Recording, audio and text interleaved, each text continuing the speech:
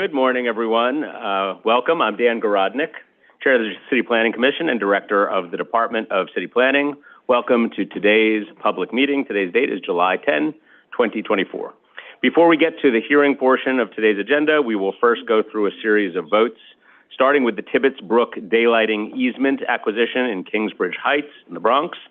The New York City Department of Environmental Protection is seeking to create a permanent easement to allow the construction and maintenance of a closed conduit pipeline within 5 MTA-owned properties between West 230th Street and the Harlem River in the Bronx. This easement would help restore the hydraulic connection between the Tibbetts Brook and the Harlem River and reduce the annual combined sewer overflow. It will ultimately lead to improved ecology and increased open space in the area for New Yorkers. From there, we'll head to Bedford-Stuyvesant in Brooklyn for a vote on 712 Myrtle Avenue. This residential development would create over 40 new homes, about a third of them income restricted, above ground floor retail. The site sits close to the G train, multiple bus lines, and Marcy Playground. Up for a vote today as well, a landmark designation for the Heckscher Building at 730 Fifth Avenue in Midtown near Central Park. Also known as the Crown Building, it is one of Fifth Avenue's best known and most visible early skyscrapers, built from 1920 to 1922. Some zoning history here. It's one of the earliest surviving skyscrapers to conform to the 1916 zoning resolution, requiring tall buildings to taper as they rose to allow light and air to reach the street to improve the health and quality of life of New Yorkers. Anyone who's walked by it has almost certainly noticed its strikingly ornate pyramid roof that helped it stand out as an early component of our city's skyline. Today's final vote covers a series of land use actions related to the Prince's Point development in Prince's Bay on the south shore of Staten Island. This project seeks to map 4 new streets and complete a 108-home development near Lemon Creek Park, along with protection of designated open space and a public waterfront esplanade. These residents would live within walking distance of acres of city-owned parkland. Our sole public hearing today is on City of Jasper housing opportunity, and I will talk about that in a moment. So with that, Madam Secretary, I'm going to turn it over to you, and let's get the meeting started. Good morning. This is a City Planning Commission public meeting held remotely through the NYC Engage portal and in person in the CPC hearing room, 120 Broadway, Lower Concourse. Today is Wednesday, July 10th, 2024. I will now call the roll. Chair Gorodnick. Here. Vice Chair Knuckles. Here. Commissioner Benjamin. Present. Commissioner Thurlow. Here. Commissioner Crowell. Commissioner Duick. Here. Commissioner Gold. Here. Commissioner Goodrich. Here. Commissioner Kamani. Here. Commissioner Marin. Here. Commissioner Osorio. Here. Commissioner Ramprashad. Here. A quorum is present. The first item is the approval of the minutes of the public meeting of Wednesday, June 26, 2024. Great. On the minutes, I make a motion to approve the minutes of June 26. Is there a second? Thank you, Commissioner Marin. All those in favor, please say aye. Aye. Opposed, nay. Okay, minutes are approved. Scheduling. Calendar numbers 1 through 10. We have resolutions for adoption scheduling Wednesday, July 24, 2024, for a public hearing to be held in person in the CPC hearing room, 120 Broadway, and remotely through the NYC Engage portal. Great. On the resolution, I make a motion to approve. Seconded by Commissioner Ramprashad. All those in favor, please say aye. Aye. Opposed, nay. Okay, resolution's adopted. The next part of the calendar is the report section on page 7. Borough of the Bronx, calendar number 11, Tibbetts Brook Daylighting Easement Acquisition, CDs 7 and 8, C240232PQX, and the matter of an application for an acquisition concerning Tibbetts Brook Daylighting Easement Acquisition. For a favorable report on calendar number 11, Chair Gorodnick. Aye. Vice Chair Knuckles. Yes. Commissioner Benjamin. Aye. Commissioner Thurlow. Yes. Commissioner Duick. Yes. Commissioner Gold. Yes. Commissioner Goodrich. Yes. Commissioner Kamani. Yes.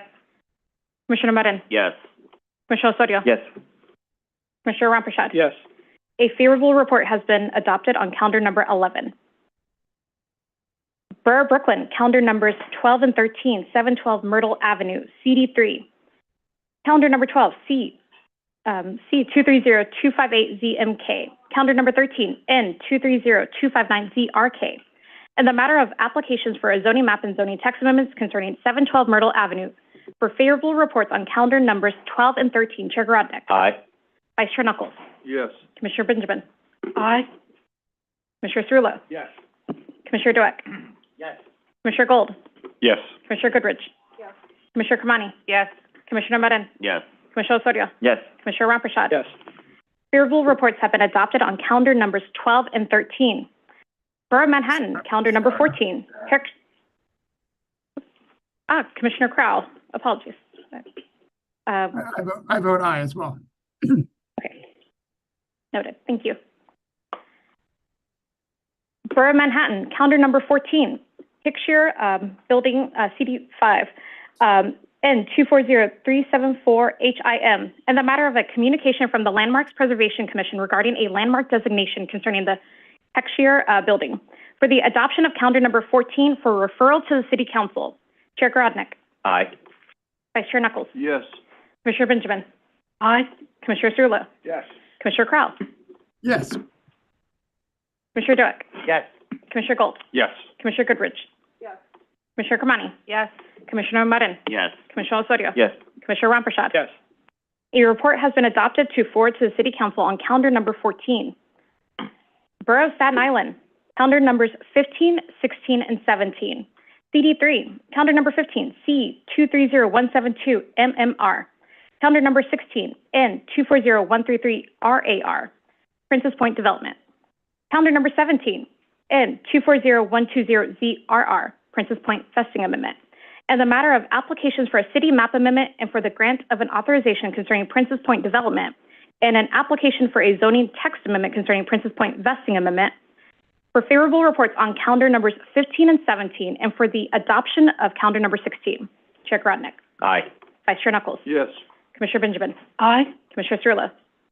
I just want to say it's nice to see this over 30-year project in development actually being approved. So, yes. Commissioner Crowell. Approved again. Yes. And again.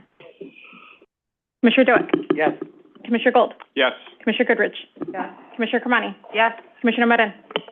Yes. Commissioner Osorio. Yes. Commissioner Ramprashad. Yes. Favorable reports have been adopted on calendar numbers 15 and 17, and calendar number 16 has been adopted. The next part of the calendar is the public hearing section on page 9. Great. Thank you very much, Madam Secretary. I will note we have a number of people who are signed up today to testify both in person and on Zoom. Welcome to the City Planning Commission. We ask those who are testifying to limit their remarks to 3 minutes, and I apologize in advance, but after that time you will be muted. Please also let me note that while we welcome the opportunity to hear your comments, we also ask for courtesy and decorum that it be observed at all times during your testimony. So with that, we will get underway. What is the item, Madam Secretary, to be called? And I would like to just say a few things to tee it off. Citywide, calendar number 18, City of Yes for Housing Opportunity, N240290ZRY, public hearing of the matter of an application for a zoning text amendment concerning City of Yes for Housing Opportunity. Notice, a public hearing is being held by the City Planning Commission in conjunction with the above action to receive comments related to a draft environmental impact statement. This hearing is being held pursuant to the State Environmental Quality Review Act and the City Environmental Quality Review. Great, thank you very much. And before we hear very briefly from the Department of City Planning, I just want to note that we have been having a lot of very positive and important conversations with New Yorkers about this proposal because it is no secret that the city is facing a grave housing crisis. Over half of our renters are rent burdened, paying more than 30% of their income in rent.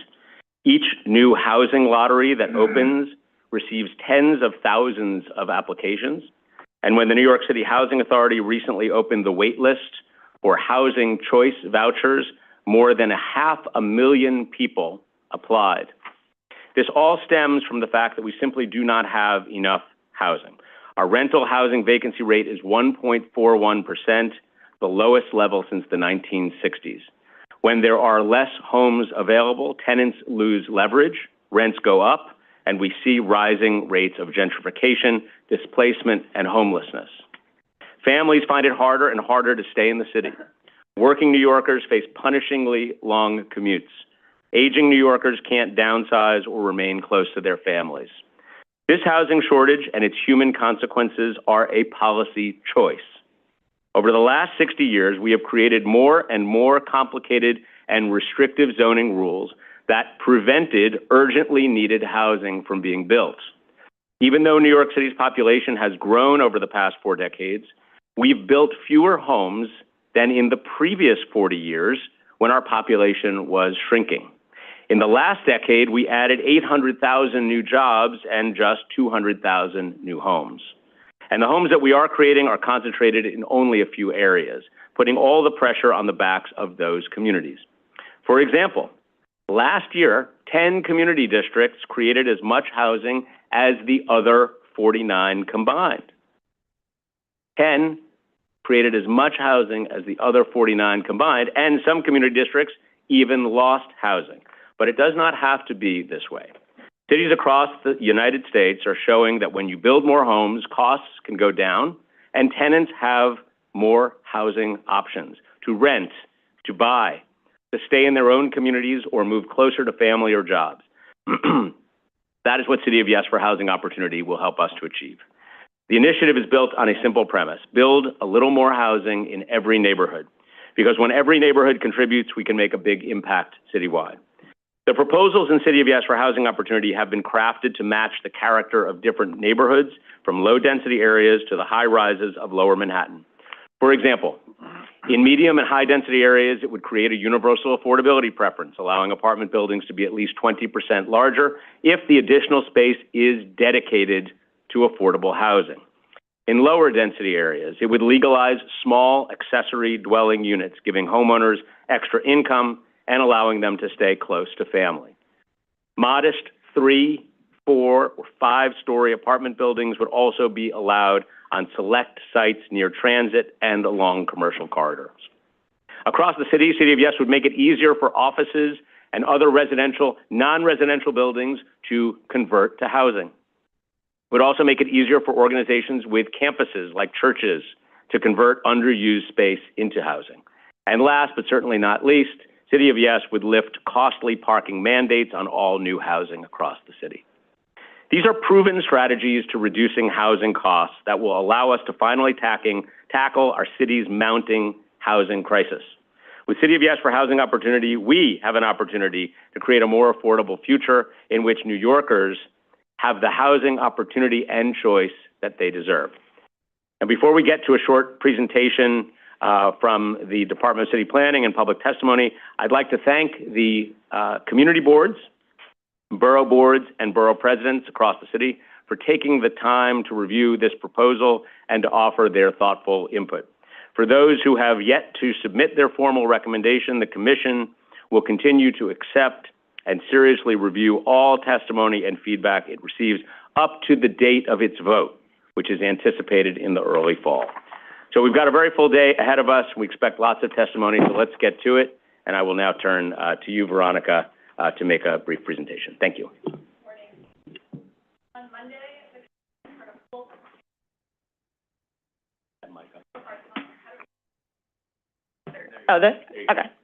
Okay. On Monday, the Commission heard a full presentation about City of Yes for Housing Opportunity, a citywide text amendment that would change zoning to allow for equitable housing development. Today, we'll provide a brief refresher on the major elements of the proposal. These changes would enable a little more housing in every neighborhood by removing barriers to housing growth. City of Yes for Housing Opportunity is a citywide plan that would encourage incremental housing growth over a wide geography. City of Yes for Housing Opportunity would affect every part of the city and includes nuanced proposals for the low-density areas, R1 to R5 zoning districts, high-density areas, R6 to R10 zoning districts, as well as a series of citywide changes. In the low-density areas, the proposal would also create more missing middle housing or low-rise apartment buildings in our low-density areas. The proposal would also aim to help homeowners in the low-density neighborhoods by allowing them to add accessory dwelling units or ADUs to their homes, and by providing small buildings with additional flexibility to adapt over time. In every medium and high-density zoning district, the Universal Affordability Preference, or UAP, would allow bigger buildings for affordable housing. And across the city, the proposal would remove residential parking mandates, which are making housing more expensive. There's also a range of smaller proposals, including enabling conversion of non-residential buildings, allowing small and shared apartments, and allowing for contextual infill. In the low-density areas, City of Yes for Housing Opportunity would reintroduce modest buildings that are more naturally affordable than other types of construction, and apartment buildings at a scale in which they could take advantage of existing affordability programs. Our town center proposal aims to create more missing middle housing in low-density areas. This proposal aims to re-legalize mixed-use apartments or buildings with a ground floor commercial use and a few stories of housing on top. This is a classic New York City building type that exists along many low-density commercial corridors, but overly complex zoning rules make it almost impossible to build new ones today. This proposal would streamline zoning rules, including restrictive limits on floor area and height, so that it's once again feasible to build 2 to 4 stories of housing above a commercial ground floor. Our second proposal for missing middle housing is transit-oriented development. Transit-oriented development would allow for low-rise buildings, 3 to 5 stories, depending on the underlying zoning district, on sites that are near transit when they meet specific criteria. So first, the site must be on a block within 0.5 miles of a subway or a rail station. Second, the lot must be over 5,000 square feet. And finally, the lot must be located on the short end of the block or on a wide street, which zoning defines as over 75 feet wide. Community facilities like faith-based organizations or libraries could also use these rules throughout the city on sites over 5,000 square feet where a community facility space is present. Our transit-oriented development rules would promote missing middle housing while also promoting sustainability by adding housing in areas with good transit access. In the rest of the low-density areas, the proposal aims to give homeowners more flexibility. Under this proposal, a single or two-family home would be able to add a small accessory dwelling unit or an ADU. There are a range of types of ADUs, including backyard cottages, garage conversions, and basement apartments. These small units could provide important housing options for small households, like a young person moving into their own place for the first time, or an elderly resident who would like to age in place. Because of their small size, they also serve different income levels than a large single-family home. Successful ADU programs across the country can show us that these units give multi-generational families a little more space and help middle-class homeowners manage their household expenses.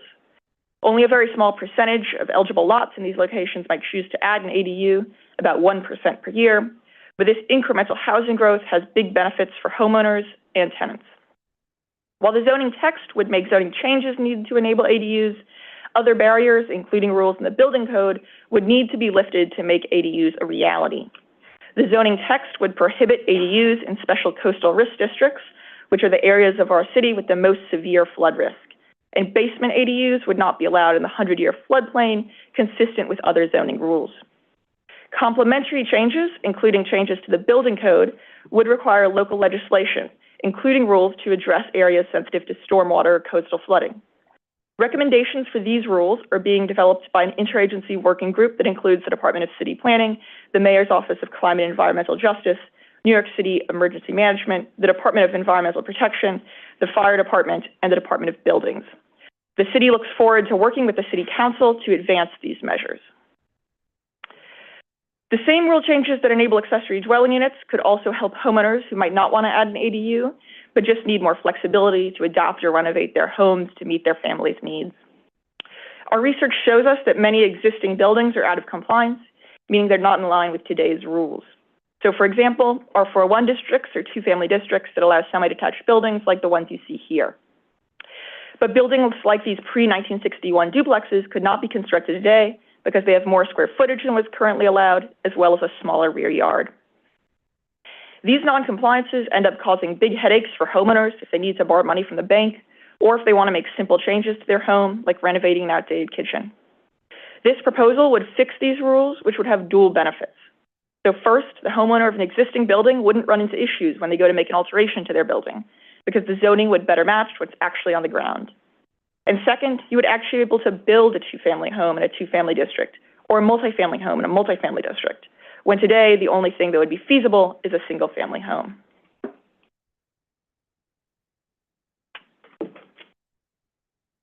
In the medium and high-density parts of the city, the proposal introduces the Universal Affordability Preference, or UAP. will allow apartment buildings to be at least 20% larger, so long as the extra space is occupied by permanently affordable or supportive housing. UAP is modeled after current rules that allow bigger buildings for affordable senior housing. UAP would have an affordability requirement of 60% area median income. Area median income, or AMI, is a measure of affordability established by the federal government. At 60% AMI, or about $83,000 for a family of 3, UAP would serve lower-income New Yorkers than the existing zoning tool, voluntary inclusionary housing. UAP would also serve New Yorkers at even lower income levels through income averaging. Income averaging means that instead of only including homes at the required affordability level, a building can include homes at a range of incomes that average the required affordability. So, for example, a building can meet UAP's 60% AMI affordability level by including a mix of homes at 30% AMI, or about $41,000 for a family of 3, 60% AMI, again about $83,000 for a family of 3, and 90% AMI, about $125,000 for a family of 3. Through UAP's deeper affordability requirement and the introduction of income averaging, UAP can help to serve the low-income New Yorkers who most need affordable housing. City of Yester Housing Opportunity would make parking optional for new housing everywhere, following the example of many other major cities. Today, New York City requires new housing to include off-street parking, even where it's not needed. These mandates mean less space for housing and increased construction costs, which results in less housing being built. The diagram on the slide represents how parking takes up a lot of space. 2 parking spaces is equivalent to the size of a studio apartment. Building parking itself is also expensive and an obstacle to housing growth, especially affordable housing. This proposal prioritizes housing over parking. Parking would still be allowed, and we anticipate developers will respond to market needs and continue to provide parking in areas where there is demand. Removing parking mandates can help reduce the cost of housing construction and enable development of more homes in each new building. Finally, City of Yester Housing Opportunity also includes a range of smaller proposals, which you heard more details about on Monday. These proposals aim to create appropriate housing opportunities throughout New York City, while also encouraging high-quality housing for residents and contextual building forms. The environmental review for this citywide text amendment is intended to provide an estimate of the amount, type, approximate location, and overall form of future development to identify the range of impacts that may occur in the future with City of Yester Housing Opportunity compared to a future without it. To do this, the environmental review used 3 methods of analysis: prototypical sites, citywide estimates, and representative neighborhoods. The EIS estimates approximately 58,000 incremental units on the low end, up to 109,000 incremental units on the high-end scenarios. Citywide, this is a little less than a unit per acre over 15 years. For context, a typical block in eastern Queens is between 3 and 4 acres. So this could mean the addition of a small multifamily building or a few ADUs being added to a block within the next 15 years. Some neighborhoods may see closer to 2.5 units per acre over 15 years under high-end scenario estimates. An environmental impact statement was conducted and a notice of completion for the draft EIS was issued on Friday, April 26, 2024. The draft EIS identifies no potential for impacts in the areas listed on the left side of the slide. Potential for significant adverse impacts were identified for categories listed on the right. It's important to note for some site-specific impact analysis, potential for significant adverse impacts cannot be precluded, and the likelihood of impacts occurring depends on existing context. For example, the potential for shadows impacts depends on sunlight-sensitive resources, and potential for noise impacts depends on the ambient noise context of a specific future development site. Other density-related impact analysis, like open space and schools, do demonstrate that the additional population introduced by City of Yester Housing Opportunity at a neighborhood scale could strain existing infrastructure and result in the potential for significant adverse impacts. Mitigation measures are being explored and will be further refined in the final EIS. We'll close by sharing a roadmap for the process to come. After more than a year of getting in front of many audiences as we can to solicit feedback for this proposal, we've presented to all 59 community boards for a total of 176 meetings. While we've already accepted 42 community board recommendations received within the official timeline of 60 days, we will also accept and make sure that the City Planning Commission receives every single recommendation that we receive before the City Planning vote. The City Planning Commission will consider and vote on the proposal in the coming months, and if approved, the process will culminate in a city council vote sometime this fall. That concludes our refresher. We're excited to hear from everyone today. Great. Thank you very much. We are going to start the portion of public testimony. We'll follow our usual procedure of 5 speakers in favor, followed by 5 speakers in opposition. We'll go back and forth until the speaker list is exhausted. With that, let me call our first person, who is Michael Sutherland of Open Plans, to be followed by Nuha Ansari of Friends of the Upper East Side.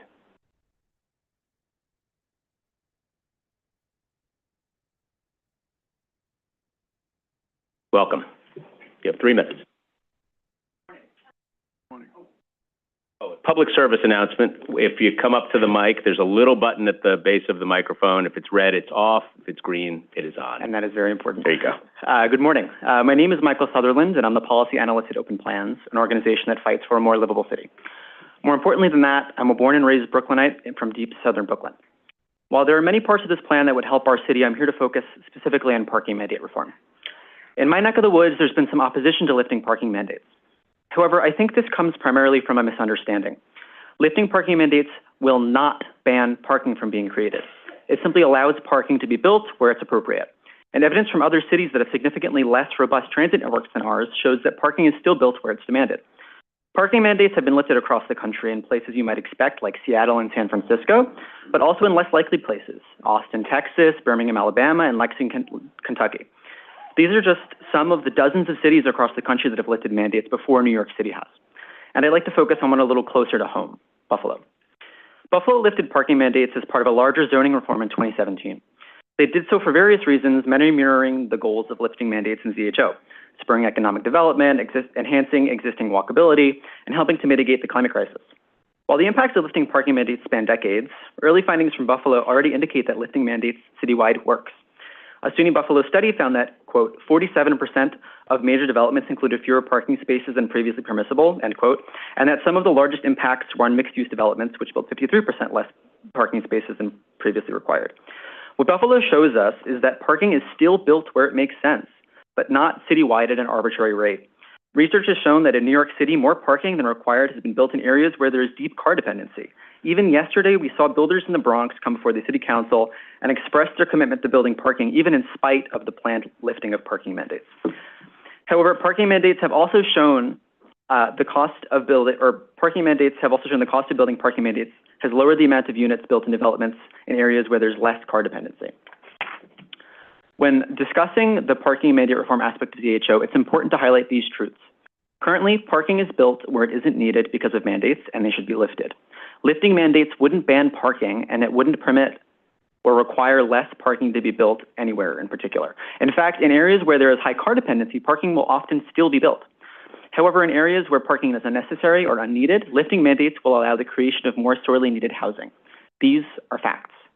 We urge you to maintain the inclusion of parking mandate reform in ZHO as it is, and for us to take the step that dozens of other cities have already taken. Lift parking mandates citywide. Thank you for your time.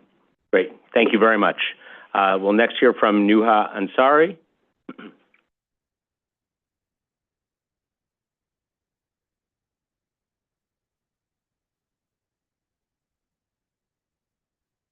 Chair Gorodnik, Honourable Commissioners.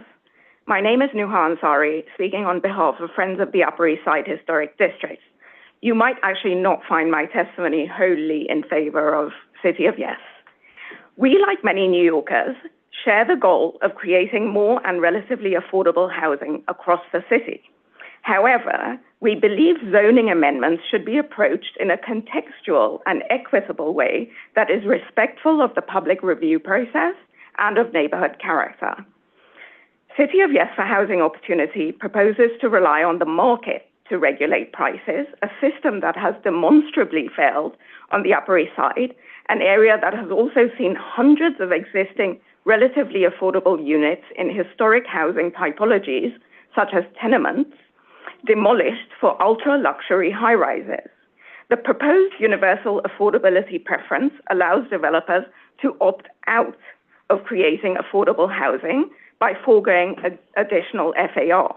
We need zoning reform that prioritizes the creation and preservation of truly affordable housing, especially in high-density neighborhoods like ours. We're concerned, furthermore, that the proposed amendments would weaken the public review process in several instances by shifting decision-making to the commission level, as in the case of the landmark transfer development rights. This removes valuable community input and undermines transparency. We urge the Commission to maintain and strengthen these vital processes. As preservationists, we are concerned about changes to landmark transfer development rights, which would now be able to travel to receiving sites much further away and with no public review. This could destroy the character of historic districts and neighborhoods. We also caution against the proposed streamlining of zoning text that is specific to a special purpose district, as this could potentially undermine their special character.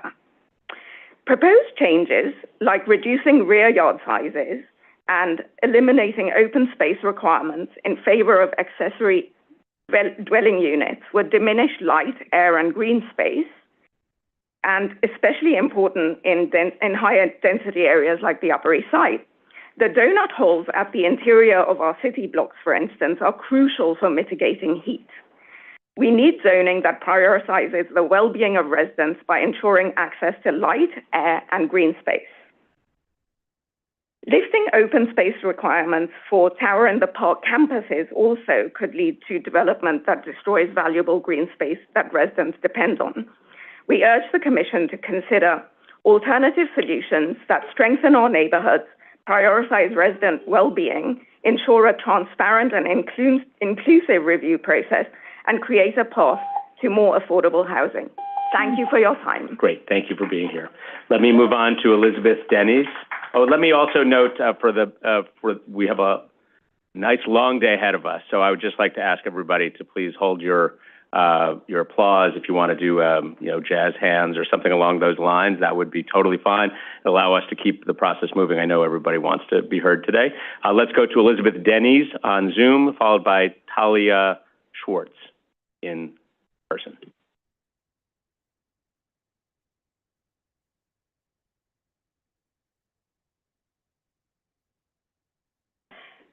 Hello, my name is Elizabeth Denny's, and I'm a resident of Flatbush in Brooklyn and a board member of Open New York, a grassroots pro-housing organization. I'm here today because I am worried my family, friends, and neighbors will be forced to leave the city due to our dire housing shortage and skyrocketing rents. When I moved into my own place here after college in 2011, I was immediately rent burdened for living alone. Many of my friends lived with many roommates, often in flexed homes, often with people they've never met. These homes usually should be for families. Over a decade later, I'm incredibly fortunate to have stable housing as a homeowner with my husband, but the majority of my friends are struggling to find family-sized housing they can afford in the city. We're all really worried about whether our children will be able to find places to live here. I'm really excited about the entirety of the City of Yes for Housing Opportunity Initiative, and I urge the City Planning Commission to approve this proposal in its strongest possible form. For too long, a few neighborhoods have borne the brunt of the crucial task of adding homes in New York City, and City of Yes is a tangible proposal to ensure that every neighborhood starts producing more homes of all types. Each of these proposals in the City of Yes for Housing Opportunity are needed, every one of them, to make sure that New Yorkers can find more affordable housing options throughout the city, particularly in their own neighborhoods. Today, I'm going to focus on the three topics that affect my neighborhood of Flatbush the most. First, I want to speak about transit-oriented development and lifting parking minimums.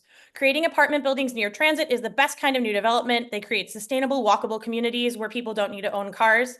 Owning and maintaining a car is a huge expense many can't afford, and these transit-oriented homes will become excellent options for people in all stages of life to live car-free like I do. Homes my future children can move into when they grow up, and homes for my husband and I to downsize to later in life. Lifting parking minimums also helps reduce the cost of building homes and thus the resulting rents where cars aren't needed to get around. This transit-oriented development proposal would create modest 3 to 5 story apartment buildings that are contextual throughout Flatbush already.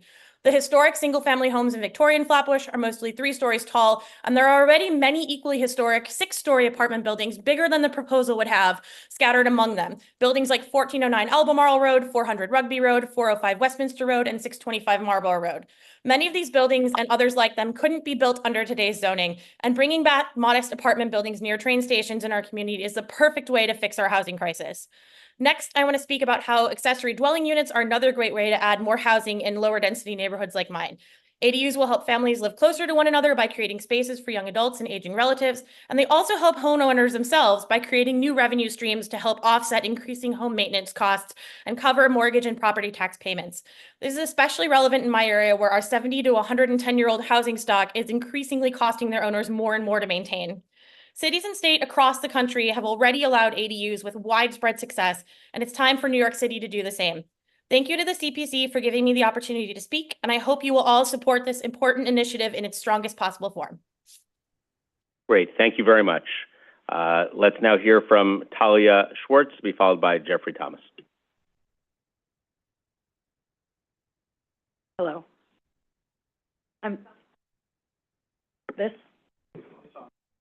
Okay. Hello, I'm Talia Schwartz. I'm a lead strategist working on urban mobility for open plans. I'm testifying in support of the City of Yes and especially focused on the removal of the unnecessary and onerous parking mandates, which cost residents and business owners too much money. The estimates and data that I'm sharing today come from Open Plans research and a white paper about removing parking mandates throughout the city. We should remove restrictive parking mandates. This will help businesses grow, allow new businesses to thrive, and remove the unnecessary drag of these mandates on our economy. Parking makes building houses much more expensive, and while in some cases parking may be worth it, in other areas close to public transportation, it's just an onerous obstacle. Allow me to explain how egregious these costs are, and I am going to get into the math for a minute. Apologies if it gets a little confusing, but I think it's worth it. By using the average square footage of a studio apartment, about 500 square feet, and average cost per square foot, we can estimate that an average 500 square foot apartment costs $187,500 to construct. Research estimates that subgrade parking structures required due to the land constraints in New York City can cost up to $150,000 per space. Therefore, we can estimate that for every 1.2 spaces constructed, 1 unit of housing is lost, an almost one-to-one trade-off. For a hypothetical 100-unit development of studio apartments that require a 4-to-1 space-to-unit ratio, there would be 40 parking spaces mandated. The cost to build 40 parking spaces is approximately the same as the cost to build 33 studio apartments. We are trading parking for apartments. In this example, mandated parking could result in 33 fewer units of housing built. In a housing crisis, we need to ensure that we're building more units of housing, not more parking. For every 1.2 parking spaces constructed today, 1 unit of housing is lost. Research has shown that parking mandates have the potential to also increase rent by an estimated 17%. In affordable developments, requiring 1 parking spot per unit of housing raises total development costs by 12.5%, and 2 parking spots raises costs by about 25%. These additional development costs clearly translate into higher rent. In many neighborhoods, these higher rents are subsidized by people who don't even own a car. Even worse, despite the fact that low-income households own cars at a lower rate than their high-income counterparts, they bear the brunt of these additional costs.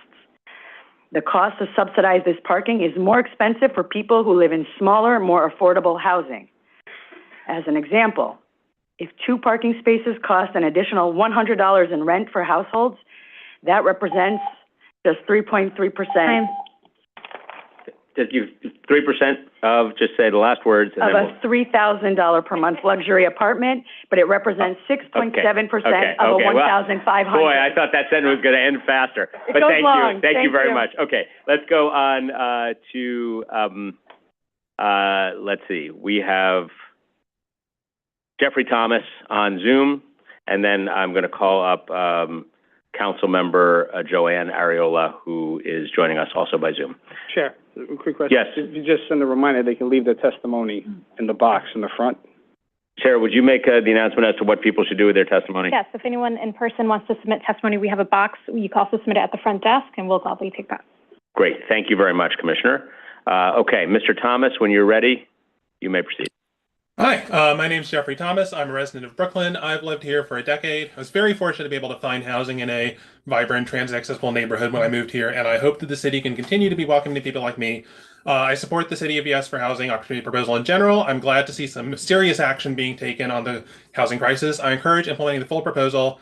For the sake of time, I'm just going to say I'd like to speak specifically in favor of the universal affordability preference. I think every time we look at new housing, people ask, well, why isn't it more affordable? Why aren't they building more affordable housing? We all support more affordable housing. How do we actually make that happen? How do we make the buildings actually get built? And usually when you say we have an affordable housing requirement, it makes the building less profitable, less likely to get built. UAP makes the buildings more profitable because it's not saying, take some of your existing housing, make these units affordable. It's saying you can build even more units that are affordable. It's a win-win. It's very rare. It's aligned with the kind of brutal realities of the market, and it's also aligned with getting more affordable housing. I think it's a great common sense proposal. And then I'd also like to speak quickly in favor of removing parking minimums. I know people have spoken in favor of that. I'd just like to say personally, because people say, well, this won't get people out of their cars. It'll just put more pressure on parking. The reason I got comfortable, biking, figuring out how to take transit, et cetera, is I spent so long circling, looking for street parking. And I thought to myself, I have to figure something out. And this was in San Francisco, which is a city which is, honestly terrible transit. In New York City, especially when you're building new buildings, if you say here's a building with no parking, people who move in will commute with some way other than a private vehicle. That'll, as people said, lower the cost of construction, get us more affordability, hopefully use the space. It also means, in better ways, it also means fewer cars on the roads and less congestion. If we have regulations that require parking, some people who might not really need cars, even in neighborhoods with good public transit, are going to say, well, why not? There's parking spaces here. They'll be on the roads. That's worse for everyone. So I think removing parking mandates is also a great common sense proposal. I encourage the commission to pass to support the entire proposal. And thank you very much for your time. Thank you. We appreciate your being here. Let me turn now to Councilmember Joanne Arreola on Zoom. Welcome, Councilmember.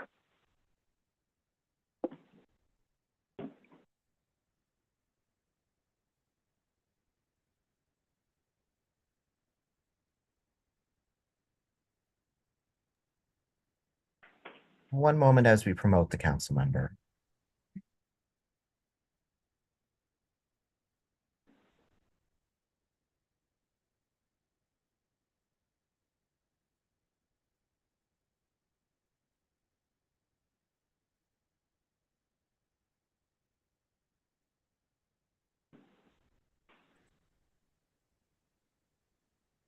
Okay, thank you. I'm going to cut right to the chase. The City of Yes, as it stands, would be an unmitigated disaster, and we cannot allow it to pass in its current form. Our city has building regulations for a reason, and the current laws exist to protect. It's not recording. The quality of, I'm being told it's not being recorded. We can hear you loud and clear, Councilmember. Okay, we can hear you. Okay. People who invest their life savings into purchasing a home in a residential section of the city deserve to raise their families in the environment that was currently afforded to them.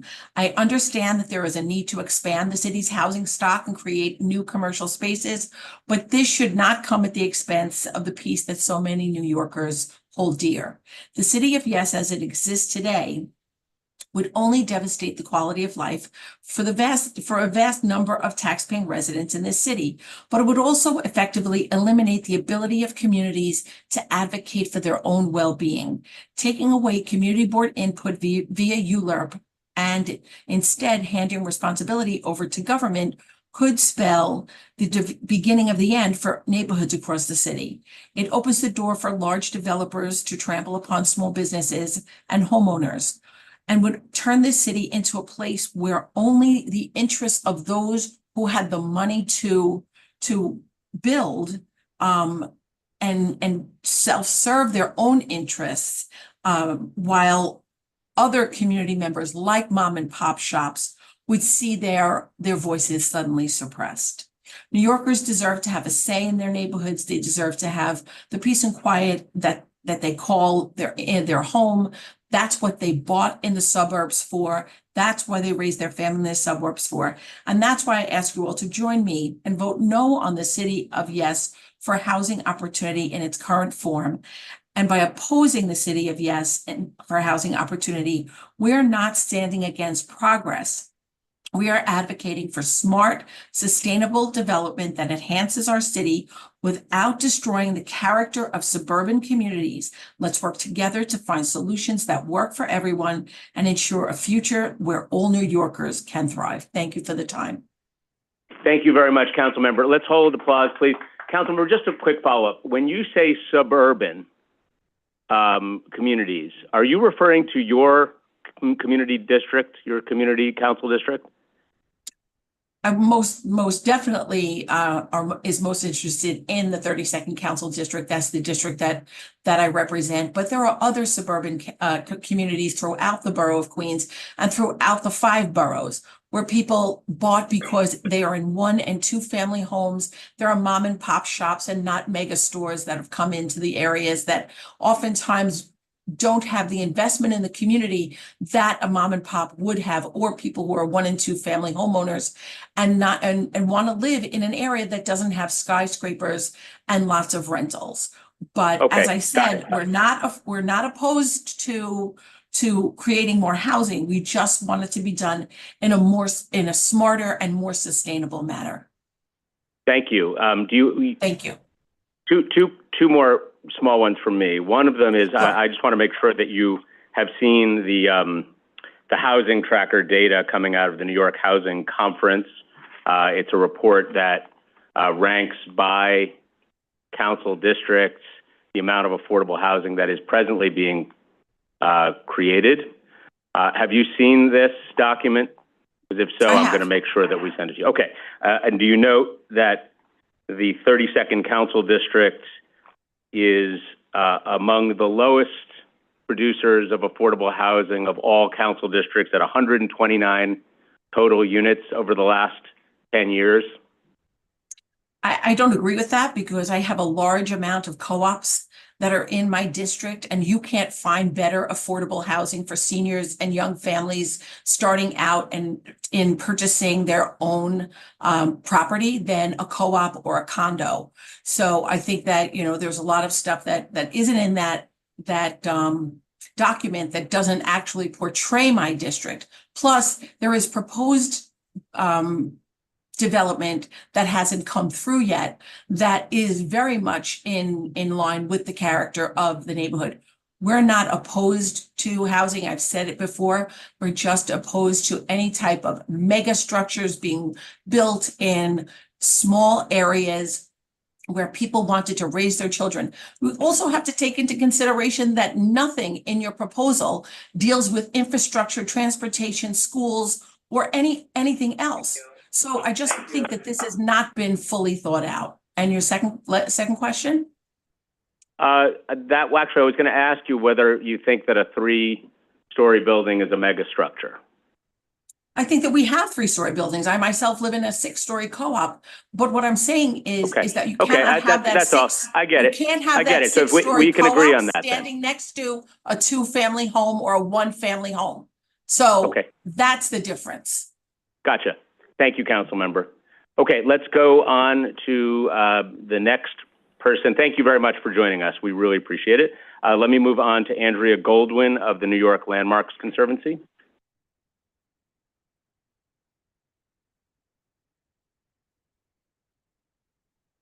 Also on Zoom.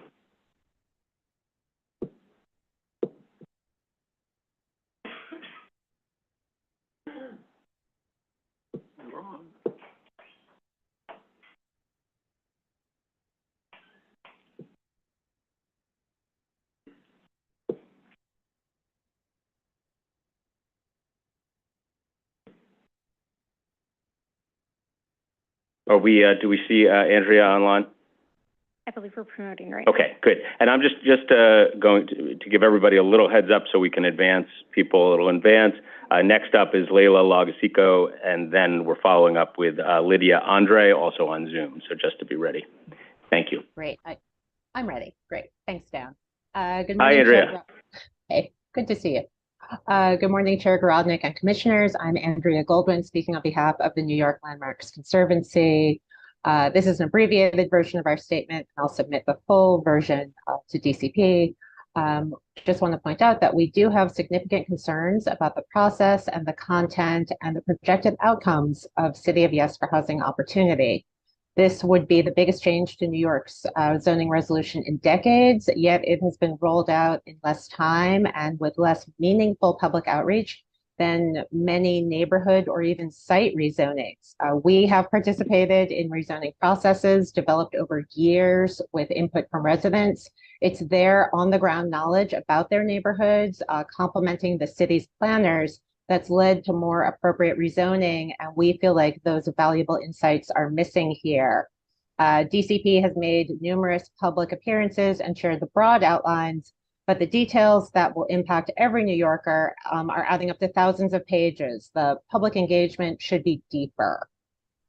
We appreciate the zoning resolution. We understand is long and difficult, and we appreciate the attempt to streamline it, but the rushed process has resulted in the need for even more clarification. If approved, many land use actions will no longer require ULURP, and we object to this change. Residents have made investments in their communities. They should not be deprived of certainty, predictability, and a say in how their neighborhoods evolve and grow. If we were writing a plan for housing New Yorkers, it would start with utilizing existing resources as much as possible. Just 3 materials, concrete, steel, and aluminum, are responsible for 23% of global emissions. Retrofitting a building as opposed to new construction generally saves 50 to 75% of embodied carbon. So we appreciate the rules for conversions of commercial buildings to residential will be eased.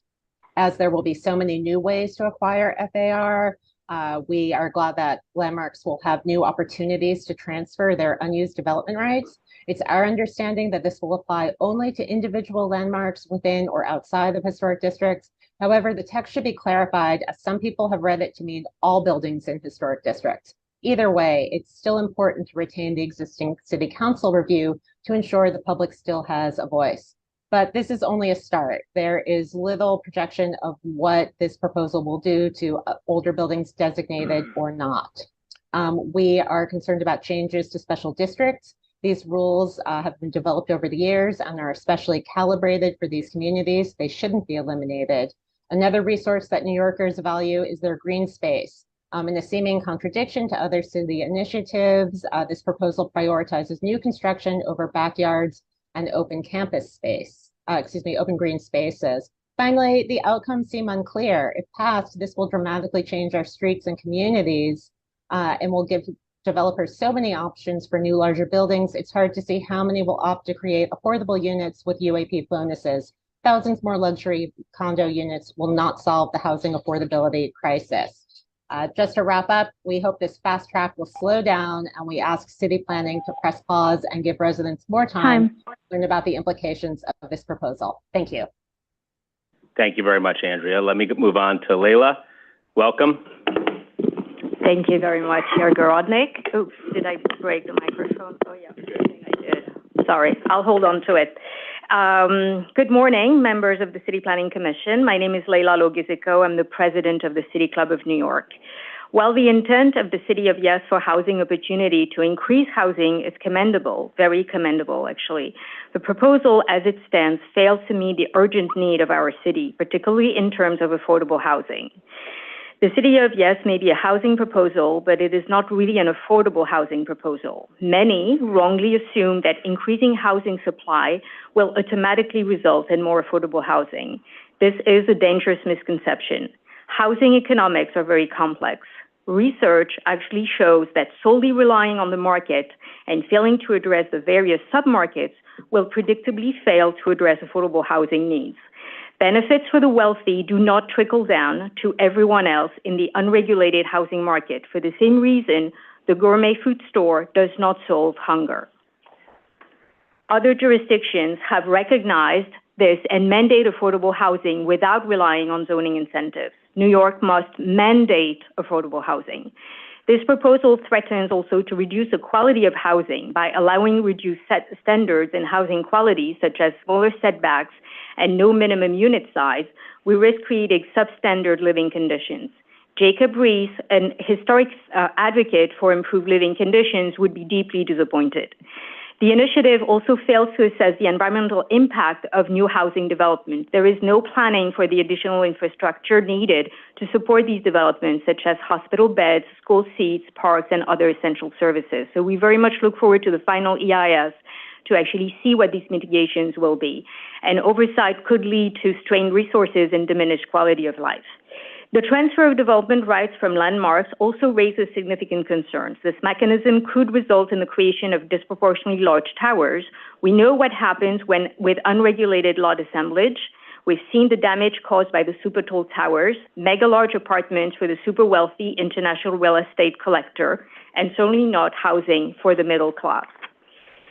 These Frankenstein buildings could erode our urban fabric, often at the expense of existing middle-income housing. We are faced with a proposal that aims high, but unfortunately fails short.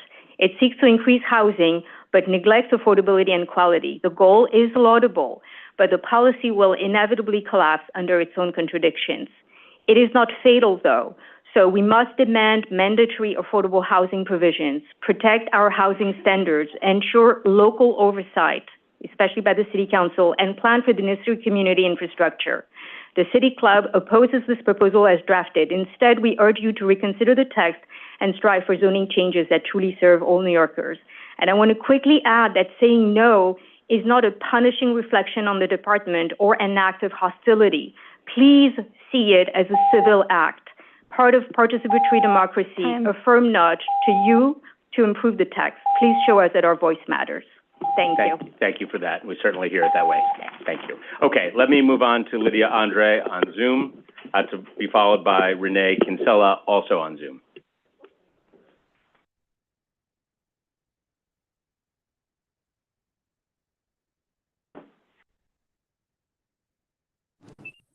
Hi, I'm a member of the Chelsea Neighbors Coalition and the 320th Street Block Association. And I'm here to say the 80s are calling. This type of trickle-down supply-side concept doesn't work. It didn't work then, and it doesn't work now. For the life of me, I can't understand why we are not mandating affordable housing. And I also don't understand why you want to remove local control from neighborhoods like my own that have succeeded in building more affordable housing than your proposal is calling for. I don't think there's a one-size-fits-all to every neighborhood, and preserving neighborhood character and quality of life for neighborhoods should be at the top of your list in addition to creating affordable housing. I don't see that the market has succeeded in this in any way, shape, or form. Not everybody lives near Central Park or Prospect Park, and our open space is crucial to our neighborhood. I ask you to reconsider and take another look. Do we really want to create a one-size-fits-all solution that is really no solution? Right now, I see that the AMI numbers you're using in this proposal don't jive with the actual income levels of New Yorkers in most need of affordable housing. And for the life of me, I don't really see the incentives for the income averaging that you're talking about. You can do better, and we need to do better for all New Yorkers. Thank you. Great, thank you very much. Renee Kinsella, followed by Zul Zolkowitz in the room.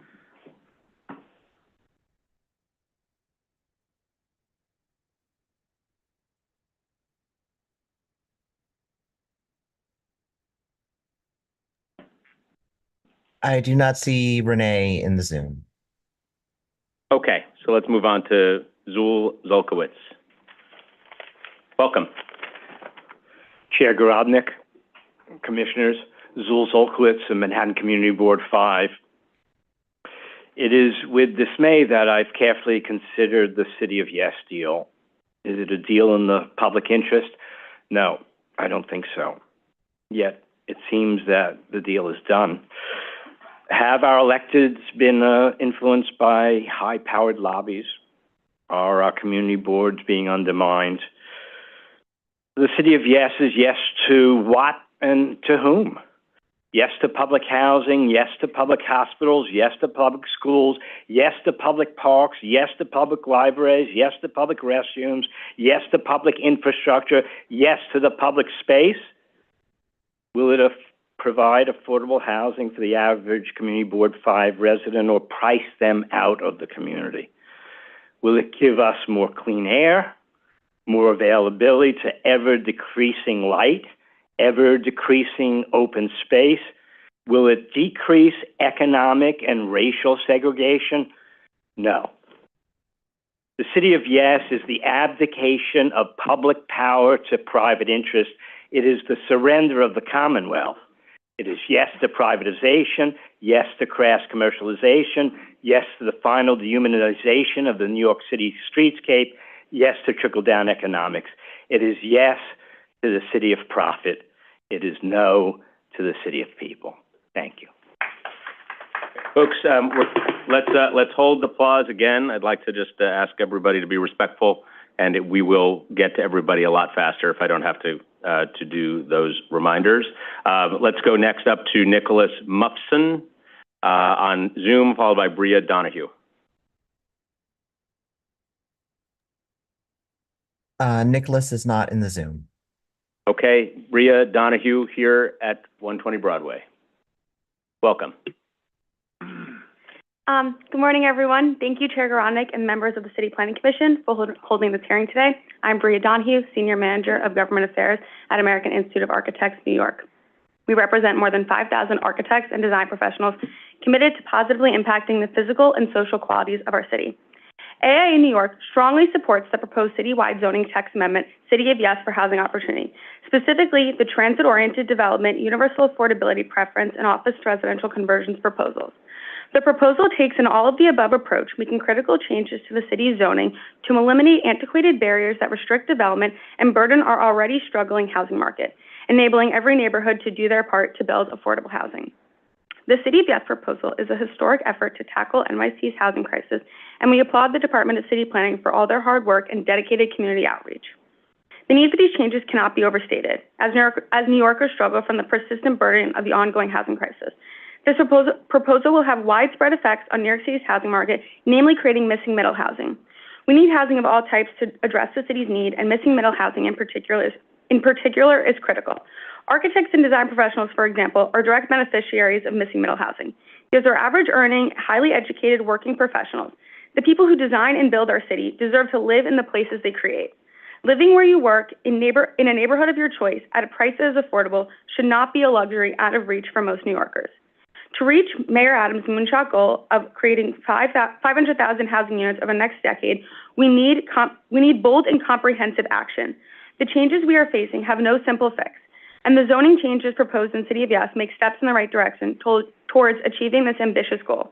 Right now, the name of the game is supply. In a recent study, RPA estimated the New York region has a 540,000 unit deficit that could almost double in 2035 if housing production trends are not remedied. Today, I encourage you to say yes to housing and vote in favor of City of Yes for Housing Opportunity. Thank you. Great. Thank you very much. Forgive me, Chair Gorodnick. I mentioned that I was a member of CB5 for ID purposes only. I was not speaking on behalf of CB5. Okay. Thank you for that disclaimer. Okay, let's move on.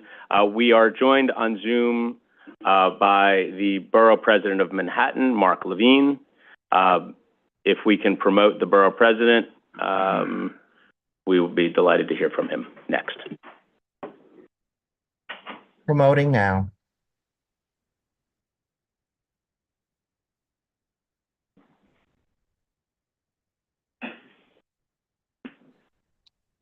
Hello, Chair Gorodnick. Hello, everyone. It's great to see you. Thank you for this opportunity to testify on City of Yes for Housing Opportunity. Our city is experiencing intense demand for housing, a severe shortage of supply, and an anemic rate of housing production. These trends have resulted in catastrophically high rents that threaten to upturn the lives of a whole generation of New Yorkers. And one of the biggest obstacles to solving this crisis is actually one of our own making, a zoning code from 1961 that makes it far too difficult for us to build the housing New Yorkers desperately need. Our current zoning code makes it hard to convert vacant office buildings to residences. It prioritizes construction of parking over apartments. It leaves little housing next to some transit hubs and prevents apartments from being built on top of stores in some commercial districts. And worst of all, it does too little to ensure construction of truly affordable homes. Now we have a chance to fix this. City of Yes for Housing Opportunity would help alleviate New York's severe housing shortage by adding a little bit of housing in every neighborhood of the 5 boroughs. Because our region operates in many ways as a single market, when we build a little bit of housing everywhere, we increase affordability everywhere. I've submitted my recommendation in support of this text amendment, a yes with conditions, and I want to briefly highlight some of the key points in our recommendations, including some ideas for how it can be improved. The proposal for universal affordability preference promises to significantly increase our affordable housing stock throughout Manhattan, with a relatively low income target of 60% AMI. Yes, we currently have mandatory inclusionary housing, which has been a successful tool, but it can only be utilized through a rezoning, which places significant barriers on its productivity. So far, according to my office's analysis, only 2% of Manhattan is currently mapped for MIH. In order to ensure that UAP is maximized, I recommend that CPC be required to certify that the UAP option has been effectively used by condo and co-op developments prior to eliminating the off-site option, and that any supportive housing includes spaces for programming. City of Yes for Housing Opportunity would also reduce roadblocks for the conversion of vacant and underutilized offices into residential and unlock a projected 6,000 units over the next 16 years. Now is the time for the city to act on this, because the state has just paved the way for conversions by passing a tax abatement for these projects and lifting the 12 FAR cap. I do, however, recommend that this proposal include a sunset date for eligible buildings, the inclusion of guidelines for conversions within historic districts, and a requirement for building amenities like large trash rooms, packages, and bicycle storage. Lastly, our large residential campuses on sites such as those owned by faith-based organizations may have development rights today, but with zoning constraints that, because of contextual constraints, prevent quality housing from being built on these campuses. The proposals in City of Yes for Housing would allow shorter, bulkier buildings to be built on these campuses while aligning distance between buildings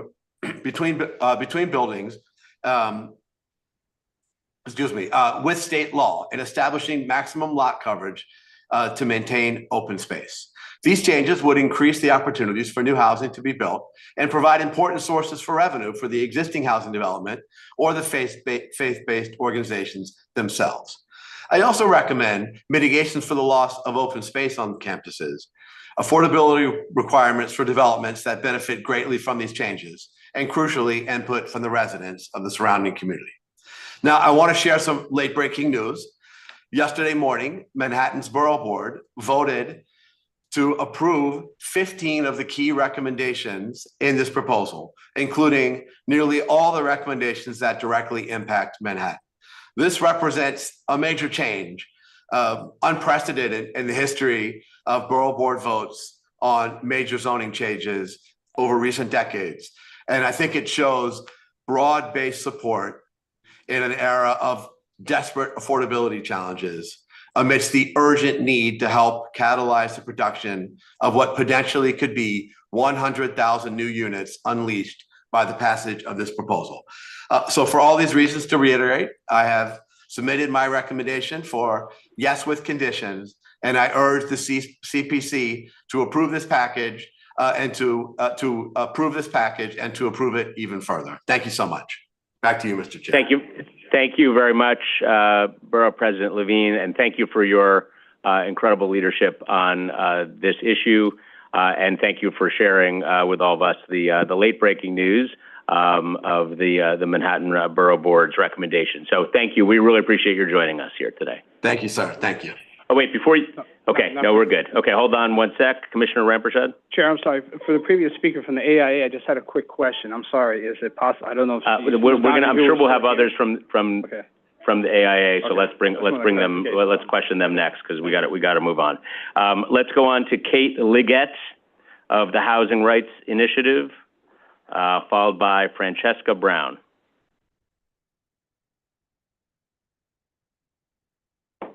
Both on Zoom.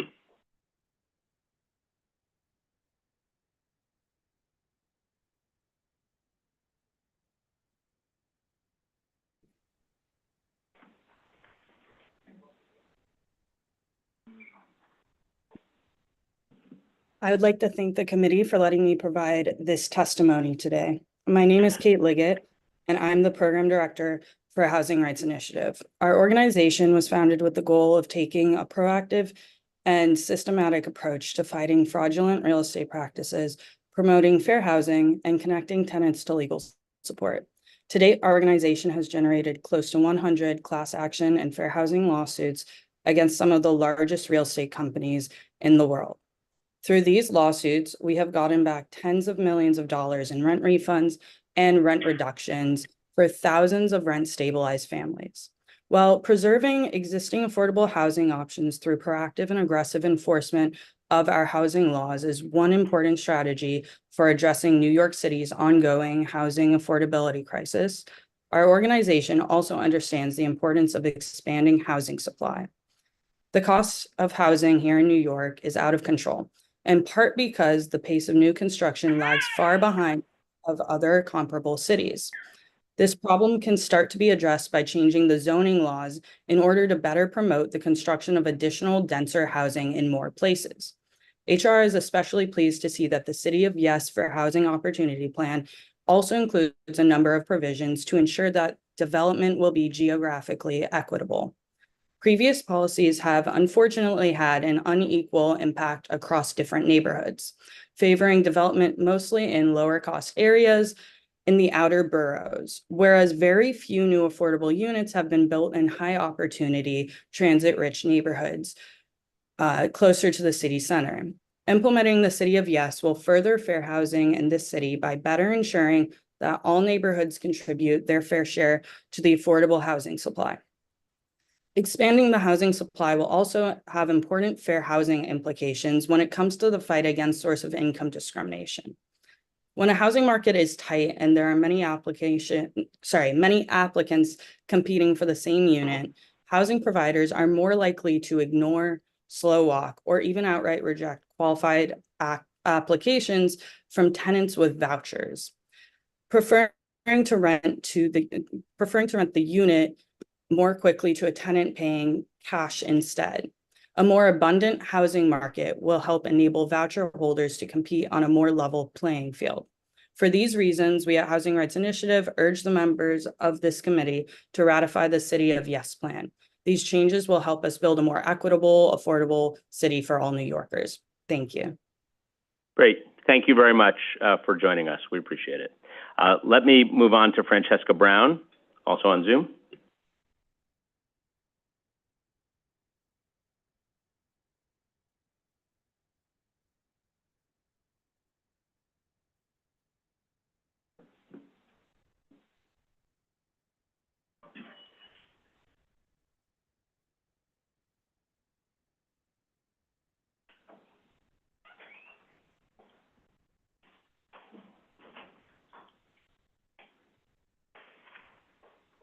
Francesca, you should be able to unmute in Zoom. Okay. Hello, everybody. Good morning. My name is Francesca Brown, and I am here today to speak on behalf of Canva Housing Ventures, a New York City-based nonprofit supportive and affordable housing developer. To start, we want to thank Mayor Adams and his team and the Department of City Planning for all of the work that they've put in on the City of Yes, an ambitious and much-needed initiative that addresses our city's housing crisis. We also want to thank the New York Housing Conference and others who are here in support of City of Yes. I'm here today to express Canva Housing Ventures' support for the City of Yes and opportunities for local neighborhood conversations. Great changes can take place citywide with the participation of community stakeholders at the local level, contributing to expanding the housing supply little by little. Canva Housing Ventures has been fortunate to work with HPD, HDC, and city planning for nearly 20 years, expanding housing opportunities for the most vulnerable New Yorkers. We are committed to creating equitable and inclusive communities, empowered with resources and opportunities to flourish. We will continue to work in order to address the housing crisis by providing more safe, sustainable neighborhood assets. Thank you for your time. Great. Thank you very much. We appreciate it.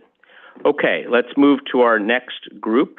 We have Councilmember Vicky Palladino in the Zoom, and I am going to go to her next. Councilmember, thank you for joining us.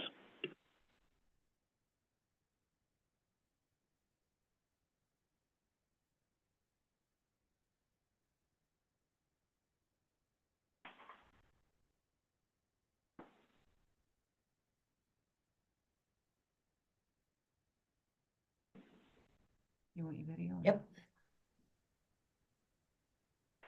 Am I up? You're up and we can hear you. Oh, that's good news. How are you? Can you see me? We can't yet. Now we can. Now we can. We can There you see go. and hear Okay. you. Very good. Welcome. Good morning, everybody. And I want to say thank you very much for doing this much needed meeting. And there needs to be a lot more. I, as you know, represent District 19, which is Northeast Queens. My community boards have, of course, vigorously voted against this. Listening to the testimony that I've been listening to thus far this morning, I think we're all kind of on, a lot of us are on the same page. The biggest thing for me and my district, I think for a lot of council members in general, is the fact that this is being pushed through like a freight train. We understand the housing crisis. I also know that there are thousands of buildings in New York City that are underused or not being used at all. To come into residential areas, as we've seen, part one passed, part two passed with the economic development, which is also spelling a lot of problems for very residential areas. So to have this thrown in the mix so quickly, I really think the city needs to take a breather on this, perhaps start a pilot program on this, figure out, get the wrinkles out before we put it in full steam. Not every district is not a one-size-fits-all, yet the city is determined to make it a one-size-fits-all. The idea that our ability through ULIP and otherwise are going to be denied, this needs to go before the city council, but we all know that. I think a majority of us know that. Let me bring and stick to this. Do a pilot program. Experiment first or yank it for now, because this city is not ready for the city of yes just yet. We absolutely are not. We pushed it through 1 and 2. Let's see how economic development works out, because I'm going to tell you right now, it's not. It's not for so many reasons. It's not. So on behalf of my district and the entire 51 districts in the city of New York, we deserve a pilot program. We need to see how it's going to work out. We saw so many things go wrong when we pushed through the legalization of pot, okay, and how smoke shops popped up. We've seen so many things go into become law and pass through the city council and then have regrets that it ever happened because it wasn't thought through properly. This is not being thought through properly. And that's what I have to say. Thank you very much, everybody. Great, thank you. Let me just pose one question to you. And, you know, obviously, you know, we look very closely at this housing tracker data for the amount of units that are being created citywide. The 19th council district is the second to last in terms of the amount of affordable housing that's being produced for the city. So it's 50th of 51 council districts. And about half of the renters in your district are rent burdened. So I guess my question for you, and I understand your point is, you know, pilot something or perhaps yank it or not proceed here.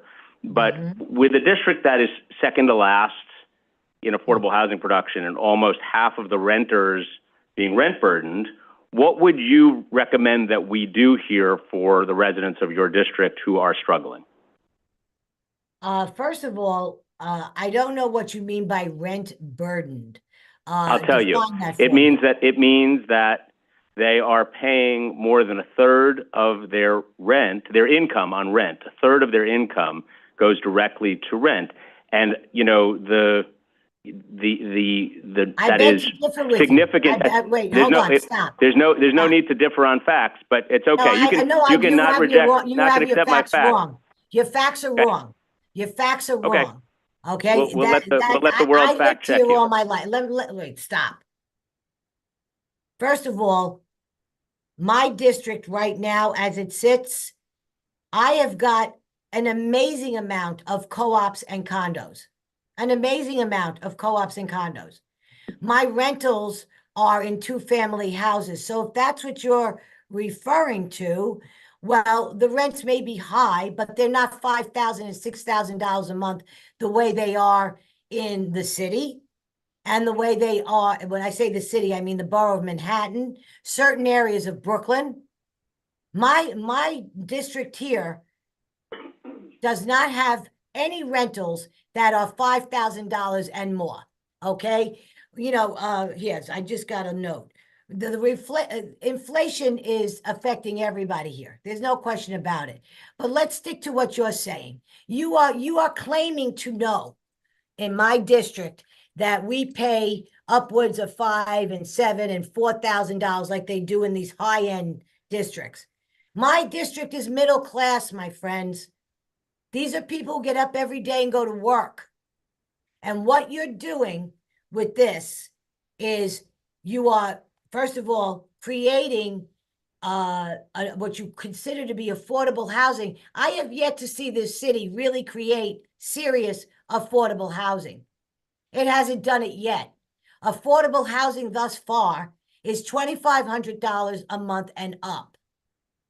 Okay, which in my condos and co-ops, which I have, between Linda Lee and myself, our two districts, over 100,000 residents who rent in co-ops and condos, which, by the way, are being killed with local law 97. So this is not something that fits all districts. And I know there's a target on our back because we have the least density here. We have the most 1- and 2-family homes in District 19. And people worked very, very hard to live here, to purchase a home. And they do not want to see their residential neighborhoods built up. I've got the Long Island Railroad on Bell Boulevard. I've got the Long Island Railroad in Auburndale. I got the Long Island Railroad in Murray Hill. And you have in your form of housing there that these areas that are within a certain radius of these railway stations are going to be allowed to be built up. Where I'm sitting right now is in a strip mall. And that means they are going to be able to put a 3-story building on top of where I'm sitting right now. No, you're not. So think long and hard about what you're doing. It is in the best interest of this city that this city thinks over the City of Yes housing. And let's see how the economic development of the City of Housing works out first before we tackle this. Don't take too many bites out of the apple, because you're going to be sorry that you did. It's not going to work out. Thank you very much. I'm done. Thanks, Councilmember. Before I go to Commissioner Benjamin, I just will also note that 40% of the homeowners in your district are also burdened by housing costs. But let me just go to Commissioner Benjamin. Go ahead. I don't know where they're getting their information from. Go ahead. Hi, Councilwoman. I was wondering if you could help me with two things. The first is, someone who lives in your district has a job in Manhattan. Right. How long does it take for them to get there by public transportation, not including the Long Island Railroad? 1 hour. And how long would it take them on the Long Island Railroad? 1 hour. How long if they take the bus to Main Maybe Street? an hour 15. Maybe an hour. We have the transportation here with the Q15, Q76, Q44, Q15A, Q16, Q12. We've got massive buses here. Okay. But you have to go to the train station. What does that matter? What is that? Yes, I'm just you go talking to about the Flushing Main Street. overall. You can't take the train and the bus into Manhattan. Yes, you can. Of course you can. There's an express bus? You park your car, you get on the train. Why is this new? We've been doing this for 70 years, 80 years. Excuse me. That's what I just said, that you don't take the bus into Manhattan. You take the bus into the train station, you take the train. We've got 2 express buses here. We have 2 express buses. We have the QM2 and we've got the other QM2. One goes to the Whitestone Bayside area and the other one goes out from Bayside, circles around through Flushing and goes out. So yes. And how much do they cost per ride? I'm going to say probably, I don't know, 5 and change, maybe. And the Long Island Railroad? I'm going to say about the same. What are you getting at here? What are you getting at here? Because I don't understand. What I'm getting, well, let me answer the question, or are you just going to harass me? Thank you. What I'm getting at is the transit-oriented development and whether, in fact, you consider, because someone is within a 10-minute walking distance of the Long Island Railroad station, whether they should have more development there because it's convenient. The people. That's what I'm getting at. Want it. The people do, and I'll tell you I understand that the people do. Wait. No, wait. If you go to the Bay Terrace, the Bayside, Bell Boulevard, Long Island Railroad, I'll take you to every station because that's how much I know. And I am trying to get at the TODs and whether you think that this is reasonable for the Long Island Railroad station and for the rest of your district. If you could just answer that. No, it is Thank not. you. And my second question is how your community responded to the ADUs. 0, no, a definite hardcore no. And let me just say this, because I really got hot under the collar, but let me say this. I know. And I did not mean to do that, and I hope you don't mind that I responded in kind. Thank you. You did. You really, you were fine. I want to apologize. Here's how it goes. If you go to the Bayside station, you will see that around the Bayside station and the Murray Hill station and the Auburndale station, you will see that there are already significant housing, including buildings by Bayside.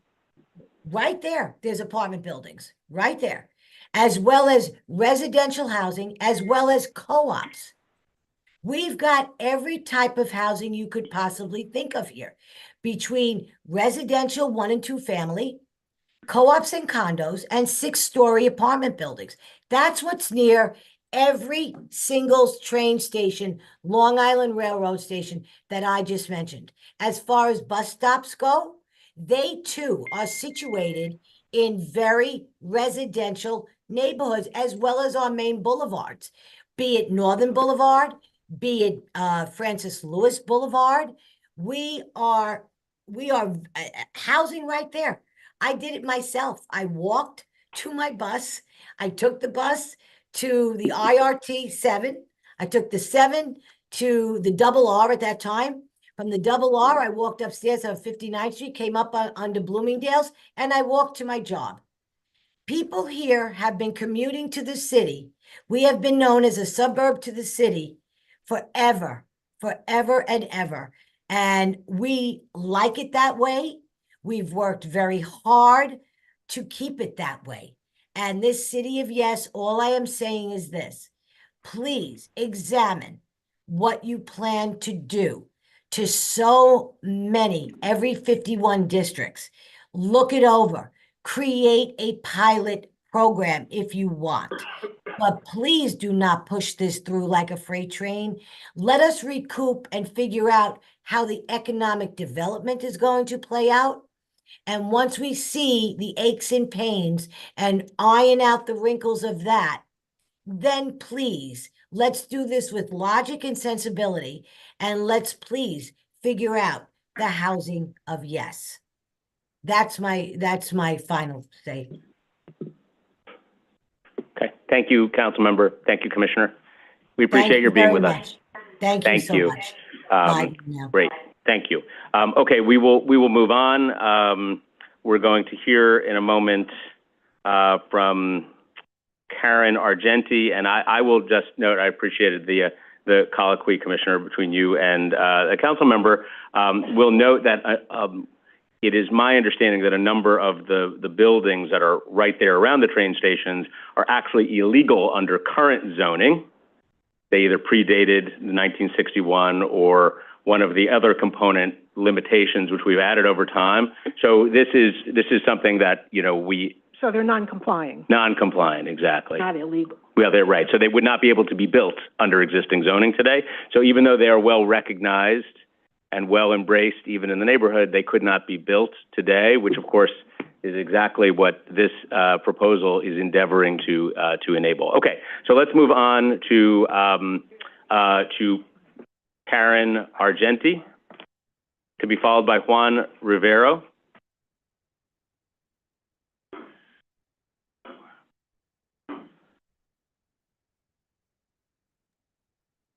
Karen is being promoted.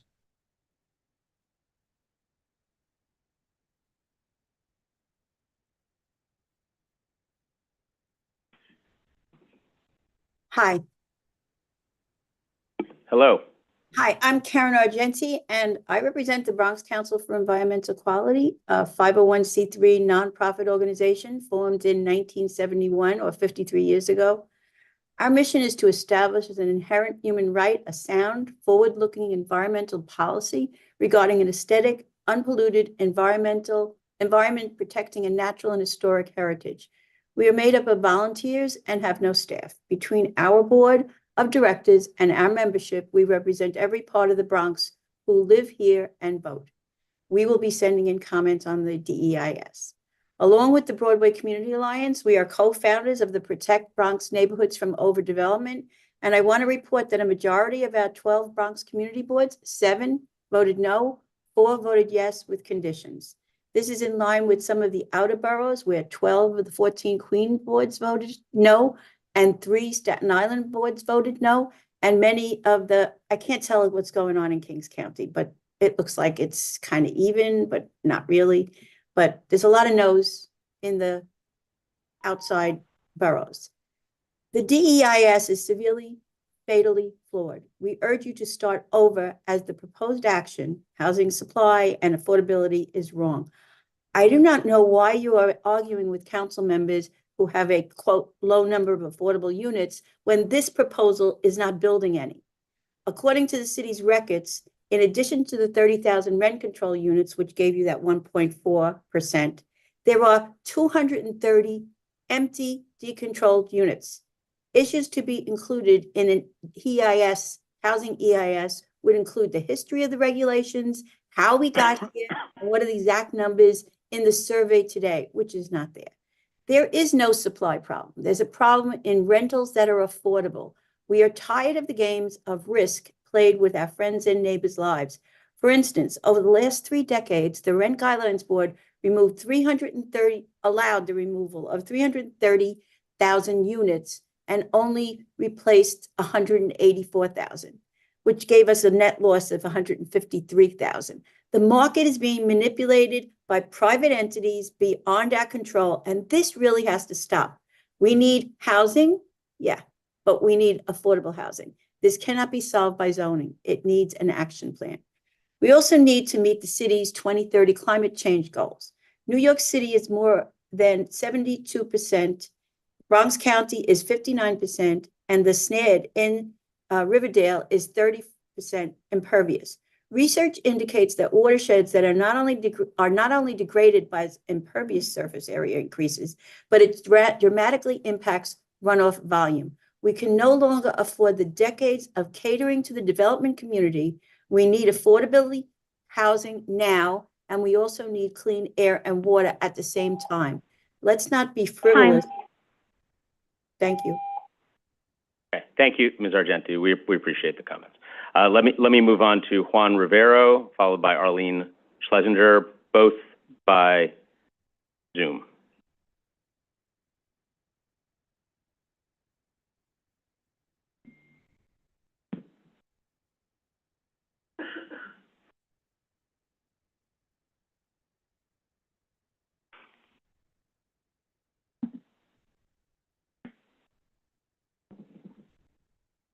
Good morning, Chair Garodnick. My name is Juan Rivero, and I am testifying on behalf of Village Preservation, a community-based nonprofit working in Greenwich Village, the East Village, and NoHo.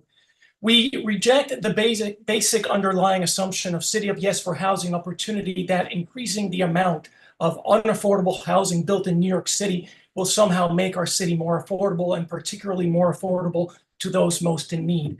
This false premise diverts resources from where they are needed and enables increasingly harmful and out-of-context development in our communities. Specifically, we strongly oppose the following provisions of the plan.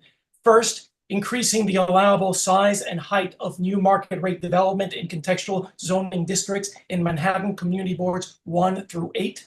Second, increasing the allowable FAR for purely market rate development in what are currently voluntary inclusionary housing zones, and giving floor area bonuses currently reserved for development that includes 20% affordable housing to 100% market rate development, which eliminates an important incentive to build affordable housing. Third, vastly increasing the area across which air rights from individual landmarks can be transferred, and significantly decreasing the oversight and public review for doing so. Fourth, reducing rear yard requirements in medium and high density zones where such open space provides essential green space, light, air, and storm runoff remediation. Fifth, allowing building on open space on campuses where such space often provides an essential counterpoint and relief from the dense development around it, development that was allowed in the first place only because of a requirement for the provision of open space. And last, removing language from special district provisions simply because it will duplicate in general zoning text language if City of Yes is adopted. If such language is later removed due to a future citywide text amendment, then special districts will end up without these necessary provisions. In sum, we welcome thoughtful and constructive proposals to improve our zoning and shape new development in our city in better ways. Unfortunately, City of Yes for housing opportunity all too often fails to do so and moves us exactly in the wrong direction. Thank you very much. Thank you for that. Let me move to Arlene Schlesinger, also on Zoom, followed by John Mudd, also on Zoom.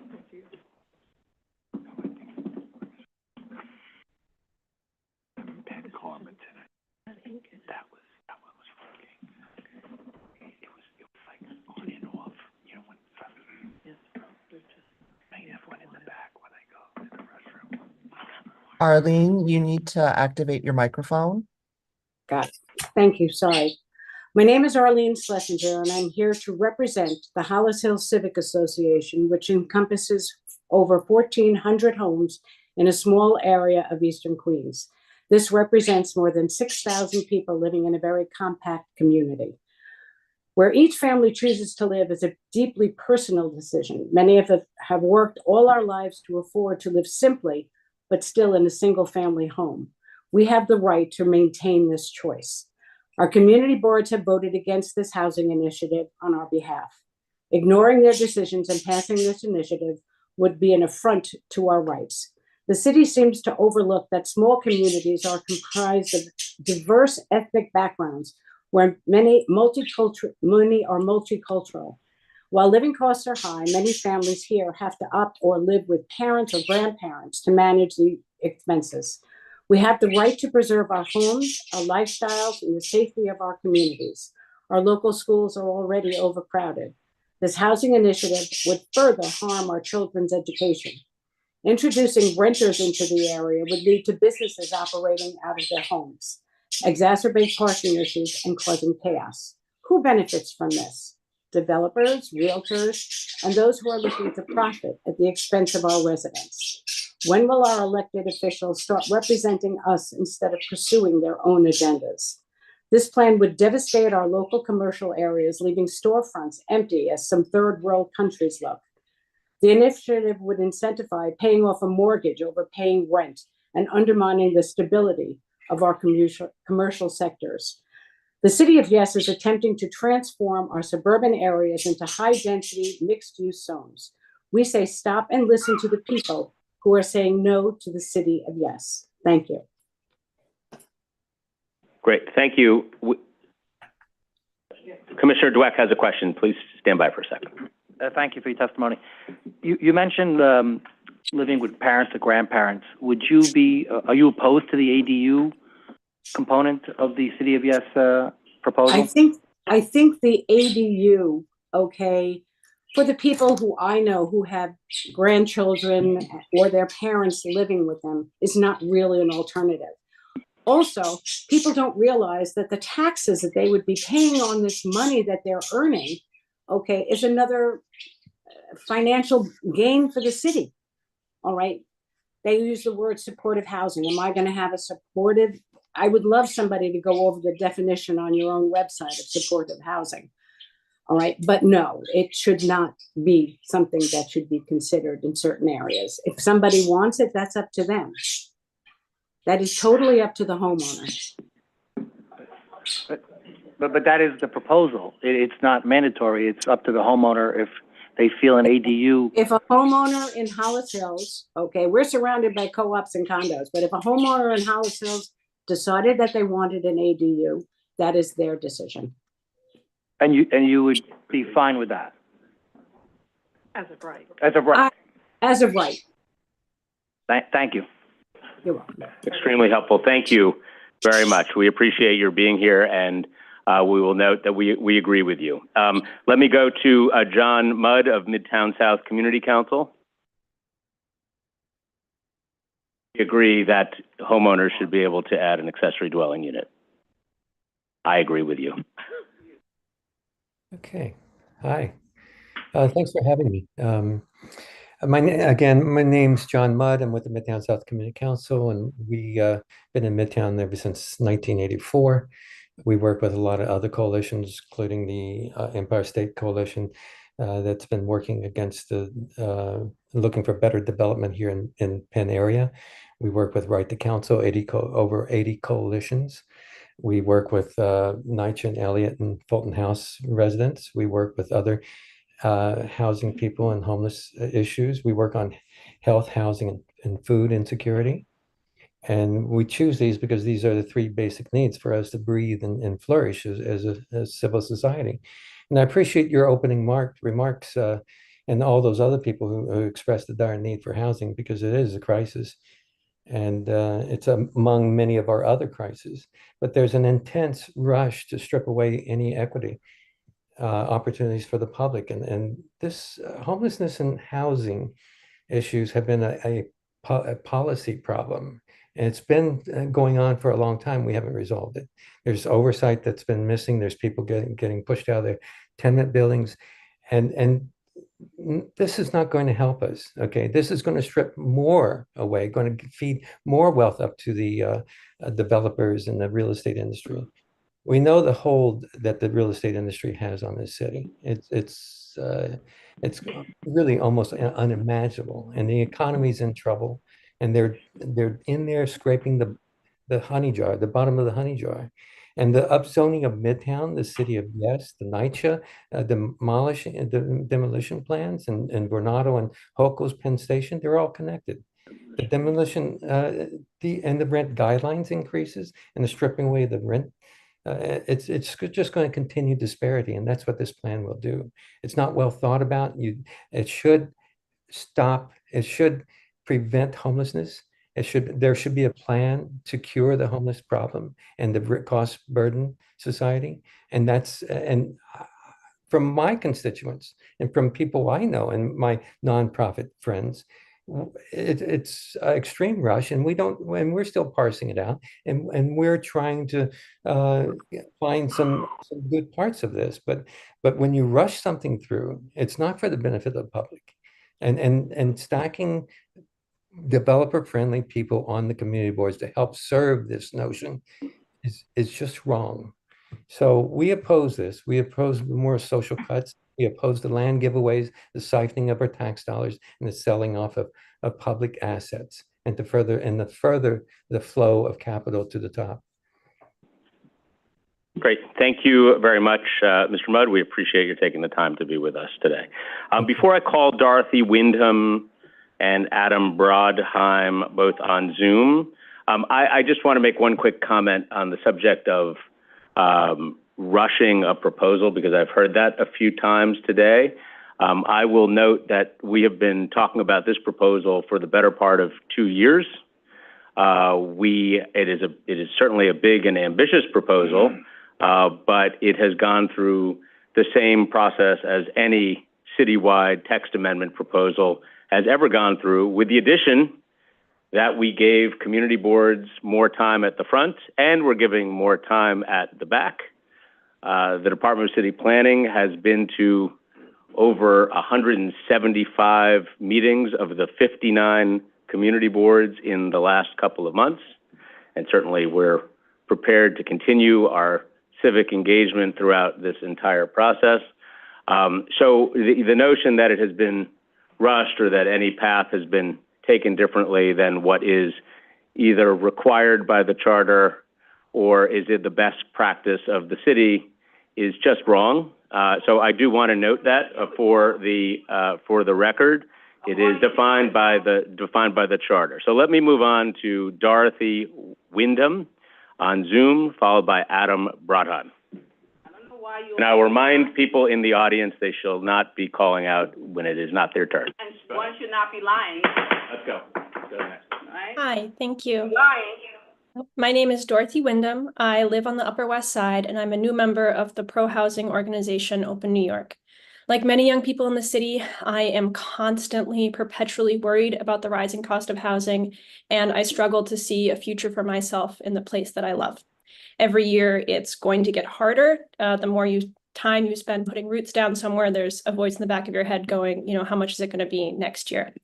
We absolutely need the City of Yes plan because New York needs to grow. I'm particularly excited about the creation of permanent affordable housing through the UIP proposal, as well as the re-legalization of new SROs. Both policies will create more housing units, and I want those changes to come to my neighborhood. If growth had been rejected on principle 100 years ago, New York would be a shadow of itself today. It is time to build new housing after decades of stagnation, and the problem will only get worse if we wait any longer. Prices will get higher, neighborhood businesses will struggle, and families will either squeeze into undersized apartments or move away. Right now, I don't quite know what else to do, and I think the City of Yes is the best way forward. I hope it passes, and I hope I can afford to live a life here. Thank you. Thank you very much. We appreciate your testimony. Let me move on to Adam Brodheim, followed by Jim Wright.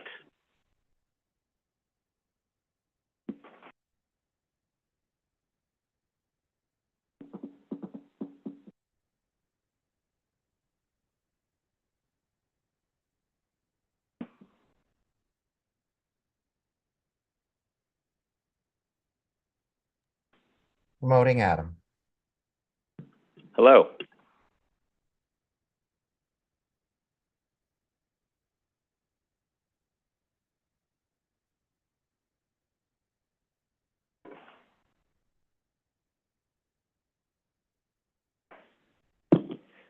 Good morning, commissioners. My name is Adam Brodheim, and I live on the Upper West Side. I want to begin by thanking DCP staff for all of their hard work. As a community board member, I'm really grateful for their help in walking us through answering questions and being there late at night when we had last-minute questions. The unprecedented attendance at this meeting is a testament to their incredible diligence and commitment to New York City. As a housing researcher, I've looked at my community and I've seen how the Upper West Side is shrinking as people combine apartments city once they're built. And for too long, we haven't had the tools to make sure that we build new housing to replace that which is lost. I'm so excited to see the city. I have a degree in historic preservation, and that's what I do for a living. So I want to focus on one proposal that I think is really important, not just to the Upper West Side, but all of New York City, easing the transfer of development rights for landmark buildings. The Upper West Side has our churches sell their development rights, allowing new housing while giving a financial lifeline to these congregations. The Church of St. Paul the Apostle, West End Collegiate, and St. Mike. They've all been successful transfers that have helped preserve the critical aspects of our neighborhood character. Yet we have a tragic situation on 86th Street with a landmark church that is in desperate need of money for repairs, but can't sell their air rights under the CARB regulations. The changes you are considering today will ease that burden and make it easier for religious and cultural institutions to find a path forward in our increasingly challenging city, while helping our city to build homes and build community. The whole City of Yes plan is great, but I quickly want to call out the other specific proposals that are particularly compatible with preservation, including office to residential conversions, ending parking minimums, legalizing ADUs, and making changes to zoning on campuses. All of these allow for new density in our historic districts without changing what makes the historic districts important. I hope today is just a first step in combating New York City's housing crisis. I hope we can continue to find ways to allow our city to grow so it can continue to thrive, and I can continue to tell everyone I meet in the best place. Thank you, and I hope you support this proposal in its strongest possible form. Great, thank you very much. Let me move on to Jim Wright, followed by Neil Miller.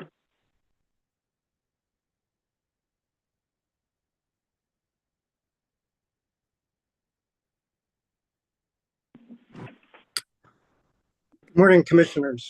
It is still morning, barely, but I'm going to be speaking quickly to get through my testimony, so I apologize for that in advance. My name is Jim Wright, a transportation architect and urban designer, speaking on behalf of AI New York in support of City of Yes for Housing Opportunity. My testimony focuses on two aspects of the proposed citywide rezoning related to transit-oriented development.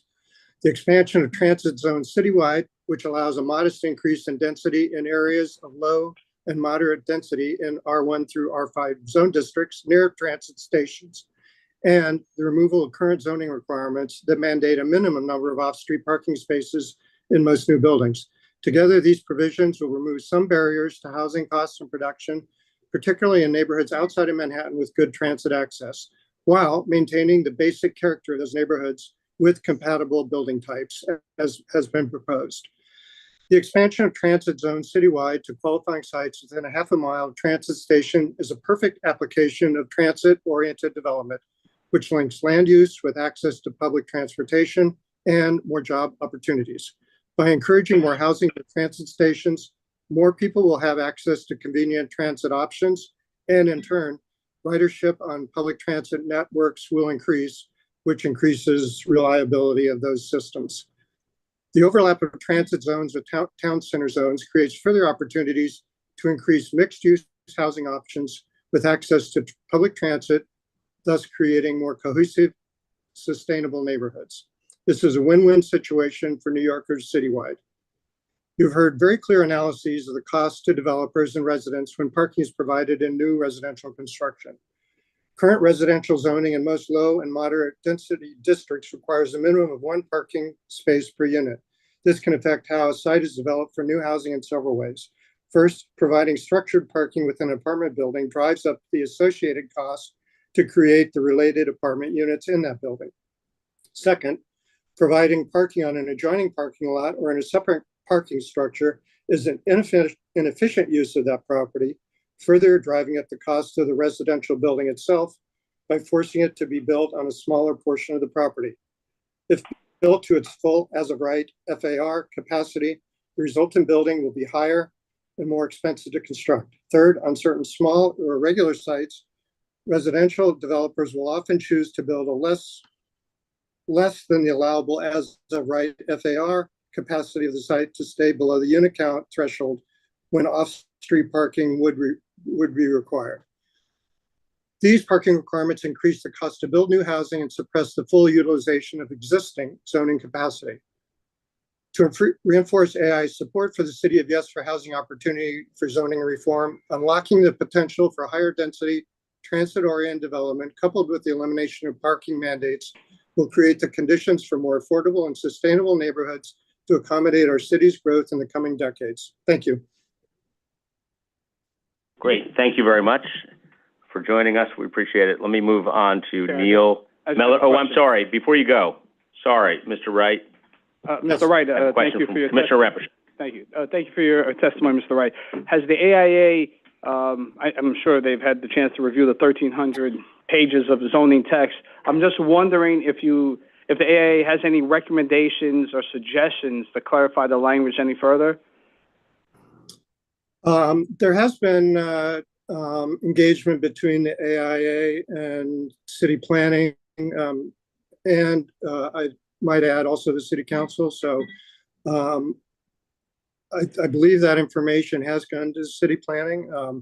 If there is a desire and need for more discussion, we're of course open to that.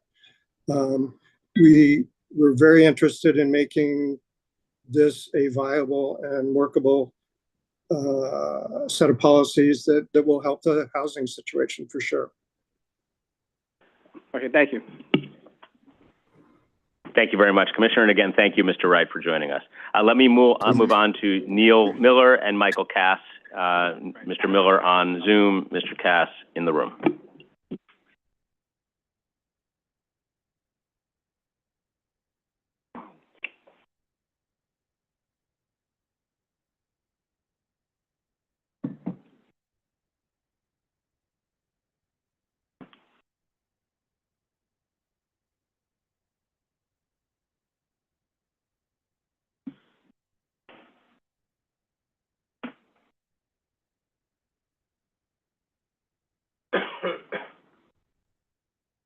We're attempting to promote Neil.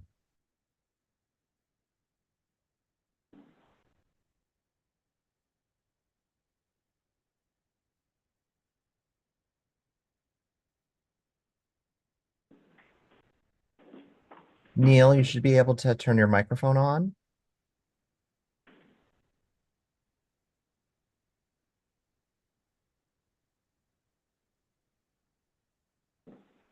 Neil, if you can hear me, you can turn your microphone on. I think Neil may have stepped away. Okay, we'll come back to him after Mr. Cass, who is here with us in the room. I can see him walking to the microphone, so we can confirm that, and in the interim, we'll see if Mr. Miller shows up. Mr. Cass, welcome. Hi, my name is Michael Cass, and I'm a resident in Morris Park.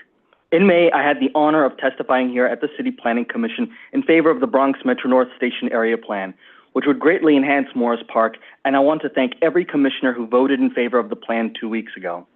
And while the Bronx Metro North Station Area Plan will help Morris Park, the work isn't done yet, as that proposal does little to roll back the downzonings which have hampered our community and the rest of the East Bronx for 20 years. 3 weeks ago, I learned that a good friend of mine, who grew up in Morris Park, had little choice but to move out of the neighborhood because it was so difficult to find their own place. There were too few options. This has to change so that in the next 20 years, when it's time for my kids to find their own place, that they can afford to stay in the neighborhood they grew up in. I believe City of Yes, as proposed, will be a major step forward in addressing past mistakes, which have gone too far to limit new housing options throughout the city. Now, to be clear, City of Yes will not undo the zoning designations currently in place, but it will at least allow existing zoning designations to work more effectively and provide much needed flexibility, so we can build a little more housing in every neighborhood. Because right now, the zoning code is far too strict, or even many long-standing 1 or 2 family homes are considered too big under the current code. Almost 1/3 of the buildings in my community are considered too big by floor area. Opponents may call City of Yes one size fits all, but our current zoning is 2 sizes too small. I support all the provisions, including ADUs, ending the residential parking mandate, transit-oriented development, and town center zoning. City of Yes will empower homeowners to be able to do more with their own property. The reality is that while City of Yes is a major step, given the scale of our housing crisis, it is actually quite modest. Unfortunately, a lot of fear has been spread. I've seen unscrupulous folks come to civic associations in the East Bronx to scare my neighbors, who have no solutions of their own except to push neighborhoods like mine to secede from New York City, which is insane, just to avoid new housing. But it's because City of Yes is so modest, is why it's important that the City Planning Commission resist any attempt to water down the proposal. Instead, the City Planning Commission should make it stronger. Thank you.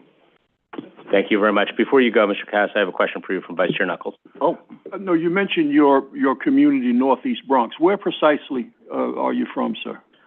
I'm in Morris Park. Thank you. Thank you, Mr. Cass. Okay, let me call up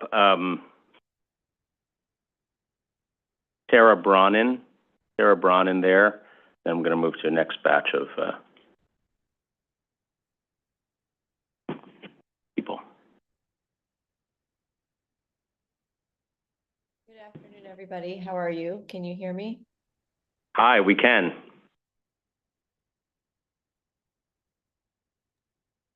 One moment. Good afternoon, everybody. Can you hear me? We can, yes. Excellent. So good morning, members of the City Planning Commission. As the former chair of Hartford, Connecticut's Planning and Zoning Commission, it's really a privilege to address the Planning Commission in New York City, where citywide zoning emerged over 100 years ago. But I'm speaking to you today as chair of a different agency, the Advisory Council on Historic Preservation, the nation's federal historic preservation agency, charged by Congress to advise on state and local legislation that impacts historic preservation.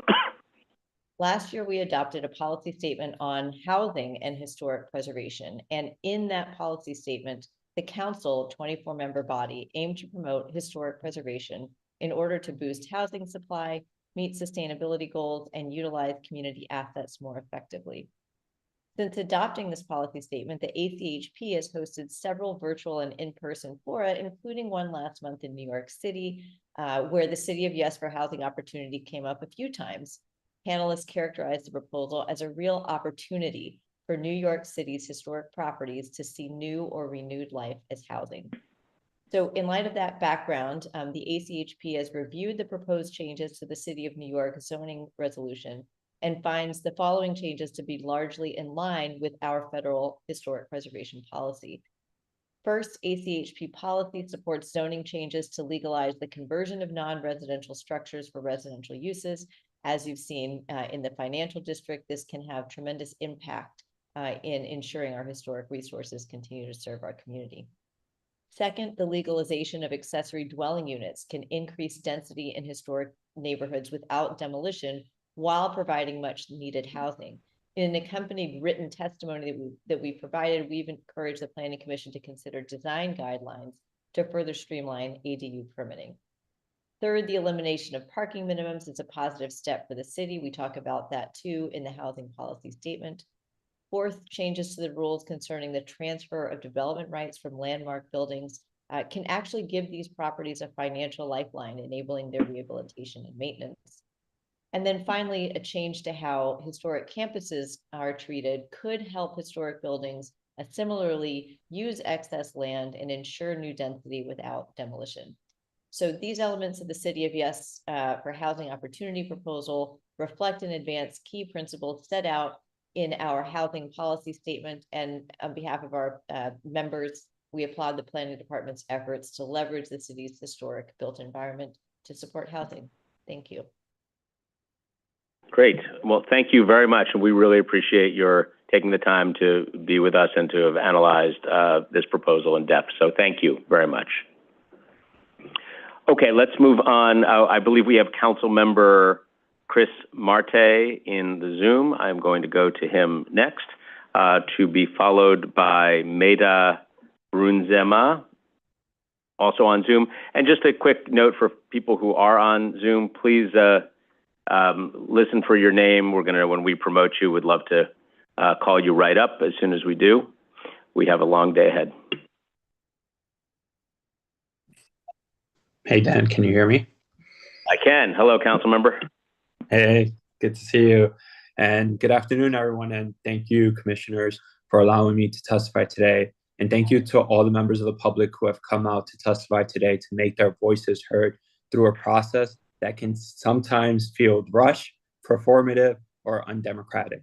Thank you for my community boards in Lower Manhattan who have not shielded away from this massive undertaking, and to the rest who have dedicated hundreds of hours of their time as volunteers to present thoughtful comments and concerns in their resolutions. We've seen how big these text amendments are, and this is by far the largest. This proposal will change the fabric of our neighborhoods, of our homes, and our open spaces, of our light and air, and for generations to come. This hearing and a handful of other public opportunities to weigh in undoubtedly undermines the importance and the weight of community-driven planning. Yet New Yorkers are continuing to pay attention and to fight for their neighborhoods. I'm doing the same. I'm a New Yorker fighting for my home, fighting for my neighbors, and for my city. It has taken my team weeks to fully understand the breadth of the changes proposed in these 1,300 plus pages.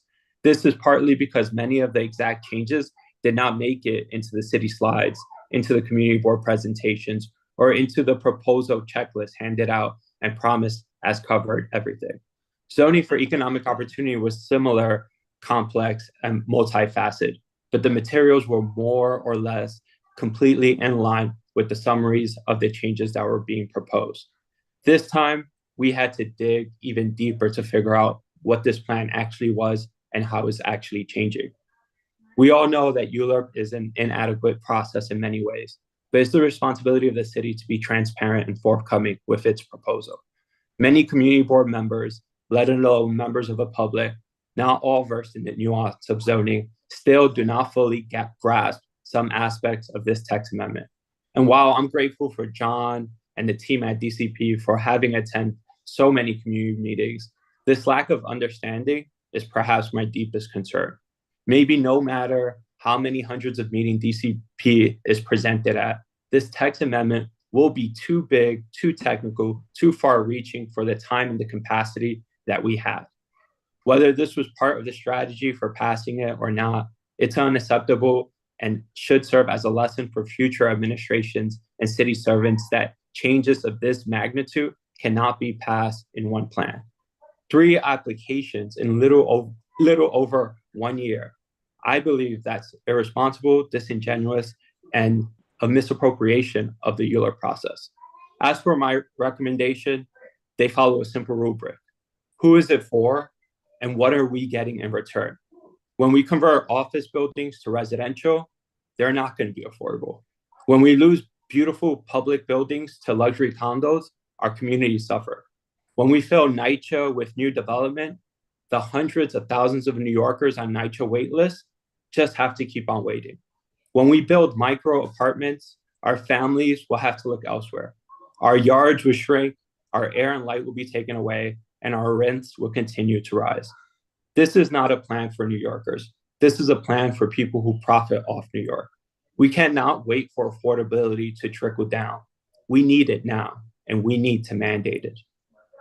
We must deepen and strengthen the failed MIH program, required 100% affordability on public land, and rein in the changes to apartment sizes, open space, and other regulations that will only further diminish the livability of the city.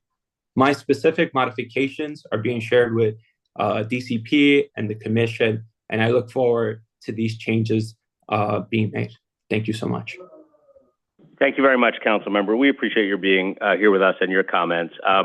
I just have one for you. You know as well as we do that there were 0 affordable units produced in your district in 2023. One of the component parts of this proposal, the universal affordability preference, would create an incentive for affordable and only for affordable housing. So one question that I have is, do you support that part of this proposal in particular? And how else would you propose to achieve the goals that you're talking about here? Let me talk about that statistic that you just mentioned. In 2023, it was a really rough year downtown when it came to affordability, because that was years in the making. You work downtown. Many of the people on this call live or work downtown. We see construction all throughout Lower Manhattan.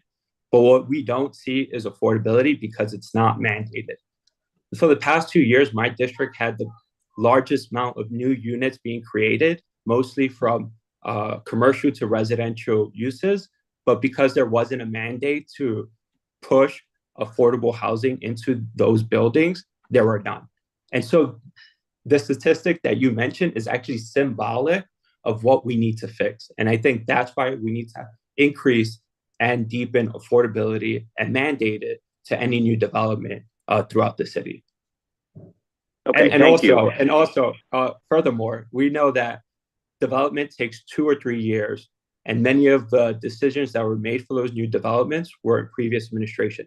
However, if you look at this year, we have Grand Street Guild building a 300 plus 100% affordable building in my district, where they're going to have the lowest AMI and 30% are going to people who are currently homeless. Also, we've seen the new development of CPC and Gotham development, which also added another 100% development building. So I feel like under my administration and the work we have advocated for years, we're finally able to see affordable housing being created in Lower Manhattan.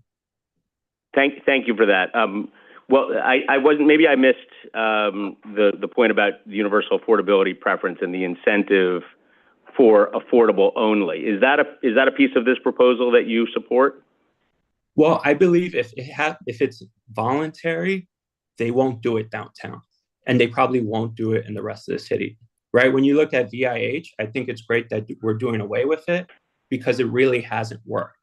And so instead of falling into maybe a shinier trap, let's just mandate affordability. Because typically in a regular process, we give a little, but we get something in return. I feel like right now under City of Yes housing opportunity, we're giving them everything and we're barely getting crumbs. And so I think what we should be asking for and what we should get from these developers is deep affordability and mandate affordability. Thank you, Councilmember. I'm sorry, I didn't mean to interrupt you. One of the component parts of the proposal deepens MIH, like you suggested here, by allowing the deep affordability option, the 40% AMI, to be mapped on its own. Is that something that you support? Yeah, of course. I think we, okay. But I believe that we should have better options, of course. Like when we look at the homeless crisis in New York City, is people who can't even afford some of the affordable units that are going online now. And so we should definitely deepen the affordability of that, but also increase how much we're getting in return.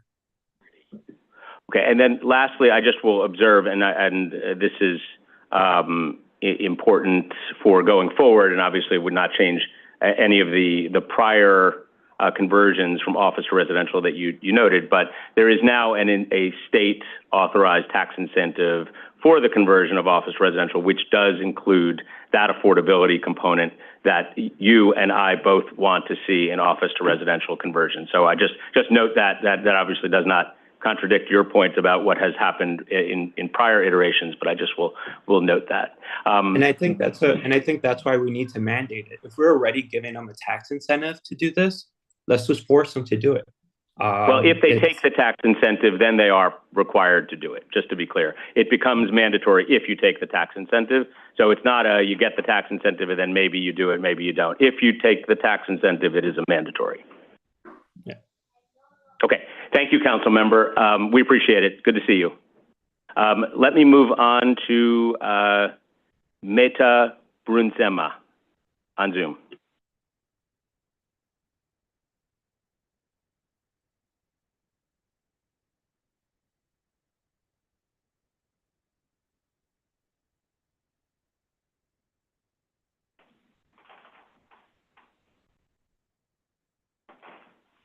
Hi, can you hear me? Ken. Hi, my name is Meta Brunzema. I'm testifying on behalf of the Collective for Community, Culture, and Environment, LLC, an all-women-owned planning and architecture firm. We will be submitting full comments in writing. While we appreciate the goal of having all neighborhoods contribute to the need for truly affordable housing, we cannot endorse the current proposals without modifications. The proposed zoning changes are so numerous that they cannot be adequately reviewed as a whole, especially without considering their interaction with other City of Yes zoning text amendments. There are a few affordability requirements. If supply alone were adequate, the higher vacancy rate of luxury housing would have already trickled down. Increased supply is needed for low-income housing, not luxury housing. Unfortunately, as it is voluntary, universal affordability preference is unpredictable, and in higher income neighborhoods, developers may elect not to take advantage of the increased FAR. City of Yes neglects local context beyond zoning density. It should consider population growth, income, infrastructure capacity, services, neighborhood character, climate risk, and potential for displacement. In low-density districts, reduced rear and side yards, lot sizes, FAR increases are concerning. And in medium to high-density districts, reduced rear and side yards, legal window size, and inner courts, and increased tower coverage may lead to loss of trees and permeability. Many of the changes to yard, open space, and height regulations in most zoning designations subject to DCP or BSA permits would become as of right, thus eliminating public review of different contexts. The changes for campus development are also problematic, reducing open space, tree cover, permeable surfaces, and parking, and without a requirement for truly affordable housing may cause secondary displacement. We agree with increased housing density in town center and transit-oriented districts. However, there are no affordability requirements in either. Also, we are concerned that in R1 and R2 districts, R5 density would be allowed. We agree that there are real benefits to allowing accessory dwelling units. However, there are concerns about increasing lot coverage, especially for smaller lots. In certain contexts, the expanded transfer of FAR from landmark buildings, including houses of faith, could be positive. However, it should include affordable housing. A special permit should be required to adequately consider the full context. While adaptive reuse changes that enable conversions to a wider range of housing types like supportive housing, dorms, and rooming units are potentially positive, it is unclear why these do not include affordability requirements. Finally, while reducing parking is commendable, eliminating parking mandates must consider the limitations of on-street parking. As it is voluntary, parking may be included in market rate developments. However, without adequate mass transit in low-income neighborhoods, residents may need to rely on car services. Thank you so much. Thank you. Thank you very much. Let me move on to Warren Schreiber, Queens Civic Congress.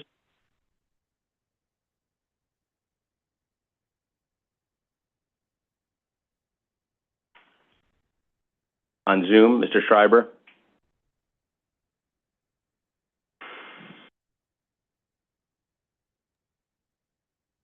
Warren, you should be able to turn Okay, off. there we go now. I unmuted, started my video, and okay, good afternoon, Chairman Garodnick, commissioners.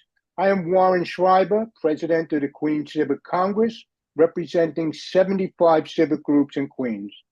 New York City is not one size fits all.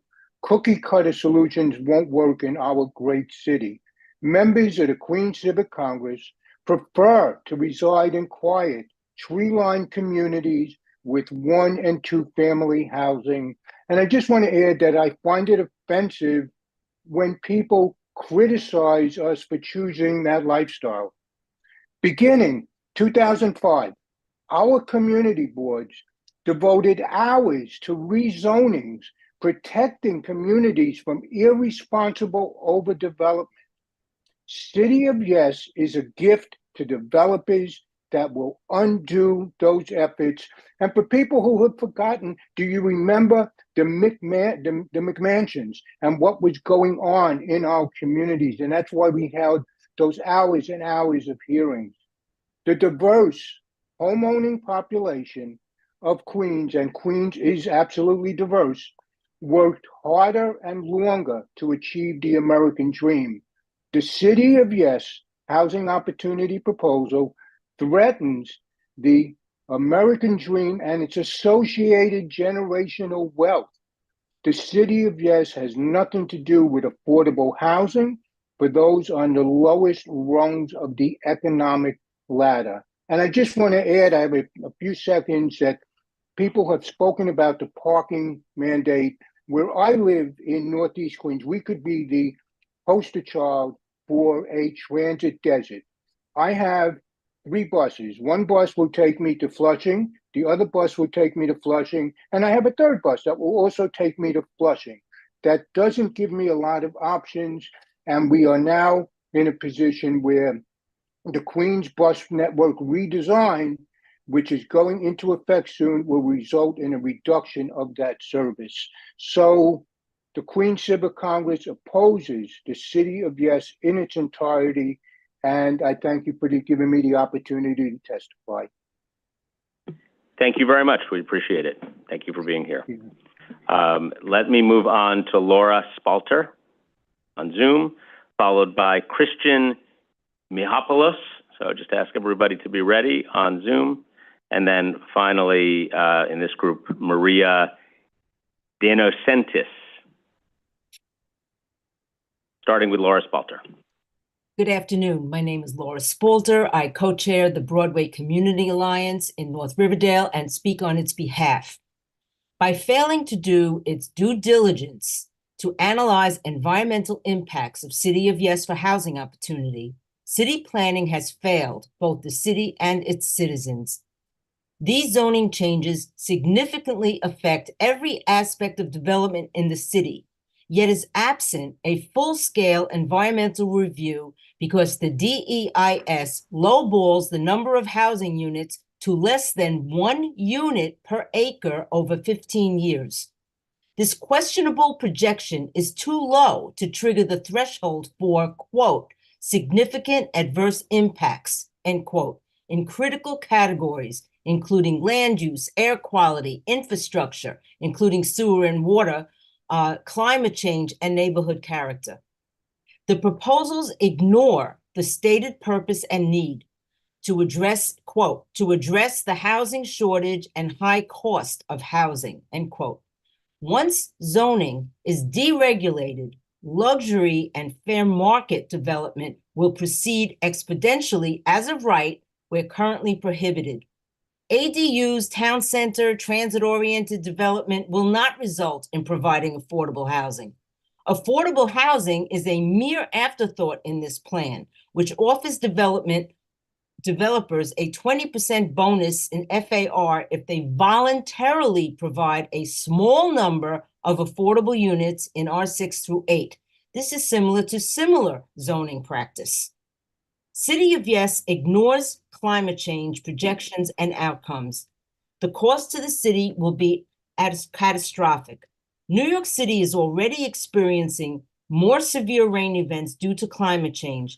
In my neighborhood, we already experience raw sewage backups due to new construction and our antiquated infrastructure. Increasing density, construction, and building envelopes, while reducing open space, will dramatically increase impervious surfaces, reducing the ability of stormwater to infiltrate the ground. Flooding and erosion will increase exponentially. Adding more concrete buildings will raise our city's temperature and increase the heat island effect, making life intolerable. Who wants to live in a city of cement? Thank you for this opportunity. Thank you. Next up, Christian Mihopoulos.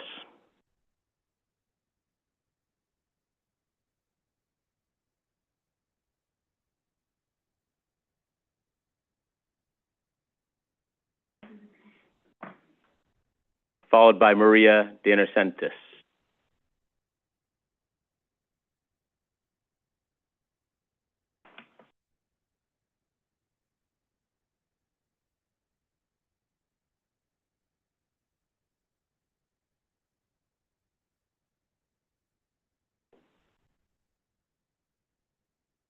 I do not see Christian in the Zoom. Okay. How about Maria Dinocentis?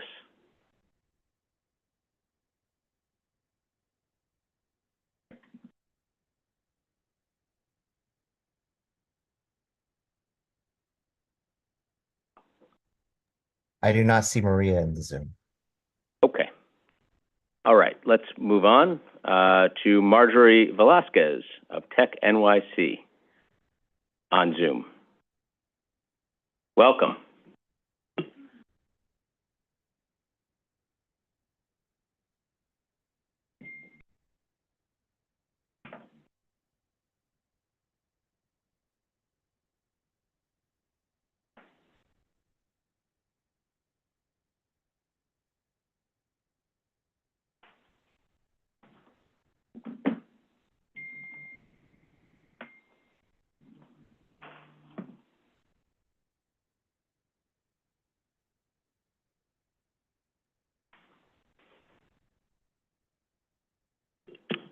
After Ms. Velasquez, we will move on to Gabriel Doherty, who I believe is here in the room. Great. Followed by Derek Borowski on Zoom.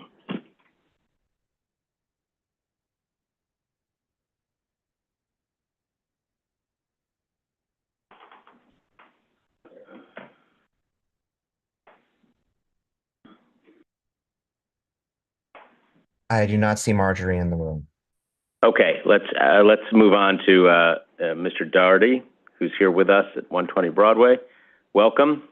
And then let's tee up Derek Borowski and Eric Rosenbaum on Zoom. Thank you. Welcome. Great. Hi, my name is Gabriel Doherty, and I've been living in Hell's Kitchen in Manhattan Community Ward 4 for 2 years. I'm here today to speak in favor of the City of Yes for housing opportunity, proposal. Just briefly, a bit about myself. I got into housing advocacy after I moved here 2 years ago for work, and it was immediately obvious to me how constrained the rental market is. First, I looked for a sublet, which meant a month of arduously applying to hundreds of places and either not hearing back or hearing back that the room was taken. Then later on, it was even more difficult where I looked for a proper apartment and I had to put a deposit down immediately or the person behind me would get it.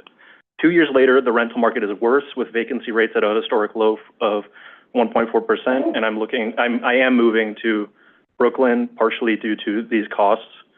So back to City of Yes, one section I'd like to speak in favor of is the universal affordability preference. I think it's a good tool for our neighborhood and for the city since it incrementally adds that extra 20% of housing on top of the buildings. This doesn't radically change the scale of our neighborhoods in my view, and it has the 100% affordability requirement, which means it benefits the people most burdened by this crisis first. So that was a very brief statement, but in conclusion, I'd like to thank you for letting me speak here today, and I hope you will support this initiative in full. Thank you. Great, thank you. Brief is okay. We appreciate it. Thank you. Let me go to Derek Borowski and Eric Rosenbaum on Zoom.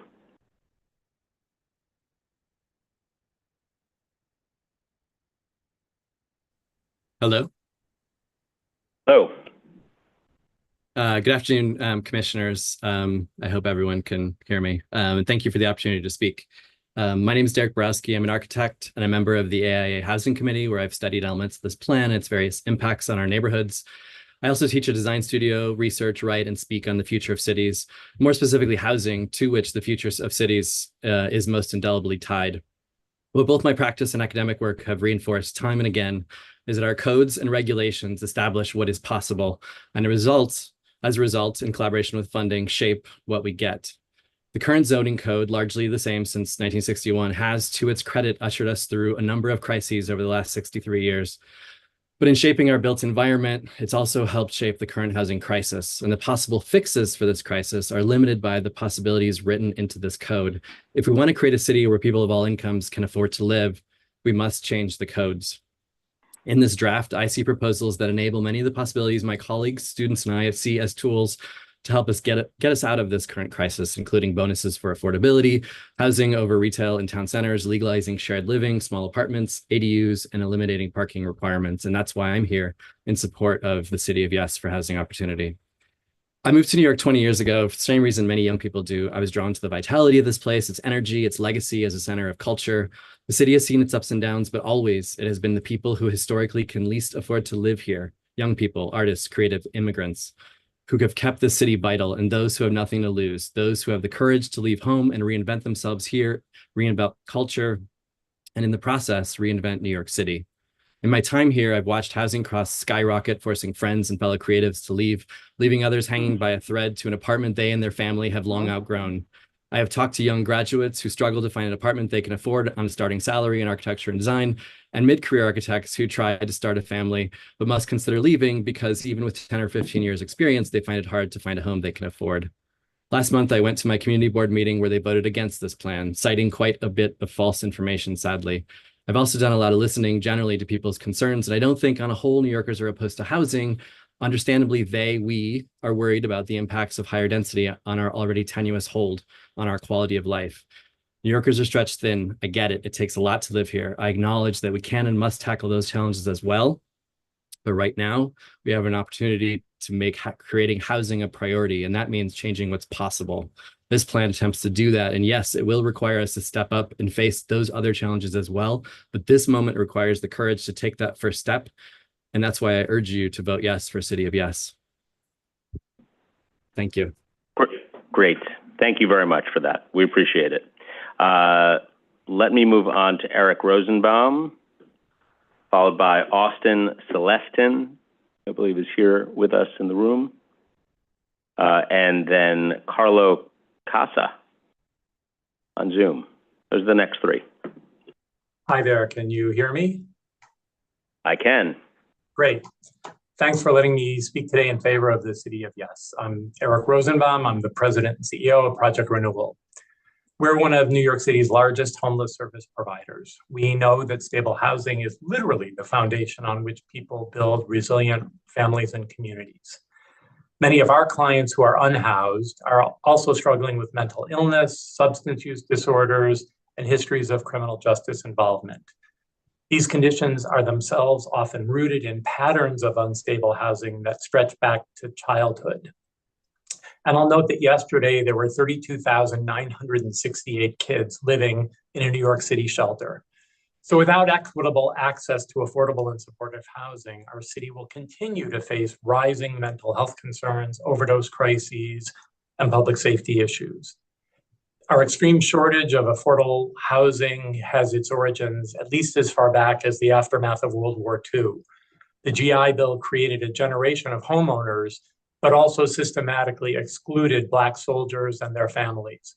Denying them the wealth-building opportunity of homeownership had devastating consequences that continue to reverberate today. The GI Bill was just one of the many discriminatory housing practices that created profound inequity that go well beyond housing. Urban renewal projects in the 1960s and 70s often led to the displacement of non-white and low-income communities. Gentrification, which still happens to this day, has the same impact. And of course, housing discrimination is no longer legal, but the impact is still disproportionately skewed to people in communities of color. This long legacy of housing inequity has resulted in generations of displacement and instability, which are major root causes of the challenges our clients face. The City of Yes proposals can make a real difference in overhauling zoning regulations and addressing the availability of affordable housing. Increasing affordability will reduce homelessness and address this key root cause of generational mental health challenges, substance use disorders, and criminal justice involvement. The alternative is a depressing and ever-increasing spiral of spending on shelter, mental health treatment, and jails. We applaud the mayor, city planning, and the city council for working to address the housing challenges that impact all of our neighbors. With the City of Yes, New York City will become more affordable and safer, a city where families at all income levels can thrive. Thank you. Great. Thank you, Mr. Rosenbaum, and thank you for the great work of Project Renewal. We appreciate it. Let me move on to Austin Celestin here in the room with us, followed by Carlo Casa on Zoom.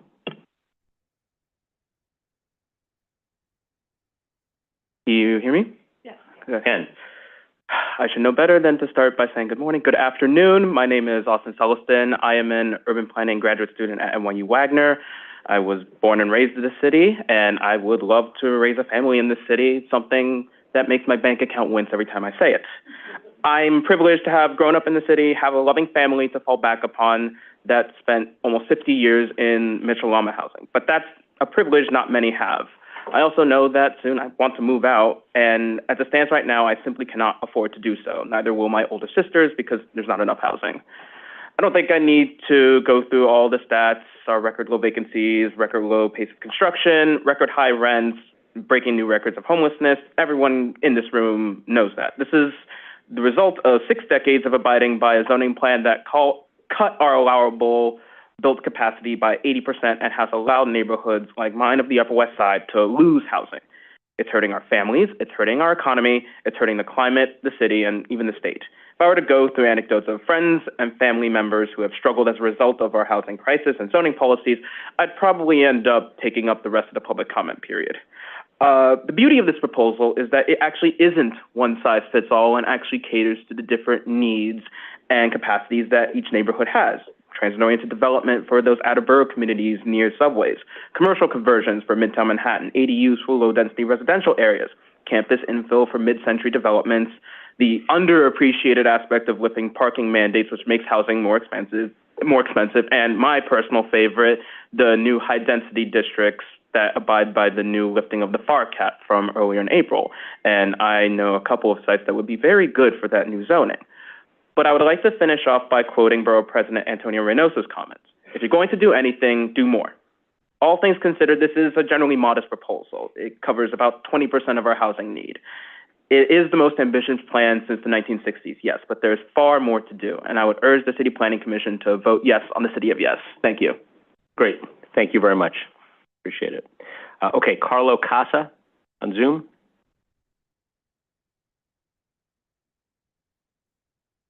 To be followed by Karina Nieves and Carol McCarthy, also on Zoom.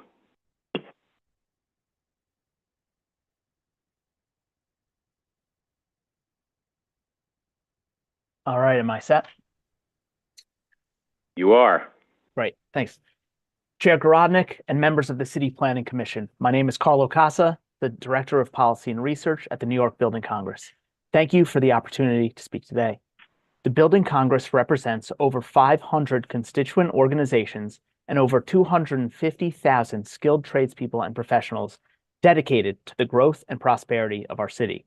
We strongly express our support for the City of Yes for Housing Opportunity, a rational initiative that directly addresses our housing crisis by incentivizing a little more housing in every neighborhood.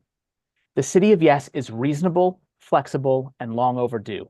It incorporates critical community input from over 175 community board meetings. We applaud DCP's commitment to recognizing the varying needs of each local community, and we look forward to continued community input in the future. By allowing smaller scale housing to be built above storefronts, permitting ADUs, and simplifying the conversion of offices to residential spaces, this policy has the potential to create over 100,000 much-needed new homes. The City of Yes also removes outdated parking mandates, which today increase the cost of housing production by roughly $100,000 per parking space. The proposal does not ban developers from building parking. Rather, it allows for more flexibility so that project managers can best meet the needs of each unique site, rather than a one-size-fits-all approach. This translates to more affordable housing for New Yorkers. The City of Yes also promotes transit-oriented development by legalizing 3 to 5 story apartments near public transit. This encourages modest housing density in the most sensible locations citywide. It's good for the environment and even better for our commute.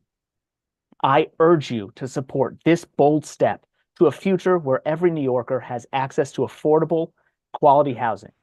Let's make it clear that New York says yes to innovation, yes to responsible city planning, and yes to housing opportunities for all. This is our moment to use zoning as a tool rather than an obstacle to meet the needs of New Yorkers today. Thank you for your consideration. Thank you very much, Mr. Casa, for being with us. Thank you. Let me move on to Karina Nieves and then Carol McCarthy.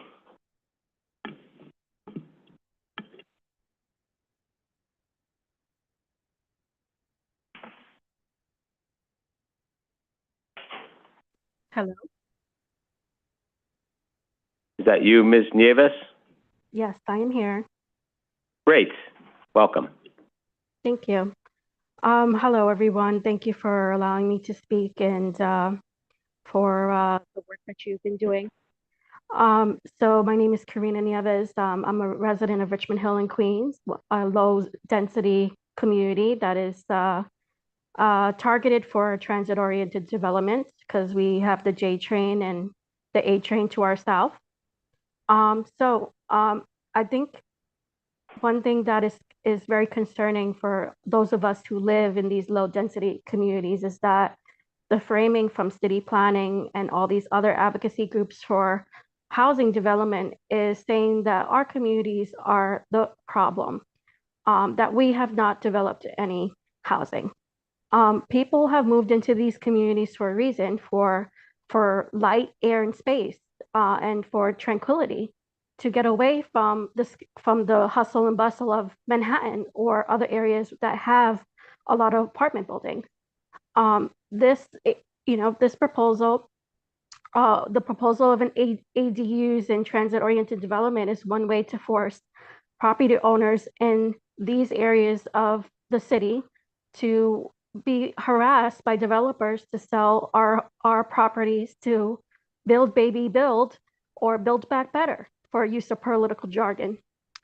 The only reason New York City has been able to keep lower and middle income residents is because due to these lower density zones owned by families have been able to have capped their rents a lot lower than larger buildings.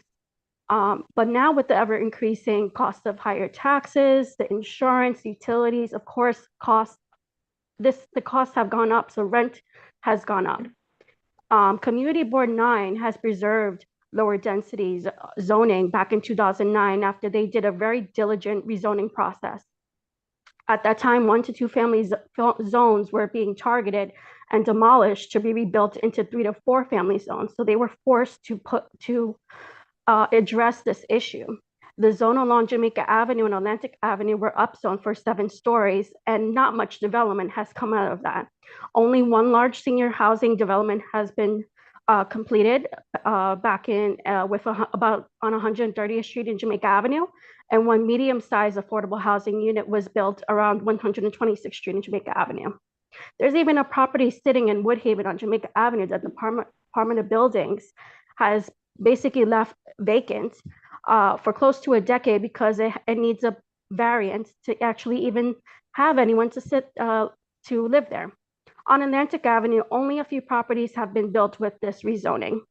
In Kew Gardens, there have been multiple homes that have been knocked down due to the rezoning, and none of those apartment buildings are actually affordable for the people in my community.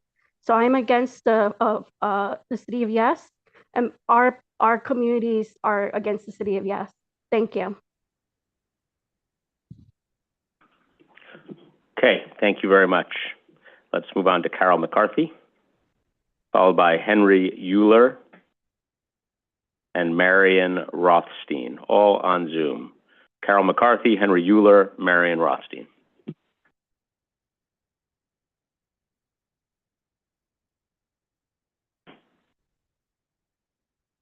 Can you hear me? Yes, we can. Okay. All right. My name is Carol McCarthy. I've been a homeowner in the Douglaston Little Neck community for over 50 years. We are a cohesive, unified, and diverse community. I'm on the board of directors of the Douglaston Civic Association. And the City of Yes housing opportunity is based on a false premise.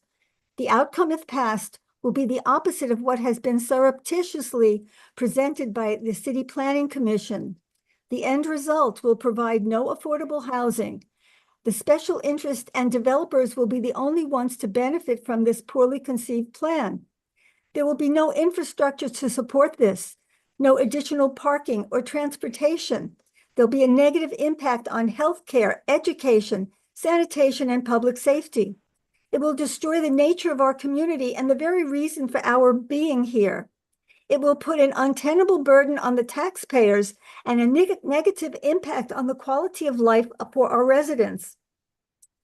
As far as accessory units are concerned, basements, attics, garages, yards, this is a recipe for disaster.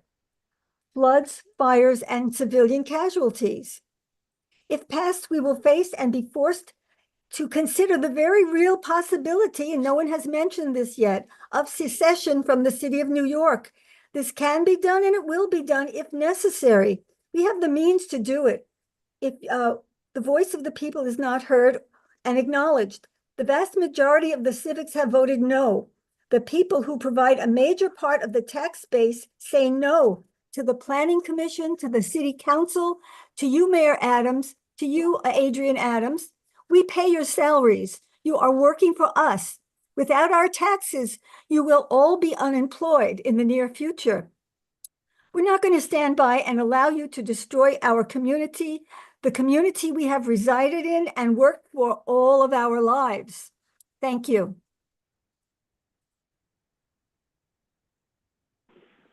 Okay, thank you. Let's go to Henry Euler and then Marion Rothstein.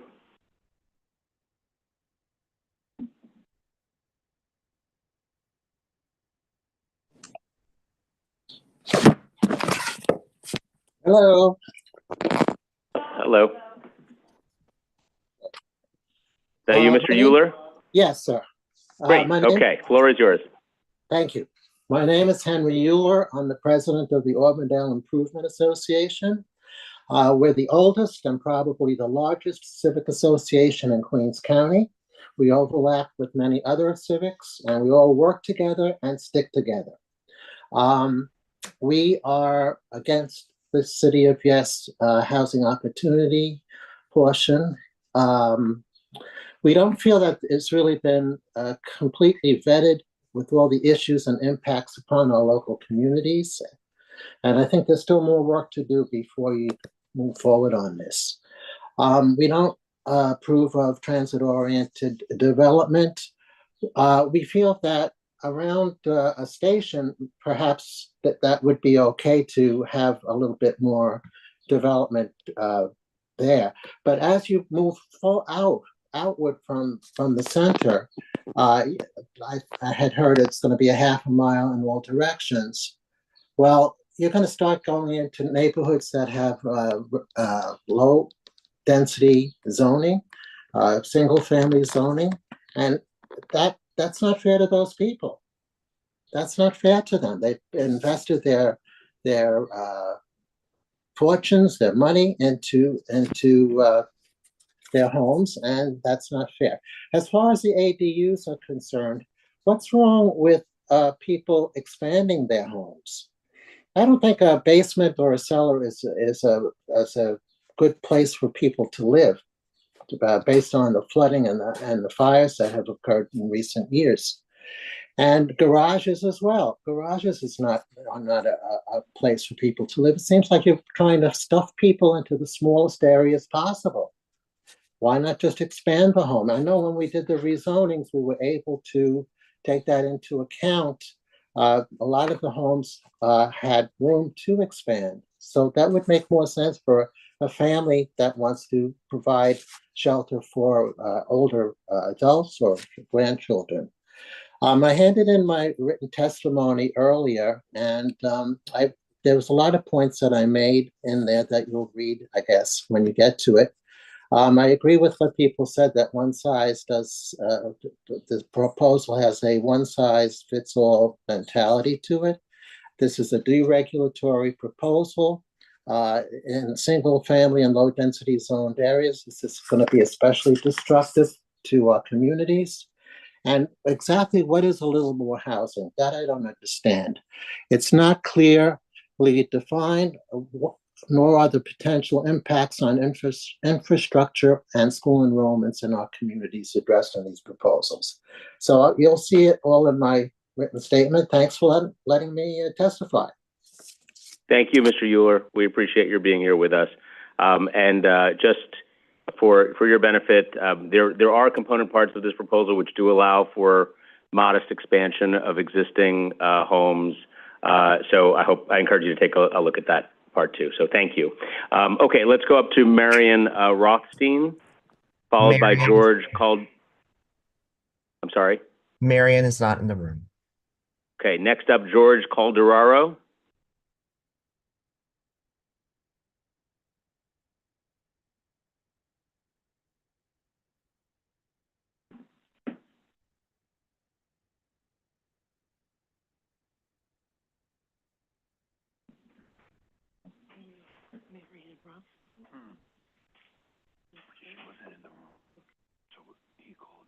George, you should be able to George, turn you on your should be- microphone and camera.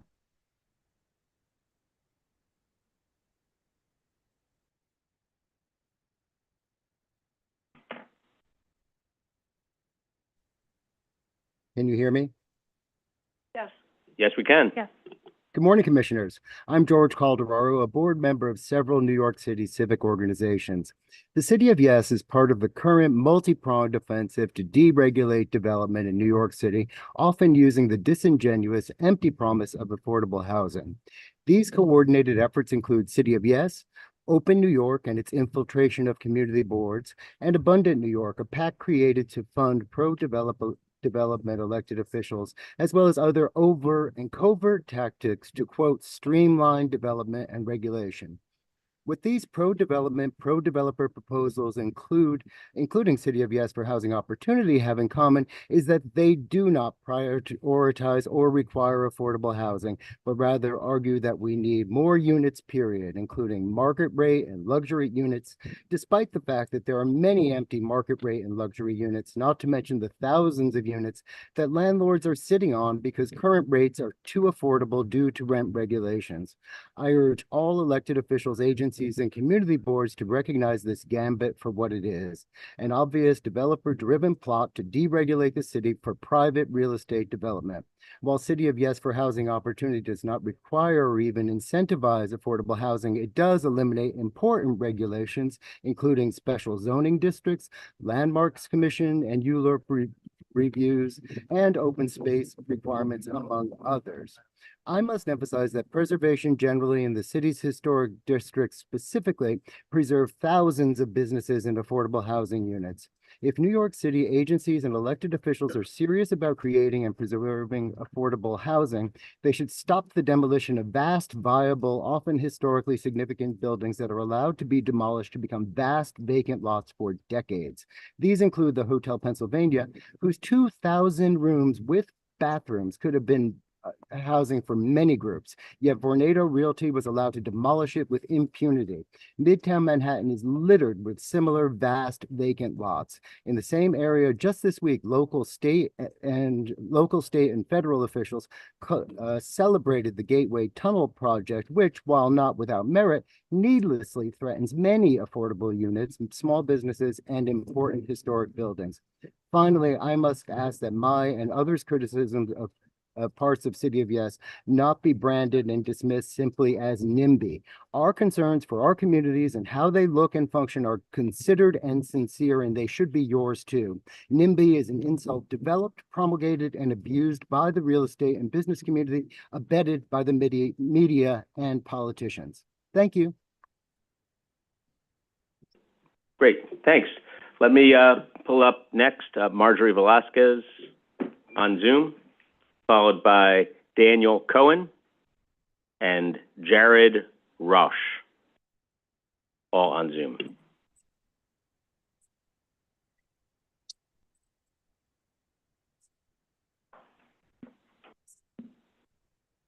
Good afternoon, Chair Garodnick and members of the Commission. My name is Marjorie Velasquez, and I stand before you today in two capacities. Firstly, as a former City Council member deeply familiar with the struggles of our city's residents to find affordable housing. Secondly, as a Vice President of Tech NYC, a leading technology industry organization. In both roles, the housing crisis has been a constant concern. Recently, Tech NYC partnered with Street Easy to release a report that painted a stark picture. The tech sector, a major driver of our city's economy, is struggling to attract and retain talent due to the exorbitant cost of housing. Young professionals, even those with promising careers, are priced out of the market, forcing them to relocate or forego living in New York City altogether. We want people building technology in New York City to build their families here too. This isn't just a tech problem, it's a citywide crisis. The City of Yes proposal offers a much needed solution. By increasing the supply of housing, particularly mixed income housing, we can create a more inclusive city that benefits everyone. Here's why I strongly support the City of Yes. Increased affordability, more housing options, including those designated as affordable, will drive down overall housing costs, making our city more accessible to teachers, nurses, firefighters, sanitation workers, and the countless others who keep New York City running. A thriving tech sector, a robust pipeline of diverse talent is crucial for the continued success of our tech industry. City of Yes will ensure that talented individuals can afford to live here, fostering innovation and economic growth. Vibrant communities. Mixed income housing creates a more diverse and vibrant city experience. It fosters a sense of community and allows people from all walks of life to live side by side. I understand that there are concerns about the impact on existing neighborhoods. However, if the city of Yes is not a one-size-fits-all solution, and I appreciate the community input and the context-sensitive planning that have gone into this process. Community impact and context-sensitive planning are essential. We can create new housing opportunities while preserving the unique character of our neighborhoods. The status quo is simply not an option. New York City is a city of dreams, but for too many, the dream of living here is becoming increasingly out of reach. City of Yes is a bold step towards ensuring that the dream remains attainable for all. So thank you for your time and consideration, and I urge you to approve this critical proposal. Thank you. Great. Thank you very much. Good to see you. Thank you for being here. All right, let's move on to Daniel Cohen.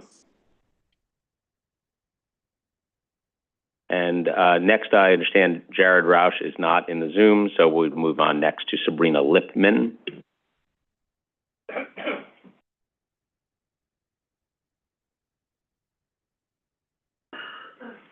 Hi, can you hear me? We can. Hi, my name is Daniel Cohen, and I live on the Upper West Side of Manhattan. My rent is way too high, so I strongly support City of Yes because it would make housing more affordable by helping to alleviate our severe housing shortage. There are two parts of the proposal that I especially like. I mean, I like the whole thing, but there are two parts that I really want to highlight as being really good. The first is repealing parking mandates. So not only is this environmentally friendly, it's also economically progressive. Parking spots don't get built for free. So when we force developers to build parking, they pass on the costs in the form of higher rents. People who own cars would be paying for the parking anyway, but people who don't own cars have to pay extra rent for something they don't need. And since people who don't own cars tend to be less wealthy than people who do, the ultimate economic effect is that the less wealthy are subsidizing the more wealthy. Repealing parking mandates is a great way to be economically progressive.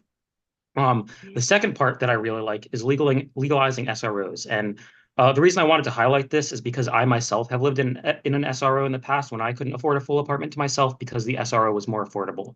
Legalizing SROs is a great way to add more housing that's affordable to people who, like myself in the past, aren't wealthy enough to afford a full apartment to themselves. Thank you, and I sincerely hope that City of Yes passes it in its full form without any watering down. Great. Thank you very much. I understand that Mr. Roush and Ms. Lipman are not in the Zoom, so we'll move next. We have Sabrina. I'm sorry. We do have Ms. Lipman. Okay. Sabrina Lipman, floor is yours. Promoting.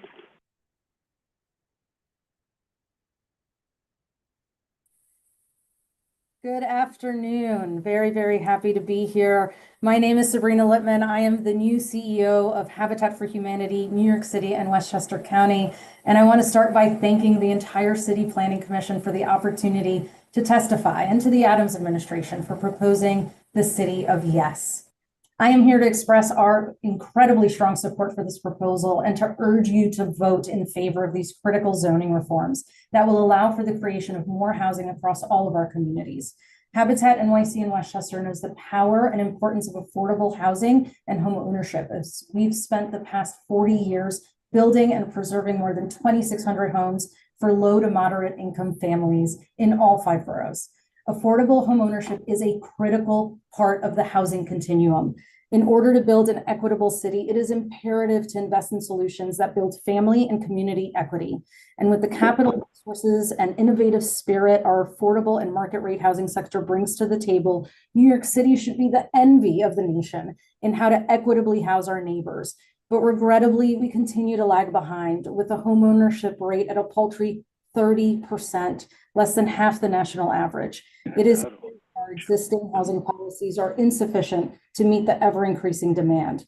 We all have a responsibility to our fellow New Yorkers and the families who would be a part of our community if given the opportunity. The City of Yes updates our collective toolbox of strategies to help meet current needs and advance equity building by enabling the construction of more housing in every neighborhood.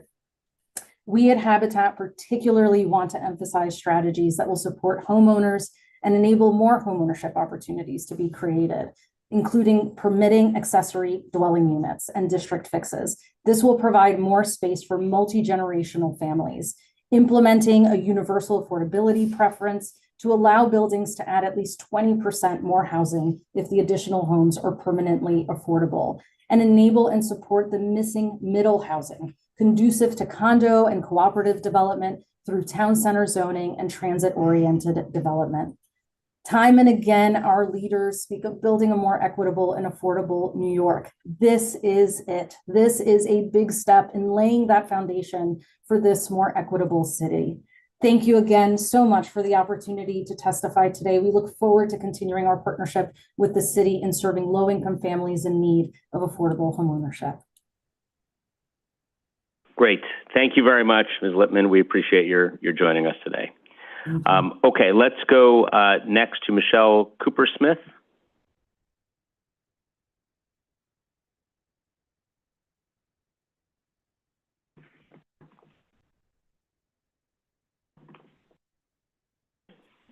Hey, everyone.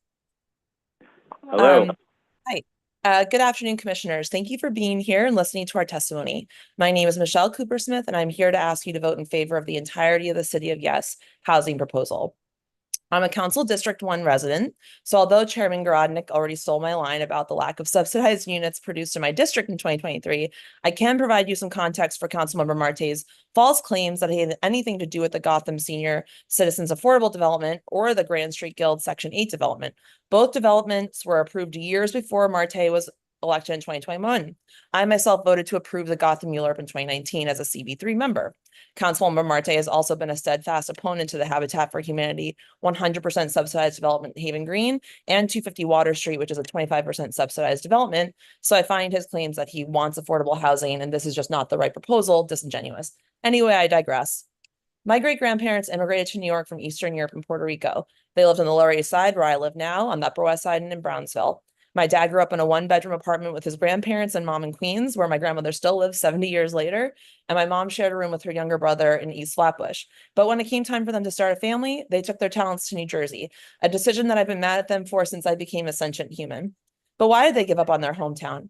Even nearly 40 years ago, they felt housing in New York was too expensive, despite the fact they desperately wanted to live near their families. So the reason that I'm here testifying on a random Wednesday, even though I have a full-time job, is to ask the commissioners to move us towards a future where no family ever needs to make that decision again. My uncle, who bought his apartment in Chelsea for $27,000 in 1983, always told me when I was in my 20s, Michelle, you'll get your housing deal. All my friends did. Although he is more aware of the housing situation than most people who have lived in the same apartment for 40 years, he still thinks things were the same as when he moved out of his parents in 1979. Frankly, the only housing deal that I ever came across was finding someone who wanted to cohabitate with me. There are no more deals in New York. For my generation, stable housing is our largest cost, our biggest impediment, and our most important goal. City of Yes is an important step to make sure that no family ever needs to make the decision to leave New York. Allowing apartments near transit centers, that's a no-brainer. Giving developers flexibility to build only as many parking spots as they need, another no-brainer. Changing housing standards so we can have apartments with kitchens and bathrooms with windows, a no-brainer. I also want to remind everyone in the room today that City of Yes was developed based on the city's Fair Housing Together report, which was done through years of extensive engagement and came up with ways to end years of de jure and de facto segregation in our city that has only been furthered by an ongoing racist and classist desire to preserve so-called neighborhood character, a dog whistle I have unfortunately heard several times today during testimony. So I urge the commissioners to vote yes on this proposal in its strongest form so that we can do the right thing and make sure all New Yorkers, current and future, have a safe and affordable place to live. Thank you so much, and thank you for sitting through all of our testimony. Have a great day. Great. Thank you very much, Ms. Cooper-Smith. We appreciate your being here. Next, I'm going to call up the Borough President of the Bronx, Vanessa Gibson. Madam President, welcome. Whenever you are ready, we will love to hear it from you.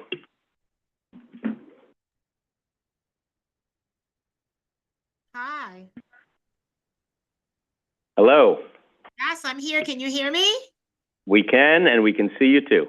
Okay, great. Thank you so much. Thank you, Mr. Chair. Good afternoon, everyone. Thank you to our chair, Dan Garodnick, and the commissioners at the City Planning Commission. I thank you all for convening this very important hearing this afternoon. And thank you for your team and the hard work that everyone has really done to assemble the City of Yes and really bring this important proposal forward.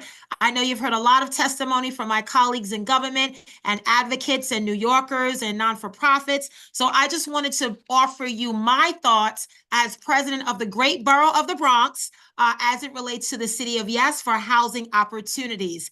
Our city is currently experiencing a housing crisis known to many, and this has been going on for quite some time.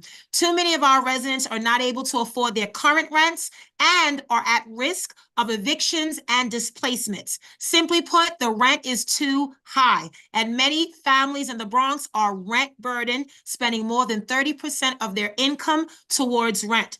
The construction of new housing over time, unfortunately, has not kept pace with rising rents for many residents have reached at unaffordable levels. The zoning for housing opportunity proposal being discussed this afternoon starts our city on an important path forward to creating the affordable housing and homeownership opportunities that are necessary to bring down the cost of rent throughout the Bronx and the city of New York. In my full recommendations, which I did submit on Monday of this week, I supported most of the proposal with conditions, as you all know. However, there are some proposals within this text that I do not support and others that I believe require greater thought if they are to be implemented. I fully support the goal of creating a little more housing in every neighborhood, all 59 community boards in our city. All communities in our city must do their fair share to really create the housing that we truly need. However, the building of new developments must be done while we maintain a balance and we invest in the existing neighborhoods. We preserve the character and uniqueness of many of our neighborhoods and consulting with current residents to ensure that all residents and families have access to city services that they need and truly deserve. I believe that this is a balanced approach to housing development, and we should strive to achieve that as much as possible. The proposals that will result in a minor increase in housing in low-density neighborhoods that are largely modest and will result in a few extra units at most on each lot.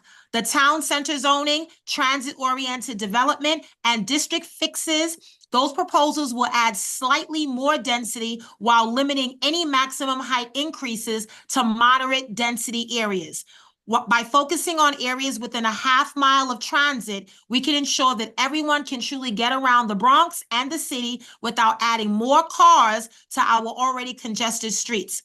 I am absolutely in favor of the proposal to legalize the development of ADUs. However, I want to note that there is a significant concern with this proposal that I raised to all of you today, because allowing this new unit type in our city absolutely must come with an increase in the amount of inspectors at the Department of Buildings, DOB, to protect residents' safety and their overall well-being. The city must engage with the community more on this issue and ensure that all homeowners know their rights, know the guidelines, know the law, and the responsibilities that come when it comes to adding ADUs to their homes. When it comes to the infill development proposal, particularly on NYCHA campuses, the city must actively engage with residents and tenant association leadership to ensure that their concerns are taken into account. Infill development should have a focus on providing housing for working class families, older adults, and particularly those that already live in NYCHA. We've seen through the prior administration in the Bronx, we have Millbrook Terrace, we have the development on the Morris 2 development project that's happening, as well as Casa Salina that was opened a few weeks ago on the Sotomayor campus. So we've already seen what we can do when we work with nonprofits and we build senior housing on underutilized NYCHA land. But I still think that we have to make sure that NYCHA residents have access to light, to air, green spaces, and open spaces, just like every resident of our city. I do not support the proposal to increase small and shared housing and to decrease the DUF, the dwelling unit factor. And let me explain why.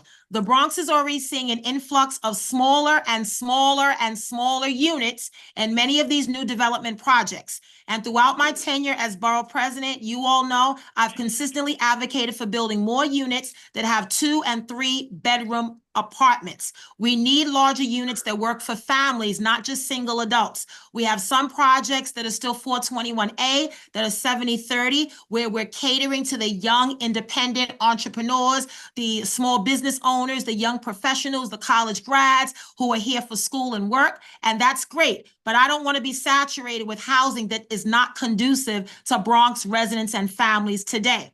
So I understand that there is a need for this type of living arrangements for many single adults that don't want to live in an apartment by themselves and cannot afford it. But the Bronx sees many, many units where families are now doubled and tripled up right now because they cannot afford the housing that's conducive to their household size. In addition, I also do not support the removal of parking mandates. No surprise there. I'll tell you why. This proposal may work in many high-density areas with significant access to transit, but simply put, it does not work in many neighborhoods in the Bronx, particularly the East Bronx, where we have transit deserts today. There's no subway. The bus service is very slow, and we need to improve that. And the only way we take residents out of vehicles is if we make the alternative better. And simply put, that has not happened across the Bronx. So with that, I definitely think that the parking provisions have to remain in areas where we do not have transit access. Car ownership sometimes is the only practical way to get around and the only other way for people to connect and get to and from their destinations. There's already significant parking competition in many of these same neighborhoods, and they believe that it would get much worse without mandates. We can highly suggest, but without a mandate, developers are not going to build parking because it's costly and because they don't always find that people utilize it. So if this proposal were to move forward, it must be limited to the areas where there is no access to transit. I do want to make sure that we do focus on that type of need for some of our residents in the Bronx. So in conclusion, I do want to commend the Department of City Planning for your commitment to finding creative ways to streamline the current zoning regulations while maintaining our core intention to protect the public health, the public safety, and the general welfare of New Yorkers. Urgently addressing outdated zoning ordinances is critical to tackling the affordable housing crisis that we have that is driving too many of our neighbors and New Yorkers out of their homes and in some cases out of the city entirely. We are the northernmost borough. So if the Bronx residents get pushed out, Chair, we have nowhere to go, right? And so I do want to make sure that you all know I submitted my full recommendation this week, which discusses all the proposals in the entirety, as well as some of my recommendations for improvement. And with that, I hope you will consider our recommendations. And I do thank you so much for your time this afternoon. Thank you, Chair Garodnick, and thank you to the commission. We really appreciate your time today on behalf of the Boogie Down Bronx. Thank you. All right, Madam President, thank you very much. And thank you for your leadership and support, and also for your thoughtful recommendations. I only have one question for you. Maybe if you can expand a little bit on what sort of housing options that Bronx residents might want to see to expand their own homes or to do changes on their own properties. What sort of things do you think would be most useful or appropriate there? Right. So I think when you talk about the ADUs, the reality is we have many homeowners that have added extensions and additions to their homes today. And so part of my logic and reason in supporting the ADU component is because we have a system right now that is not regulated. And I want to make the system better and streamlined and more structured so that there is a process where we have better oversight. What we've seen in the Bronx, Chair, has been far too many dangerous and unsafe housing conditions that unfortunately have caused fires and collapses because of the poor quality, because there's no oversight system. So with the ADUs, I think many homeowners are looking for the addition because their families are growing. They have college graduates that are moving back home. They have older adults, grandparents that they're now taking care of as a primary caretaker, and they simply need space. But we also need to make sure that, homeowners do have that latitude, but it's also monitored in a way where we can ensure that it's done with quality and it's done with oversight, because we have seen far too many cases in the city and in the Bronx where someone's added an addition, whether it's a garage or conversion in their home, their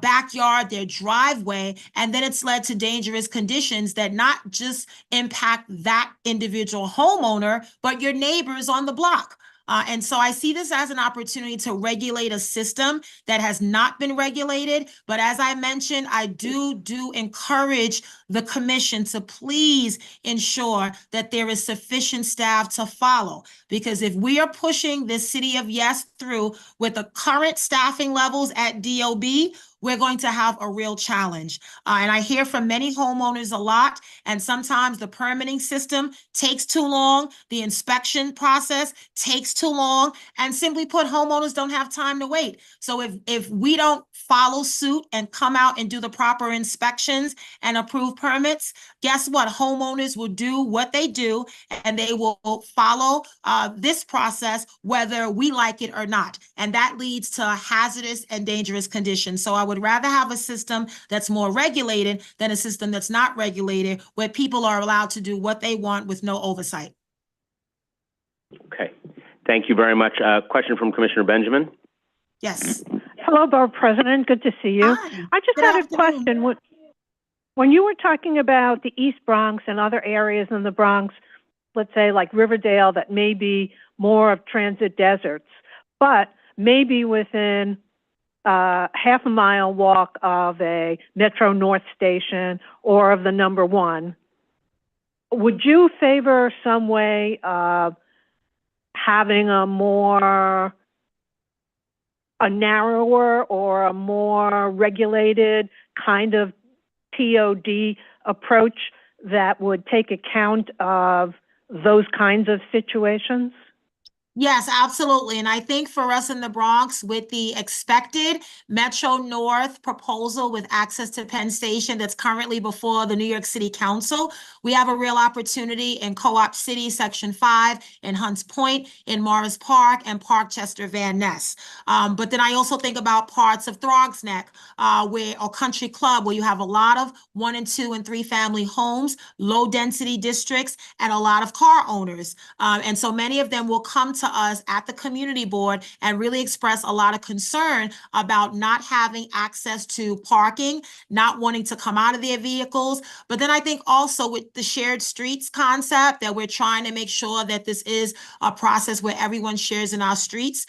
With the eruption of e-bikes and e-scooters and bike lanes, I mean, it's really put a strain on the parking off-street that is available. And so what we are advocating for in our recommendations are for those areas specifically that we define as a transit desert that is more than that half mile outside of the local subway. We believe that the parking mandate should remain in place.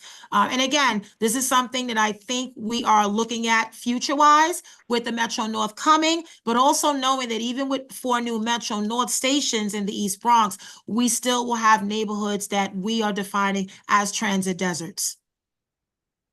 Thank you very much. I really appreciate that. Thank you. Thank you, Commissioner. Thank you, Madam President. Good to see you. You too. Thanks again, everyone. All right. Thank you. Next up is Rachel Fee of the New York Housing Conference, who's with us here in the room. Welcome.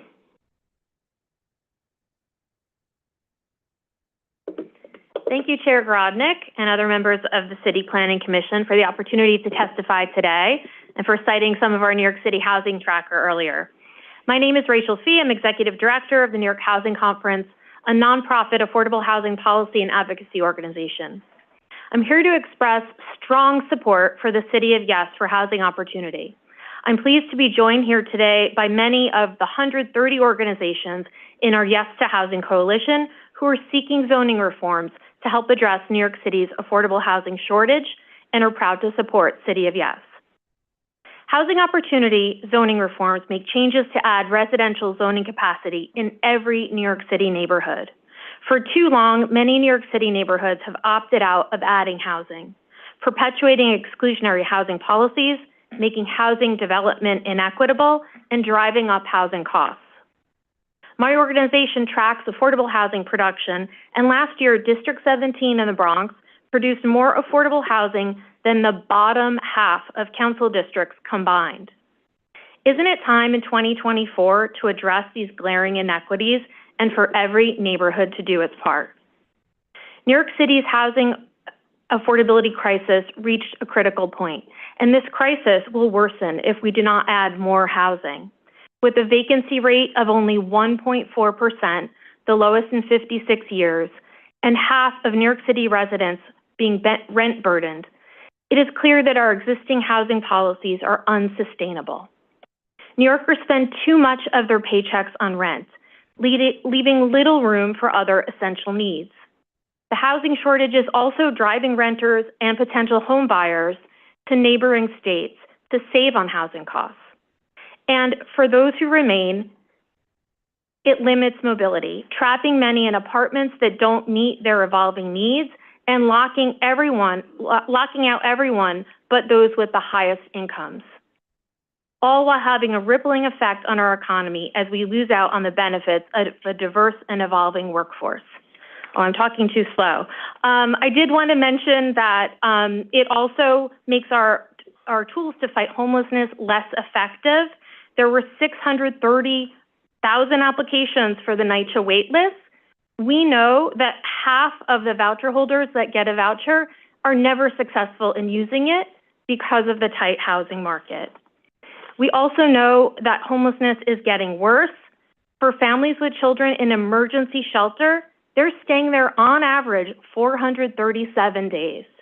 We must build more housing if we want a more affordable, fairer, and inclusive city. The City of Yes for Housing Opportunity is a crucial step towards creating a city where everyone belongs. I urge you to support this proposal and vote in favor. Great, thank you very much. We have a question for you from Commissioner Osorio. Thank you, Chair. Thanks so much for your testimony and for the research on the subject. I have two quick data questions. I'm wondering if, as part of the conversation or as part of your work on the tracker, did you measure the amount of existing affordable housing units that exist in each of the districts? In other words, not what has been produced, but what percentage of the current stock is actually affordable housing?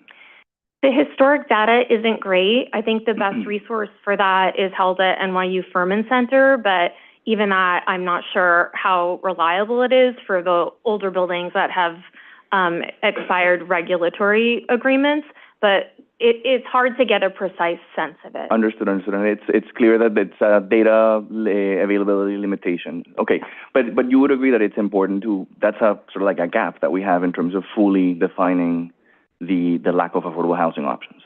It's a huge gap, and what we're looking at is who's adding new affordable housing opportunities across the city. Sure. And this is also what people are making decisions on land use today, so that's the approach we took. Understood. Thank you. The other question has to do with vacancy rates. As part of the conversations that we've had here in terms of the environmental impact study, I've pointed out the need to look at vacancy rates and not just total vacancy rates, but by income bracket. Is that something that your tracker or your research has looked into? We're well aware that as you go down in income, it gets harder and harder to find an available apartment. And for the lowest income New Yorkers, it's well below 1% vacancy rate. It's really like trying to find a needle in a haystack to find an apartment you can afford.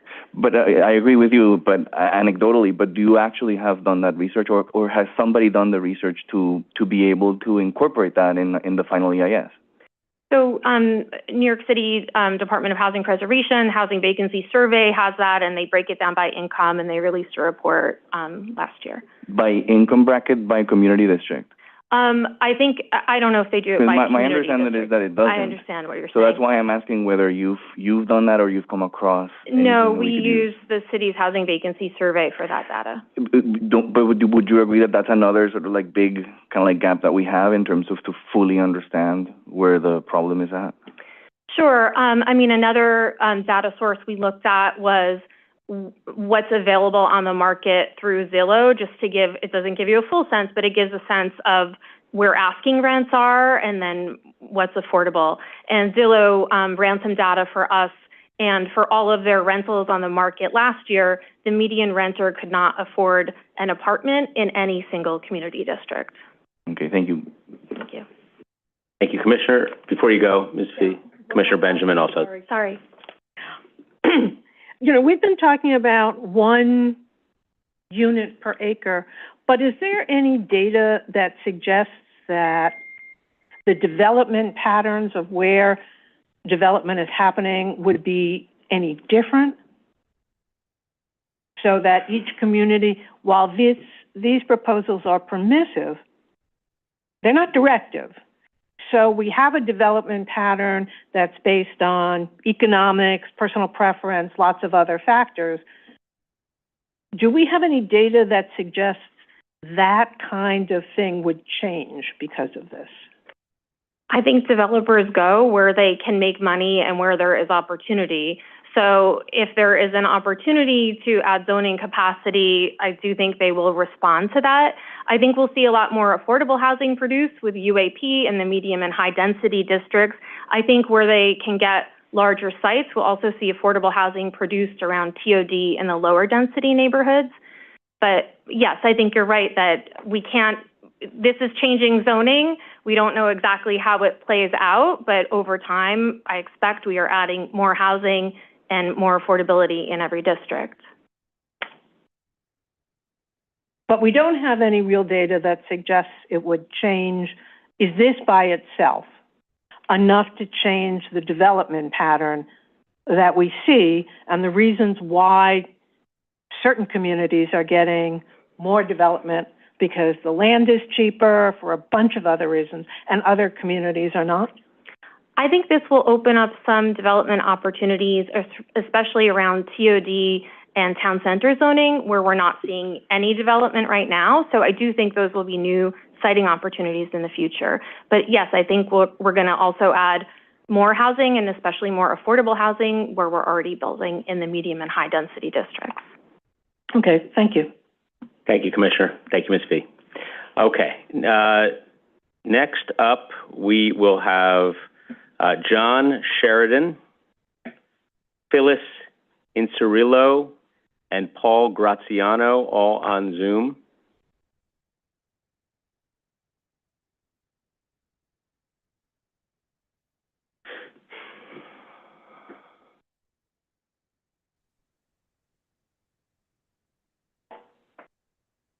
I'm here.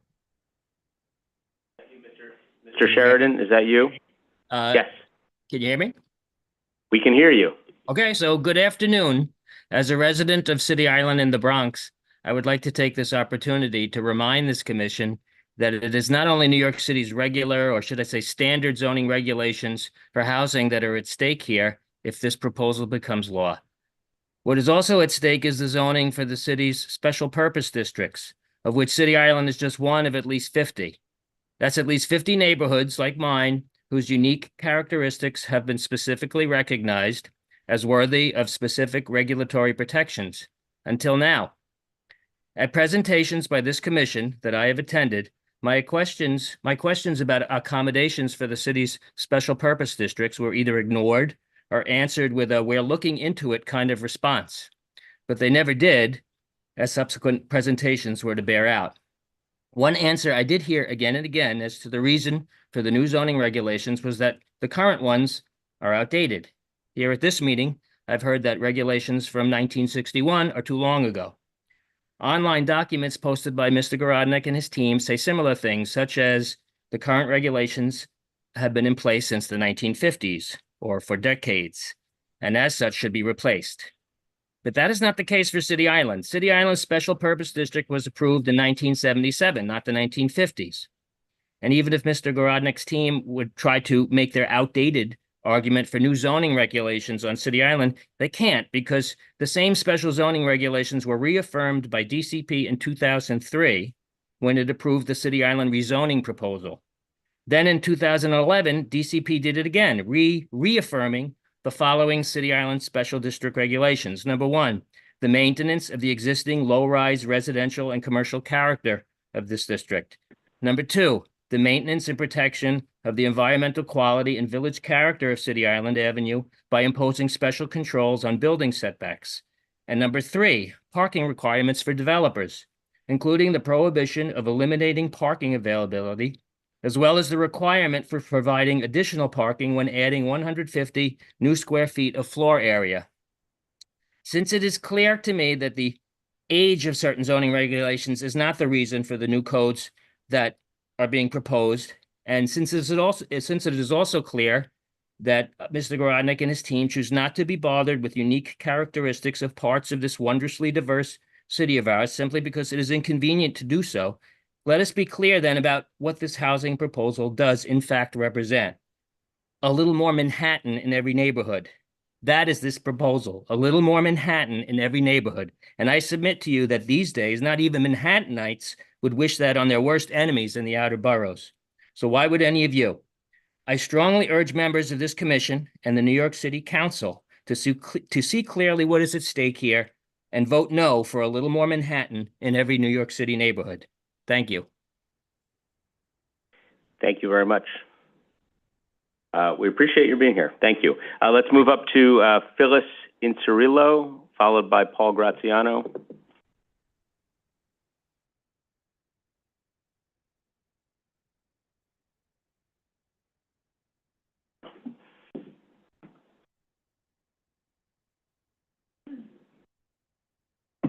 Can you hear me? We can. Okay, great. Thank you for having me. My name is Phyllis Cirillo, and I am the co-president of the Howard Beach Lindenwood Civic Association. We represent over 28,000 people living in Howard Beach in the borough of Queens, and our community has come out in overwhelming numbers to say that they are opposed to the City of Yes Housing Opportunity Text Amendment. Howard Beach is a community that consists of 1- and 2-family homes, garden apartments, and high-rise condo and co-op buildings. Families choose to live in this tight-knit community because of its suburban feel with easy access to the city. They did not choose to live in a community that is overburdened with too many people, minimal parking, or overdevelopment. We don't all have a home in the Hamptons to run to on the weekends to get away from the hustle and bustle of city life. But more importantly than an obvious and common sense opposition to this proposal, it is imperative to the safety of our residents that our community be removed from this plan because our community faces significant coastal flooding during normal weather events and high tides, challenges that will only get worse over time. The safety of our residents should be the utmost importance to everyone, including those who designed this plan, and recurrent flooding poses risks to both property and personal safety. Increasing FAR will cause water to have nowhere to run off. ADUs can put extra stress on existing infrastructure, especially in areas where the drainage systems may already be under pressure during heavy rains or floods. Our flooding history raises questions about the sustainability and safety of new housing units and poses a significant challenge to any development proposal. Our first responders already have difficulty navigating our streets during coastal storm events. This plan is not suitable for our town, and our community should be removed from the plan. This plan could have easily been broken down to be voted on piece by piece by our community boards and the New York City Council, instead of as a citywide change through the existing ULURP process and City Council review, which will be eliminated with the implementation of this plan and will snuff out the voice of the people. We suggest that the Department of City Planning revisit the idea of making these changes on a case-by-case basis. But if you don't, we want you to know that Howard Beach is saying no. We say no to more students in our already overcrowded classrooms. We say no to waiting longer for basic infrastructure fixes. We are saying no to housing units on top of stores on Cross Bay Boulevard. We are saying no to the people who sit in Manhattan and are trying to tell us what we need in our community. To them, we say we need more police officers, more EMS workers, more firefighters, and better laws to protect our families. We need better infrastructure for our sewers and utilities. We need you to correct the flooding issues in our community to keep our residents safe. Get rid of the squatters that have taken over homes and let landlords have their property back and their rents paid. Chair Gorodnick mentioned rent-burdened New Yorkers. Well, many of us are mortgage-burdened New Yorkers who, because of the laws of this state and city, are unable to now afford our mortgages. Homeowners are the backbone of this city, and we pay high property taxes to live in areas like the community of Howard Beach. Property taxes that pay for our police and fire protection, maintain our roads, and fund other municipal services enjoyed by our residents. So if you want to fix something, fix it from its core. The people in Queens have spoken. 12 out of 14 community boards in Queens have voted no on this plan. Their votes are the voice of the people, which you should be listening to. We hope that you are just not hearing, but listening to the concerns that are being presented to you today. Thank you. Okay, thank you very much. We appreciate your being here with us. Okay, next up is Paul Graziano, followed by Martha Dwyer.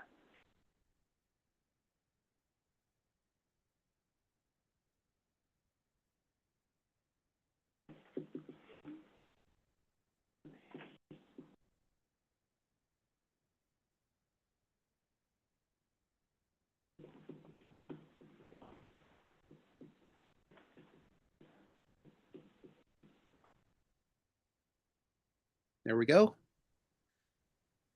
I believe I'm on. Yes. You're on. You're on. Welcome. Thank you. Thank you for having me today.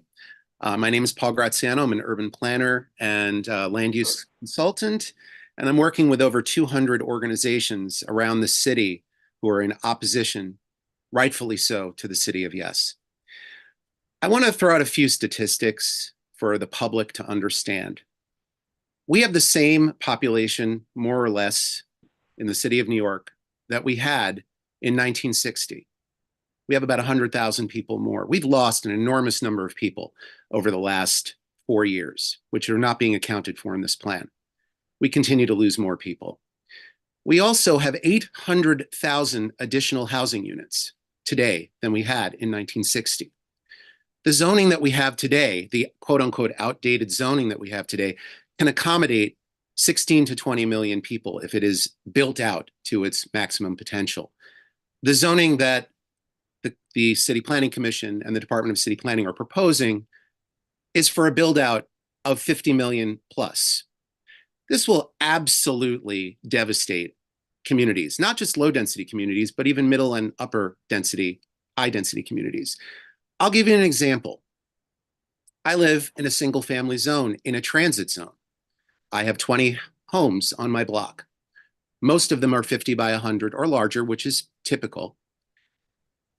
If 2 of those houses are purchased at 50 by 100 and they're within 100 feet of a corner and those 2 parcels are eligible for an apartment building, whoever buys those 2 parcels will be able to build a 20-unit apartment building, up to 20 units, just on that property alone. The additional houses, including my own, since one-family zoning will be eliminated, that's on pages 93 and 94 of the Zoning for Housing Opportunity text, all one-family zoning will immediately convert to 2-family baseline.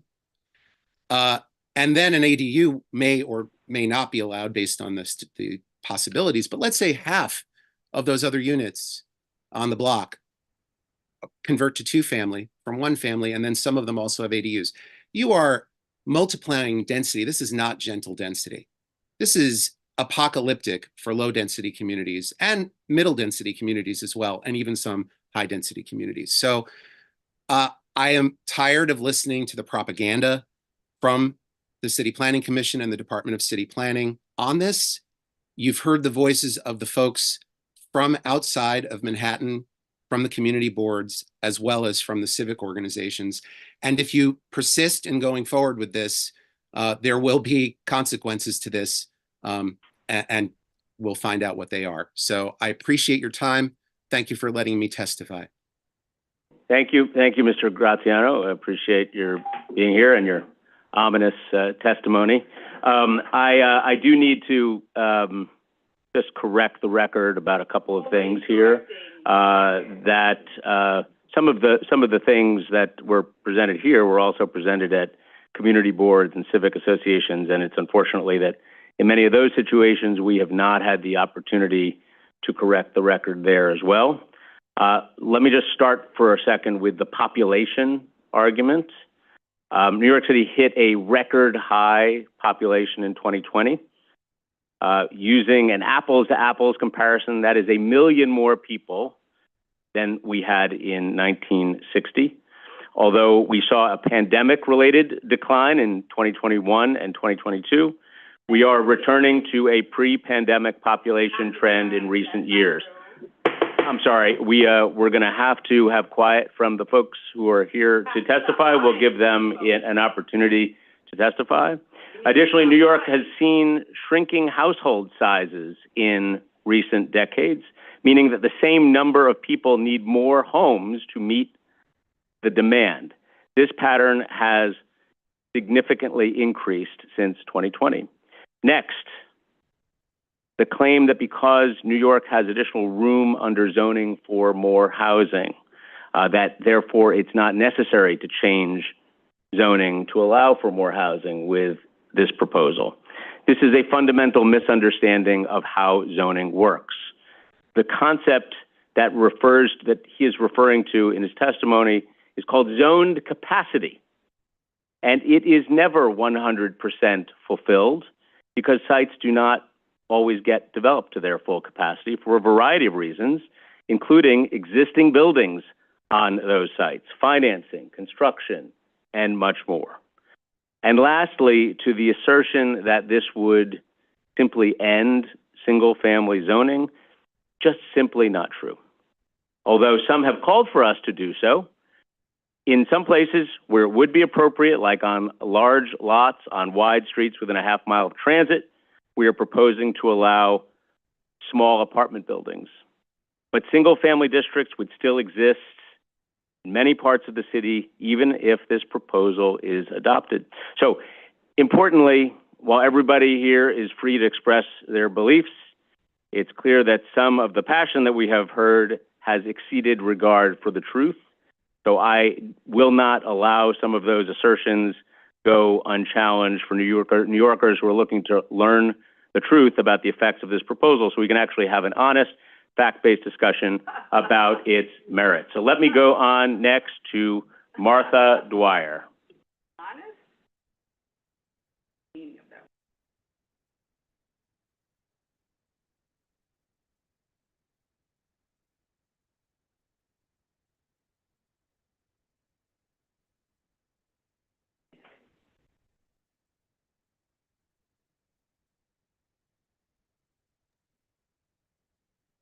To be followed by somebody who is listed as resident, which of course I don't know how to interpret that, but we'll suss that out.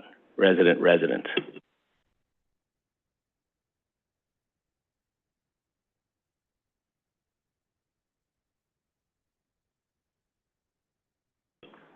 I see you, Ms. Dwyer. Yes, I finally figured this out. Great, we've got you. Welcome. Thank you.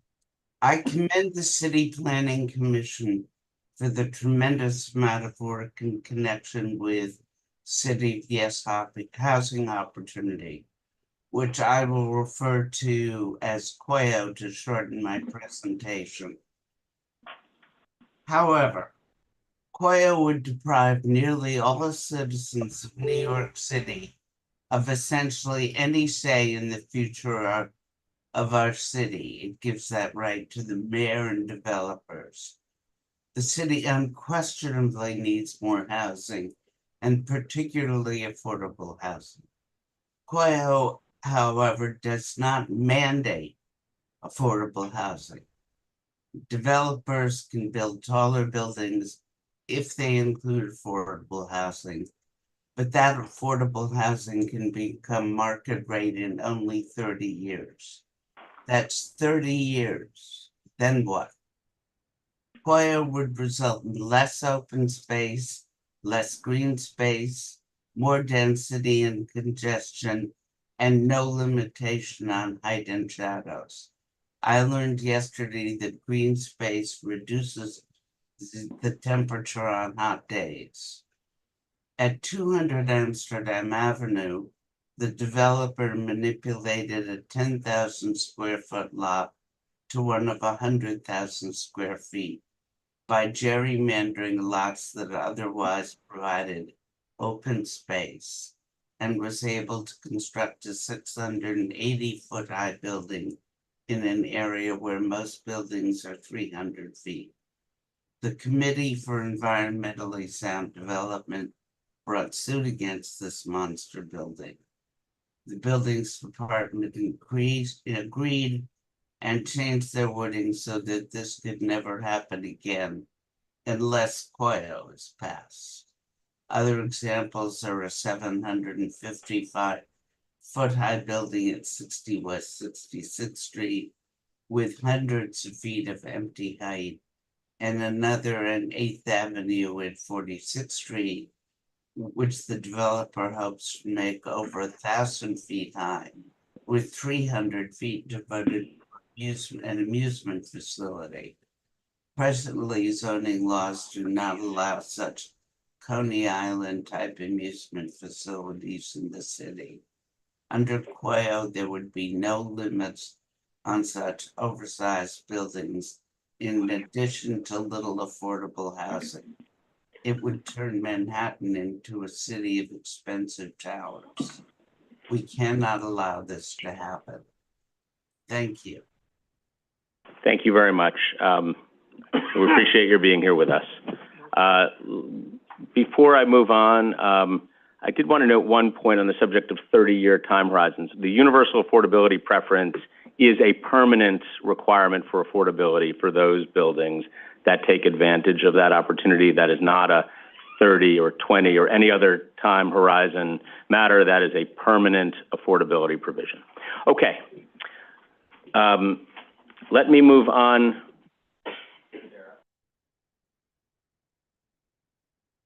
I do not know who resident is on registration. All right. If somebody signed in as resident, please go ahead and re-identify yourself, and we will call on you. They identified as in person.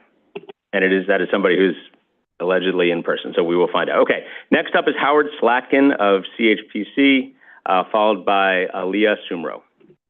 Welcome, Mr. Slatkin.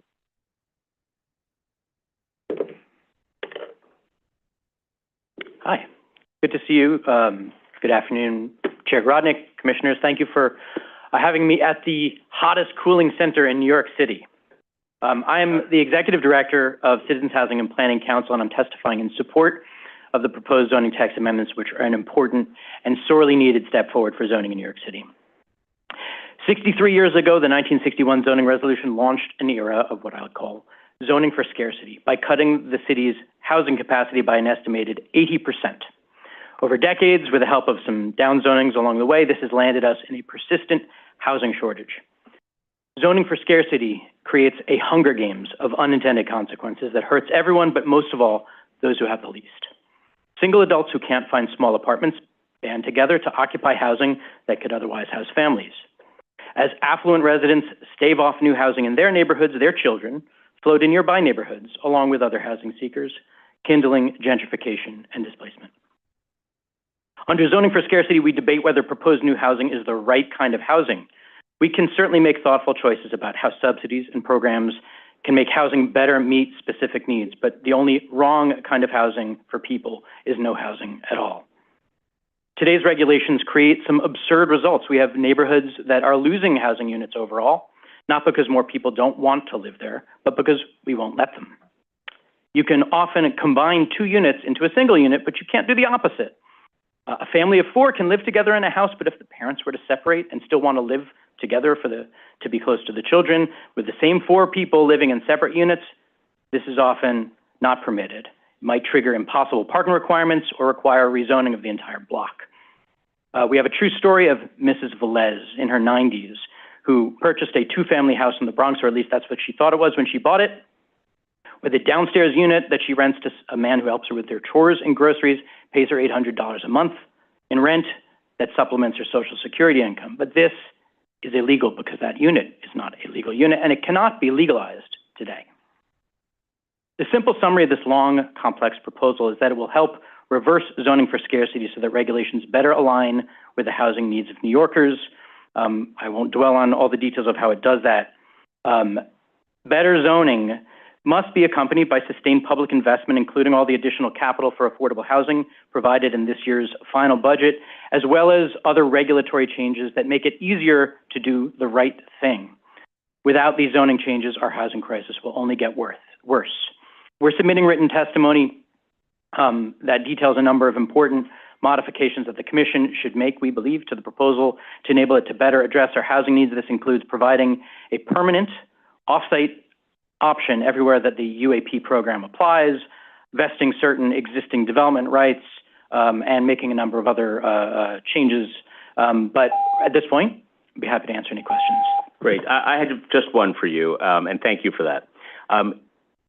We have heard throughout the course of the day today some calls for the universal affordability preference to be either more stringent or even mandatory. You know, I understand why that's an appealing statement, but can you break that down for us as to what that would mean and what the practical impact would be, or if it's even possible? Sure. Well, I think you have to understand the role that zoning plays in the production of housing. Zoning either allows housing to get built or it doesn't. Zoning doesn't actually make the housing gets built. Money is what makes the housing get built, and funding is what makes housing affordable, right? We have myriad tax incentive and other subsidy programs that are operated by the city and state in order to fund affordable housing. The more restrictive we make the zoning, the more we add restrictions on the circumstances under which you're allowed to build housing, the less housing we will get. And that's what we've gotten. You know, if we make it more difficult to build housing, if we make it cost more or require more subsidy dollars in order to build that housing, we will get less housing, or the affordable housing resources we have won't go as far because we have to pour more into every unit in order to get that to happen. So the idea is that I think it's best to understand the UAP program not as an affordable housing program, but I like to call it a box to put your program in. If you're using UAP, you're participating in the new 485X program, or one of HPD's 100% affordable housing programs, or one of the state's programs. And as a result, congratulations, you get to build more than somebody who's not participating in one of those programs. That is how we can maximize the amount of investment we get in housing, and specifically in affordable housing. Thank you. Commissioner Benjamin? Hi, good to see you, Mr. Good to see you again, too. In different places than we have been in the past. Two questions for you. The first is Mrs. Velez. Yes. If Mrs. Velez, under this proposal, wanted to try and legalize that apartment, I've seen estimates as high as $80,000 to $100,000 to accomplish that, if it's a basement apartment. Right. Well, so and there's how no is that going to work? Wait. Yeah, sorry. And there's no requirement that the apartment stay affordable. So if she wanted to remove that tenant once she spent her money and replace it with a tenant who would pay $4,000, that would be fine under this proposal. I wouldn't agree with that characterization, but let me give you my version of it. Okay. First of all, the amount of the cost associated with legalizing a basement apartment varies widely. Actually, we were the CHPC, we were the evaluator on the East New York basement apartment legalization pilot program. And what we found is that there is a wide range of costs. Sometimes it's relatively inexpensive, actually, and I don't need to highlight anyone in particular, but the apartment that I referenced in my testimony is actually looks like a legal apartment. You wouldn't know it unless you measured curb height and looked at the front of the building, and that's why it is not allowed under current zoning. That unit is probably pretty easy to legalize because it meets all applicable codes and standards, right? It was built in a way that resembles a legal unit. There are circumstances that we found where because your ceiling heights don't comply with code requirements, you might have to, in order to get like 3 or 6 inches more of clearance, you might have to dig out your cellar and go down an extra 3 to 6 inches, which can cost hundreds of thousands of dollars. And we saw a very bimodal distribution of costs. And that's why at CHPC we've advocated for, as part of a legalization program, modifications to codes to rely on really strictly those code provisions that are safety-oriented and need to be met, and to relax other provisions so that they're more flexible to address the shape and size of existing buildings. So if you don't, that additional 3 inches of ceiling height is often not a safety issue at all. And if it's not a safety issue, why would we ask someone to spend $150,000 to do that work? So there are circumstances where we think we should make it cheaper and easier to make the units safe. We think that you should only legalize them if they are safe, and that our standards really should focus on safety and not compliance with standards that were written with new buildings in mind. I hope that, did I get to every part of your question? Because I was really focused on the first portion. Yeah. Okay. I'm just concerned that is this a real promise or possibility for most homes? Yeah, I think that's an excellent question, right? I think part of the problem is that we already have an estimated tens of thousands of units that people are living in, right? And if they were to stop living in them, we would have not 100,000 people in shelter, but 120, 130, some other larger, worse number. And that's something that we really desperately need to avoid. So how do we maintain housing for people in those units? Some number of those units are going to be less costly and easier to upgrade, and those can happen on their own. There's some other category of units and homeowners who don't have access to capital, can't take out a loan in order to do this work, where there's going to be a need for support. And when HPD put out its +1 ADU RFP, they got an extraordinary response of people who said, I would like to do that if you'll help me pay for it.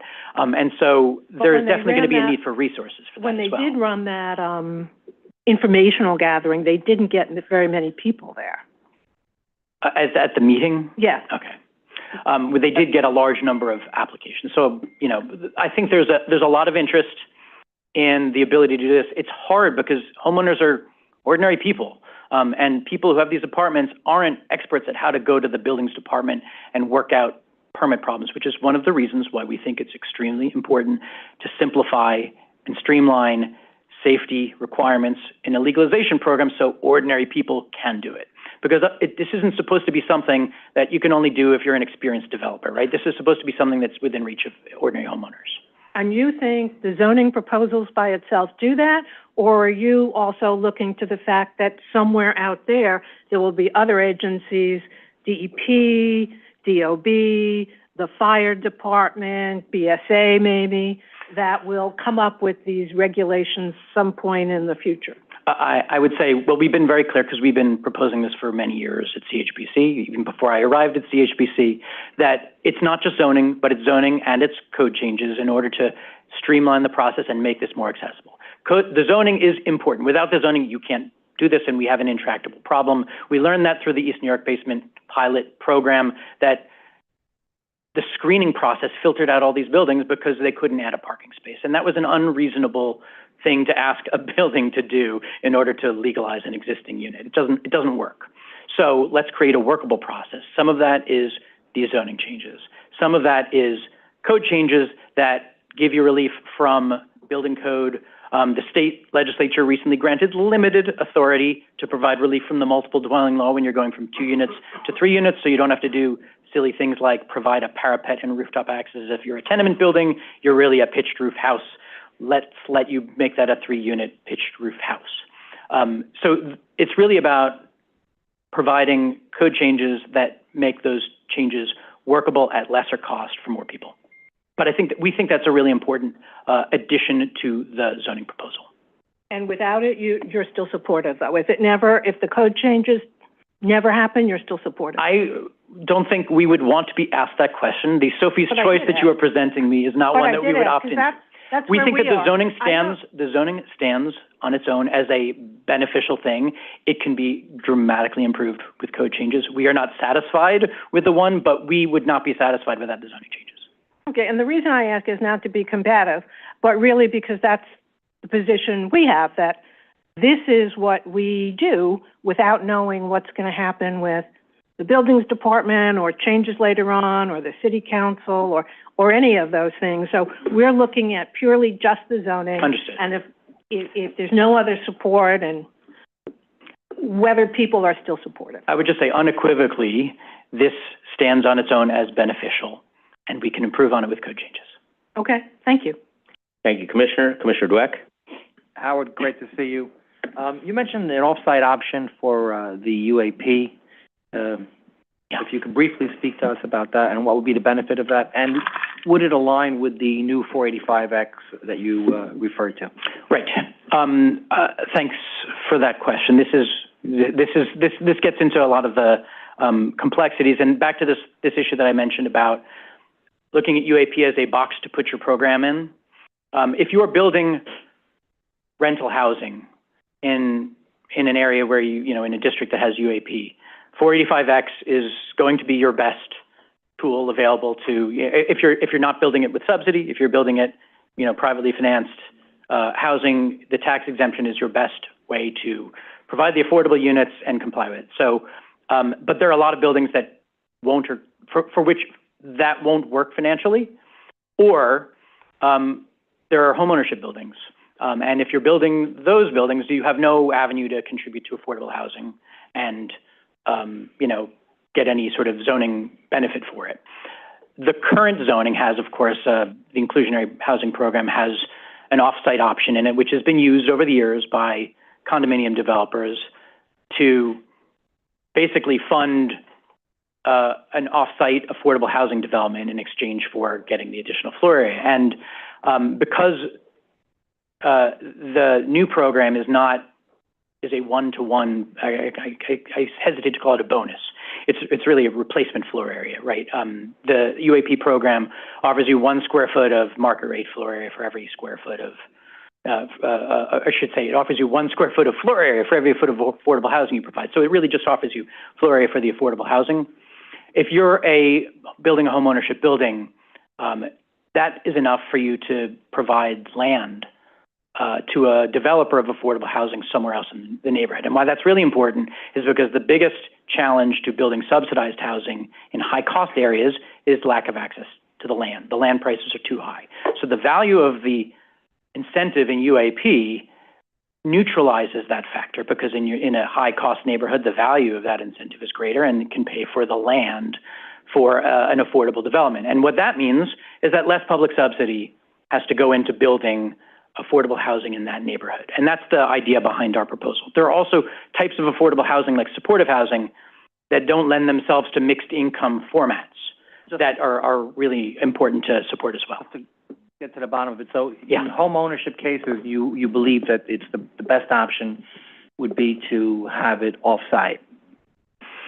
It may be possible to mix rental and condo on the site. It can be very challenging to do that. It has been done in some limited instances. I don't think it's a generalizable solution.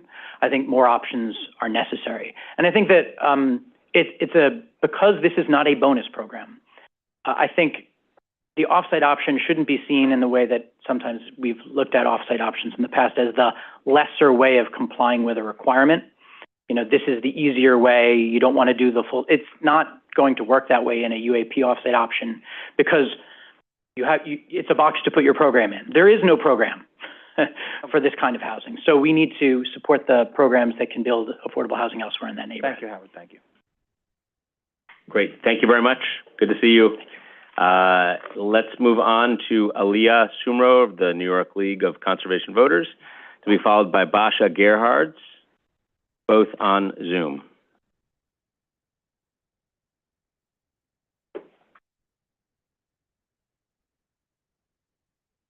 Can y'all hear me? We can. Great. Good afternoon. My name's Aliyah Sumro, and I'm the Deputy Director for New York City Policy at the New York League of Conservation Voters, a statewide environmental advocacy organization. Thank you, Chair Gorodnick and members of the CPC, for the opportunity to testify today. NYLCV strongly supports the passage of City of Yes for housing opportunity. This citywide zoning text amendment would update the ZR to address the city's housing shortage by encouraging a modest amount of housing in every neighborhood, especially near mass transit. Our city faces two pressing challenges: the climate crisis and the housing crisis. While the state boasts some of the nation's most ambitious climate laws, the city's zoning regulations often act as a barrier to reducing our greenhouse gas emissions and addressing the pressing need for more denser, affordable housing. City of Yes will serve a dual purpose: mitigating the impacts of climate change and improving housing accessibility and affordability for all New Yorkers in an equitable manner. While NYLCV fully supports the entirety of this zoning proposal, we strongly support the following components: removing parking mandates, transit-oriented development, town center zoning, accessory dwelling units, and residential conversions.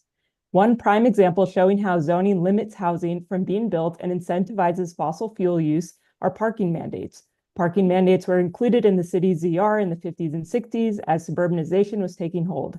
To this day, our ZR contains outdated minimum parking requirements for housing developments, even for homes built close to mass transit, and despite the fact that the vast majority of city residents use public transportation. Parking mandates raise the cost of housing, inhibits more units from being built, and incentivizes the use of private automobiles.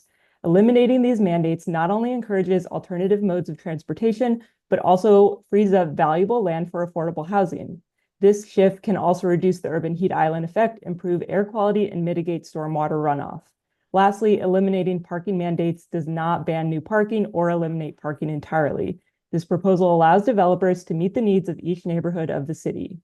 As a general matter, NYLCV believes that these interconnected proposals will not change the fundamental character of neighborhoods or unduly burden the city's sewer system. These are modest changes that will allow for more options throughout the city. When individual proposals are built, such as TODs, DCP and DEP work closely to examine existing sewer capacity to ensure any incremental demand does not overtax existing infrastructure. Additionally, since ADUs are very small units spread across large areas, they will not put more pressure on the city's sewer system. Also, many newer buildings enabled by this proposal would be subject to DEP's unified stormwater rule, meaning that they would be held to a higher standard for drainage and runoff than older buildings. Lastly, I just want to note that City of Yes would not allow new development on parkland. We urge CPC and later on the City Council to approve the zoning text amendment and not weaken its provisions. Thank you for the opportunity to speak. Great. Thank you very much. We appreciate your being here with us. And let me move now on to Basha Gerhardt, followed by Maulin Mehta, both on Zoom.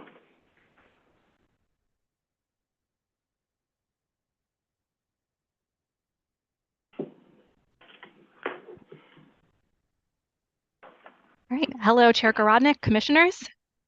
Hello. Good afternoon. I am Basha Gerhardt, Senior Vice President of Planning for the Real Estate Board of New York. I am pleased to testify in support of the City of Yes for Housing Opportunity. REBNY supports the goals of the text and commends the department for aligning the city zoning with best practices around transit-oriented development, accessory dwelling units, and parking. Additionally, the creation of the new R11 and R12 districts is an important change that will help unlock new housing opportunities through future rezonings. REBNY also supports the expanded radius of potential receiving sites for landmark development rights. Among the most important components of this proposal are the proposed expansion of provisions of Article 1, Chapter 5, and other related regulatory changes. These are aligned with the recommendations of the Office Adaptive Reuse Task Force and will help facilitate more office to residential conversions. These regulatory changes, in combination with the new tax tool, will lead to the creation of thousands of affordable homes for New York City residents. The universal affordability preference has the potential to be well utilized in many neighborhoods to deliver apartments. However, the program's potential is counteracted by the proposed elimination of the existing voluntary inclusionary housing and inclusionary housing certificate program, as well as the reduction in maximum permitted density for market rate housing in the special Lower Manhattan and Midtown districts. These programs are an important source of funding of affordable housing and help produce many affordable and market rate units, and any downzoning runs counter to the stated goals of the text amendment. Finally, it is important to recognize that this proposal is one of the most significant changes to the zoning text in recent memory. If not phased in appropriately, the proposal has the potential to disrupt the existing housing pipeline in ways that will undermine its overall goal. The Commission should include carefully crafted vesting and transition provisions to protect against disruptions to the existing pipeline to ensure this proposal produces more rather than less housing. Our submitted testimony includes recommendations for consideration by this body to address these issues. We appreciate the department's time and energy in continuing to work to refine this proposal through the public process. To that end, we encourage additional refinement related to bulk rules to ensure that additional density and the housing it facilitates can be accommodated, and that creative good design can move forward. The reduction in parking mandates is an important change, and we urge the Commission to treat equally conversions, new construction, and enlargements in determining the amount of parking permitted. The changes embodied in this text amendment represent the next generation of zoning rules for the planning, design, and development of housing for New Yorkers. With changes by the Commission, this proposal can ensure housing of all types and sizes are built. Thank you for your consideration of these points. And great, thank you very much. Thank you, Ms. Gerhardt. We appreciate it, and we're gonna proceed and call on our next member of the public wishing to testify, which will be Maulin Mehta, to be followed by Will Kitcher and Samir Lavinia. I'm sorry, Samir, I'm doing damage to your last name. Okay, let's go on to Mullen Mehta on Zoom.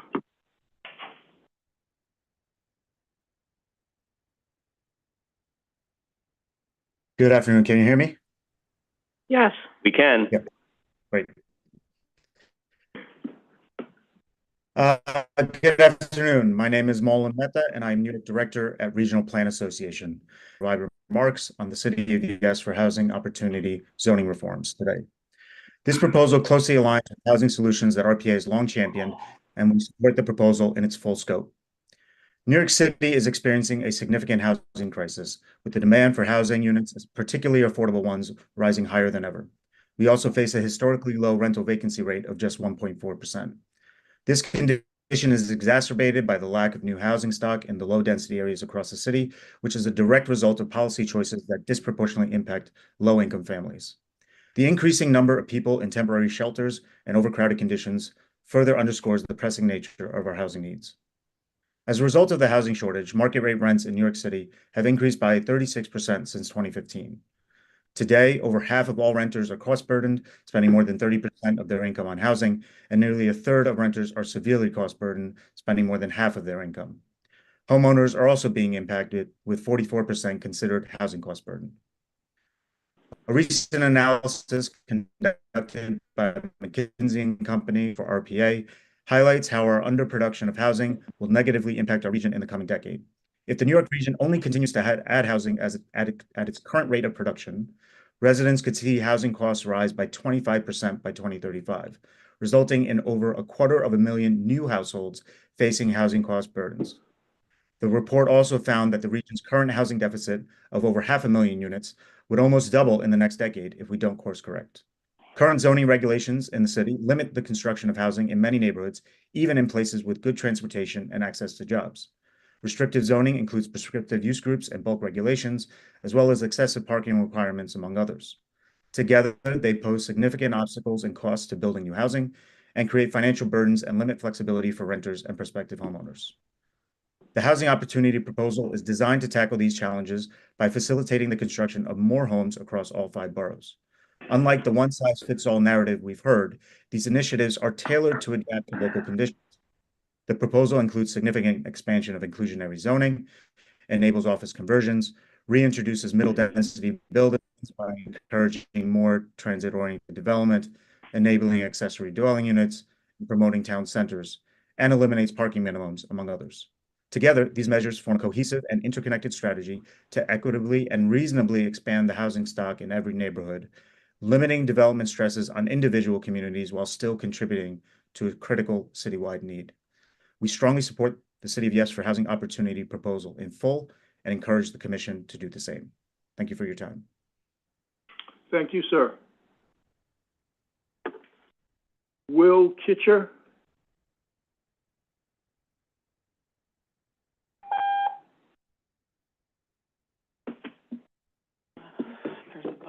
It's on, all right. Hi, everyone. I'm Will. I'm from New York, born and raised, 3rd generation. My family came here back in 1916, landed in Red Hook. They moved into a brownstone in Red Hook, lived in a multifamily house during that period. When I was born, we moved into a house in Flatbush, neighborhood around the junction. There were, mixed family zoning there, houses above storefronts there. When I finally, got older enough, my parents decided to finally kick me out of my house. I moved into the first floor family rental with 3 roommates. That was a conversion from a single family home that had a doctor's office on the first floor. The doctor's office was removed, and I was able to live there in this mixed-use house. Growing up, there were people who lived, my next-door neighbors, they lived in the garage above, behind the home at the time. I don't know if it was legal or not, but I know that there was a lot of opportunity from that house for people in my neighborhood, mainly. And then, from there, I moved into Gravesend, another 2-family home. And then from there, now I live in a co-op in Sheepshead Bay.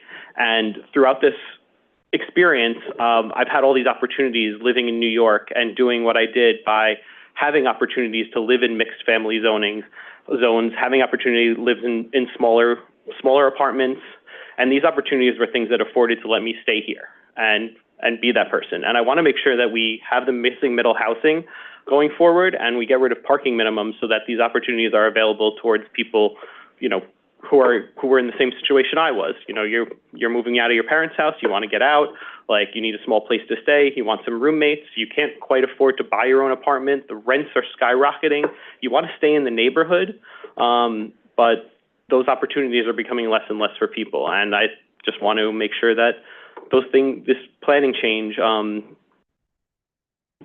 builds the missing middle again. Additionally, I want to come out in support of repealing the parking mandates because I believe that will allow more housing, again, to be built. This will allow more people to, more housing to be built and more open spaces if needed.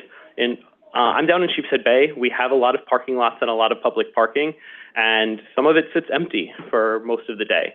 And with that being said, it can be more productive use.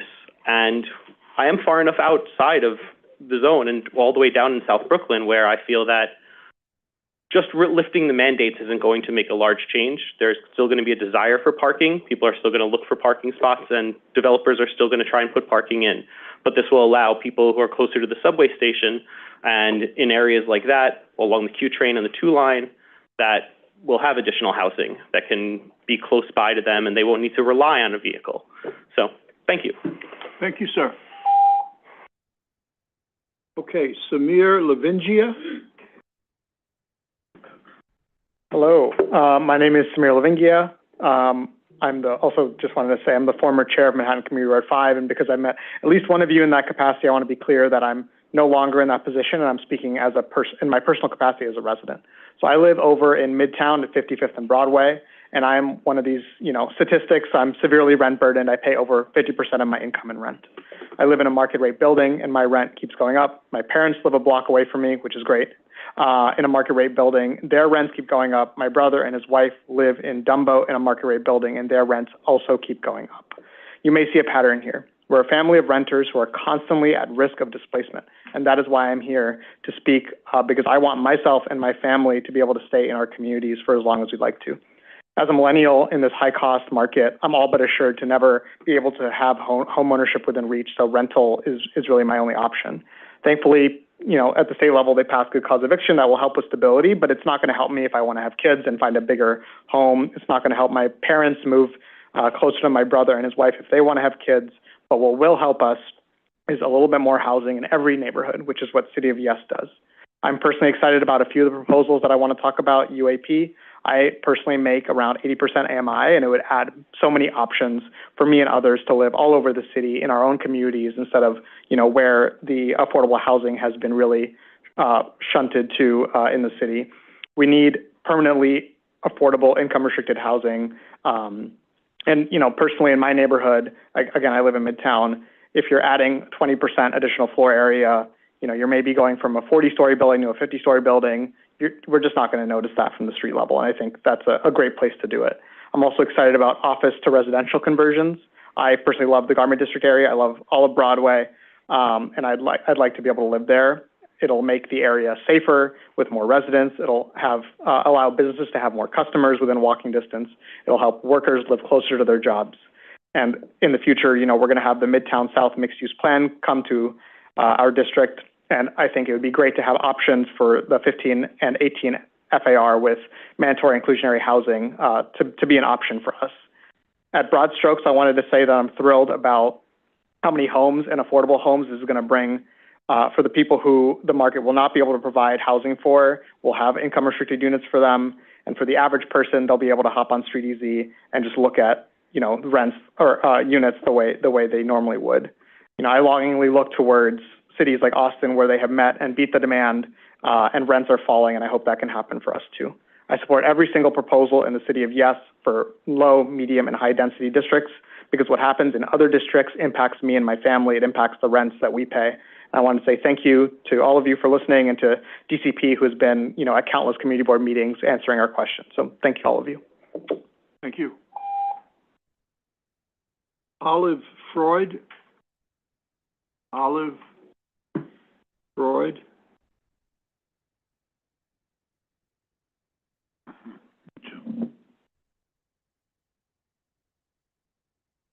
That's Zoom, Sarah. Yep, Olive Freud as in Zoom will promote. Okay. Promoting.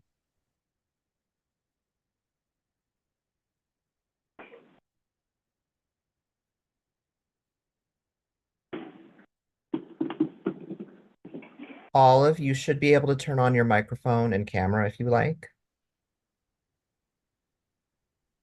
Am I unmuted now? Yes, you are. Yes, we can hear you.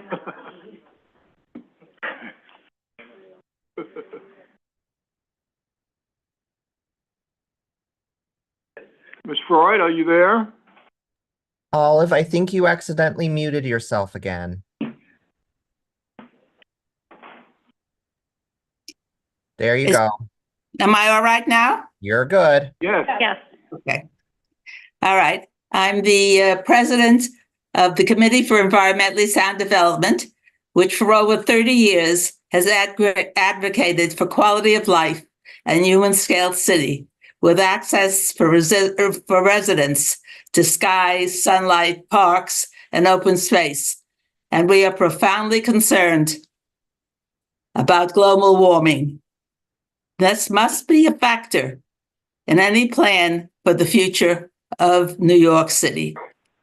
In the early 60s, urban renewal projects went further and created designs that promised more open space, light in every window, grass, and gardens. With the result, we had NYCHA, Lincoln Towers, Park West, Stuyvesant Town. These were favorable results that replaced an overcrowded slums. Citywide housing opportunity threatens to undo these welcome efforts with infill, I call it, into precious open space.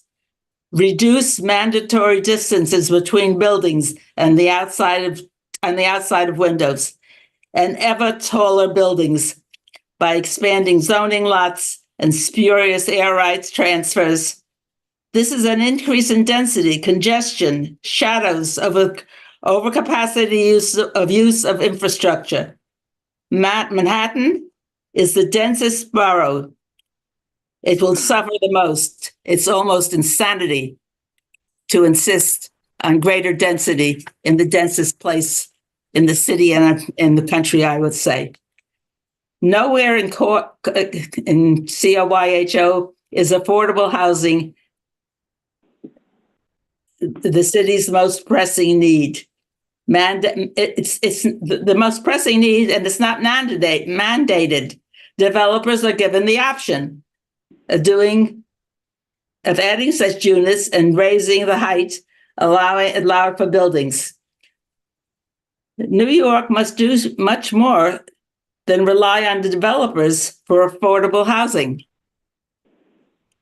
One of the things we can make sure in this city is that we don't lose affordable housing, which is really criminal. ULURP approval, which involves the city council and a required public hearing, would be eviscerated. COY will allow major decisions about the future of New York City to be made by 13 people in the City Planning Commission, 7 of whom are appointed by the mayor. The council, the mayor, has shown himself to be pro-development, not concerned with the quality of life of those of us who live here. Time. Thank you very much. Thank you, Ms. Freud. Thank you. Okay, next up is Suen Chong on Zoom, followed by Robert Fanuzzi, Claudia Valentino. Those are the next 3 up. Thank you. My name is Suen Cheong, and I'm a resident of Prospect Lefferts Gardens in Brooklyn, a lifelong New York City resident and the chair of Community Board 9's Land Use Committee. The board has submitted our feedback via the zoning application portal, but I will make additional comments today on my own behalf to clarify and expand on our statements.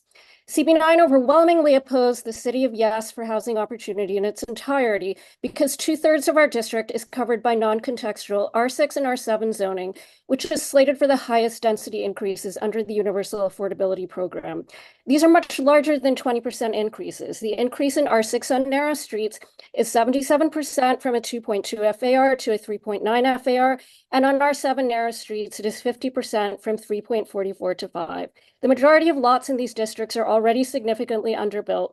More than half of our 3,800 1 to 3 family buildings are in these districts intended for larger apartment buildings. Moreover, the UAP income and rent levels are higher than our district median income, particularly for studio apartments. Most of our small buildings, which have not already been demolished, teeter on the cusp, and we have done the lot-by-lot zoning and financial analysis to know that the UAP increases would push down land prices enough to demolish thousands more of these buildings. They and the people who live there will be replaced by mostly market rate buildings 3 to 4 times the size of our current neighborhoods, where the vast majority of buildings are less than 5 stories tall. Yes, some of the new housing will be income restricted, but those displaced for construction without compensation will have to wait 2 to 3 years for completion, then compete in a lottery with the rest of the city for apartments that aren't affordable for even the median family in our district. These are not incremental changes. This is an extinction level event for our community, already one of the densest in Brooklyn. We are not going to say yes with conditions and beg you to cut off just a hand or a foot instead of killing us. If you want to work with us to make your proposals better, then stop jamming one size fits all down our throats and everything as of right, and work with our communities individually to meet our housing and planning needs. Moreover, the majority of housing and affordable housing in our district consists of rent-stabilized apartment buildings. Some of these, including most of the apartment buildings on Washington Avenue, some buildings in East Flatbush, and all 3 of our low-density NYCHA, are extremely underbuilt to the present zoning and face a threat of demolition, like the smaller homes. Even where they fit the current zoning exactly, since they are in R6 and R7 districts, they will receive huge increases in density. We are already seeing examples of buildings doubling their size through vertical extensions by first emptying the building of all tenants, then adding reinforcements down to the foundation to support additional floors. No, it would not make sense for a landlord whose tenants are paying market rate to empty a building and lose rents to add middle-income housing. But many longtime tenants are paying far below market rate, maybe $500 or $700 for a 1 or 2 bedroom. These tenants are already facing enormous eviction pressure from landlords. Central Brooklyn has among the highest eviction rates in the city. Landlords are already emptying buildings through failure to repair for decades after fires. Adding incentives for redevelopment can only add fuel to the fires. Even if you believe, contrary to your own eyes, that these things will not happen frequently, you are asking us to lay down on the railroad tracks and play chicken with developers and landlords. We will not say yes to this. Building a little bit more everywhere doesn't work when we aren't all starting in the same place. CB9 must first be rezoned to match allowed densities more closely to actual. Thank you. Thank you very much. I've got a question for you from Commissioner Osorio. Yes. Thank you, Chair. Thank you for your testimony today and for what was submitted on behalf of the board. I have a question about the comments from the board.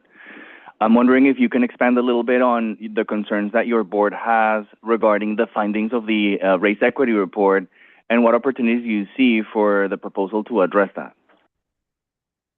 So our district, as you know, is majority people of color.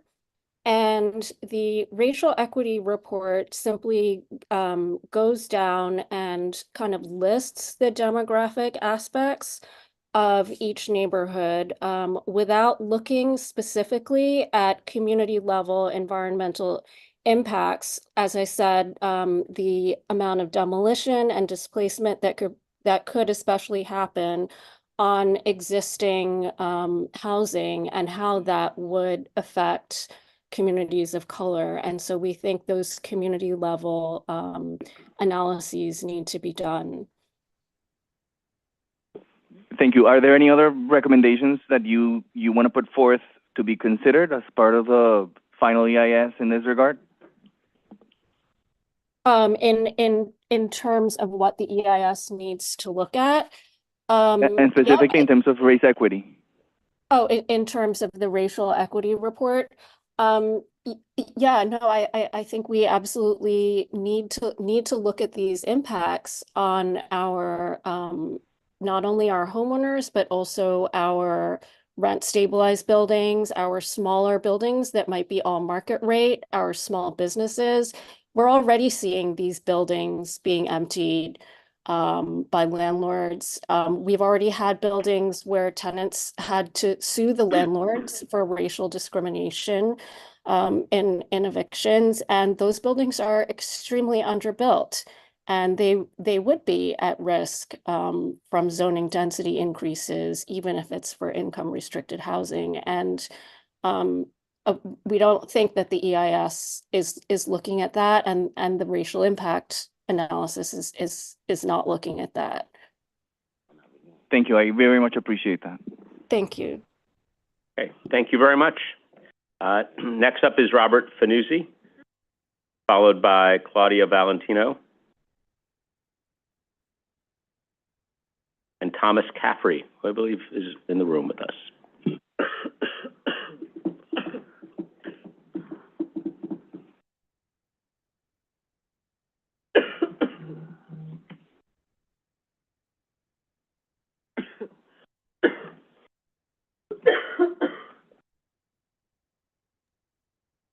Robert, you should be able to turn on your microphone and camera if you like. Sorry about that. Thank you all. I am president of the Bronx Council for Environmental Quality. We believe that the City of Yes for Housing proposal and its EIS are fatally flawed, and that the CPC cannot reach its conclusion until and unless it demands a supplemental, or better yet, new EIS.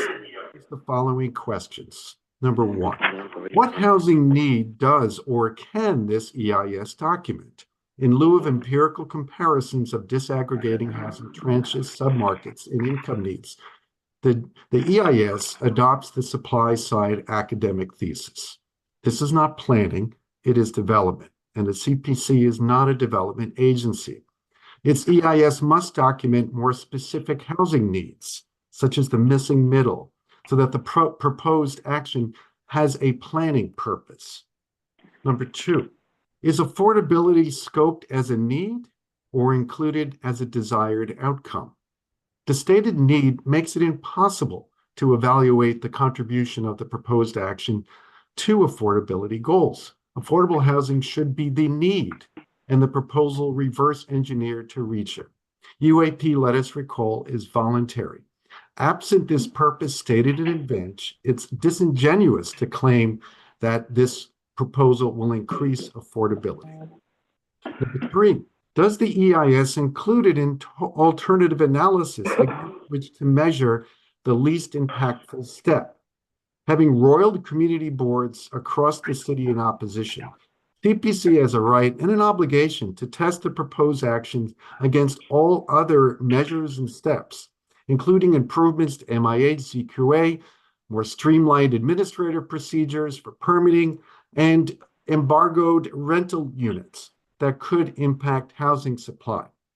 Number four, how can the CPC sail past sustainability and climate adaptation needs?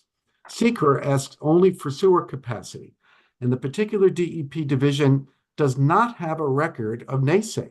CPC must explain to the public increased flooding risk that additional impervious surface and development will mean to their communities. We believe that this proposal skirts the hard work of increasing housing supply where and for whom it is needed. It rewards an industry already responsible for wild imbalances between housing supply and demand, and which has disenfranchised the younger generations whose housing needs, as we've heard today, break hearts. Unless and until the CPC demands a new or supplemental EIS that realistically calculates housing growth and its impact on communities, City of Yes will bring business as usual and all its unintended familiar consequences. Thank you. Thank you very much. Next up is Claudia Valentino, followed by Thomas Caffrey.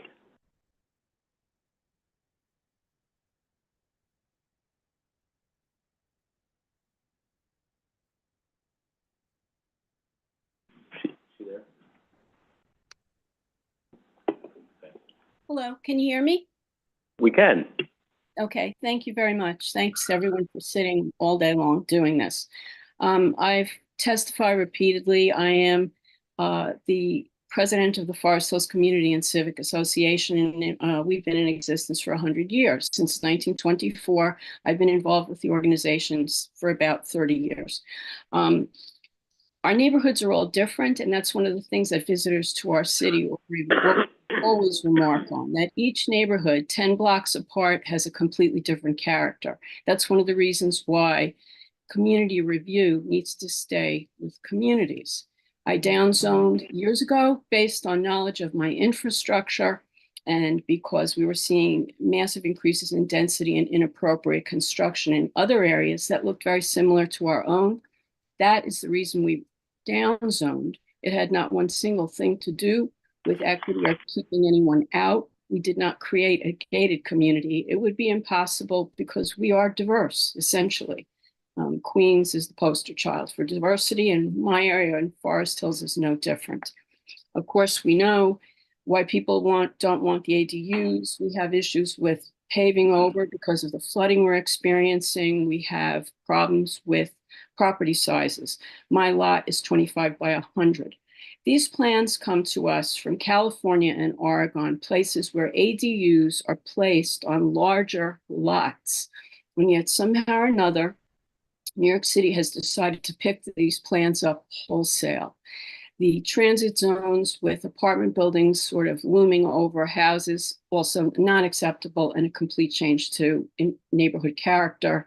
The other issue having to do with putting extra stories on mom and pop stores, not workable. Columbia University has come out with a study that says that this absolutely likely leads to gentrification, which is what we're concerned about. Now, on a personal note, there's language that travels with this thing that has to be addressed. One person's dog whistle is another person's virtue signaling. It has to stop. New York City cannot do this. I saw this in the 60s. I don't want to live through it again. In my own time, as a zoning person, as a community person, I tried to fight on an M1 property for housing for vets and also for senior citizens when Giuliani got hold of it, well, the M1s. And all he wanted to put in was retail, and I tried to fight for housing. I also have done countless hours of work on behalf of vets to try to get PTSD included and also medical treatment for Agent Orange. This is who I am. Because I oppose City of Yes, it's important to understand that our objections are real, and the city has painted itself into a corner by blaming us for the housing crisis. I say it's time for a new plan. If it's this hot, we need to drop it and come up with something else. Thank you so much. Time. Thank you. Thank you very much for that. Okay. Thomas Caffrey, here with us in the room. Mr. Caffrey, are you here? Going once, going twice. Okay. Jackson Chabot of Open Plans. Okay, he's here. Welcome. To be followed by Tyler Baldwin on Zoom.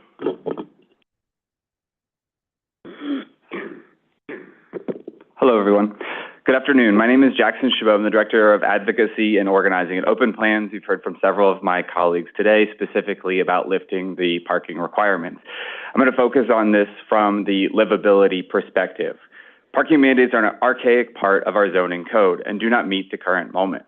Cars contribute to the climate change crisis, they create unsafe streets, and overall they make our city less livable. Of course, certain people need to use their vehicles, and of course, at times we do need to build parking. But by requiring parking to be built in new developments, we're encouraging residents to buy and own vehicles. Furthermore, requiring parking places in neighborhoods builds into a cycle. New parking is demanded and built, which makes more residents choose to drive and park. When all new parking is occupied, then parking is demanded and built all over again. Instead of continuing this cycle, lifting mandates breaks it by encouraging the use of public and active modes of transportation. We need to invest in our transportation, the MTA included. We've been strong proponents of congestion pricing, among other things. These are not two separate issues, they're interconnected. On a ground floor basis, and surface parking lots negatively impact the vibrancy of neighborhoods because they create dead zones without community space or vibrant retail or other things that neighbors can use. Even subgrade parking spaces inhibit public space and livability. Many plants and trees are not able to root in the shallow soil above underground parking lots, and instead prioritizing parking. Instead of prioritizing parking, we can begin to prioritize people, we can build public space, and we can create a more livable city by lifting parking mandates. Please keep this proposal whole. Please include the parking mandates being lifted. And because I've got some extra time, I'd like to add some contextual things based on what I've heard today. In response to the Bronx Borough President's testimony from a hearing this past week at City Council in response to the Metro North hearing, developers said, and I quote, according to Streets blog, "Parking will absolutely be built as a part of the project. It is likely around 200 parking spaces will be built." This is a representative from Baker Development, which plans to build a 9-acre site at 1601 Bronxdale Avenue. The proof is in the pudding. Developers are explicitly saying they will build parking even when it is not required. That's on record. In addition, contextually, I'd like to urge the public to look up Paul Graziano. While he is an urban planner, the city wrote a recent article on him, and I quote, "Nearly 15 years ago, Graziano bought his house at a discount from his neighbors with whom he is close. He has gotten his, and he is choosing to close the door behind him, and he is urging his neighbors and others to do the same." To the people in opposition, I ask you to think about this. Where will your children live? If we're building parking and not housing, where will children live? Where will your children live? We need parking requirements to be lifted. Thank you. Thank you very much for that. And I again will remind people in the audience that they should not be interrupting or disrupting. And if you don't agree with it, you will have your chance at the microphone, just like everybody else. Commissioner Benjamin? Yes, I would actually like to reiterate that I would appreciate it in the audience if you disagree with something that has been said, and it's an issue of fact or opinion, that's fine, but I would prefer that people not talk about other people and what they've said or what their comments have been, Chair. That's a fair point and well taken. So we will ask the members of the public to adhere to those standards. Thank you. Okay, next up. Tyler Baldwin on Zoom.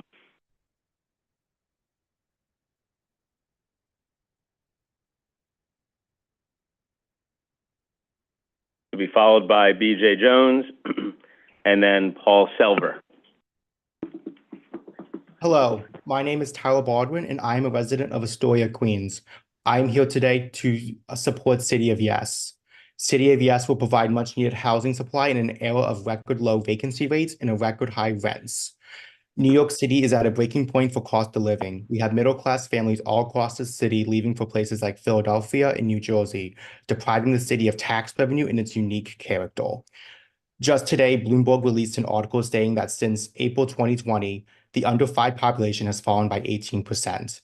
The city and state pride themselves on their inclusivity, but this is counteracted by the fact that the most vulnerable among us cannot afford housing, leading to a staggering 8% of transgender adults experiencing homelessness in the past year. Any new housing is good housing. By creating housing, we are able to provide residents with the opportunity for good jobs and to build a family. Public servants are a vital part of the city and are getting pushed out due to the cost of living all across the New York City metro area. When we are considering this text amendment, think about the families that will be affected. The NYPD officer that will be able to afford an apartment in the neighborhood that they serve. The fireman that is able to rent an apartment with their partner and start a family near the city, near their family and building generational wealth through co-ops and condos. Thank you for the opportunity. Thank you for the opportunity to speak, and I hope City Planning Commission approves this proposal in full. Thank you very much. Thank you, Mr. Baldwin. Thank you for being here. Let me move on to BJ Jones, followed by Paul Silver. Folks, I am not BJ Jones. I'm Peter Estes reading for BJ Jones, my boss. So I'll read his remarks for the record. Peter Estes, E-S-T-E-S. Thanks for the opportunity. My name is BJ Jones. I'm the executive director of the New York, and I am testifying to express my strong support for the City of Yes for housing opportunity. The New York panel, a group of 59 civic leaders and industry experts, was convened by Governor Hochul and Mayor Adams to develop an action plan for the equitable recovery of the city. The City of Yes for housing opportunity, like the already passed City of Yes for carbon neutrality and the City of Yes for economic opportunity, directly aligns with this holistic plan's goals for a more inclusive and vibrant New York City. We cannot be resigned to the consequences of our dire housing shortage, and instead we must seize this opportunity to build upon recent hard-fought housing legislation and advance policy reforms within the city's control to build a little more housing in every neighborhood. That is what the City of Yes for Housing Opportunity is all about. In particular, this package of zoning reforms helps tackle 3 of the New York Plan's 40 key initiatives. First is to reduce barriers to housing growth. The City of Yes for Housing Opportunity works towards this in a number of important ways, such as allowing for contextual, missing middle, small apartment buildings near transit, and making it simpler for the many faith-based institutions who wish to build housing on their campuses to do so. Second is to increase New York's supply of supportive housing, which is crucial for providing permanent, affordable homes to New Yorkers who may also need social service support to remain housed. The universal affordability preference paired with State Incentive 485X can be a game changer for affordable and supportive housing in New York. And third is to make business districts more live, work, play. The plan before us today allows modest apartment buildings above businesses on commercial streets, makes needed and common sense office to residential conversions much easier, and in high demand areas creates new high density zoning districts which come with strong affordability requirements. Conversions, town center zoning, and new high density zoning districts are a breath of fresh air for the commercial corridors and core business districts that sustain our city's economic vitality. They will help create more of the vibrant, safer, resilient, mixed-use neighborhoods that New Yorkers love. I have tremendous respect for the hard work that went into this plan. It demonstrates how, with city planning leading the charge, the Adams administration is tackling our housing crisis thoughtfully. But the ambitiousness of these zoning reforms is rivaled by their absolute necessity. This package will address a decades-long imbalance between housing demand and supply. Instead of unchecked costs pushing people out of New York City, we can spur housing growth that will benefit New Yorkers at all income levels and ensure New York remains a livable city and magnet for global talent for generations to come. The City of Yes for Housing Opportunity reflects New York at its best. Together, we can tackle our biggest challenges. Some have said it is hard to get things done in New York City, but it's often the most difficult things that are the most worthwhile. As the new New York panel's co-chairs, Dan Doctoroff and Richard Boeri, put it, the City of Yes is a down payment on New York's future. Let's be bold and make that investment with the City of Yes for Housing Opportunity. Great. Thank you very much. Okay, next up, Mr. Selver, followed by Mark Ginsburg, and then on Zoom, Christopher Leon Johnson. Welcome. Good afternoon.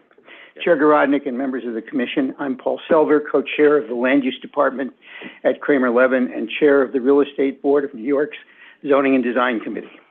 I'm speaking today about REBNY's proposal for a vesting provision for the Department of City Planning's generally excellent City of Yes for Housing Opportunity zoning change. REBNY hopes that in addition to ensuring a smooth transition between today's zoning and the City of Yes, its suggestion can serve as a model for future zoning action that brings the general vesting provisions of the zoning resolution into the 21st century. The statutory standard for vesting in section 331 of the zoning resolution is more than 3 generations old. And those 3 generations have seen the business environment for development evolve in that 1, land and relocation costs have soared. 2, residential tenants have received additional protection. 3, land assemblage has been burdened by increasingly complex zoning controls. 4, the entitlement process has become longer and more fraught by an overwhelmed permitting administration and expanded public review process and increasingly litigious private stakeholders. And finally, the pace of construction has been slowed to ensure the safety of those working on site. Our proposal is based on the principles of fairness and due process that are the foundations for vested rights. It draws from a deep pool of precedent that includes numerous special vesting provisions in the zoning resolution, New York State's common law vesting standard, and the vesting standards of other jurisdictions across the country. If adopted, it will reasonably protect the long-term investments that are required in real estate by taking into account the real-world challenges REBNY's members face in developing every day in New York City. It has 4 basic parts. The first is that projects will be able to vest against the zoning change by filing a work permit application within 6 months of the date of its adoption and securing approval for a foundation, new building or alteration permit within 2 years of its adoption. A vested building will have the right to be enlarged by up to 20% of its floor area, pursuant to the pre-amendment zoning controls and remain vested. Second, buildings larger than 200,000 square feet and all 421A buildings permitted to have a 2031 completion date will have up to 5 years from the date of work permit approval to secure their first temporary certificate of occupancy. Smaller buildings will have, as they do today, 2 years from the date of work permit approval to get their first TCO, and in all cases, the right to extend that date will remain as it is under current law. The fourth is that there will be protection against frivolous challenges to vested permits. The fifth is zoning challenges will be permitted only the first time a specific zoning issue is raised. My colleagues will speak about the need to protect investments in producing affordable housing under today's inclusionary housing program. Thank you. Thank you, Mr. Salver. Question from Commissioner Benjamin. Mr. Salver, could we have a copy of your remarks? You will have a copy of right now? You will get them after the hearing. Okay, you're going to submit them. We will submit them. Rebney's going to submit the whole package. And are you speaking in addition to the UAB vesting provisions, the proposed UAB vesting provisions, and how long you would have to take advantage of that? I'm not. No, what I am saying here is the general vesting. Is the general vesting provisions. Okay. UAP or inclusionary housing vesting is separate but related. Okay. Thank you. Thank you, Mr. Salver. Okay, thank you. Okay. Next up, Mark Ginsburg, to be followed by Christopher Leon Johnson on Zoom and Doris Hughes on Zoom. Thank you for the opportunity to testify today. My name is Mark Ginsburg, President of Citizens Housing Planning Council and a partner at Curtis Ginsburg Architects with decades of experience in the design of affordable housing. I am here to testify in very strong support for the proposed citywide text amendment. For many years, CHPC has advocated for zoning reform to advance housing. Our 2022 Onward and Upward report recommended many of the changes DCP has proposed. These changes would be the biggest and most important single set of zoning reforms since 1961 and are an essential step for New York City to find a way out of its affordable housing crisis. They are, for people who rely on zoning to build housing, the best thing since sliced bread. I'd like to highlight a couple of the most important changes. The steps from heirs to UAP is a common sense expansion of an existing program. It isn't an upzoning, but rather creates a wider range of affordable housing options for different populations, including housing for seniors and multi-generational housing. The proposal puts our society's need for housing ahead of its needs for vehicle storage. The cost of a structured parking space can add as much as $100,000 to the cost of an apartment. Under the proposal, we can design buildings with an amount of parking that makes sense based on the building's program, rather than making a building's program work around zoning. I urge the Commission to keep the following principles in mind as you consider potential improvements to them. In addition, for allowing a bit more housing in every neighborhood, it is important that we not lose any of the new housing that today's regulations allow. Keep it simple. Complex regulations can limit design solutions and trip up or delay projects, particularly for affordable housing. We need to maintain a long-term perspective. Adequate flexibility will enable regulations to be usable in the future as unanticipated changes occur. As we update zoning regulations, let's smooth the path for existing projects to be completed. Delays in affordable housing pipeline create challenges which can be exacerbated by the volatility of regulations and programs. The proposal can make future-oriented changes without disrupting programs already in progress. You've already heard testimony from Howard Slatkin, CHPC's Executive Director. We will share in written testimony our complete comments about the proposal and how it can be made more effective. I urge the Commission to approve the proposed text amendment with only those changes needed to enable them to be most effective in accomplishing the goals rather than watering them down. Thank you. Thank you very much. We appreciate your being here with us. Okay, Thank you. Next up is Christopher Leon Johnson on Zoom. I understand Doris Hughes is not in the Zoom. Luana Green would be next.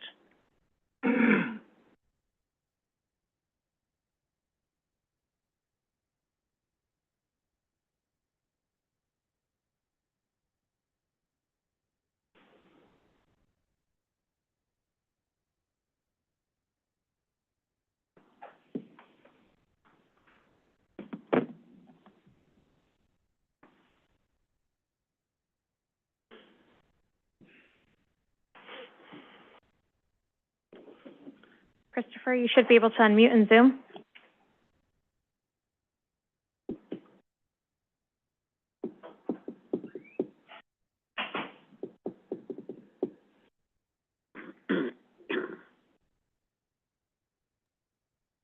Christopher, you should be able to unmute in Zoom.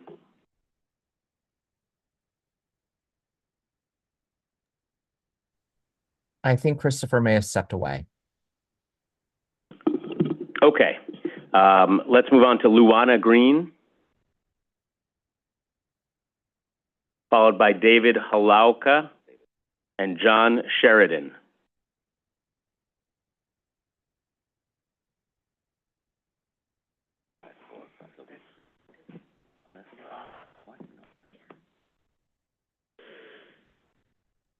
Luana is not in Zoom. Okay, David Halauka. Promoting now.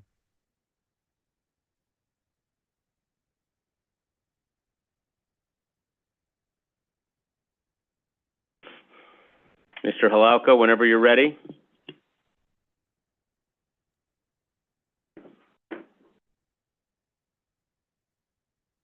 Hello, can you hear me?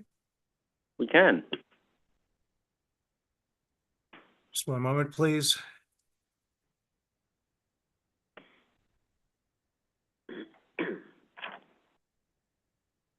Good afternoon. I'm David Halauka, an architect and Chelsea resident. We don't need a little more housing in every neighborhood. We need a lot more housing in neighborhoods that have the most vacant and extremely underbuilt sites. Existing zoning allows nearly 2 billion square feet of new residential development in New York City, much of it in such areas. City of Yes will discourage developers from building there. Why would they, when the initiative helps them keep building higher return luxury housing in already built up areas? City of Yes would sacrifice hard-won community-led zoning for a perverse plan to solve our affordable housing crisis by building luxury apartments. In cities where real estate has so much investment value, the market seems incapable of producing anything but luxury units. That's why boosting supply hasn't lowered housing costs in Vancouver, now one of the most expensive cities in the world. Since 1960, the number of housing units there has tripled along with population, but housing costs have quadrupled. A detailed analysis by Village Preservation found that the New York neighborhoods where the most new housing has been built have consistently seen housing costs rise, not fall. This effect will be compounded by a loss of affordable housing we have. Allowing development rights to be transferred as never before will put a target on the back of existing, relatively affordable apartment buildings. The more floor area developers can build in their place, the more incentive they'll have to treat them as teardowns for bigger buildings. It's not just the replacement buildings that will be larger. The luxury apartments they can contain will be as well, so much so that the new buildings will often include not only more expensive, but fewer units than the buildings they replace. This could be true even of new buildings that are 20% affordable, for a net loss of affordability. This is why the Upper East Side and other sought-after neighborhoods are losing housing units even as new residential buildings go up. Experience has taught us not to expect the market to solve the problem. We need to study successful alternatives, from Vienna's social housing to Westchester jurisdictions that mandate that 10% of new residential buildings be affordable. We deserve a smarter, less naively simplistic plan to lower housing costs. If something has to give, why must it be public and not private interests? The widely respected zoning expert George Janes has said he was never consulted on City of Yes, despite offering his service. I can't imagine that real estate executives were kept out of the loop. City of Yes is a big gift to them, packaged as an affordable housing initiative. There's good reason to believe it will increase housing costs. Can't the greatest city on earth do better? Thank you. Thanks. Let's go to John Sheridan. Mr. Sheridan here in the room? Mr. Sheridan? Mr. Sheridan? Hey, Christopher Leon Johnson, I'm here. Hello? It's Christopher Leon Johnson, I'm here. Can you call me after that? I'm sorry. I believe that was Christopher Leon. Okay, let's hold, Mr. Leon, hold on one second. Let me just confirm that John Sheridan is not here. He is not? Okay, yes, we will go to you, Mr. Leon, Christopher Leon Johnson. We will go to you next. All right. Can you put the video on, please? Can I put the video on, please? Hello? I think you can turn on your own video. Should be able to turn on your video. They disabled the video. They disabled the, all right, cool. All right, cool. Perfect. All right. Hello, guys. Thank you. I was, the Zoom got messed up. So my name is Christopher Leon Johnson, guys. I'm in Queens right now. I help somebody out at the hospital. Unlike everybody else that supported City of Yes, I'm a public citizen. I am not a lobbyist. I am not getting paid by Ben Carlos Tippin or Sugar Daddy Mark Gordon to push the City of Yes agenda. I am against the City of Yes because the City of Yes, yeah, it's a housing crisis in New York City with the situation. But the problem is that Open Plans and Open New York for All and Transall, which are the main three organizations that's pushing the Open City of Yes and Mrs. Rachel Fee, what they want with housing is unaffordable housing. What they want is all luxury units where you want to pay like $5,000, $6,000, $7,000 a month. That's all they want. They don't care about the person that can't afford that. This is all about luxury housing. They want to make this right here. I think you can't see it. By Jamaica Avenue on Van Wyck Boulevard right here. They want to turn this into all luxury housing. They don't want to turn this into real affordable housing where people that make the 30% AMI or 50% AMI can afford it. They want people that can make 80% AMI, like Mr. Samir, who is a member of Open New York for All, could live in places like that if they ever get built for that type of stuff. It's all about getting built for people that make 80 AMI and 90 AMI, 90%, 80%, 110%, 120% AMI. It's not about the people that making 30% AMI or 40% AMI, 50% AMI, and less than 30% AMI. This is all about appeasing those developers like Ben Carlos Tippin and Mark Gordon, who both are developers. This is the developer plan, guys. We have to oppose this concept. This is called the City of Mess. It's not City, yes, it's the City of Mess. And this is going to really destroy New York City. We got board presidents like Mark Levine and Antonio Reynoso, who lives in who know the reason they're in their seats right now is because of the people that make 30% AMI and 40% AMI, and they want to displace everybody out of there. The people that make 80% AMI and 90% AMI. This is all it's about. And one more thing we gotta do, we gotta stop all influence of community boards. We gotta stop all influence of all community boards, like such as Community Board 7, Manhattan Community Board 7, and Manhattan Community and Brooklyn Community Board 7, where it's all infiltrated and infested with lobbyists. We need to put term limits into community boards. We have to make community boards to be elected instead of selected by board presidents who are down with developers, like Mark Levine and Tony Reynoso and Vanessa Gibson. Now, I'm gonna end it here. Thank you for letting me on, Mr. Gordonic. I think I got your name correct. I oppose the City of Yes. Say no to the City of Yes. It's the City of Mess. So take care. Thank you. Thank you. Thank you very much. We'll just, Commissioner Benjamin, do you want to? Yeah, I would just ask people again to not make personal and vindictive remarks about anybody, whether they're here or not. It doesn't help what you're saying, and it doesn't help us to understand your concerns. Again, I agree with you. Thank you, Commissioner. I think we have heard from John Sheridan already, okay, and he's not in the room anymore. Let's move on to Sean Campion of the Citizens Budget Commission. Is he here in the room? Let's see. You're here? Okay, great. To be followed by Patrick Boyle on Zoom and Alban Henneberger on Zoom. Welcome. Good afternoon. I'm Sean Campion, Director of Housing and Economic Development Studies at the Citizens Budget Commission. Thank you, Chair Garodnick and fellow commissioners, for allowing me the opportunity to testify about the City of Yes, which the Citizens Budget Commission supports. City of Yes takes the right approach to New York City's housing crisis. Build more housing everywhere of all types for everyone. For decades, housing production in New York City has failed to keep pace with demand for population and job growth. And this didn't happen by chance. As we've heard today, it's the direct result of policy actions intended to slow the rate of new construction. And those policies had their intended effect. Many downzone neighborhoods now produce housing at rates comparable to cities like Detroit and Baltimore. And ultimately, the housing scarcity that results degrades New Yorkers' quality of life. Bad for New Yorkers, it's bad for the city's economy, and it's bad for the city's fiscal health. We've heard a lot about the effects of low vacancy rates and high overcrowding and homelessness. I want to focus on 2 points from CPC's research on the fiscal and economic impacts of underproduction.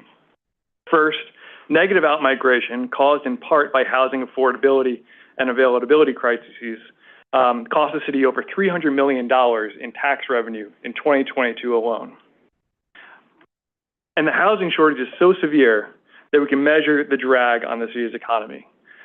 On the flip side, allowing growth could potentially boost city tax receipts by over $2 billion a year in revenue. That money can pay for affordable housing, infrastructure, and other services to accommodate a growing population.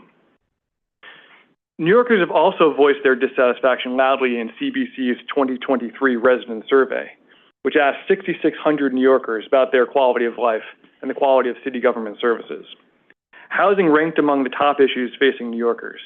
And in a rarity among New Yorkers, it's an opinion that almost everyone agrees with. Fewer than 1 in 10 New Yorkers feel that government is addressing their housing needs well, a negative sentiment shared equally by residents of every single community district in New York City. It's a rare universal opinion that New Yorkers agree on. While the scale of New York City's housing problem is immense, the solution is clear. Build more housing of every type in every neighborhood. Building more housing will improve affordability and quality of life for all New Yorkers, bolster the tax base, and strengthen the city's economy and competitiveness. Inevitably, some stakeholders and elected officials are going to try to scale back the scope of City of Yes, exempt certain neighborhoods from changes, or oppose it entirely. The City Planning Commission and the City Council must hold the line against such opposition to needed progress. The final zoning text needs to result in a meaningful increase in development capacity citywide to have any chance at improving affordability and quality of life for New Yorkers. The housing crisis is a citywide problem that demands a citywide response. And I'll close by saying the CPC's research found that in past well-intentioned efforts to preserve the status quo too often result in harmful stagnation instead. Thank you. Great. Thank you very much. Thank you for being here. Okay, next up is Patrick Boyle from Enterprise Community Partners on Zoom. I understand Alban Henneberger is not in Zoom, which would make Adam Roberts next after Patrick Boyle.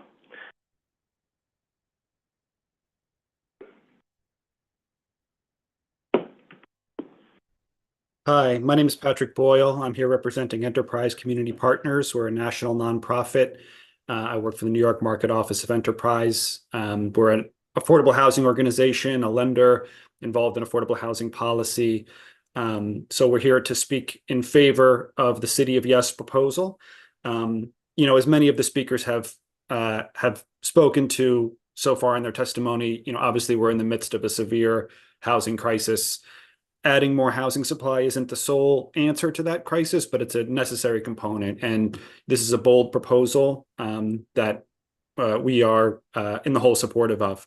I wanted to highlight just a few of the different areas of the City of Yes with some further remarks here. And we have longer testimony that we'll be submitting in writing. In particular, we're excited about the universal affordability preference in the City of Yes is really a way to add affordable housing units. It's one of the provisions that really specifically gets at those affordable housing units at lower incomes. It'll be particularly a benefit for the affordable housing developers that we at Enterprise partner with to execute these projects in communities. To allow them to do a little more is really a boon for those many nonprofit MWBE emerging developers.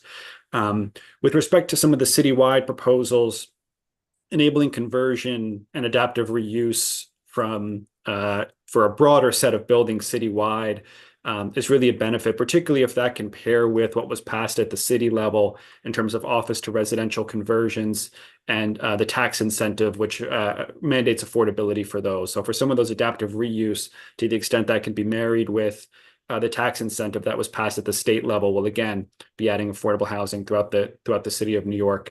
Eliminating barriers to contextual infill. Enterprise works closely with faith-based organizations in our programmatic work. We advise them on how to execute affordable housing projects. Many of the sites in the faith-based cohort we work with, would qualify for this on lots, parking lots on their sites, other types of lot considerations that would allow them to do a little more housing there, particularly the affordable housing that we work with them to execute on. For lower density districts on the whole, the transit-oriented development and town center zoning, it's a way to bring housing to those districts. We would urge that, because they don't include affordability mandates in those provisions, we really encourage the city HPD to have term sheets that really work for some of those smaller sites, tax incentive programs at the state level that work for some of those smaller sites, so that the projects built there can be paired with different term sheets, can be paired with tax incentives to bring some affordable housing to those areas. So what's created isn't purely market rate in those areas. I see my time is wrapping up, so thank you for your attention. And again, we urge yes vote on City of Yes proposals. Thank you, Mr. Boyle. Confirming Alban Henneberger is not in the Zoom. We will bring up Adam Roberts. Mr. Roberts, welcome. Followed by Chloe Sarnoff on Zoom. Thank you for holding this hearing today. I am Adam Roberts, Policy Director for the Community Housing Improvement Program, also known as CHIP. We represent New York's housing providers, including apartment building owners and managers. Our members operate 1 million units of rent-stabilized housing in New York City, which makes up 40% of its rental housing and the vast majority of its affordable housing. We strongly support the zoning text amendment. In particular, that additional floor area ratio will count towards basements and cellars for buildings located near transit. Most rent-stabilized buildings are so old that they are larger than their current zoning. Adding FAR to these buildings will create countless new affordable basement and cellar units. Not only will these new basement and cellar units benefit new tenants, but current tenants as well. Rent-stabilized housing is facing a major financial crisis, with older buildings lacking the income to cover escalating operating costs. In the Bronx, net operating income has fallen nearly 20% for pre-1974 rent-stabilized buildings, which are those buildings that did not receive the 421A tax exemption in just 1 year. These new units would provide desperately needed additional income to ensure basic maintenance is covered. Yet, not all rent-stabilized housing can be fixed with additional income, as some older rent-stabilized buildings lack basic accessibility features such as elevators, ramps, and wide hallways. The only way to provide tenants with the modern rent-stabilized housing they deserve is to build new rent-stabilized housing. The addition of FAR near transit and the expansion of the universal affordability preference will create modern housing for current tenants and new housing for new tenants. However, more work is needed beyond this zoning text amendment to actually build new housing. Existing rent-stabilized housing cannot be rebuilt with denser affordable housing without temporarily relocating current tenants. Because of state housing policies, a single tenant can stop their fellow tenants and prospective tenants from getting new affordable housing. To be clear, the zoning text amendment will create little affordable housing unless the barriers to relocating current tenants are addressed. Though this is beyond the scope of the CPC, we hope you will all be voices to support removing these barriers so the provisions of the zoning text amendment can be effectively implemented. Again, thank you for holding this hearing today. Thank you very much, Mr. Roberts. We appreciate it. Okay. Next up, Chloe Sarnoff on Zoom.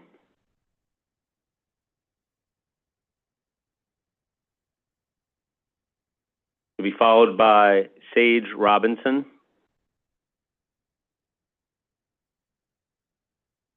Good afternoon, everyone. My name is Chloe Sarnoff, and I am the Director of Policy Research and Initiatives at the Robin Hood Foundation, one of New York's largest poverty-fighting organizations. On behalf of Robin Hood, I am here to express our strong support for City of Yes for housing opportunity and to urge the City Planning Commission to support these critical zoning reforms that will allow for the creation of more housing in every neighborhood. New York City's housing and affordability crises have reached a breaking point. With a vacancy rate of only 1.4%, the lowest in 56 years, and approximately 43% of New York City households being rent burdened, it's clear our existing policies are unsustainable. Rent-burdened families are forced to spend more than 30% of their income on rent alone, leaving little room for other essential needs. While the housing crisis affects all New Yorkers, it most severely harms the lowest income New Yorkers and those experiencing housing instability. Analysis from Robinhood and Columbia's poverty tracker data shows that rent-burdened New Yorkers in poverty aren't just spending 35 or 40% of their income on housing. Rent is usually eating up 70% of their cash income each month. There is no single bullet to New York's housing crisis. Meeting the needs of low-income New Yorkers requires increasing the supply of affordable housing and providing more support for tenants today. These two objectives are the centerpiece of Robinhood's housing policy agenda, and we urge policymakers across New York City and state to exhaust every tool at their disposal to advance both housing supply and tenant support. City of Yes for Housing Opportunity is one such tool. Some have questioned whether City of Yes for Housing Opportunity does enough to create a production pipeline for deeply affordable housing. This is an important question for Robinhood and our partners, as we are focused on meeting the needs of the poorest New Yorkers. Robinhood's response is that citywide zoning amendments can only do so much. On its own, City of Yes for Housing will not create a sufficient pipeline for deeply affordable housing or completely solve our crisis, but it is an absolutely essential part of the puzzle, alongside investments in rental assistance, tax credits, and other production and financing tools. Importantly, City of Yes for Housing will also create opportunities for low-income families with rental assistance vouchers to access newer units in higher opportunity neighborhoods, and should also help reduce the barriers that low-income voucher holders face searching for apartments. Over time, this will help reduce shelter stays for households with vouchers, which currently top more than 400 days. Robinhood would be interested and supportive of accompanying efforts to improve the search process for voucher holders, including funding to hire additional staff to process vouchers at DSS and staff at CCHR to investigate reports of source of income discrimination. Robinhood believes City of Yes for Housing is a central component of what should be a regional commitment to significantly increase housing supply. We support City of Yes for Housing alongside efforts to increase housing stability for low-income New Yorkers, including eviction prevention, rental assistance, and housing quality improvements. City of Yes for Housing gives New Yorkers access to an updated toolbox of resources to help meet the current needs and promote equity by enabling the construction of more housing. Thank you for your consideration. Thank you very much. Okay, do we have Sage Robinson on Zoom? We do, great. To be followed by Alicia Boyd in the room, to be followed by Carol Marion.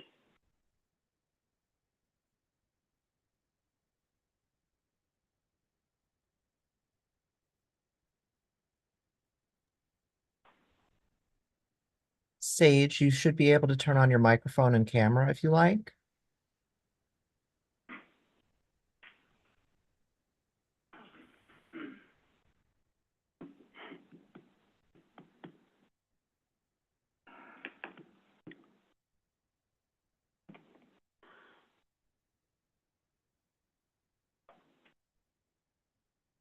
Sage, if you can hear me, you can turn on your microphone.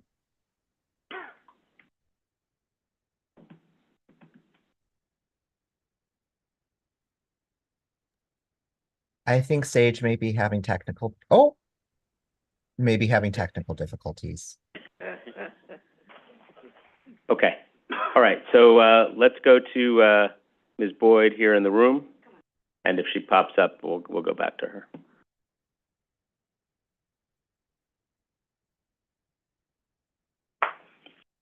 Hello. Can you sit up there? Kneel. Can you kneel? No. Can you turn around? So turn around and look at it. Can you turn around? Okay. I brought my grandchildren here. Come here, babe. Because we're forgetting the children in this whole entire process. But she has on flowers. See those flowers? Because I live right down the block from the Book and Botanic Gardens. And you know, they want to do development along the Book and Botanic Gardens. And when the developers came into this commission, the commissioner said, oh, we want the development to happen. And we don't even care if they provide affordable housing. We just want it to happen. And yet, all you talk about is how you want to provide housing for people like us, for people of color. You don't want to provide housing for us. You don't care about us. We have a playground that's about to go into the dark because of the Brooklyn Botanic Gardens development. Did anyone think about the fact that these children will now have to play without sunlight? Do you think that because we have melanin in our skin that we don't need vitamin D? Is that true, Gail? Benjamin? Because you were the one who suggested that the developers don't even have to have affordable housing. I have to ask that you do not make the ad hominem attack, please. Oh, please go ahead. I'm talking about a statement that she made at a hearing. I can refer to that. Proceed. She's supposed to be representing us, so I have the right. This is not a personal attack. This is a statement that she made at the last hearing where she said she did not care if the developers build as long as they build, and she did not care if they even had affordable housing. As if that's the only thing that matters, is the creation of housing. And it's not even affordable because you know what the income bracket started at? $140,000. And do you know what my community starts at? $40,000 to $50,000. So even if they did create some affordable housing, it wouldn't be affordable for us. But then we all know this, don't we? You sit here year after year after year after year after year, development project after development project, and you're the reason why we're in the crisis. Because this commission is supposed to have been back in 1936, was supposed to ensure that development that happens in New York City was for the people. And you have failed in your job countless of times. Each time a developer comes with a plan, each time the MIH program, the incentive program, you continue to fail us over and over and over and over again. And here you are with another plan. Oh, we're going to create affordable housing. You don't care about us. You don't care about these children. You don't care about our brown communities. All you care about is your careers, making sure that you stay. You know, I just want people to know, do you know that the commissioners vote 99% positive on every application that comes before them? So the question is, why even bother having a commission if they're going to approve it anyway? Oh, because they're supposed to ensure that there's affordable housing. Time. We don't get affordable housing from you. Thank you, Ms. Boyd. We get displacement. Thank you. Thank you. Okay, let's move on. Let's move on to next up Carol Marion on Zoom, followed by Jeffrey Ewing on Zoom, and Roger Gendron on Zoom.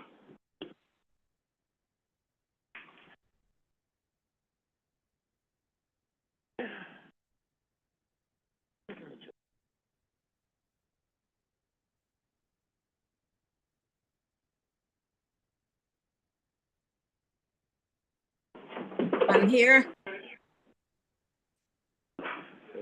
I'm ready. Hold on. Hold on, give us one moment. Okay. Okay, proceed. Thank you. Welcome. Carol Marion, Bayside, resident for over 50 years. This plan does not address the diversity of our New York City neighborhoods, and it is a one-size-fits-all, contrary to what some of your speakers have said. This will destroy our communities over a long period of time. This plan will not create affordable housing. It will replace owner-occupied housing with market rate rental units.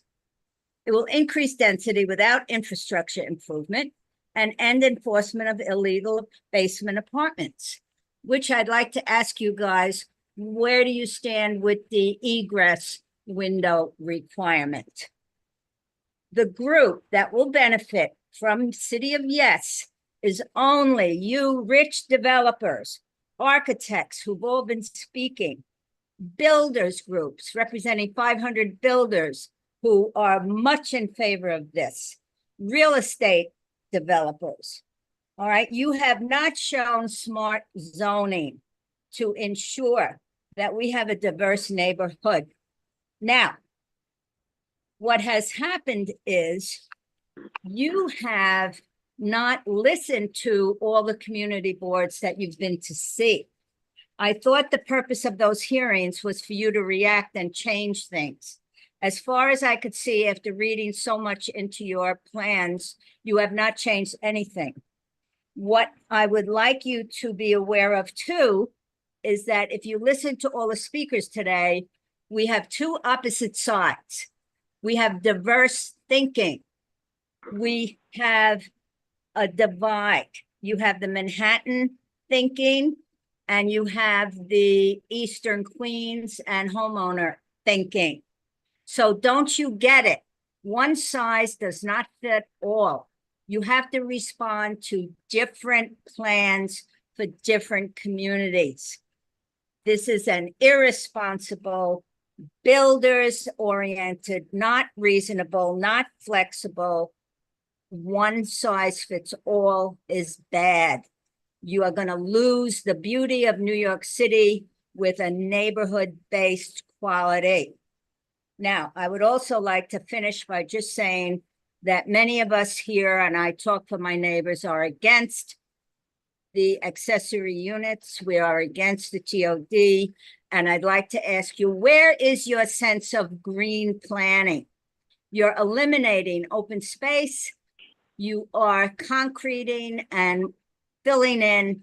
And as the other people have said, flooding has been a result. Vote no, no, no. Thanks, Ms. Marion. Let's move on to Jeffrey Ewing. Jeffrey is And on Zoom. how about Roger Gendron? Promoting now.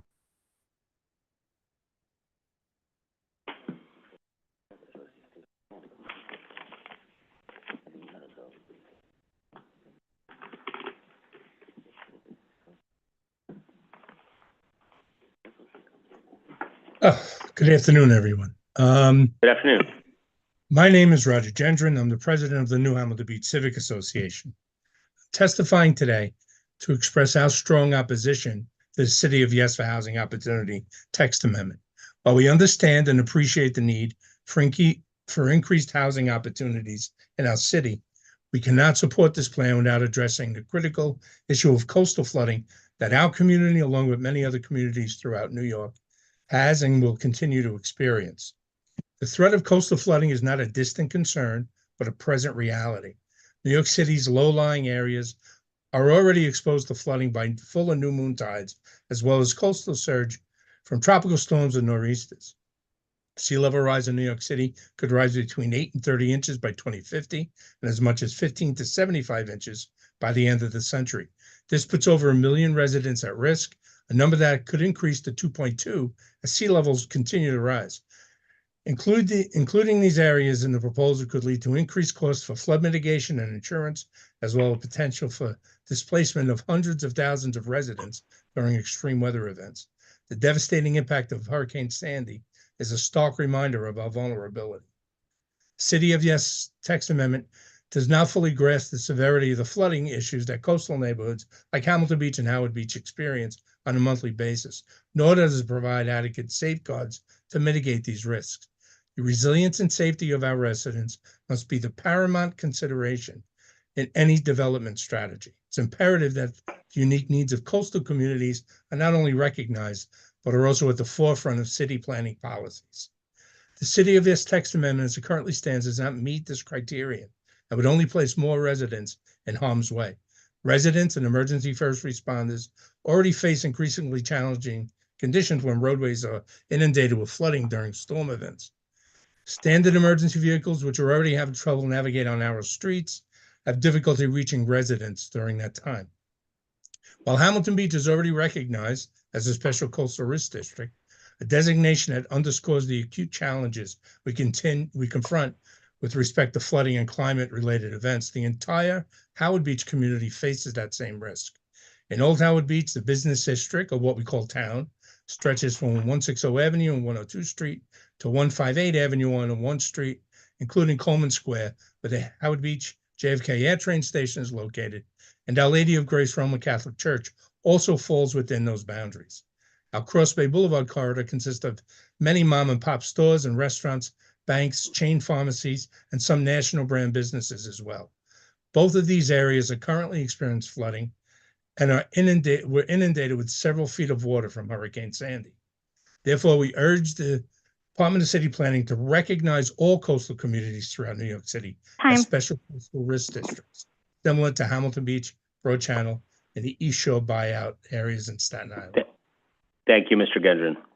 Thank you for joining us today. Let me move on to Alexia Nazarian. Alexia is not in the Zoom. Emily Kurtz. Emily Kurtz here with us today.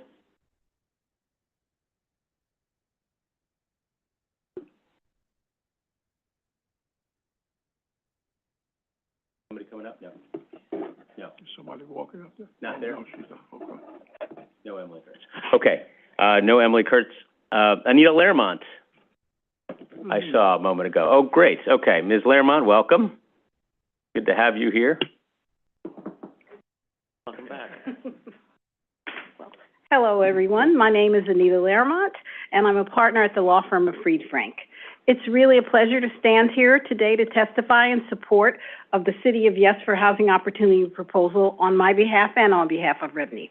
This proposal embodies approaches to facilitate the development of housing, which remains really an existential issue for our city.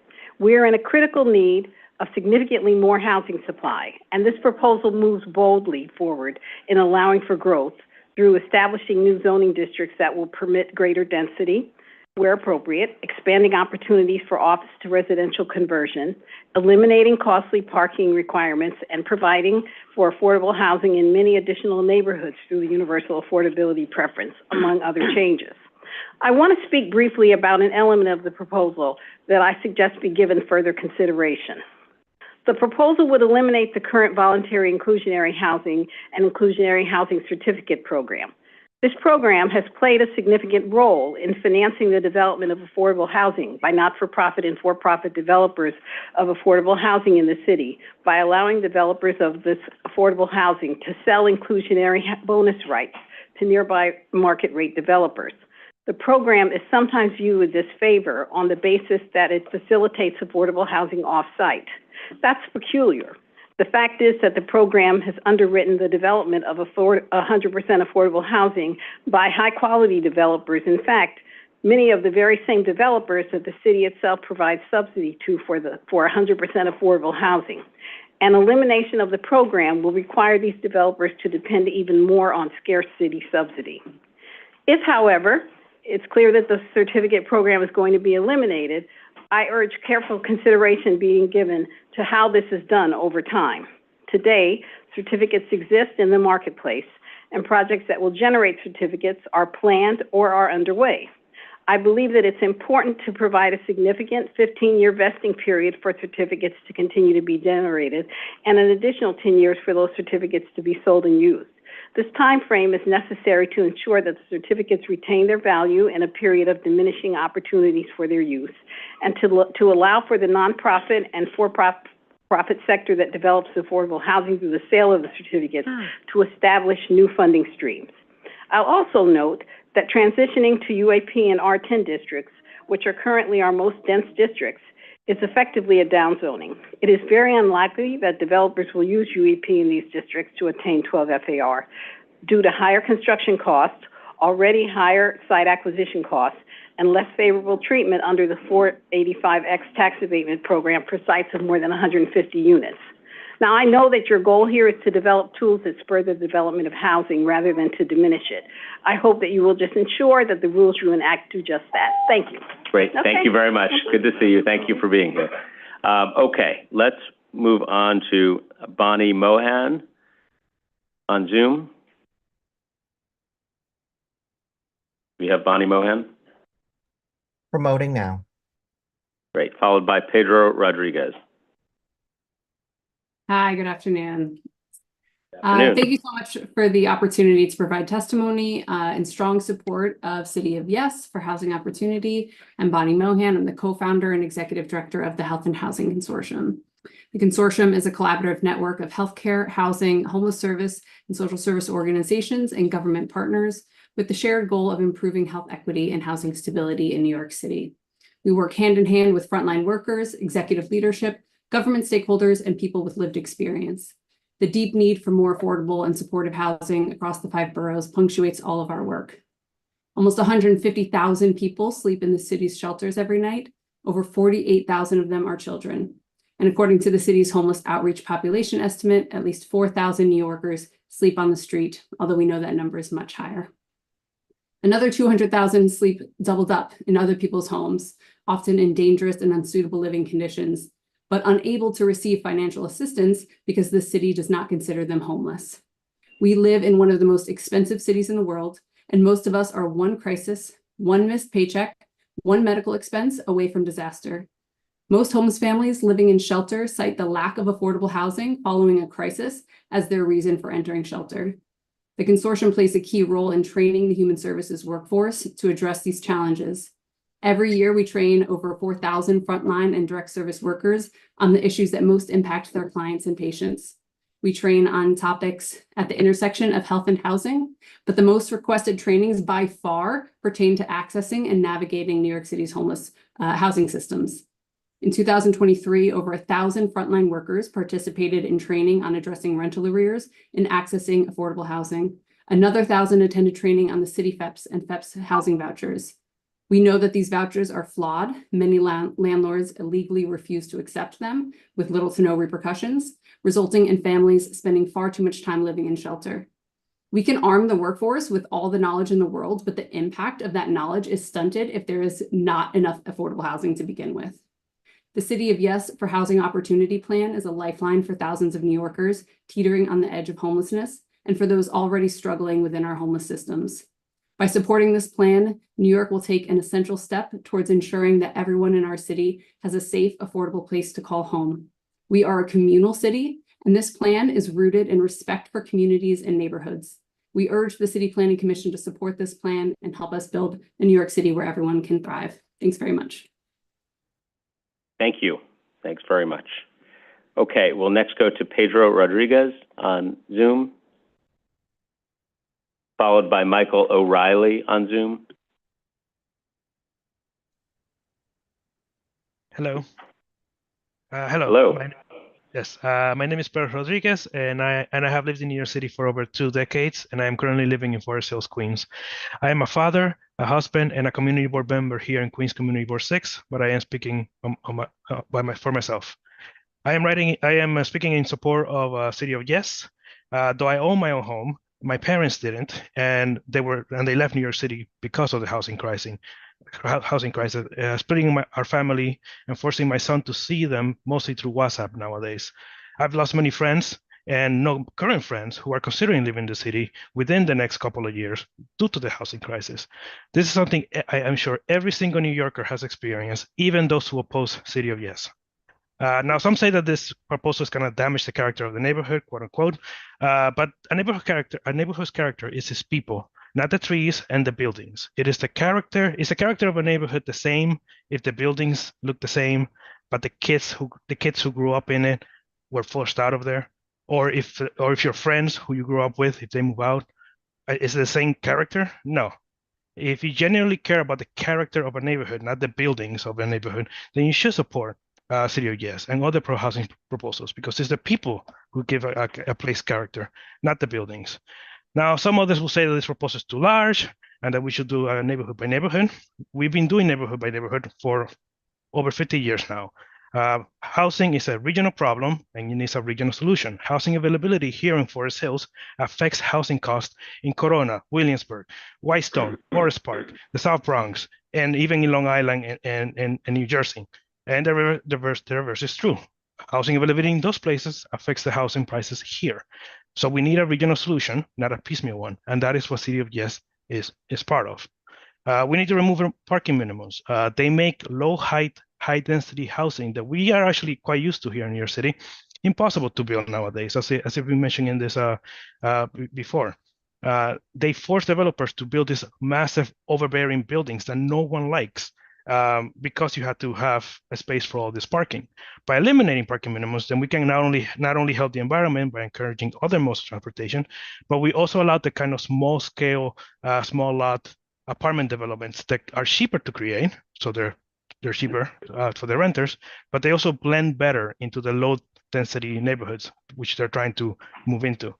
And lastly, as I said, I'm a father. My son is 14 months old right now. And I worry that in 20 plus years, when he's looking for his own housing, he'll either move out of the city and I'll only see him during Christmas, or he'll stay with us until he's 30 plus, holding him back like so many people are being held nowadays.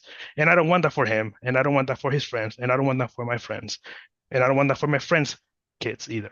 So I implore the commission to keep the proposal as is and to not fall victim to the misinformation that so many people are putting out there right now. Thank you. Thank you very much. We appreciate that.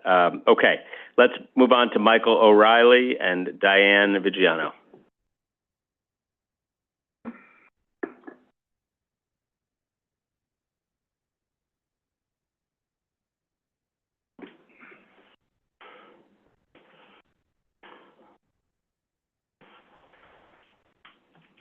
Yeah, I'm sorry about that. Michael O'Reilly here. Can you hear me? We can. We can. Good. I'm hitting the wrong button. My name is Michael O'Reilly. I'm running for state senate in Southeast Queens, which includes, by the way, the highest concentration of illegal migrants, migrant shelters in the city. And this whole notion of the city of yes came about, at least in part, when Mayor Adams and by extension this committee recognized that we have a housing shortage in our city. That much I agree with. You know, where things get hazy for me is in the midst of this housing crisis, why did the mayor entice tens of thousands of illegal migrants to come up to New York City and call it their home? It begs the question, is there a comprehensive plan for all of this? Mr. Chairman, I listened to you, I don't know, maybe 6 hours ago, 5 hours ago. It's been a long meeting, and I appreciate you all having it.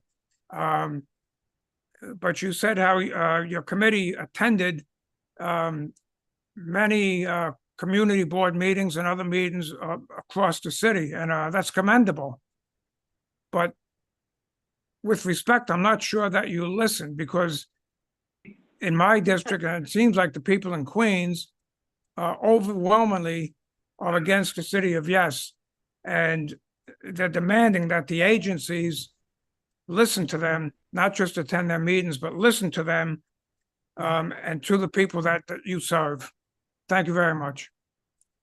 Thank you for that. I appreciate it. And I will just note that, because it's important, that we're in the process still of gathering those formal recommendations, informal, having the public hearing. So the proposal has not changed yet, but the next step will be for this commission to consider whether it wishes to make any changes, and then of course the city council as to whether or not it wishes to make any changes. So that is still a part of the process which is forthcoming. So I just wanted to note that for you, but thank you very much for that. Okay, Diane Vigiano. We have two Dianes right now, so we'll promote both and see who comes up. Two Diane Vigianos or two Dianes just generally speaking? Two Diane Vigianos. Okay, gotcha. Well, let's see what happens. Diane Vigiano.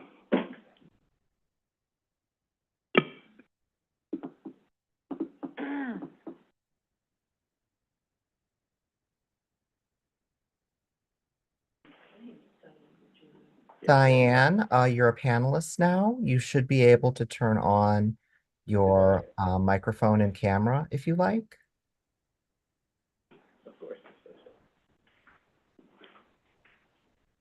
Ms. Vigiano, are you there?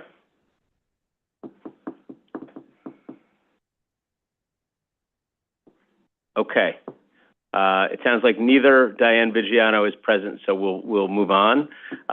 Let's call on Kathy Seebeck. No, please, I'm here.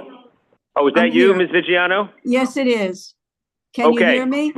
We can hear you loud and clear. Glad we got Terrific. you. Kathy Seebeck will be next, but you've got the floor. Welcome. Thank you so much. Good afternoon, Chairman and Commissioners.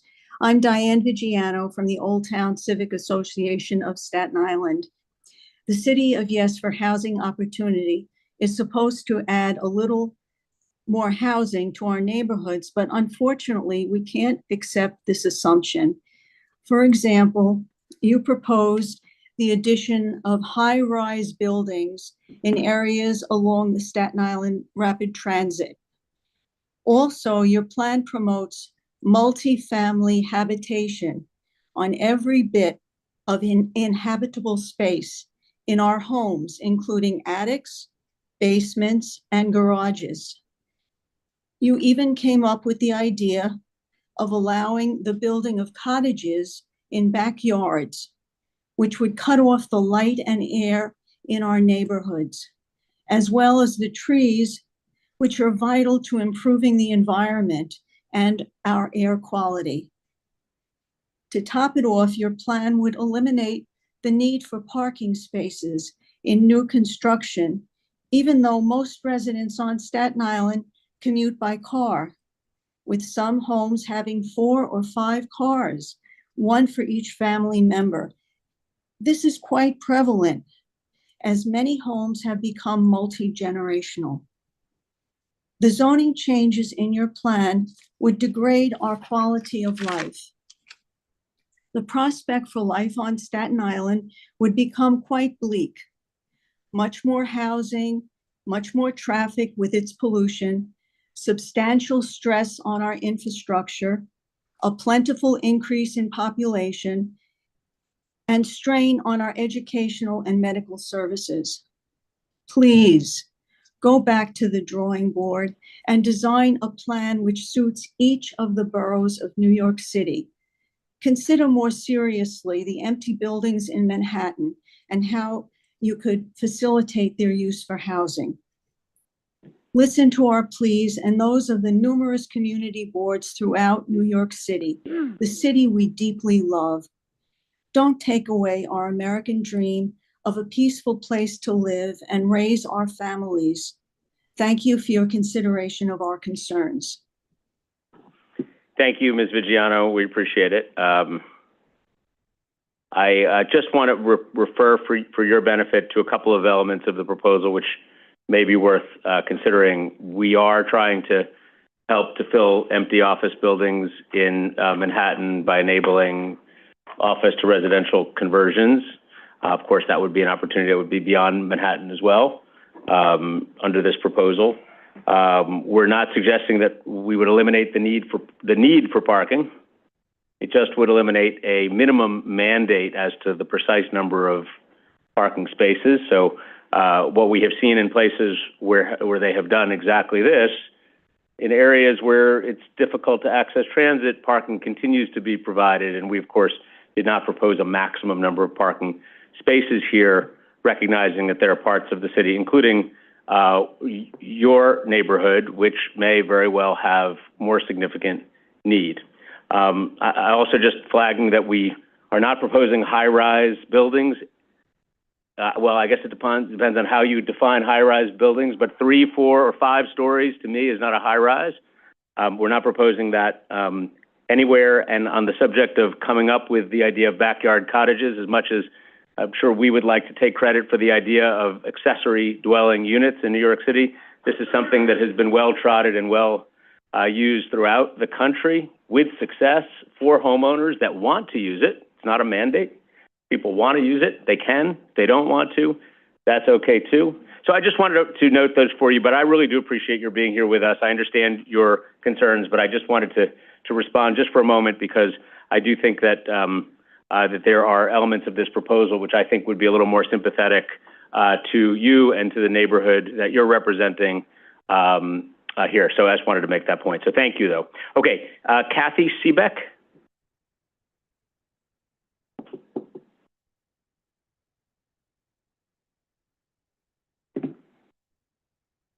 We have Kathy Seebeck to telephone? Okay.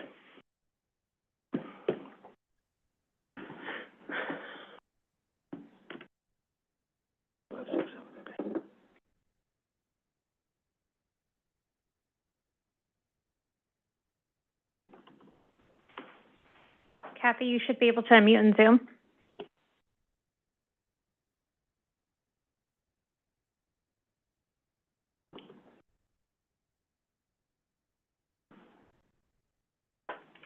Kathy, you should be able to unmute in Zoom.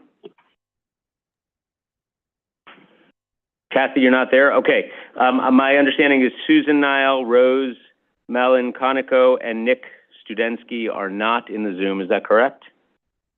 Correct. Next up will be Sadia Rahman on Zoom, followed by Matthew Choi here in the room. Sadia is not in the room. Okay. Matthew Choi, are you here? Okay. Eduardo Saravale on Zoom. Eduardo is not in the Zoom. David West here in the room. Mr. West. Great. Welcome.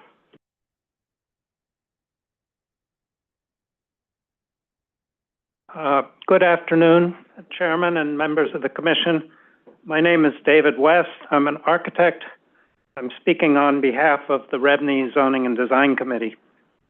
My focus has been on the height and setback changes proposed for medium and high-density districts. Overall, I'm very supportive. The text provides new opportunities and includes many helpful changes, particularly in R6 through R9 districts that I believe will indeed spur increased housing production. I take issue, however, with two matters in particular: towers and street walls. Current text is very flexible with respect to towers, permitting standard residential towers in most instances in C4, 5, and 6 zones without specific street wall requirements. Special district text is often used to fine-tune the underlying text, for example, requiring street walls in limited geographies where they have been deemed to be appropriate. The proposed text creates a new sort of tower on a base as the default residential tower option. While it does provide some street wall location exceptions, there is no exception to providing a 7-foot minimum setback no lower than minimum base height. The relief valve offered for this is the option to use the commercial tower text of 33-451. However, this is a poor substitute because the commercial tower encroachment zones do not work well for residential buildings. I request that residential towers either be exempted from the no lower than minimum base height provision of the setback text, or that they be exempted from the encroachment zone limits if using the commercial district text. This would allow greater variety and more appropriate solutions on a wider variety of sites. As for street walls, I recognize that mandatory street walls are a hallmark of contextual zoning and have an urban design rationale. My objection is that there are less exceptions in the new text than in the current text, which was most recently refined as part of the ZQA text amendment. All current exemptions should be restored. The bigger problem is that where street wall location is waived, there is no exception to the 7-foot minimum setback no lower than minimum base height. This means that every developed frontage must effectively have a street wall, even where it is not required to be built at or near the street line. This forces building design, requiring multiple building segments, for example, on sites with multiple frontages, and will have the effect of making buildings more expensive and less efficient. In closing, I wish to state that I broadly support housing opportunity. My suggestions are just to make sure that you get it as good as it can be. Thank you. Thank you, Mr. West. Okay, let's move on to the next 5 are all on Zoom. So I'm going to call them all out. Michelle Birnbaum, Marie Marcina, Jody Corey, Catherine Winters, and Daisy Colon. Okay.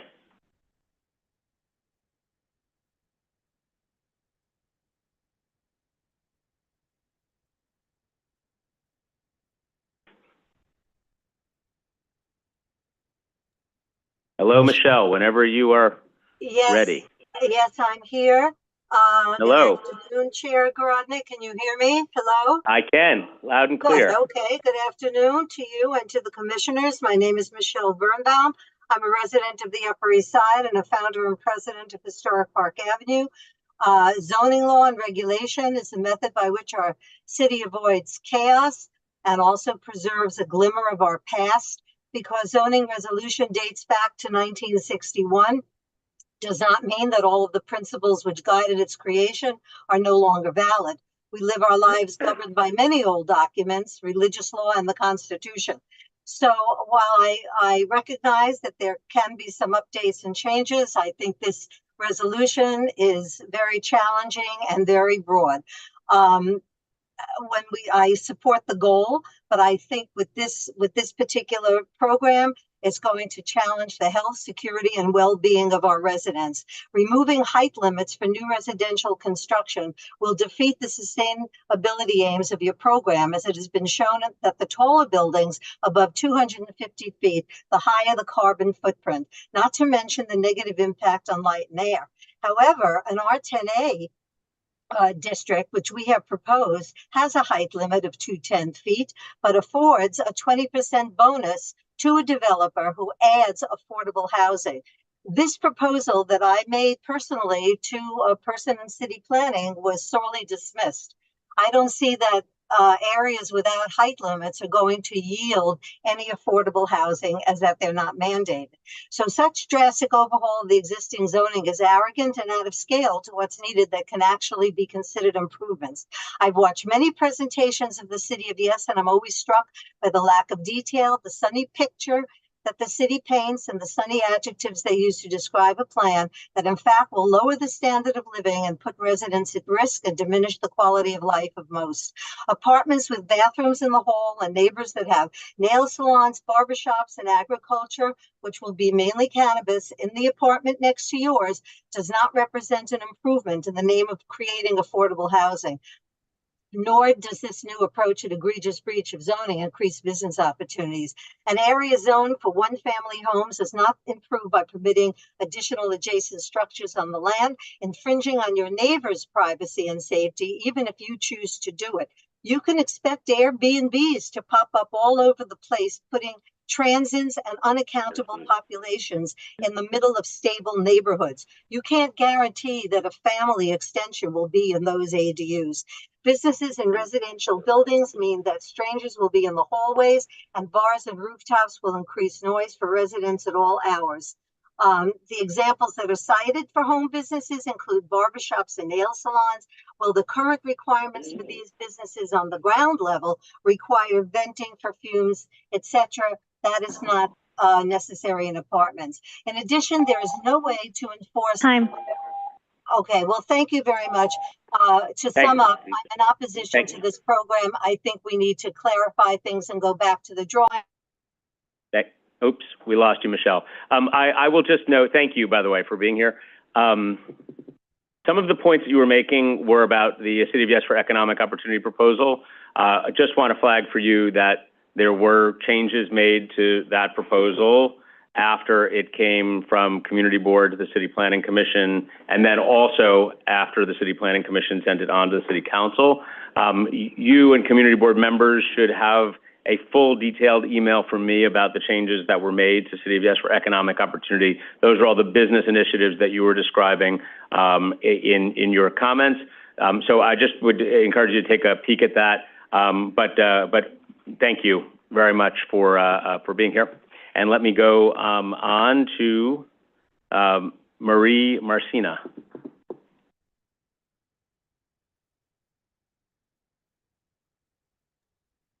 Promoting. Followed by Jody Corey, Catherine Winters, Daisy Colon.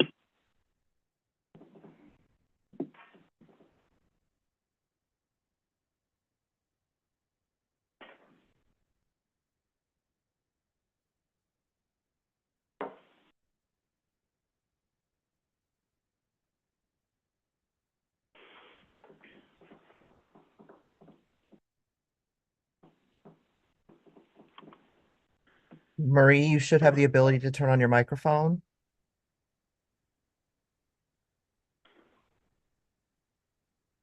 Marie, you there? Okay, let's move on to Can I be heard? Gonna be our No. next speaker. One second. Jody Corey. Okay. Jody Corey, is that you?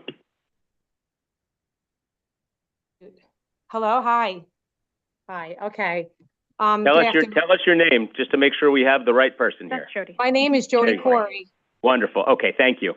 Okay, thank you for the opportunity to speak in front of you today. And I live in Glendale, which is located in Queens. The city of Yes is wrong. You are hurting innocent people who did nothing wrong. Our neighborhoods don't want this. I lived in Forest Hills, Regal Park area my whole life. I scrimped and I saved for many, many years, foregoing vacations and being frugal with my money. 9 years ago, my husband and I bought a house in Glendale. We have a happy home with 3 beautiful children and 2 dogs and are living the American dream. Glendale is a beautiful middle-class community. We have tree-lined streets. My home is almost 100 years old with plaster walls, high ceilings, original hardwood floors, and has tons of old century charm. There is special character to all the homes in this neighborhood. I have a backyard. I know everyone who lives on my block. I go for walks. I see the same people over and over. My kids play with the other kids. People who don't even know me smile and say hi. This is a great sense of community here. I feel like I've finally achieved the American dream. In recent years, the quality of life in this neighborhood has been on a decline. Nobody will do anything about it. A young 13-year-old woman was just raped in Casino Park, not far from here, by someone who crossed our border illegally. These are the problems our city should be focusing on, not shoving this zoning amendment down our throats. At the rate the city is going, nobody will even want to live in these so-called new affordable rental units. We did not create this housing problem. This was created by our politicians, and we're supposed to trust them to fix it? Look at what they did to our city. It's falling apart. The end result is they want to control us. They want to take away our cars, force us on unsafe subways to get victimized by criminals. My once quiet, beautiful neighborhood will become filled with apartment buildings, rented out basements, rented out garages, stores on each corner, super overcrowded schools, nowhere to park. It will become dirty, filled with more graffiti, riddled with crime, just like everywhere else this was tried. Our 100-year-old infrastructure cannot handle this. We already have flooding due to streams underneath our homes. Flooding will only get worse due to the loss of green space. And these communities are going to get hurt financially by these changes. Glendale will look like every other neighborhood. This is not what I worked for my whole life. We all know that office buildings in Manhattan are practically empty and are never going to be full again due to remote work. Convert the empty office space into apartments. You can create many, many new wonderful homes. Wouldn't that be a practical solution without disrupting the lives of millions of people? Why hurt us? We did nothing wrong. We go to work every day, pay our taxes. This is an absolute assault on us. Equity means that all sides receive equally. We're giving everything and getting nothing in return. There is nothing equitable about this. Please vote no. No, no, no. Thank you. Thanks. Let's move on to Catherine Winters. Daisy Colon, next. Okay, Catherine Winters here. Hello. Hello. Good afternoon. I am a resident of Whitestone, Queens, in Northeast Queens, and here to voice my opposition to this plan on behalf of myself and many, many of my neighbors. I've lived most of my life in New York City, much of it in Manhattan as a child and an adult, and have lived in all the boroughs with the exception of Staten Island at different stages of my life. So I understand and I love the diversity of neighborhoods and the diversity of lifestyles in New York City. That includes multifamily areas, areas with apartments and high rises, and single family areas. I have lived in all of them. This diversity of neighborhoods in New York City and all great and livable cities must include and protect single family zoning with its trees, small gardens, and green spaces, which I understand is only 15% of New York City housing. It is key to the overall quality of life in New York City. Quality of life is the key reason we choose to live in a place. It enables many to live in New York City as they age and not leave, not abandon the city. It is also important to note the quality and characteristics of single-family zoning are fragile. Once changed with businesses, multifamily buildings, backyard structures, it is lost and lost forever. It is difficult to reclaim green space. Additionally, the proposed benefits, I think, are questionable based on the misuse, perhaps, of statistics. These problems could be addressed in far more effective ways. As others have highlighted, there are many underutilized areas with multifamily businesses, offices, apartment buildings in this city, and many areas that need revitalization and an economic boost. What is key is to invest in safety and upgrade and build more housing in these areas that are already zoned and have the infrastructure to support it. Tax incentives, improvement incentives should be considered. Also, the proposal does not address environmental impacts, does not provide critical needs for parking, which in my area is already constrained near buses and shops, does not address adequate transportation. In my area, express buses are few and far between, does not address the need for schools with the right pupil-teacher ratio. On the broader base, it does not address the need for true low-income housing, for senior housing, and for the needs of the homeless. I do not see the proposal addressing the goals it says it supports. Sadly, the only clear benefit is to enrich builders. It is a potential disaster in city planning for the people of the city and the future of the city.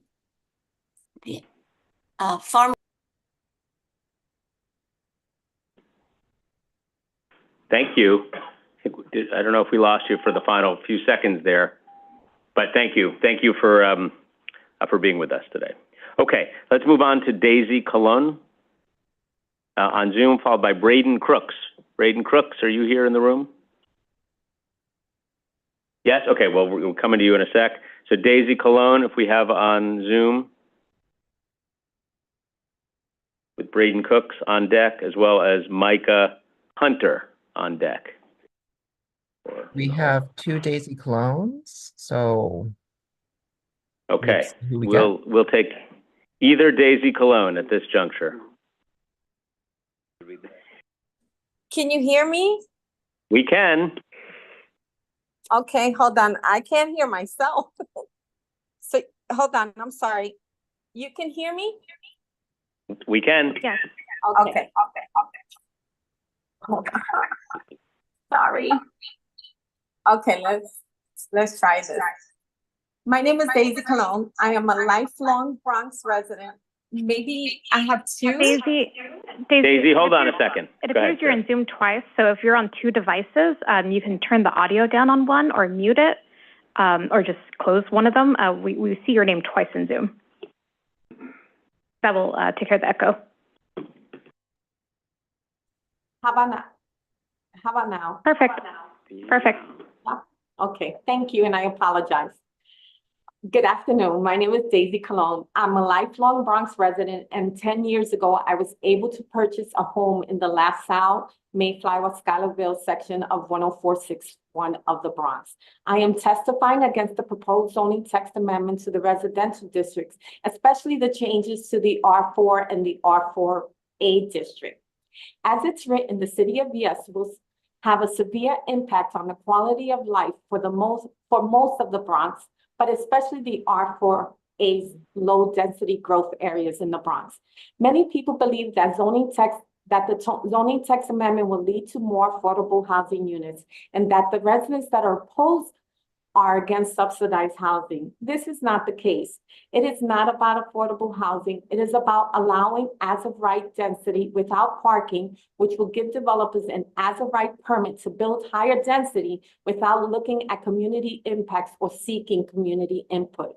The one-size-fits-all zoning does not take into consideration the character of our diverse neighborhoods. The homeowners in the 4A districts are competing with developers and investors that are buying up properties to combine lots and build market rate rental housing, thereby contributing to the destruction of the low to middle class homeownership neighborhoods. The half-mile transit district will decimate my community and change the fabric of my LaSalle Waterbury neighborhood.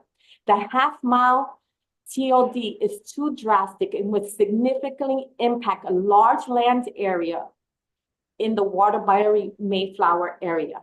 Similarly, other large cities currently have a maximum of 1/4 mile transit zone from subway transit stations with community input. It should also be on a 10,000 square foot lot, not 5,000, because it will convert our current owner-occupied homes into medium apartment buildings, further removing homeowners from the community and destabilizing the already low homeownership rate in the Bronx. It was disheartening to listen to the Bronx Borough President say that a half-mile TOD area was acceptable, especially since it would devastate and displace many minority homeowners in a predominantly mixed-race, mixed-income R4A neighborhood. According to the New York State Comptroller, Thomas DiNapoli, New York has the lowest home ownership rate among all 50 states, and home ownership rates are as low as 20% in the Bronx, 32% in a 10461 LaSalle Mayflower area. Comptroller DiNapoli also goes on to state that low rate of ownership for Black, Asian, and Hispanic New Yorkers is especially troubling. Homeownership remains an important vehicle for building wealth and reducing inequalities in real estate practices, and boosting homeownership should be important priorities for maintaining New York's competitiveness as a place of opportunity.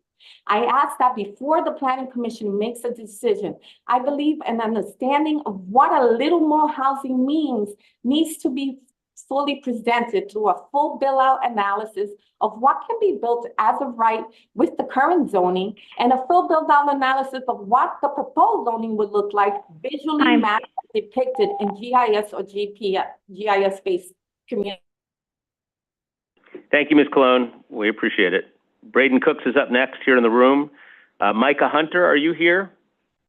Yes, you are. Great. And then Rosa Chang will follow on Zoom. Mr. Crooks, welcome. Hi, thank you. Thank you for having me. My name's Braden. I'm one of the co-founders of Designing the We and creators of the Undesign the Red Line exhibit about the history of structurally racist policy and decision-making that this city has been engaged in for quite a long time in its history. And I'm here in support of City of Yes. When we look through this history, and I want to zoom back out to think about this, where we've come and why we're here, so many of these policies, which we've said, okay, we've officially ended structurally racist policy like redlining and things like that, we haven't gone further to undo and start to heal from and repair from the damage that those policies created. And when you look at redlining and you look at the language that was in the New York City maps, including, this is a hazardous neighborhood, quote unquote, Negro infiltration. When you look at the restrictions that were put on whiter, wealthier neighborhoods and deed restrictions and things like this, and you look at private real estate documents that said, due to property values, quote, people of color need to stay in the neighborhoods where they live and not try and move around. This idea of infiltration, the through line here through all of these policies, was maintaining value through exclusion. Using exclusion, using exclusivity to maintain not only property value, but this vision of, well, what does it mean to be a nice neighborhood? It means those people aren't here. And when we get to the 1968 Fair Housing Act, which makes that type of language explicitly legal, you see across the country and here in New York and in the region an explosion of certain types of zoning regulations. The single-family home zoning increases, down zonings, restrictions on housing types and mixed use. You see the list goes on. But actually, the explosion in all the zoning regulation and law really happens in the wake of the 1968 Fair Housing Act. And in many ways, it continues that through line of exclusion in whiter and wealthier neighborhoods, because now, well, we can't stop certain people from moving here, but we can stop new and affordable housing. And so that through line has to be understood. It lasts all the way until today, because you look at even things like community processes, which of course are important, but in many cases have benefited wealthier residents with more time, more resources, who can block certain initiatives, whereas other neighborhoods face the burden of more housing, more supportive housing, things like that. And so, even today, people talk about community, but when they're saying those words, they're really talking about excluding people from their communities. And I don't think that is a good use of that word and that idea. And so I am urging this Planning Council to consider these things. I think there's a lot more that can be built in. There's a lot more that needs to be done, especially when it concerns both increasing affordable housing, which is an absolute necessity, and the obligation to affirmatively further fair housing. Thank you. Great. Thank you for that. Thank you for that context, important context. Okay, Micah Hunter. Mr. Hunter, welcome. And Rosa Chang on Zoom following, then Emily Klein here in the room. Right. Yeah. Okay. Good afternoon or good evening, members of New York City Planning Commission. My name is Mike Hunter. I'm a project manager at the NHP Foundation. Organization is a New York City headquartered nonprofit real estate organization dedicated to preserving and creating sustainable, service-rich multifamily housing that's both affordable to low and moderate income families, seniors, and beneficial to their communities. We were formed in 1989 by Congress for this very purpose. I myself am also a resident of Laurelton, Queens, a lifelong native New Yorker from Bedford-Stuyvesant, Brooklyn, New York. I'd say 6 years ago, my growing family of 3, actually now 4, we had to leave our neighborhood due to rising costs in Bed-Stuy. We, like many families of African-American and Caribbean descent, lived in the community for about 30 years or so, could no longer afford to live there. So this resulted in dramatic change in the landscape of our community. We moved to Laurelton, Queens in a affordable home there. I am also a former employee of HPD, Housing Preservation Development. Also, I'm a former employee of Administration for Children's Services. At the HPD, I actually used to review all the affordable housing new construction projects. And then also at ACS, I was investigating child abuse and neglect. I saw, and I'm now fortunate to build homes for a lot of the families that I once serviced, both in the agencies, and I see the change, mothers that would work 3 or 4 jobs, cannot supervise their children because they can't pay the rent now, in buildings now that they can live and only have 1 job and able to watch their child. And I've seen a lot of, positives obviously there. I won't get into all the, statistics. I will just say that, there's a housing crisis. 10 community districts produce as much new housing as the remaining 49 districts combined. Since 2021, New York City has added 275,000 households with only 600,000 units of housing. This discrepancy is unacceptable, unsustainable, highlighting the urgent need for citywide action. Again, I worked on projects in my current capacity from New York all the way to Colorado. I've seen it overnight where families, teachers become homeless overnight. I'll also say that, based on our organization now, we also done some research. NHP, we are acutely aware that new populations are rapidly changing the current face of affordable housing.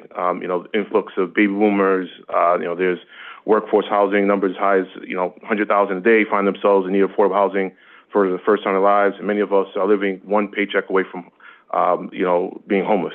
So I say the City of Yes for housing opportunity proposals vital steps towards addressing these issues. We urge the Commission to vote in support of this proposal.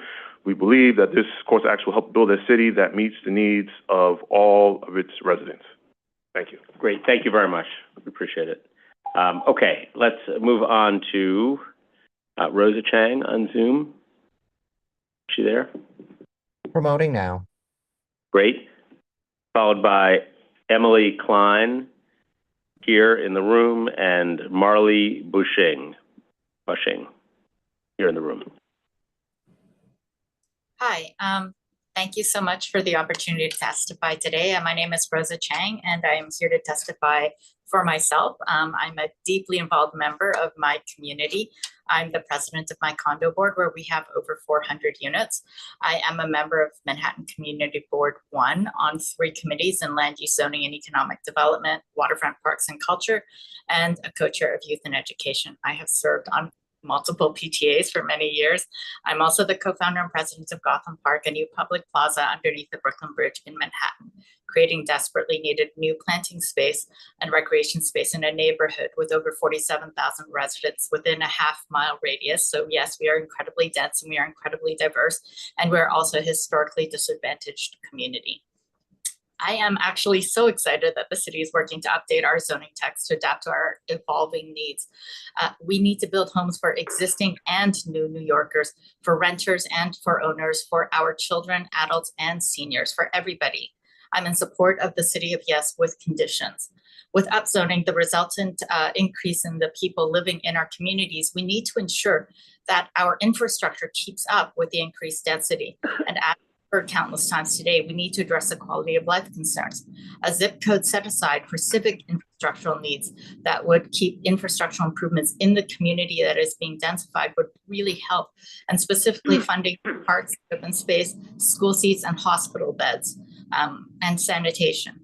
I also think that the 10-year sunset provision for offsiting affordable housing should be reduced to 5 years, because we want affordable housing in our neighborhood and in every neighborhood that is increasing in space and density. For conversions and enlargements above a certain size, we must mandate that essential building infrastructure include garbage collection and storage rooms, package rooms. As we densify, we create more trash and more deliveries, which inevitably impacts our incredibly densely used sidewalks. Regarding large campus infill projects, mandating any additional residential space will be 100% permanently affordable, and that for NYCHA complexes specifically, that tenant associations are not only included in the decision-making, but have the majority vote. Community boards and community engagement should continue to be required. I am in support of eliminating or reducing the 680 square foot dwelling unit factor. I have personally lived in units that are 250 square feet and 550 square feet for over 15 years in New York with my partner. It can be done. We are married, so it all worked out. It can be done well, but we need to put in the guardrails to make sure that it actually is done well, because it could also be done very, very poorly. I am in support of the City of Yes generally. I do not find that it does enough to require the creation of truly affordable housing specifically, nor support the increasing need for quality open space, school and hospital beds that it will result in. With those adjustments, I would be enthusiastically in support. Thank you. Thank you, Ms. Chang. Appreciate it. Okay, let's go to Emily Klein, who's here with us, and to be followed by Marley Bushing. Thanks. Good afternoon, everyone. My name is Emily Klein. I'm the Senior Policy Associate at the Community Preservation Corporation, the other CPC, a nonprofit community development finance institution formed in 1974. As a 50-year-old affordable housing lender with a significant footprint in New York City, CPC is honored to provide testimony today in support of City of Yes for Housing Opportunity. It is well known and widely accepted and has been extensively discussed today that New York City is experiencing a housing crisis, and we are in a critical moment to respond. As evidenced by extremely low vacancy rate and our extremely high rent burden rates, New York City's overly tight housing market necessitates the construction of more housing, yet the combination of the city's outdated and overly complicated zoning regulations with entrenched exclusionary practices and NIMBY sentiment has led to an insufficient development siloed to only certain neighborhoods. This status quo is unacceptable and has materially contributed to the crisis we face today. To address our housing crisis, we must build more housing in every neighborhood, and City of Yes for Housing Opportunity lays out a citywide roadmap to do just that by comprehensively modernizing the city's zoning code. This administration's focus on zoning is grounded in the understanding that zoning is key to unlocking or blocking development. It can make a neighborhood more inclusive or more exclusive, more affordable or less attainable. Zoning can dictate who gets to live where and which New Yorkers have more or less access to opportunity. City of Yes would update the toolbox of resources available to meet current housing needs and promote more equitable neighborhoods across our city. The proposals are organized by neighborhood density, providing appropriately scaled interventions for a variety of communities. For low-density neighborhoods, City of Yes would reintroduce town center zoning to allow ground floor commercial with 2 to 4 stories of housing above. It would allow 3 to 5 story apartment buildings within a half mile of subway and rail stations, would permit accessory dwelling units, give homeowners the flexibility to adopt their homes to meet their family's needs. In medium and high density neighborhoods, City of Yes would introduce universal affordability preference, which will allow buildings to add at least 20% more housing if those additional homes are permanently affordable at 60% of area median income. We strongly support UAP and its affordability levels, which would specifically serve lower income New Yorkers. Finally, City of Yes includes citywide proposals to remove costly parking mandates, allow for the conversions of non-residential buildings to housing, and allow for smaller shared housing and campus infill development. Each of these City of Yes proposals is City of Yes for housing opportunity have been carefully crafted to match the existing character of the neighborhoods where they would apply, target outdated and prohibitive elements of our existing code. Together as an entire package, they are a once-in-a-generation opportunity to modernize our regulations, comprehensively address our housing shortage, and build a city that meets the needs of all of its residents. On behalf of CPC, we applaud this commission and city planning for their tireless work developing the City of Yes for housing opportunity, and we urge the commission to approve it as it's currently written. Thank you. Great, thank you. Stay right there. Commissioner Osorio has a question for you. Thank you, Chair. Thank you for the presentation. I have a quick question. We've heard today a couple people state their position on this. Here at the CPC, we've discussed it a couple different times, but I'm wondering from your perspective as an affordable housing advocate and creator, right, a funder, do you think that UAP as is, where, you know, with a kind of like the affordability, constituting the main sort of like affordability piece in the entire document, do you think that's really going to be enough for developers who may not necessarily be interested in, you know, going the whole way and applying for the state incentive, with other ways of assembling the same amounts of FAR? I think that if it was UAP, it was the only tool and that was it. No, I think it wouldn't meet the needs of a variety of different shortages of affordable units in our city. But I think with the combination of incentives and funding structures from both the city and the state, UAP provides another sort of slice of the pie that we think is actually quite valuable and is missing. The 60% AMI is really sort of a missing sector within our housing needs, and so we were very excited to see the UAP target that. Thank you. Great, thank you very much. Okay, Marley, I'm not going to mispronounce your name a fourth time. I'm going to let you do it correctly for me. Welcome. Happy to. My name is Marley Bushing, and I'm the Managing Director of Development at the Hudson Companies. Hudson is a residential multifamily developer with nearly 4 decades of experience building housing in New York City. The bulk of our work is supportive, affordable, and workforce housing in the outer boroughs. Hudson is, at its core, a New York City developer. It is no surprise that in recent years, it has become more and more difficult to do our work in the city. Rising costs, interest rates, and scarce land have all constrained our ability to build here. City of Yes for Housing Opportunity has the ability to change that. If approved in its entirety, City of Yes can help address New York City's housing and affordability crisis. 2 areas of City of Yes are especially compelling for our work. The provision to remove parking minimum requirements would allow us to consider sites for development that we must currently rule out. We are currently underwriting various sites for workforce housing that pencil in a City of Yes scenario, but do not without. That means we might pass on the opportunity to build hundreds of units of housing due to the onerous parking requirements the zoning resolution currently mandates. Additionally, the universal affordability preference will allow for developers like Hudson to increase the density of a given site to do more to address the housing shortage. Requiring rents to be affordable to households earning no more than 60% AMI will go a long way in reducing the number of rent-burdened households in New York City.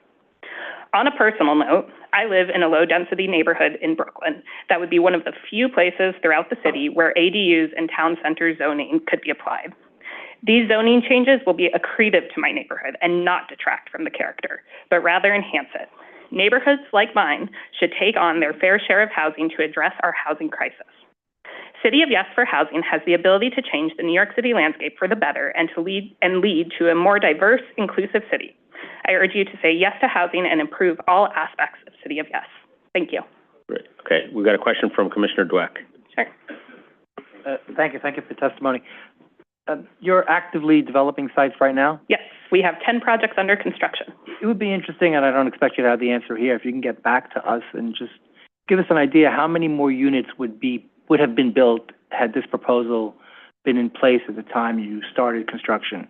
Yeah, that's certainly an analysis we can do. I can't do a back of envelope right now, but something like the parking specifically, we actually had a project come before the commission within the past 6 months or so, and the parking was an issue there. We managed to figure it out, but something like that could really change the outcome of a project. So that'll give us some guidance on what we're trying to accomplish here. Absolutely. Thank you. Yep. Thank you, Commissioner.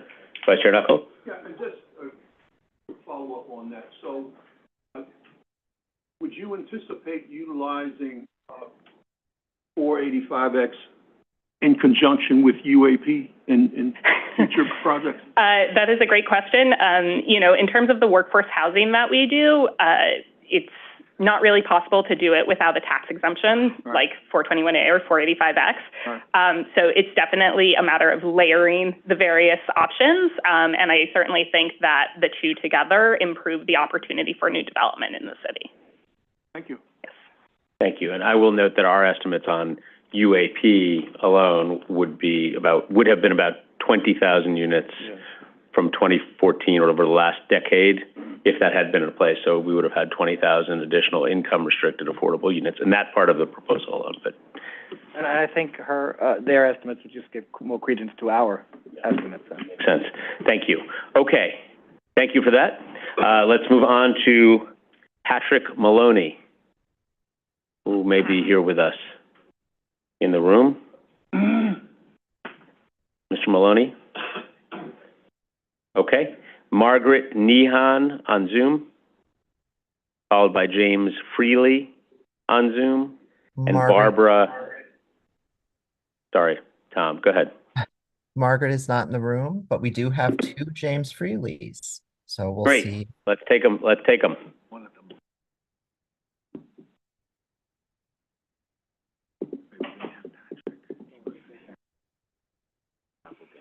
James, you should be able to unmute in Zoom. Yes, actually, could you come back to me? I'm actually at the dentist's office. Could you come back to me in like an hour? Yeah, okay, we'll keep you on, No, and I we will. appreciate Good it. luck I've been here over since there. 10 o'clock. I've been here Good since luck. 10, not at the dentist's office. I've been at the Zoom since 10, but I'm actually at the dentist's office. We appreciate your commitment, and we appreciate the proof of your being in the dentist's office, and when you come back, you'll let us know how it went. Okay, all right, thank you. We'll come back. Barbara McNamara on Zoom.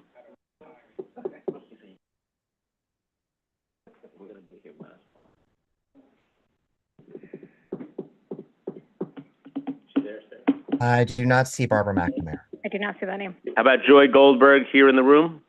Ms. Goldberg, great. Welcome.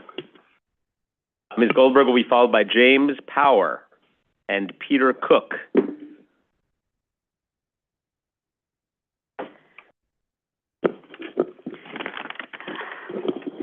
Hello. Honorable Chairman Grodnick and Commissioners. My name is Joy Goldberg, and I live in Brooklyn. This quote is taken from a Quartz publication article, "The 5 Cities in America Where Renting an Apartment is the Most Unaffordable," by Rocio Fabro, July 2nd, 2024.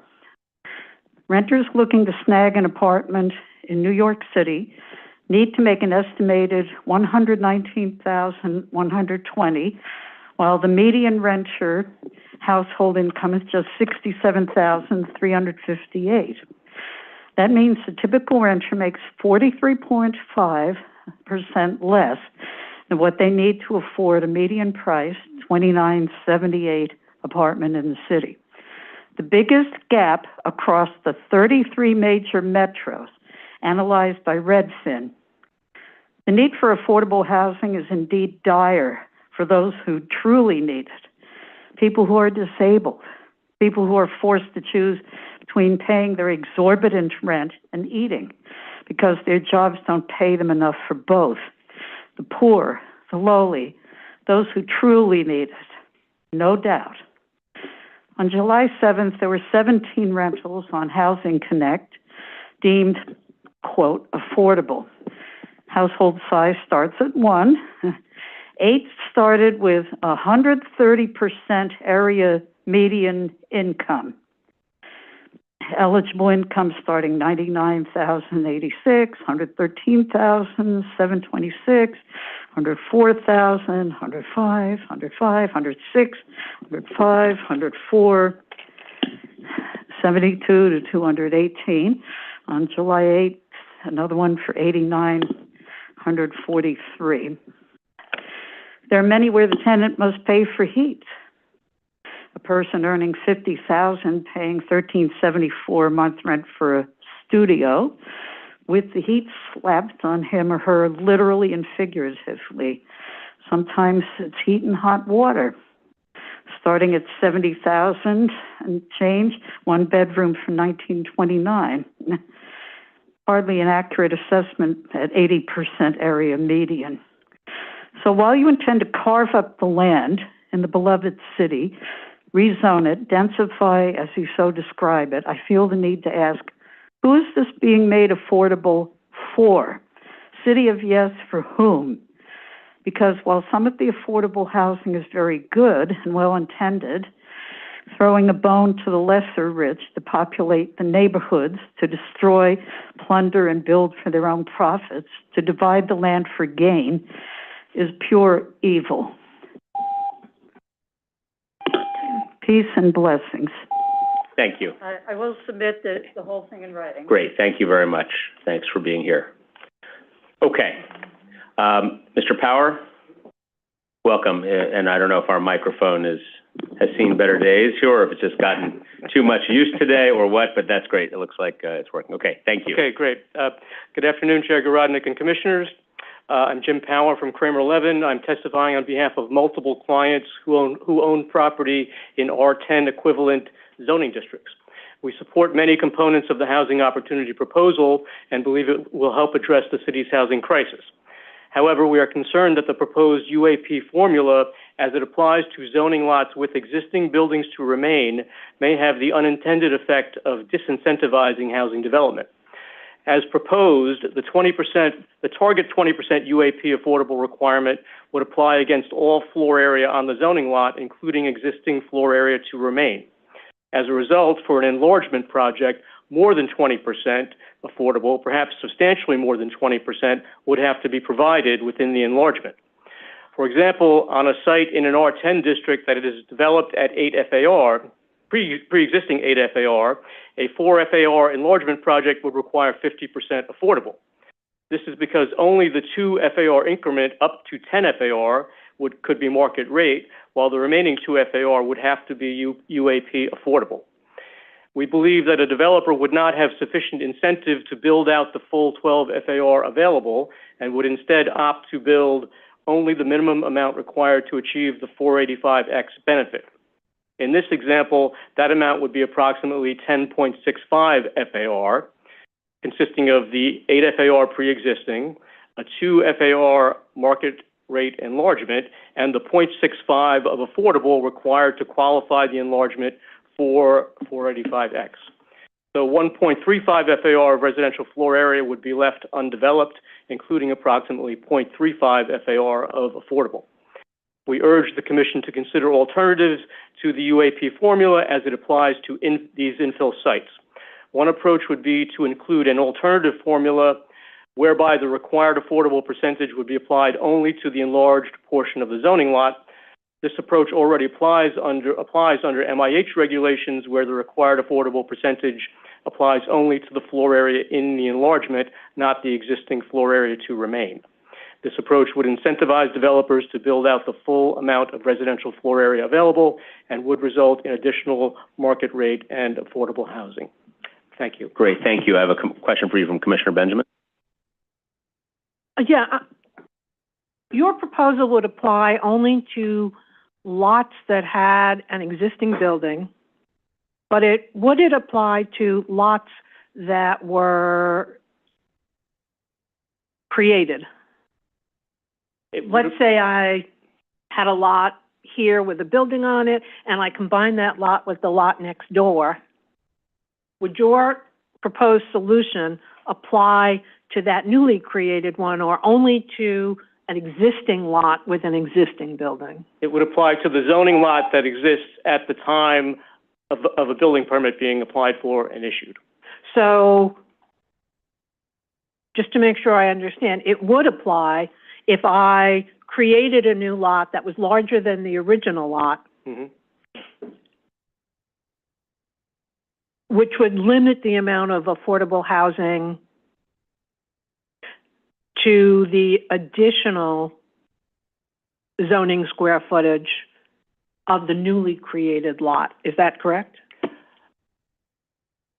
I'm not sure if I follow, but I think it would be, I believe it would be neutral vis-a-vis whether or not you merged a vacant lot with a parcel that has existing floor area on it, because at the end of the day, the calculation would be against the larger lot, and you'd be subtracting out the existing floor area. What we're proposing is really an attempt to avoid the penalty and the disincentive against developing a zoning lot that has existing floor area on it. Right, and I understand that, but I'm concerned about the unintended consequences that a developer could in fact seek an additional merged lot in order to limit the amount of affordable housing they would have to provide overall. I don't believe the math would work out that way. I think that I believe it would be neutral vis-a-vis an existing building to remain, whether or not it was merged in before or after. Okay. Other questions? Thank you, sir. Thank you very much. Peter Cook, who will be followed by Tabita Kaneen. Hope that's the correct pronunciation. Peter Cook.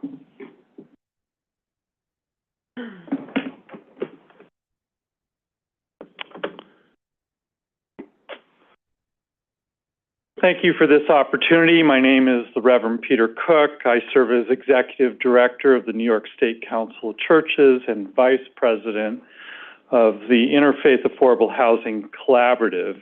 As faith-based organizations, we work with architects and attorneys to help congregations repurpose their property to build affordable housing while preventing exploitation by developers and helping them work with reputable developers.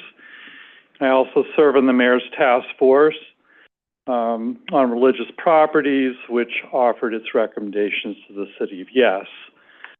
We've been working on City of Yes for a while. In the last few weeks, we held 3 online seminars, which you can see on our website at the Council. And we're learning and listening, but the Council in the main supports this text amendment.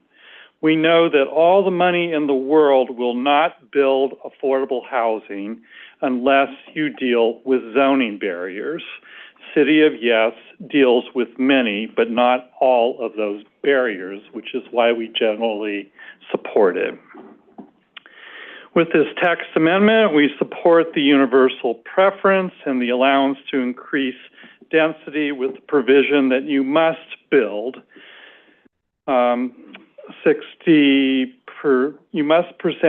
build 20% more housing that is permanently affordable at an average of 60% AMI. We do not regard this provision as a backdoor for private developers to come in and bait and switch. We think this is a really solid regulation which will ensure permanent affordability. Secondly, we're generally supportive of provisions that make it easier for congregations to build affordable housing, and we also support the landmark provision that lets congregations transfer development rights to properties which are close by in exchange for funds to fix up aging properties. Finally, I make a plea to the city to not oversell City of Yes and be as clear as you can about what the text amendment can and can't do. Many critiques I've heard today seem quite overblown, but some critiques are helpful. For example, while I think increased supply will result in lower housing costs in many cases, increasing supply is not the only vehicle to deal with affordability. So we support this text amendment and thank you for this opportunity. Thank you very much. Okay.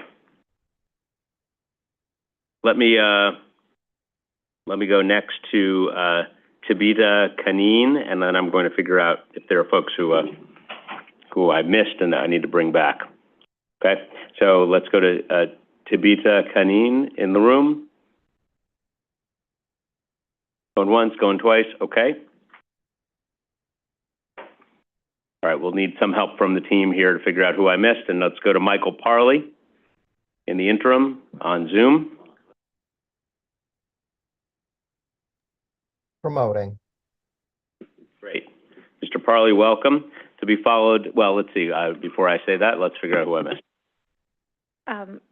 Megan Fitzpatrick will be after, and we'll call up a few others. Yeah. I'm going to let you call the next few, and you can Sounds good. See who's back. Okay. I'm here. Great, Hello? welcome. Thank you. Let us begin. My name is Michael Parley. I'm the president of Development Consulting Services, a consulting firm in New York City advising developers, architects, and institutions on the workings of the zoning resolution. Some of my comments today relate to the Midtown Special District. I have special expertise in that since I was the principal drafter of these regulations in 1980 to 81 when I worked for this agency. I support the overall goals of housing opportunity and applaud the effort to generate more affordable housing, expand opportunities for office conversions, and advance numerous changes which can facilitate building in New York. However, my comments today at length are to protest two ill-advised and self-defeating provisions. The first is that the off-site affordable option is not being expanded, and where it is being preserved as an option, it is not being diminished to possible insignificance. This is absolutely not in the city's interest. Others will and have spoken about this more fully. The second proposed provision would mandate that in the 12 to 15 FAR zones of the special Midtown and special Lower Manhattan districts, that the increment of residential use from 10 to 12 FAR will be by the provision of affordable housing, changing from the current mechanism, which permits the 10 to 12 FAR increase by providing residents recreation space. It is unclear in the text whether the affordable must be on-site or can be off-site. But either way, it is clear that this is very misguided. Number one, it is a down zoning when we should be up zoning, given our need for housing. It is clearly uneconomic to mandate affordable housing where land prices are already stratospheric, particularly without any economic analyses to validate this. And three, because the 2 FAR of affordable housing will predictably not be provided, more non-residential use will be required to fill the gap between 10 and 15 FAR, contrary to corrections occurring in the office market today. The residual 5 FAR of commercial use is not enough to be a critical mass for office, too much for retail, and undesirable for hotels since the commission prohibited them except by special permit. In 1981, we originally wanted to make the FAR for residential a flat 12. Late in the drafting of the Midtown text, someone suggested an innocuous and cost-free basis to get from 10 to 12, and that was the recreation space. My recommendation is to now make the residential FAR a flat 12 in Midtown and Lower Manhattan, and I urge the commission to rethink its position on these aspects of the housing opportunity. Thank you. Thank you very much.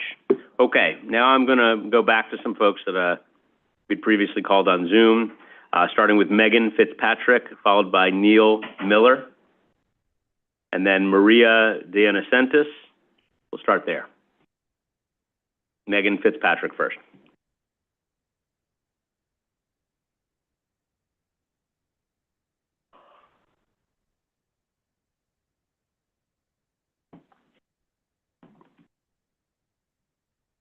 Megan, you should be able to unmute. Thank you. Hello, Commissioners. Megan Fitzpatrick speaking on behalf of Landmark West. Thank you for hearing me today. Landmark West is a neighborhood historic preservation and land use nonprofit based in the Upper West Side. We advocate for sensible, community-focused land use regulation and zoning that serves the interests of the people. We plan on submitting to the Commission detailed testimony on issues we feel impact our district the most. City of Yes is a massive and often internally inconsistent overhaul of our city's zoning regulations. While we are not opposed to updating our zoning, we do advocate for sensible, contextual zoning that will protect our neighborhoods and produce a more environmentally conscious, viable, and affordable New York. In our considered opinion, the City of Yes for Housing Opportunity proposal will not serve these goals. Throughout its history, the city has used zoning as a tool to improve the quality of life of residents by raising housing standards in densely packed neighborhoods. City of Yes will weaken those standards and allow developers to make more money at the expense of the people who live here. Contrary to claims in support of proposals, it will not significantly increase the stock of affordable housing. In fact, it will legislatively make affordable housing optional. In our opinion, City of Yes will increase market rate development in already dense residential blocks in one of the densest neighborhoods in the city, the Upper West Side, create substandard and unsustainable housing, supercharge gentrification, utilize cynically named affordability programs for the benefit of developers, and contribute to traffic overflow in the neighborhood, negatively impacting our neighbors' quality of life. A close reading of City of Yes for Housing Opportunity shows that one of the most damaging results of its passage will be to exclude the public and even city council from land use decisions. The result is volatile and destructive of the principles of transparent and democratic government. It also seeks to loosen landmark transfer development rights to allow taller market rate buildings, while at the same time remove these decisions from both public scrutiny and input. Our committee supports changes that would enhance livability and equity in our neighbourhoods. Very little of any of the proposed further that goal. We hope that the Commission will reevaluate the content of its massive effort to clear the way for developers and recommit itself to people-centred policies that focus on the community. Thank you. Okay, thank you. Let me move on to Neil Miller.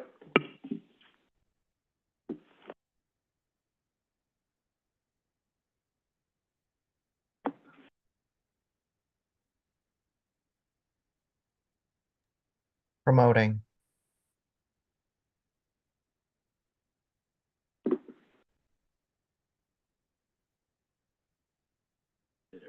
Nobody move.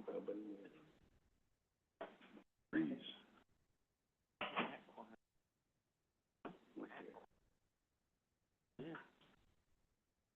Okay, do we have Mr. Miller? It appears Neil has declined promotion. Okay. And is unable to mute. Yep. Mr. Miller, you're welcome to join us. Okay, let's go on to Maria Dianacentis. Maria, you should be able to unmute. Hello, and thank you for letting me speak today. My name is Maria Dianacentis.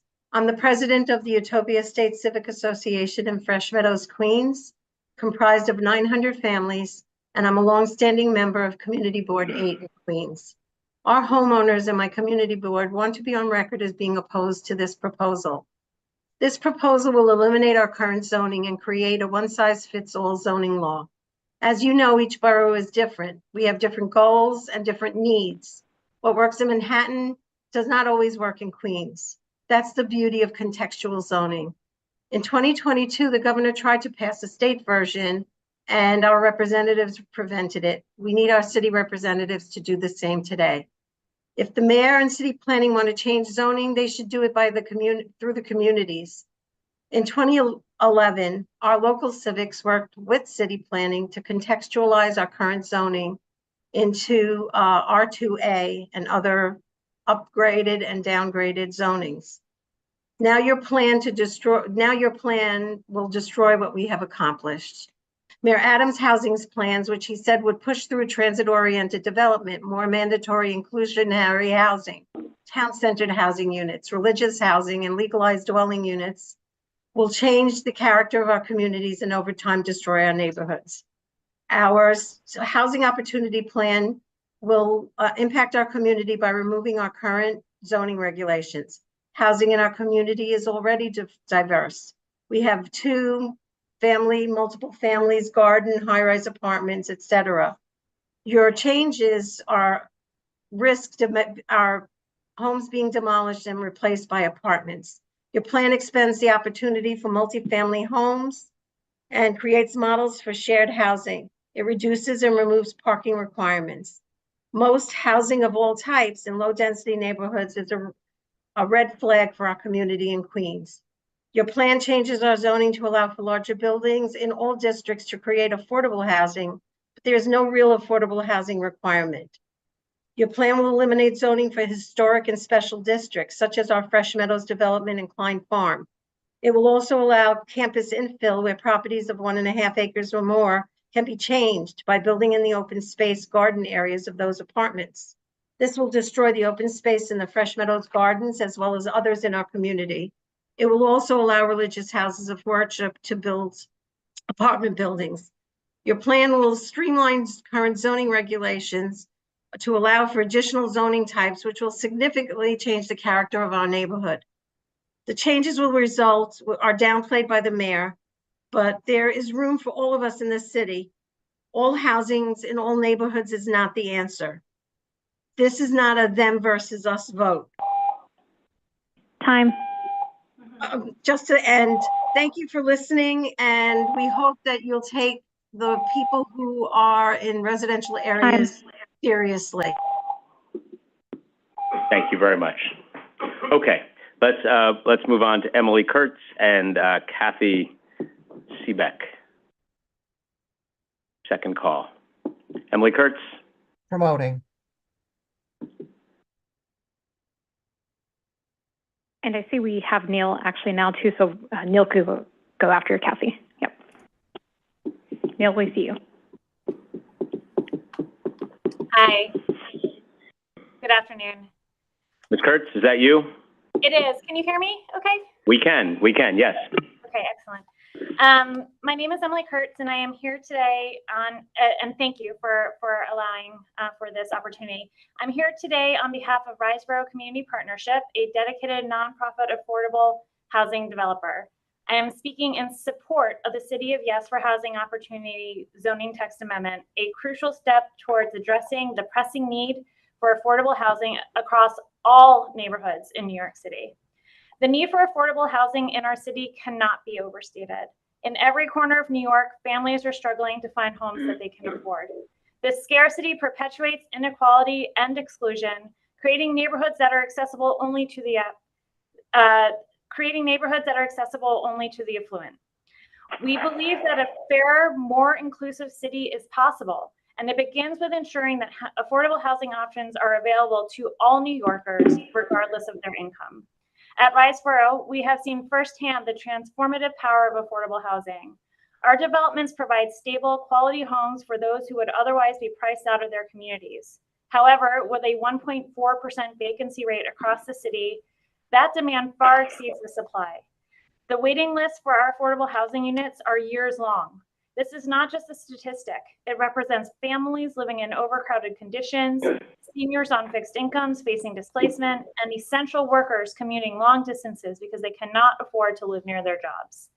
The density bonus for affordable housing included in this text amendment is a critical tool for addressing the housing crisis. It encourages the creation of mixed income communities, fostering diversity and economic integration. In our experience, prior density bonuses, such as the one for senior housing, have been a game changer, enabling us to expand our reach and serve more families in need. This and other updates allows us to update our outdated zoning rules to build more housing of every type and to build affordable housing in every neighborhood. The City of Yes for Housing Opportunity zoning text amendment is a critical measure to ensure that these benefits are realized on a broader scale. By supporting this amendment, we are taking a stand for a New York City where everyone has a place to call home. We urge you to approve this amendment and help create a city that truly reflects our values of fairness, inclusivity, and opportunity for all. Thank you so much. Great. Thank you, Ms. Kurtz. Let's go to Kathy Seebeck. Yes, can you hear me? Is that you, Ms. Seebeck? Yes, it is, but I don't know why it keeps switching me from panelist to participant, but if you can hear me, I'll go. We can hear you. Why don't you go for it? If you're ready, let's do it. I'm ready. Thank you so much. And the young gentleman that's been trying to help on the phone. Not good morning, good afternoon, 7 hours later. Chair and Commission. I'm a resident of the Bronx, City Island. I'm a car owner, like most here in the Northeast Bronx that live here in a transit desert. I'm very happy that the borough president recognized that and listened to us. Car owners are good people. I'm a board member of our civic and active member of my district. I attended many meetings on the City of Yes. Our community board voted no after hearing from civic associations, residents, and business. Please don't eliminate the voices of our residents. This is a blanket, it's a blanket zoning change, and it will eliminate our voices in the future through our elected, for projects in our neighborhood. It's not very democratic. When each community does a little more, what is the stopgap to a little more? Every community is unique. The Bronx is not Manhattan. Manhattan is not the Bronx. The process in place now for zoning changes will be eliminated. City Island at this time has special district zoning. It is a low density residential community and an actual island that is 1.5 miles long. We have one road in and one road out over a 2-lane bridge, a bridge that at times has not been accessible during storms, hurricanes, or accidents. Our infrastructure is outdated, services have been cut, and we are a flood zone. Will infrastructure and city services be increased or addressed before building more? These are valid concerns due to our unique geography. City Island has been called the New England Seaport, the gem of the Bronx. We are known for seafood restaurants and welcome tens of thousands of visitors from spring to fall to dine and stroll our beautiful community. It's unique. That's why New Yorkers come to visit. They come to enjoy the quaint, charming nautical village atmosphere. I don't know why anyone would want to change that. And no parking. Our community business generate many tax dollars for New York City. I don't think people want to come here to look at big buildings and no place to park. Our residential dead-end streets cannot fit more buildings. Are you planning to build an evacuation site here to house people during hurricanes, storms, flooding, and blackouts? Address the climate change. You can't build, flood us, and then build back. I urge you to vote no to the City of Yes housing opportunity proposal in its current form and stick with a common sense approach to zoning in each community. Let the community boards that vote for this have the plan. Let them be the pilot program. Let us that don't opt out or redirect it more to home ownership in single and 2-family homes to provide more housing. We know we need more housing, but I think to be fair, you have to recognize our different communities. Thank you very much for allowing me to testify, and I'd appreciate if you'd listen to the people of the Bronx and some of the points the borough president made. Thank you. Great. Thank you very much. And we certainly will study her comments very closely, and we've heard from her today, and we appreciate it. I've heard a number of comments about, one size fits all and respecting individual neighborhoods. I actually, we'll talk about that a little later on, but I do hope that you can see that we were very careful to actually have different rules that affect to different zoning districts in different neighborhoods, to be respectful of this very point. But we'll come back to that a little later on. Okay, let's go to Neil Miller.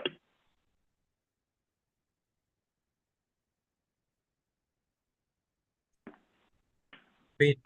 Thank you. My name is Neil Miller. I live in Midtown. I'm a member of Manhattan Community Board 5, but I'm speaking only for myself. I did sit through hours and hours of meetings, really extensive presentations from DCP and an outside consultant, and we got written responses from DCP and the consultant. And after sitting through all of that, I strongly support this proposal.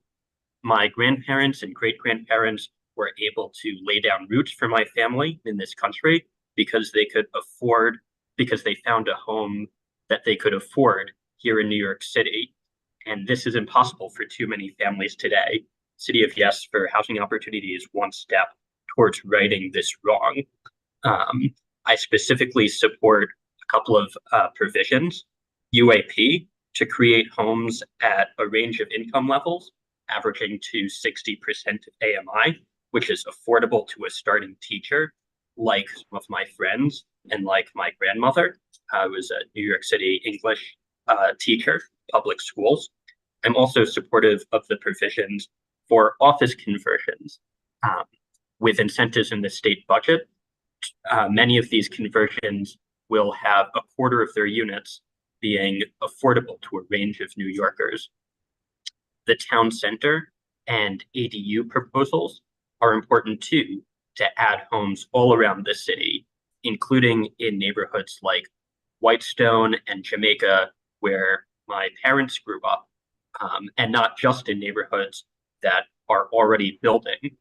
As a resident of Midtown, it will also improve congestion here in the city, in the middle of the city, if more people are able to take trains into the downtown core instead of needing to drive. And finally, I wanted to highlight and support the changes in City of Yes that re-legalize additional building types, like buildings with courtyards. And the City of Yes does this by changing rules to allow more courtyards and modifying setback rules. I strongly support this change in order to increase New Yorkers' access to buildings with great light and air.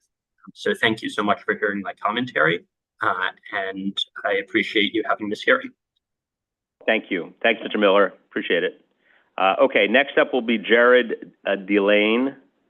I'm sorry if I'm mispronouncing your name. Voting now.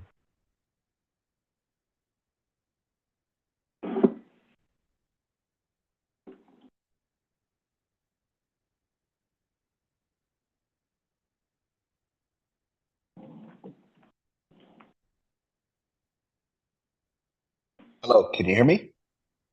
We can. Wonderful.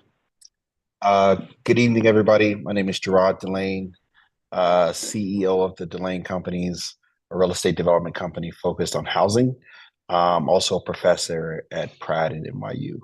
I'd like to thank everybody for all the work they've done thus far and all the contributions from our fearless leader, Mayor Adams, Dan Garodnick, and the rest of the city planning team. Rachel Fee at New York Housing Conference, and Sham, our housing hero. So one thing we all can agree on is the housing situation is not good as it stands, and it seems to be not improving. So facilitating growth is one of the goals of planning, is how do we decide how growth happens? This is not an easy task. And the truth is, odds are we're not going to get 100% approval to do so. So we have to make some tough decisions and try to work together to make some bold and thoughtful decisions. So a few highlights, today we have a scarcity issue. You heard a few people say before about creating more housing supply is one of the pieces that will help us in this current housing crisis. So we don't have enough housing for those who want to live here. So creating more housing will help with that. The cost of housing has increased and rent growth is not keeping up. So we need a public-private engagement strategy. So having these public initiatives as well as private participation will help us in solving this. I think the Universal Affordability Preference Program is a good step in the right direction as a way to incentivize, investors and developers to build and create more housing in the city. Ending the parking mandates, another solution that will help incentivize the creation of more housing instead of creating more parking. It doesn't say you're not allowed to build parking on projects where parking is feasible and makes the most sense. Developers can do that, but it doesn't have to be a roadblock to stop a project because it can't build enough parking on site. Allowing ADUs will allow some homeowners in New York City to provide more space in their property for additional revenue legally. So this gives them a path to do this the right way and in a safe way. Faith-based organizations want to be a part of improving these communities. The City of Yes helps create a path to do so, both in creating housing as well as economic development in communities. The City of Yes is helping them to do so. We need more affordable housing, both rental housing as well as affordable homeownership. We should work together to do so, both with public initiatives as well as private participation. The reality is we're in a housing crisis now. We need urgent solutions now, not next year, not the year after.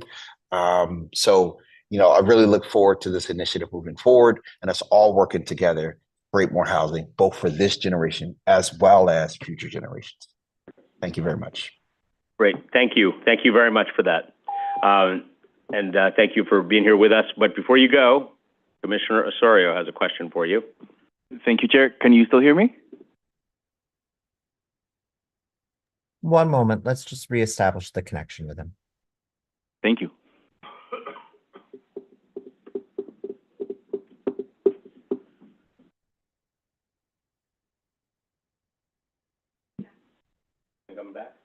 While he's coming back, I will just note that Joe Rosenberg will be up next. Are we going to be able to reestablish? Yes, I'm still here. Are you there? Yes. Can you hear me? Oh, okay, great. We can hear you. Excellent. Thank Okay, you. Thank you, Commissioner. Chair. Thank you so much for your testimony and for your work. It's great to see you. I have a question. So for us, it's really important to hear directly from developers like yourself in terms of the extent to which the zoning text amendment can actually require things. We're very, aware of the fact that imposing additional requirements may move the market in different ways. So given your enthusiasm from UAP and the fact that, developers who may want to take advantage of different types of incentives within the housing for opportunity, a set of interventions or changes may or may not use UAP. Do you think that your sector would necessarily respond negatively to a requirement to use UAP whenever a developer wants to use housing, especially, of course, if it's using the state incentive?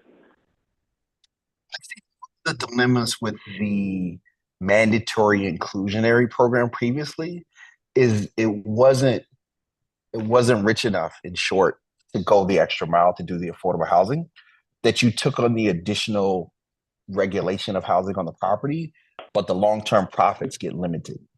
So because it wasn't enough of a bonus versus 421A, the entire building got a property tax abatement.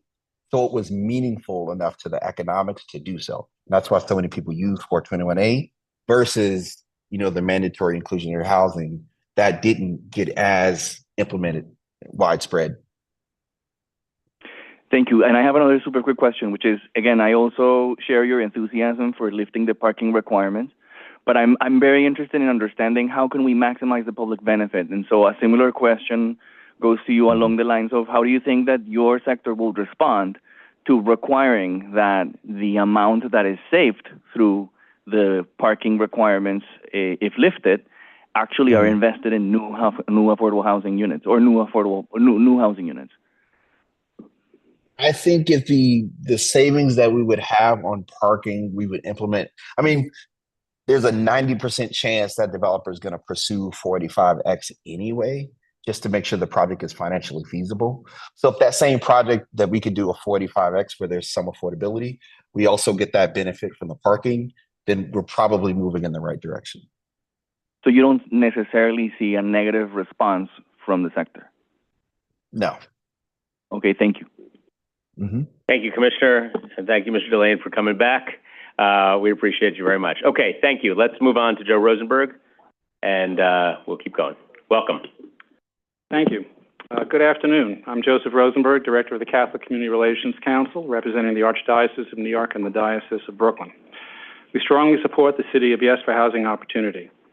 It focuses on many current zoning obstacles that prevent the development of housing throughout our city, and would also unlock the use of properties owned by religious organizations where the ability to convert to housing or to leverage landmark development rights has been previously limited.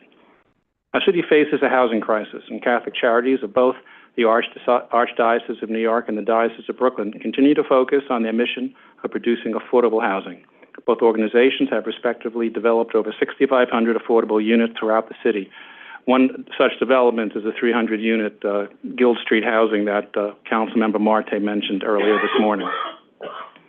For too long, New York City has required off-street parking spaces to be incorporated into housing developments, regardless of their proximity to public transit.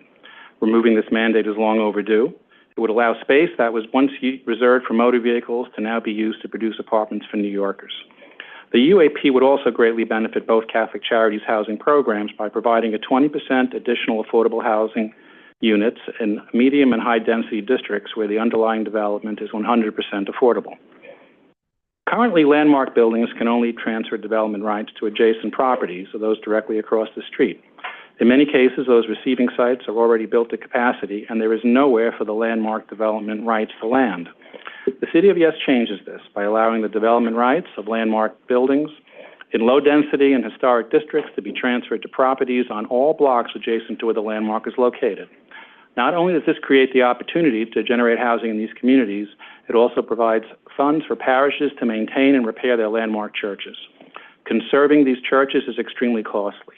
Accordingly, this program combines the welcome elements of spurring housing development with providing an income stream to help maintain landmark houses of worship, something that is not available from either the federal, state, or local government. We are also strongly supportive of the zoning text amendment that encourages the residential conversion of office and commercial buildings. The City of Yes would also allow the conversion to housing of many unused community facility buildings, such as convents and rectories, that are no longer utilized by our parishes and sit empty. The City of Yes includes an infill initiative that modifies existing regulations on campuses over 1.5 acres where buildings are located. It is intended to allow housing development. However, it requires some modifications. One, for example, is houses of worship should be exempt from distance between building requirements. The standard 40 feet minimum distance proposed is helpful, but in many cases, such a distance precludes as-of-right development on lots with an existing house of worship to remain, requiring a costly variance or other zoning modification. But overall, these proposals are timely and critical, and we urge their adoption. Thank you. Great. Thank you very much. We appreciate you being here. Thank you. Oh, you have a question for Mr. Rosenberg? I do. Mr. Rosenberg? When you were just talking about the transfer of development rights, you mentioned historic districts, but this wouldn't extend the transfer from districts, only from, my understanding is, only from landmark buildings that are within the historic. Is exactly. That your understanding? Yes, yes. That's it. That's it completely. And right now, as you know, the transfer can only be adjacent or catty corner. This would just increase it to the block that faces the block where the landmark is located. Not as extensive as Midtown East, but certainly tremendously helpful. Thank you. Thank you. Great. Thank you very much. Okay, next up is Bernadette Ferrara, I believe on Zoom.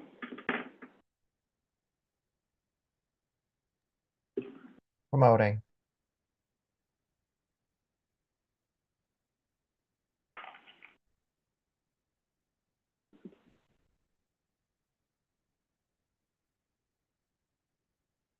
Good evening. Good evening. Okay. Good evening, Chair Garodnick and commissioners. My name is Bernadette Ferrara. I am president of the Van Ness Neighborhood Alliance, a member of SEPCA, and a lifelong East Bronx resident living for over 6 decades in the neighborhood of Van Ness, one of the oldest neighborhoods in the East Bronx, dating back to 1893 when the Morris Park Racetrack began in 1889. As of Monday, July 8th, when the Borough President's Bronx Borough Board was supposed to meet but was canceled, the tally for the 12 Bronx Community Boards is 7 noes and 4 yes. Bronx Community 1 is tabling their vote until September. That tally should raise many red flags. The City of Yes housing opportunity is a deregulatory program with the ultimate goal of creating massive increases in density in currently low density neighborhoods. All of the proposals in this 1,386 page package will do serious damage to all neighborhoods throughout the city. While Manhattan will be least affected, all other boroughs will be greatly affected, especially the neighborhoods in Bronx Community Board 11 of Morris Park, Van Ness, Pelham Gardens, and various numbers of other areas compiled of 1- and 2-family homes. Mayor Adams states that this initiative will give a little more housing in each borough. Well, in my neighborhood, in the areas of East Bronx, we will be monitoring, who is going to be monitoring that little share After new shelters that are already close to completion are up and operating at 1400 Blondell, 2443 Poplar Street, 1682 Stillwell, and Just Homes 1900 Seminole. And simultaneously, my neighborhoods of Van Nest and Morris Park, along with Parkchester and Westchester Square, are being burdened with the 46 blocks of new upzoning proposals with the Bronx Metro North train study, proposing additional 7,500 new apartments. The proposal zoning text that will shift decision-making to commissioner and away from communities and city council should be firmly opposed for obvious reasons. The alternate affordable solution is make sure that landlords who are warehousing rent-stabilized apartments stop it. And as far as reintroducing SROs, oh my God, that will be such a negative impact. So the City of Yes Housing will only be an opportunity for developers and not for my communities. This initiative has too many components. I urge the commissions to vote a firm no, even if you like one or more of the proposals. Thank you very much. Okay, thank you. Thanks for joining us today. Okay, let's move on to Samuel Turvey on Zoom, followed by John Felci and Barbara Linton. Hi, can you hear me? We can. Thank you, Commissioner Rodnick and other commissioners. I appreciate the ability to speak. My name is Sam Turvey. I'm the chairperson of Rethink NYC, a think tank dedicated to issues surrounding urban equity, particularly around transportation. We have a regional focus, but it is the New York City region, and we're very interested in what takes place in New York. I've tried to get through as much of your document as I could, but I usually only read things that long if they're written by Robert Caro, so no defense, I got through as much of it as I could.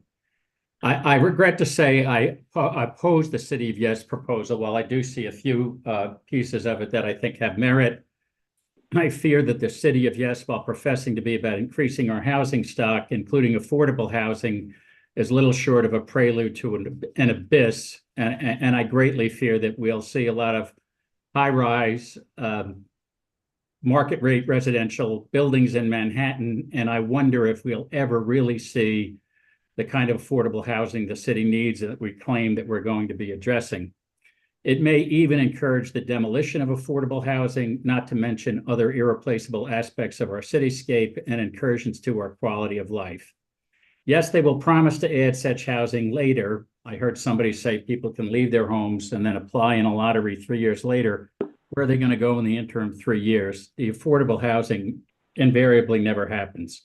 We take no exception to modernizing our zoning regulations and commend you for working to do so. We certainly would like to see roadblocks to sane development removed and provide an appropriate commitment to affordable housing. We all recognize we are in a housing crisis, but the City of Yes does not address this in any programmatic way, and instead depends on what our outer borough urbanist emeritus Archie Bunker referred to as the tinkle-down theory. I really wonder, are we going to have more apartments for oligarchs? And compared to how many units of truly affordable housing are we really going to be building? The best way to ensure affordable housing in New York is not to tear it down in the first place. We need a simpler go-forward proposal with real benchmarks and metrics to address the affordable housing crisis. We do not need a Trojan horse that claims to be about housing but barely addresses the issues. We need to remember LaGuardia's first houses. We need to remember Mitchell-Lama, and we need to think about Melrose Commons. There are successful things that address housing, and I respect everybody's intent in this, but I think we've really got to be careful because I fear we're really going to be driving towards a result that's not what anybody thinks they're getting. Thank you. Okay, thanks, Mr. Turvey. Okay, in the interest of time, I'm just going to proceed, but thank you very much. John Felci is next on Zoom. John Felci is not in the Zoom. Barbara Linton on Zoom.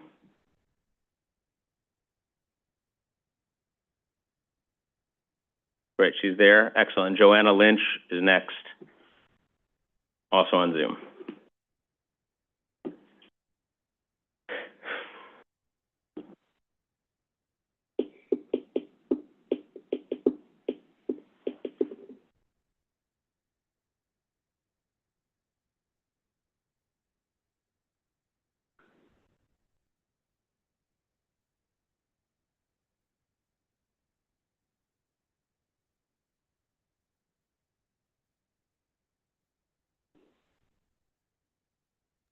Barbara, you have the ability to turn on your microphone now.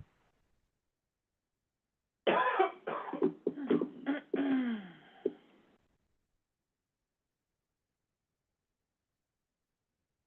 we have Barbara Linton? She has the ability to turn her microphone on, but I believe Ms. Linton, stepped away. come join us, Ms. Linton.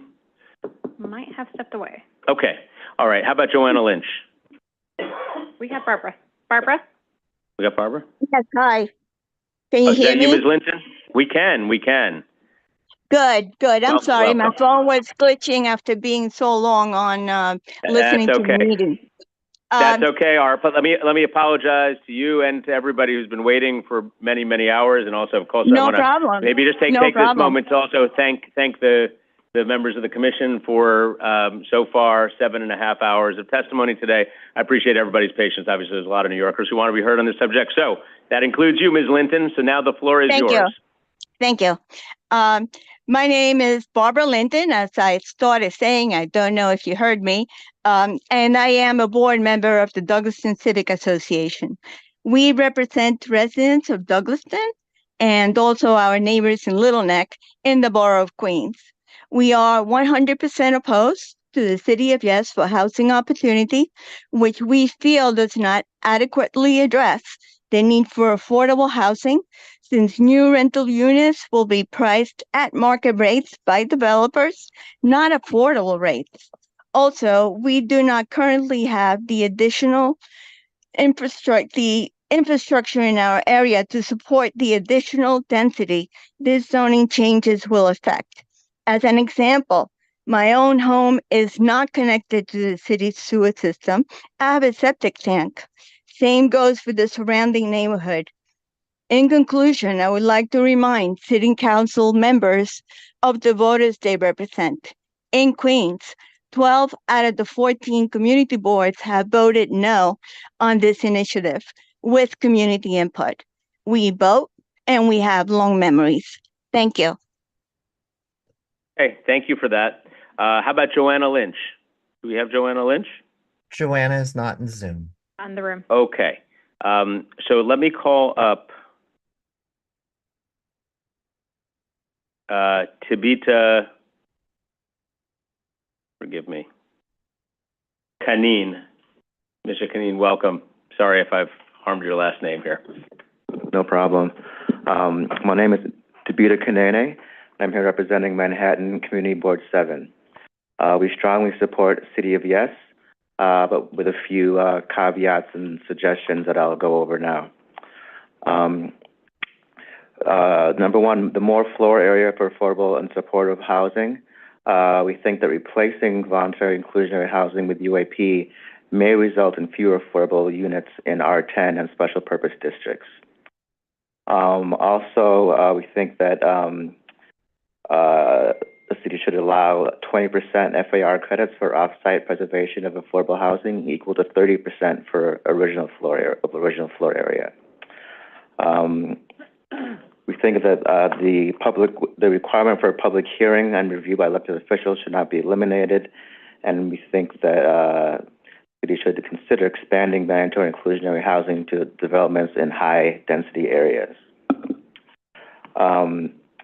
For number 3, which is elimination of obstacles to quality housing developments in non-contextual zoning districts, we generally approve, but we think that nothing should proceed without community input.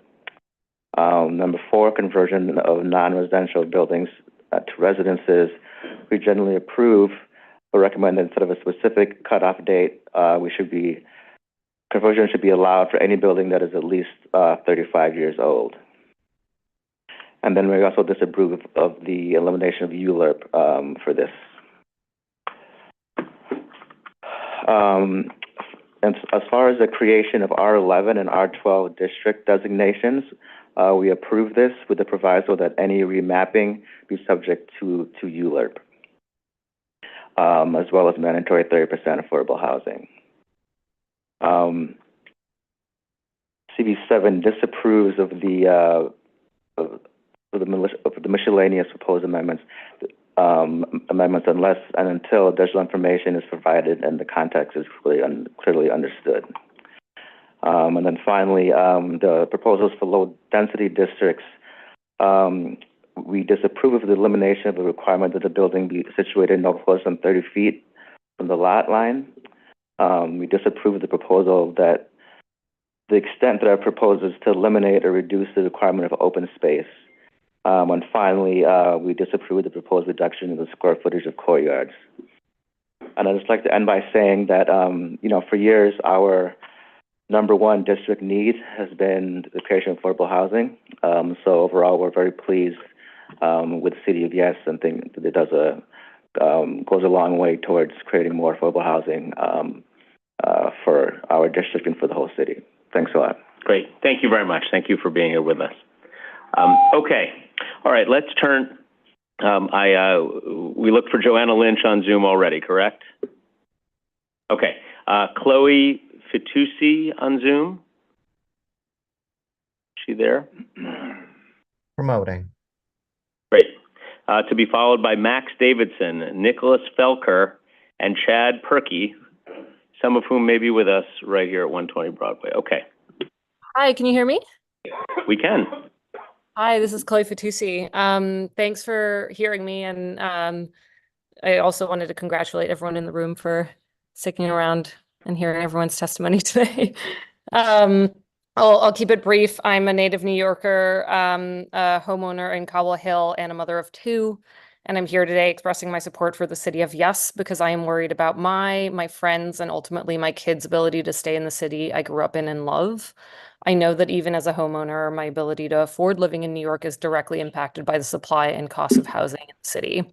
As you know, having read through this, it's clear to me that City of Yes is tackling this problem comprehensively, and I'm especially excited to see parking minimums lifted, not only because it will help build more housing, but because it is a recognition of a need to move away from car dependency. Even though, as I agree with the previous person, car owners are not evil, but we need to move on as a city. In any case, I'm heartened to see the city finally step up to the challenge and prove that we can solve problems. Thank you for hearing me out. Great. Thank you. Thanks for being with us. Okay. Max Davidson, is he here with us in the room? Great. Mr. Davidson, come on down. And Nicholas Felker, are you here, Mr. Felker? Mr. Davidson, give me 1 second. Chad Perky, are you here? Okay, great. Okay. Floor is yours. Welcome. Thank you. My name is Max Davidson. I'm speaking in support of the City of Yes. Much of my family emigrated to New York City from Europe, fleeing violence against Jews. And for the last over a century, New York has been a haven for immigrants throughout the world to build lives here. But we're at risk of losing that legacy because of New York City's housing shortage, and we risk becoming a playground for the wealthy. To put a finer point on it, New York, millions of people have sought New York for opportunity. Now, millions of New Yorkers leave New Jersey seeking affordability. Moreover, the housing shortage has given too much power to landlords over tenants. Thanks to New York's housing shortage, landlords can charge outrageous prices for small, substandard apartments. A close friend of mine is currently raising 2 children in a 1-bedroom apartment.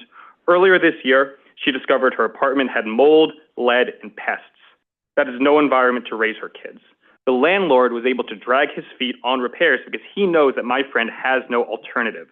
Tenants throughout the city need alternative options for housing. The City of Yes provides a strong first step towards tipping the balance of power towards tenants. With that said, we must go further. I want to echo calls from Brooklyn Borough President Antonio Reynoso for DCP to identify ways to expand the City of Yes. I support his proposal to increase density and height for transit-oriented development, particularly in affluent white neighborhoods that were downzoned under the Bloomberg administration. This is a core issue of racial equity and making sure every neighborhood does their part to solve the housing crisis. Additionally, I want to recommend DCP work to expand UAP and identify creative opportunities to deepen levels of affordability. For many working class New Yorkers, 60% AMI is too high. To offer two recommendations, perhaps DCP can explore ways to make to add additional as-of-right market rate units on the condition that allows for deeper affordability at 50 or 40% AMI. Alternatively, if a developer is building in, say, the West Village in Crown Heights, perhaps they can average between two different developments, so reaching 70% AMI in the Village, where there's a higher willingness to pay, but achieving 50% afforded AMI in Crown Heights, which is a much more working-class neighborhood. I strongly encourage you to explore every opportunity to strengthen the city of Yes. This is an important first step, but we need to meet the needs of the moment for New Yorkers of every class, creed, and color. The future of the city depends on it. Thank you. Great. Thank you very much. Thank you for being here with us. I called up Mr. Felker. I don't believe he is here. Next up will be Chad Perky. One thing I will note on the subject of UAP and the AMI levels, whereas our voluntary program previously was at 80%, now it is at 60%. It's a blended 60%, it's an average of 60%. I just wanted to point that out. So you could get a 40 and an 80 or a 50 and 70 in the same building. You may know that already. I just figured I would make a note. Okay, great. Mr. Perky, welcome. Great. Thank you. It's late. I'll keep it brief. But good afternoon, Commissioners, Chair Garodnick. Thank you for the opportunity to testify on behalf of the Association for a Better New York, ABNY, in support of the City of Yes for Housing Opportunity proposal. My name is Chad Perky, the Interim Executive Director at ABNY. We're an organization with the mission of fostering dialogue and connections between the public and private sectors to make New York City a better place to live, work, and visit. As every New Yorker knows, we are in a housing crisis. This crisis requires impactful yet measured responses that balance the myriad factors that both led us here and that need careful consideration to alleviate it. We so strongly support all of the text amendments in the proposal because of the increased balance that they introduce throughout the zoning resolution. Each point in the package offers better balance between the zoning code's prescriptive regulations, which too often confine and limit, with that of choices and expanded options for homeowners and property owners to make decisions on how to most effectively use their homes or property to meet their families' or communities' evolving housing needs. If we want to see the solutions to this crisis, which we know are more housing, lower housing costs, and a greater number of housing options for an ever-diversifying and aging mix of households in our city, then we need to see the City of Yes for Housing Opportunity adopted in its entirety. This would mean re-legalizing building types that nonsensically today are essentially banned, despite them being present in large swaths of our city, like apartments over stores. Allowing proven successful housing creation, like office conversions, to be replicated more broadly and easily. Allowing single-family homeowners and religious or nonprofit institutions with campuses more autonomy in choosing how they use their properties to meet their short and long-term needs for their families and their communities. Allowing New Yorkers to choose more varied housing types, including small or shared housing. Allowing more communities to reap benefits from affordability bonuses that today are excluded from far too many neighborhoods. Those only mention just a few of the numerous benefits that this reform would create. But we believe at ABNY that this proposal offers and introduces the balance needed between the boldness and urgency that this crisis demands, with thoughtful policy solutions that prioritize permission over directives, with choices that will offer long-term benefits to residents across all the city's neighborhoods. This package of reforms, we believe, will move New York City forward, and we strongly support its adoption. Thank you. Great. Thank you very much, and thanks for your patience and for being with us here today. Okay, Paul Foch. Mr. Foch, are you here in the room? 120? Okay. All right, moving on to Robert Press on Zoom. Do we have Robert Press? Promoting. Great. Followed by Teresa Westerdahl, Cleo Dana.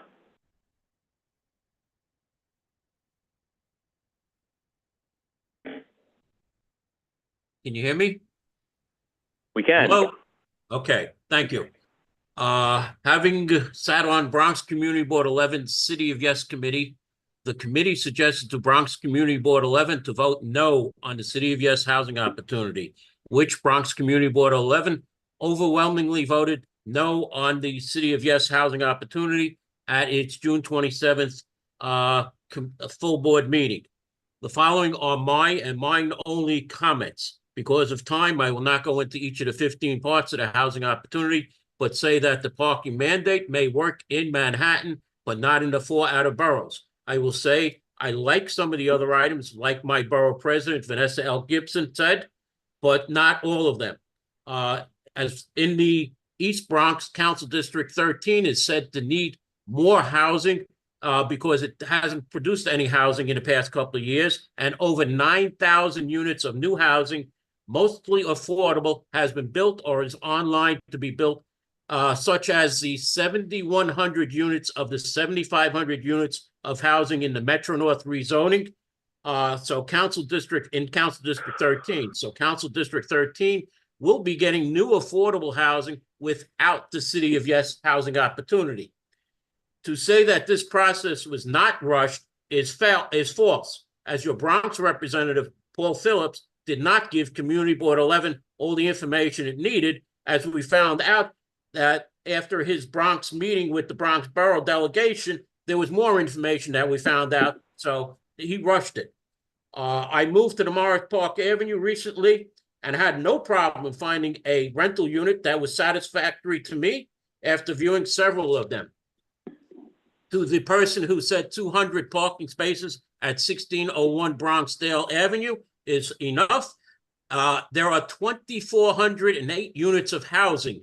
It is ridiculous that only 200 parking spaces will be there.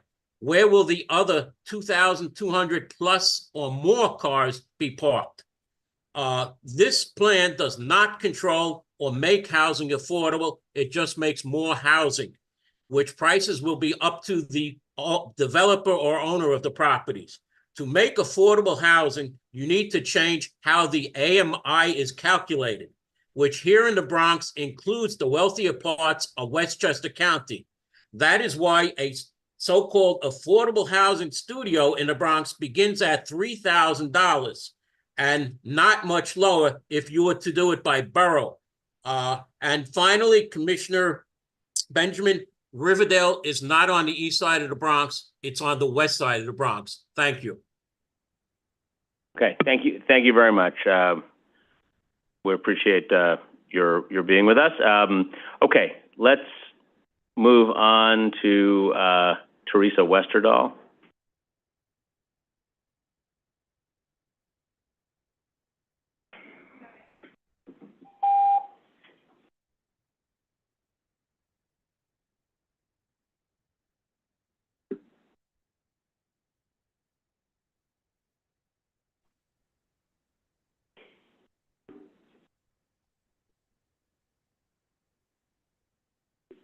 Hello, can you hear me? We can hear you. Yes. Hi, my name's Teresa Westerdahl. I live in Crown Heights next to Ebbets Field and serve on Community Board 9's Environmental Protection Committee for 3 years. And I am a member of the Sullivan Ludlam Stoddard Neighborhood Association. I've lived in New York City for over 35 years and in Brooklyn for almost 30. I love Brooklyn. I love my neighbors. I love my neighborhood. I'm deeply in love with Brooklyn. I'm a parent, a biker, a driver, a dog walker, and a gardener, and homeowner since 2005. I'm here to testify in opposition of City of Yes text amendments, changes to zoning regulations. In addition, I am in opposition to reducing parking mandates. I believe we need to increase parking mandates.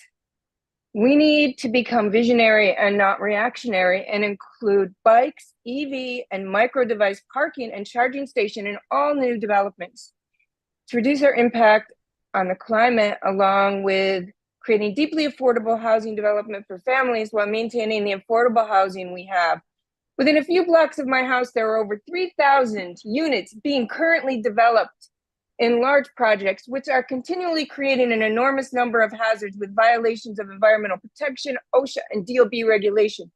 There is little oversight by city agencies, which includes air quality violations, asbestos, lead, ground contamination, toxic waste, and several street collapses.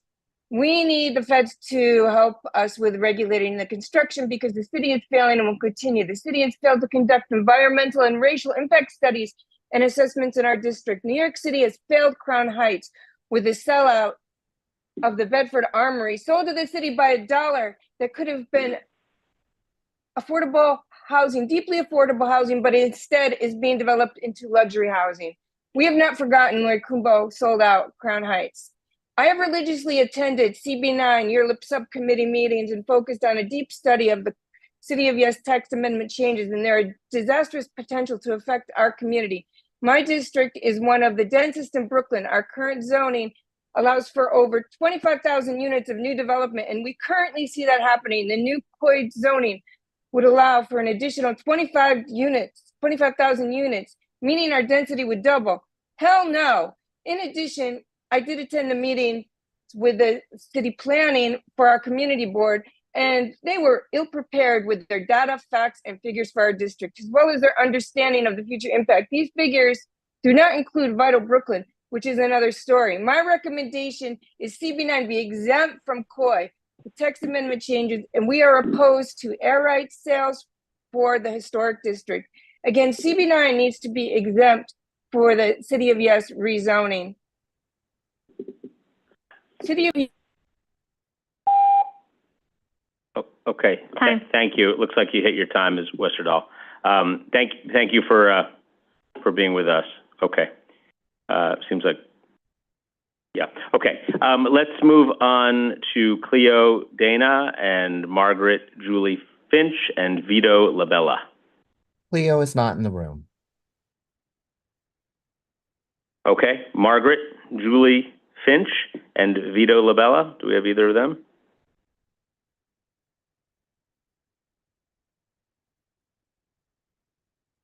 Promoting.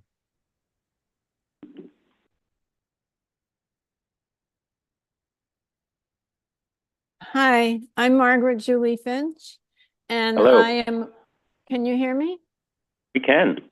Okay, and I am, I'm opposed to a lot of the items on this program. I am for mandated affordable housing, and I was born in New York City, and I live in Manhattan loft for 48 years. It's stabilized, rent stabilized, and I do not own a car. And in addition, I'm against allowing more density in historic districts, and I'm against shifting decision-making from neighborhoods to commissioners, and against giving city planning more discretionary powers to approve things without going through the current land use process. And also, I am against eliminating the use districts so that casinos, nightclubs, strip clubs, etc., can be nearly anywhere. I've been fighting them on West 26th Street for years, and I used to be a member of Community Board 2 years ago. Thank you so much. Okay, thank you very much. And I don't know if we have Vito Labella, but do we have Mr. Labella? Okay, before we go to Mr. Labella, I do want to just make one note here on the subject of taking away rights from community board or council or moving things from an actual discretionary to an automatic, because that has come up a number of times today. And there are a few very specific instances here that we propose to reduce existing special permits to lesser levels of review. And as some people have pointed out, that includes landmark TDRs, allowing some more floor area for supportive housing in specific districts, R6 and R7-2, and also review of railroad rights of way. Those are the three categories. And I think that the way it's been presented, it suggests that somehow we're changing the rules in a much more significant way to enable development in a way that is above and beyond what today is discretionary. Those are the three categories where we would be reducing a special permit to a lesser level of review. Now, special permits here, as everybody knows, require a full ULURP, which can take about 2 years of time, hundreds of thousands of dollars.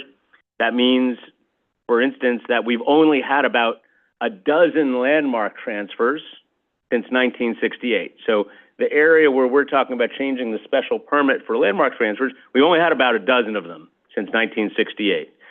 So if we want people to use zoning tools, for instance, to support landmarks or supportive housing. You know, this proposal is intending to right-size the procedure to actually make them usable. The vast majority of development in New York City is as of right today, where it aligns with the zoning that is currently in place. Larger projects or changes of use go through rezonings to allow different types of development. We see those here all the time. There are neighborhood plans, et cetera. This basic framework would not change.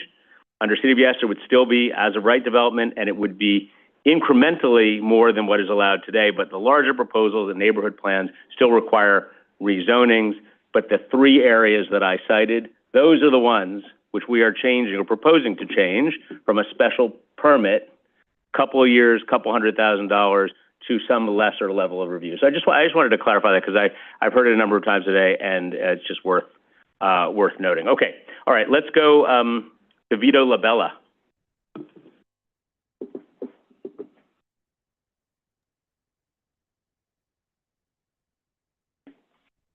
Hello? Vito?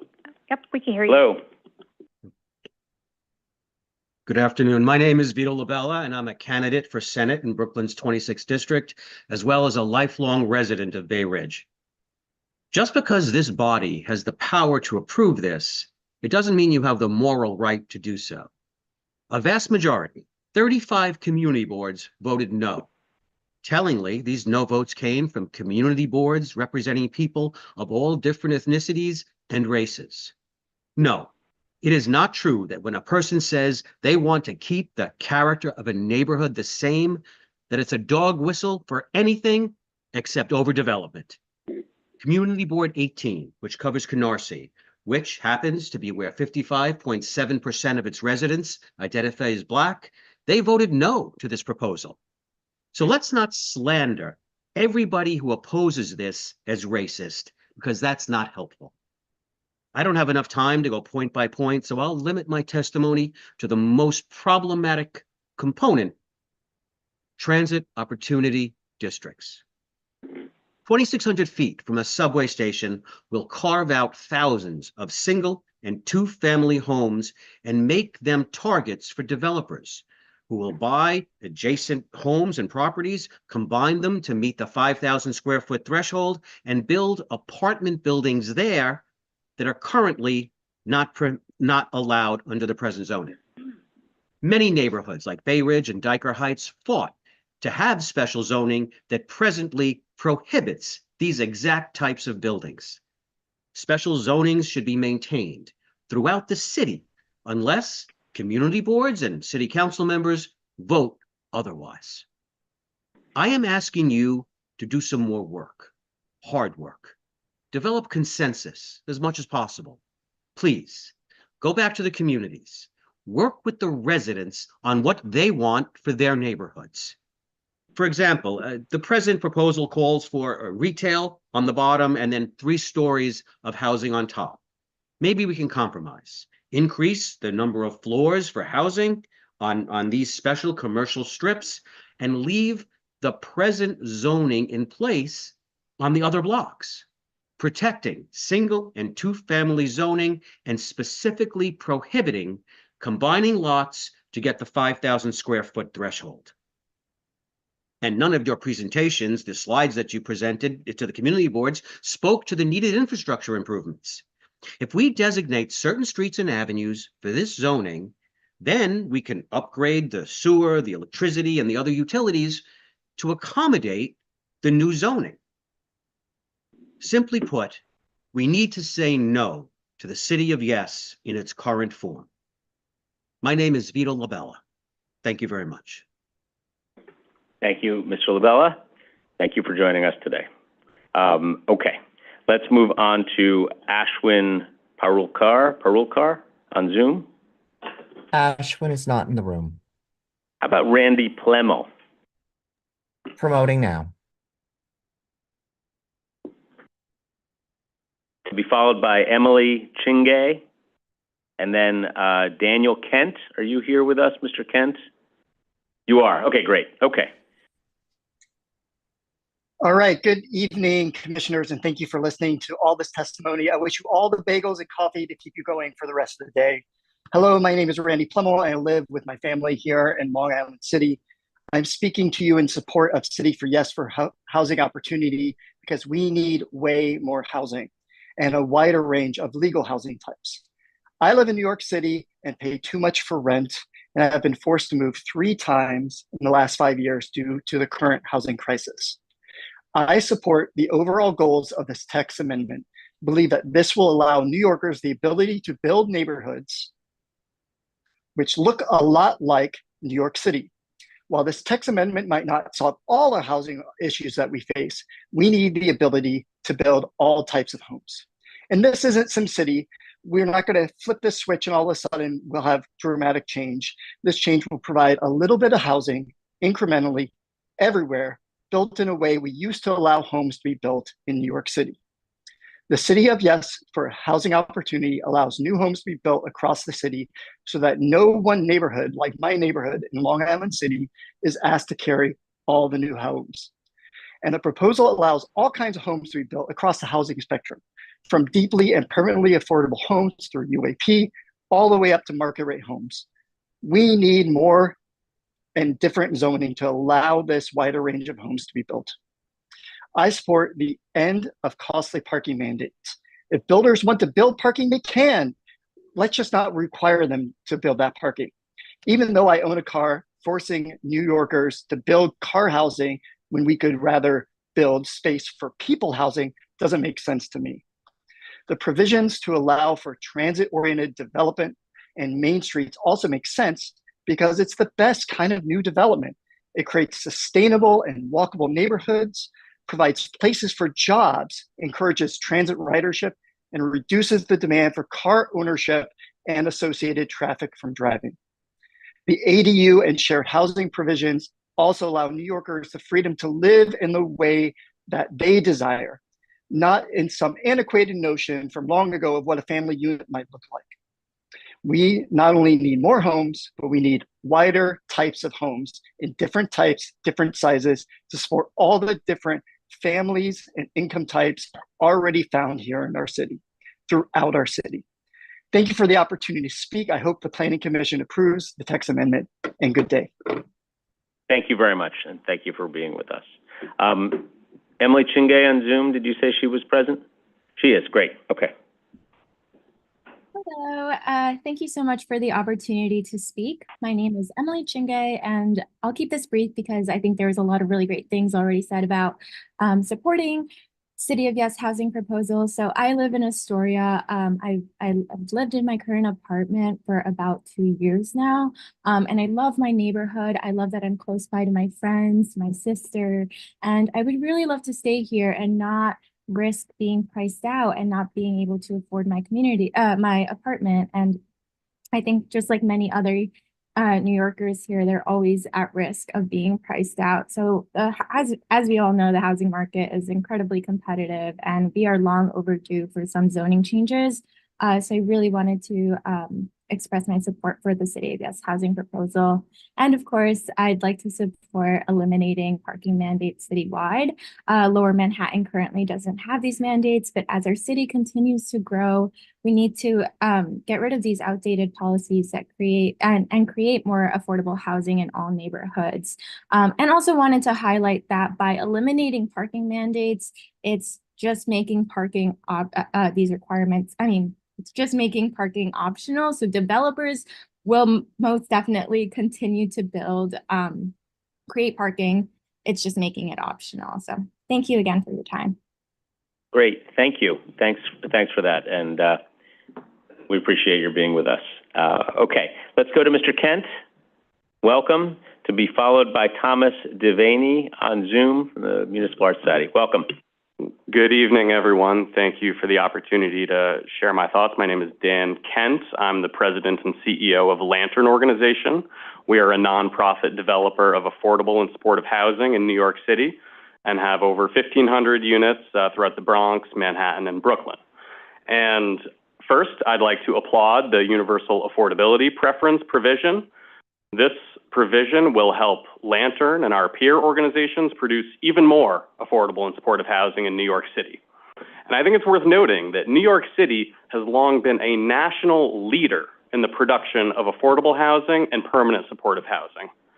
Despite that success, however, New York City has the highest rate of homelessness of any city in the United States.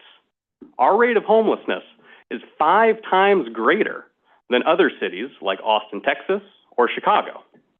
So why is that? Why do we have record-setting homelessness and record-settingly high rents? The reason is we have a zoning code and a land use process that reduces the supply of housing. We have one of the lowest vacancy rates of any city in the United States. When you look at cities that have low rates of homelessness, well, guess what? They have higher vacancy rates. So how do we solve the problem? How do we address the root cause? We do so by not only helping groups like Lantern develop affordable housing, but more importantly, we allow the development of market rate housing. Market rate housing is a good thing, and right now we don't produce nearly enough of it. Our rate of housing production in New York City is about 20% of the rate of housing production in Austin, Texas, or Seattle, Washington. They're producing 5 times more housing on a per capita basis than we are. And that's because the rules we have in place in this city are set up to prevent housing from being built. That is a fact. So if we want to solve the homelessness crisis, if we want to solve the affordability crisis, we need to start looking at market rate housing as a good thing. We need to start looking at private developers as part of the solution and as our partners. Because groups like Lantern, we're not going to be able to develop enough affordable and supportive housing to get us out of this mess that we've created as a city. We need to change the rules. We need to produce more housing of all types in every neighborhood. And I have to say, this proposal is incredibly thoughtful. This is not radically transforming any neighborhood. It's asking everyone to do a little bit. And I promise you, if there's a new 3 or 4 story apartment building next to your train station, if a couple of your neighbors get ADUs, your neighborhood's still going to be a lovely place to live. This is still going to be a great city, but it's going to relieve pressure on the thousands of New Yorkers who can't make ends meet because of the crisis we created. Thank you. Thank you very much. Okay, do we have Thomas Devaney on Zoom? Yes, we do, promoting. Great, and then we have, just to tee up, Daniel Gonzalez, George Havranek, and Latanya Harris as our next group.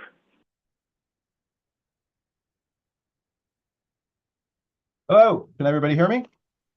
You can. Great. I crossed out good morning and I've written good evening to everybody, the commissioners, and thank you, Chair Garodnick. Thomas Devaney, Senior Director of Land Use and Planning at the Municipal Art Society. While a zoning text amendment, let alone zoning, will not solve the city's housing crisis, City of Yes for Housing Opportunities citywide approach to new housing production is a good start. City of Yes is rooted in the notion that restrictive and outdated zoning regulations have stifled housing production and contributed significantly to the current housing crisis. To address the housing crunch, the city seeks to unlock the missing middle, the long neglected middle of the housing spectrum, building typologies between single family and mid-rise apartment buildings that are comparatively less expensive to build, but have been prohibited by zoning. City of Yes offers a host of incremental citywide zoning changes, arguably the most significant in 50 years, designed to add a little more housing in every neighborhood. MAS supports the city's plan to equitably distribute more housing density across the city and is encouraged to see town center zoning, transit-oriented development, provisions for accessory dwelling units, universal affordability preference, including in the proposal. We also support incentives to spur office to residential conversions and the elimination of parking requirements and expanding transfer of landmark development rights. There's no question that New York City has grossly underperformed at producing sufficient housing, especially in low density residential areas. And the housing that has been produced has mainly been high-end, out of reach for most New Yorkers. At the same time, 1/3 of New York residents now pay more than 50% of their income in rent. Given the magnitude of the housing supply problem and the attention and volume of documentation City of Yes has generated, the annotated draft text alone spans 1,400 pages. City of Yes projections are rather modest. According to the DEIS, by 2039, the city of Yes is projected to produce a maximum of 109,000 incremental new housing units, which translates to about 7,300 per year. And of those, only 20% or a maximum of 22,000 would be designated as affordable. MAS recognizes that zoning is one tool that to create new housing. In a deeply unaffordable city like New York, addressing the housing crisis requires a comprehensive, multifaceted approach that synthesizes a broad range of city and state incentives and funding tools. Additionally, with City of Yes and the lifting of the residential FAR cap in mind, the city must support communities by ensuring that social and physical infrastructure meets neighborhood needs when density increases in each district. We will be providing long written comments that will explore using campus infill to produce more affordable housing, ways to engage NYCHA residents on planning and design, and also address heat island impacts. Time. Thank you. Okay. Thank you, Mr. Devaney. We appreciate your being with us and your testimony. So thank you. We'll look forward to receiving it. Okay, Daniel Gonzalez on phone, by phone. I do not see a phone number that matches Daniel's registration. Okay, let's go to George Havranek and Latanya Harris and Joel Siegel. Perhaps you're in the room with us. We have two George Havraneks, so we'll see which one we get. Okay.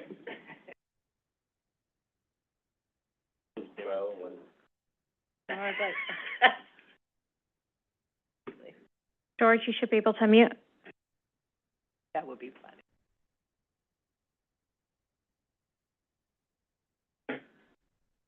Mr. Havranek, are you there? Can you hear me? We can. Good evening, and thank you for giving me the opportunity to speak. I appreciate this.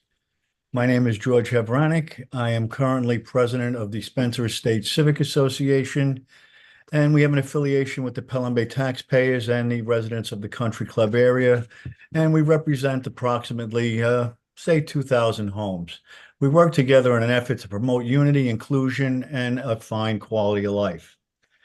Now, collectively, these communities are against the City of Yes. They are adamantly opposed to this specific plan. Now, we look and just pragmatically, we see that it appears that there is going to be enough support in the council, and this also has enough support to survive any mayoral veto.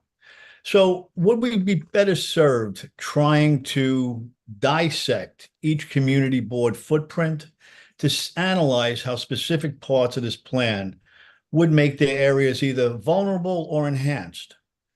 And would we be better served trying to mold, shape, and mitigate any perceived dramatic change from COI? Now, in our meetings with these multiple communities, there's concerns over the following. The town center development, specifically in the smaller low-density neighborhood, it's the commercial overlays currently on Ampere and Layton Avenues.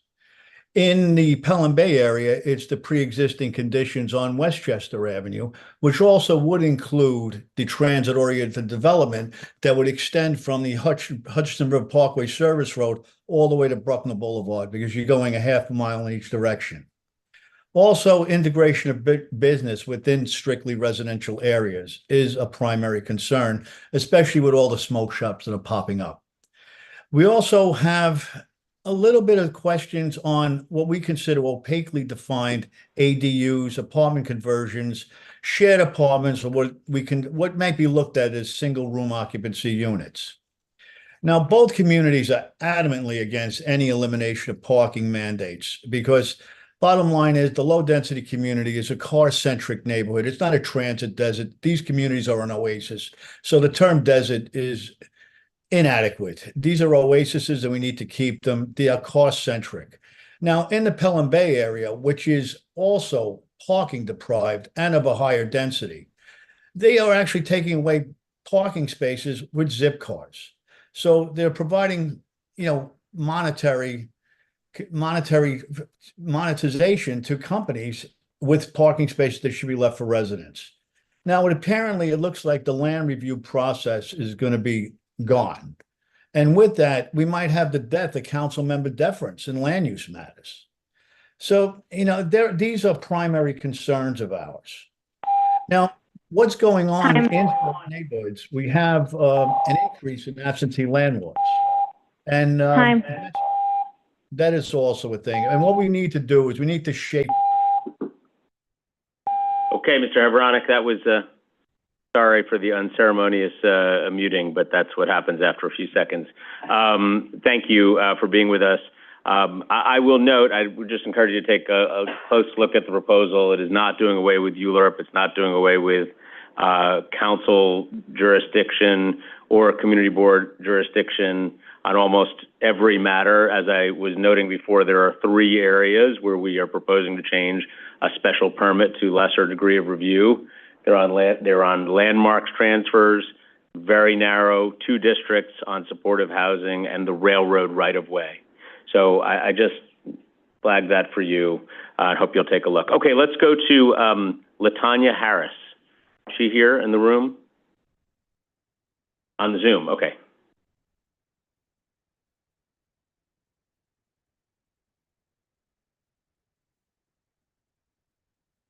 LaTanya, on your phone, you should be able to push *6 to unmute. Hello, good evening, everyone. My name is LaTanya Harris, and hi, how are you? And I thank you for giving me the opportunity to testify. I'm a resident of Southeast Queens, specifically St. Albans. I've been a New Yorker all my life, born and raised. I was born in the Bronx. I moved to Brooklyn, East New York. I saved enough money, purchased a home in Queens. This is what we're told. You do the right thing, you save your money, and you take advantage of the American dream. Well, I've done that. I've raised my family successfully. I'm a longtime city employee. I work for the Police Pension Fund, the Department of Buildings, Department of Consumer Affairs. I'm a longtime avid New Yorker, and I love New York. However, what is about to take place in Queens is personal to me. I have family in Queens Village. My parents live in Queens Village. I have family in Cambridge Heights. I have family in Belrose. So this is not about business for the developers for me. This is personal because it's going to impact the quality of life of several of my family members. Particularly what's alarming to me is the ADUs. Several people speak about the ADUs and how it will give the homeowners the opportunities. Well, I'm a homeowner. And if my neighbors around me decide to convert a cottage, change their garage, it may be all fine to them, but it impacts me. My surroundings are ultimately changed forever because I have people coming and going. It's interesting how people can get on these schematics and draw and what they think is best for us without ever coming into our community to get the real feel of the sense of community and see what it's like to live in Queens in a residential neighborhood. If I wanted to live in over-densified neighborhood, I would have stayed in the Bronx. I would have stayed in Brooklyn. There's a certain feel that comes to living in Queens that I enjoy and that most of my neighbors enjoy. I've been to several community board meetings. I've listened to several presentations on city planning. I'm overfilled with information and schematics and presentations, but none of them take consideration of the homeowner. When you come into a community, and like I've listened to the people from Howard Beach and Forest Hills, Queens is very unique. Every community is unique in its own. It is diversified. There's no race issues. Every community has very unique set of distinct, idealistic ways in which we choose to live, and to create an environment where ADUs, when I worked at the Department of Buildings, they were legal. They were fining people thousands and thousands of dollars. How come all of a sudden they become safe? Because the city of Yes wants to make money off of the tax revenue that would be generated. I submit to you that this has been all about revenue generating, making money for developers. You have to take into consideration about the hardworking New Yorkers who were born and raised, saved with brow, sweat, and tears to make ends meet. Thank you. Stay there for 1 second because I have a question for you. I sure will. From Commissioner Dweck. Okay, thank you. Thank you for your testimony, and I hear your concerns about the ADU and I'm not sure if it's legally practical, but if there was a restriction on an ADU that restricted it to a family member, perhaps an immediate family member like a mother or a child, would that change your view on ADUs? No, they're not safe. No, not only it would not change my views because I have an adult son. He's 29 years old. He's moved from New York because he cannot. I understand the affordability issue, but building does not solve the affordability issue. There's apartments that the young people who graduate, my son graduated from college and he came back home. He cannot afford an apartment. But guess what? He doesn't stay. He doesn't want to stay with mommy. There's certain things he can't do under mommy's roof. And I don't want to add on. I want him to go and become a man and take care of himself somewhere else, like most young adults want to do. They only are forced to stay home because they cannot afford to, and building more is not going to solve the problem. It really isn't. It's not affordable. The problem is affordable housing, not less housing. We have apartments. People cannot afford them. And to give, what are the homeowners going to get? You're giving $485 tax incentive to developers. What am I getting? My taxes keep coming up, and you want me to accommodate homeowners to keep building around me. Thank you. Thank you for your testimony. Thank you. Okay. Thank you, Commissioner, and thank you very much for joining us, Ms. Harris. We appreciate it. Okay, next up is Mr. Siegel. Welcome, and then Nicholas Felker. Are you here? Okay, you're up next. Thank you. Thank you. Well, Thank you for all sticking around. I live in Victoria and Flatbush, Ditmas Park West. Former 10-year president of the association, Neighborhood Association. I'm a member of CB 14. I don't speak on behalf of the community board. I've heard you say that you think the process was proper here, but the residents of Victoria and Flatbush feel they're being blindsided. The residents are scared and they're angry. These are genuine feelings. The city sends around flyers for all sorts of things, recycling, voting, this and that. There was no flyer about these drastic changes in lifestyle. If there had been, if you had explained to people throughout the city of what was going on here, you'd be having a hearing for a month, okay? We in Victoria and Flatbush worked in good faith with the Department of City Planning, leading to the 2009 Flatbush rezoning. By way of that Flatbush rezoning, we worked to create housing while preserving the history of Victoria and Flatbush that has been maintained for over 100 years. As a result of the Flatbush rezoning and as a result of meaningful community engagement, there has been a boom in building along the commercial corridors, Coney Island Avenue, Cortelyou Road. Unlike, I heard you question earlier today, other neighborhoods, how much the building is going on in your neighborhood, none, you hear none. That's not my neighborhood, okay? We worked with DCP. We upzoned areas on our commercial corridors. We preserved, with R3X, our Victorian homes. When I appeared before the this committee, whenever it was in 2009, no one appeared in opposition to that rezoning. No one. It was, everybody was in favor because everybody was heard. The City of Yes is a kick in the teeth to my neighbors, and I'm talking about transit-oriented development, district fixes, and ancillary structures.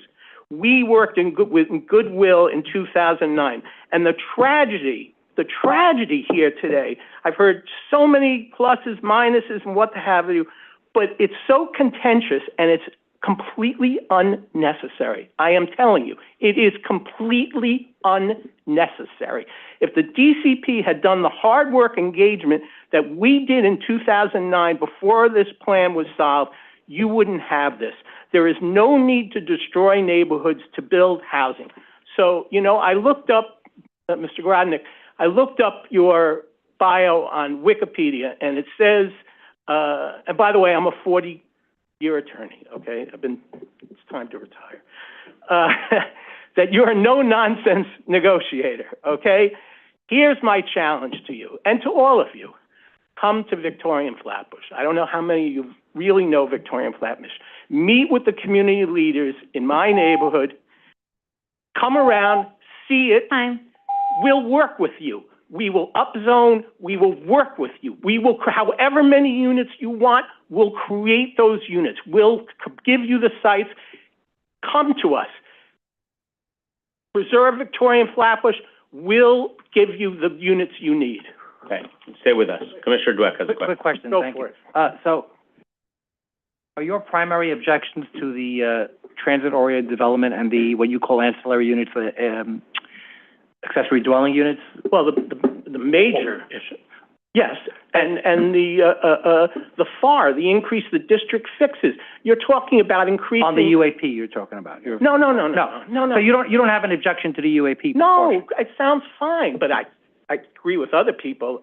I don't know that it's going to really produce affordable housing, but that's another story. But from your perspective, you don't have an objection on the UAP proposal that's No, the way not it's at proposed. all. So your primary objections are to the ADUs and the transit-oriented development And district fixes. District fixes. District fixes, yes. Okay. And I'm gonna put it to you guys. You guys seem maybe you got it in your pocket, but you seem to be going for broke. Okay, you seem to be ready to go for broke. Either you get it all or you don't get anything. Okay. To me, I'm not in your business. I'm not in the political end of this. That sounds kooky. Everybody agrees that we should convert the office buildings that are not being used to residents. Everybody agrees to all sorts of things. Go with that, okay? Thank you. Okay. Thank you. Okay. Oh, I'm sorry, Commissioner. Joel Siegel, not a commissioner. No, I'm a That's the Commissioner. Mr. Siegel, thank you for your patience. I read a lot of comments and letters that have been written from people in Victorian Flatbush, and I know the area well of Dittman Park, Flatbush, et cetera. Now, one of the things that a lot of people spoke about was the development pressure. It would be placed on those part of Victorian Flatbush that have not been landmarked, particularly those areas in the R3X that were part of the 2009 zoning changes. Right. Do you agree with that assessment? I agree. Concern about... I am very concerned. My particular neighborhood, Dittmas Park West, and another neighborhood, Beverly Square West, were told by landmarks that we would be considered, that we were worthy of being considered for landmark status. City of Yes ends that. If they build apartment buildings on every corner, the landmarks comes through and they say, forget it, okay?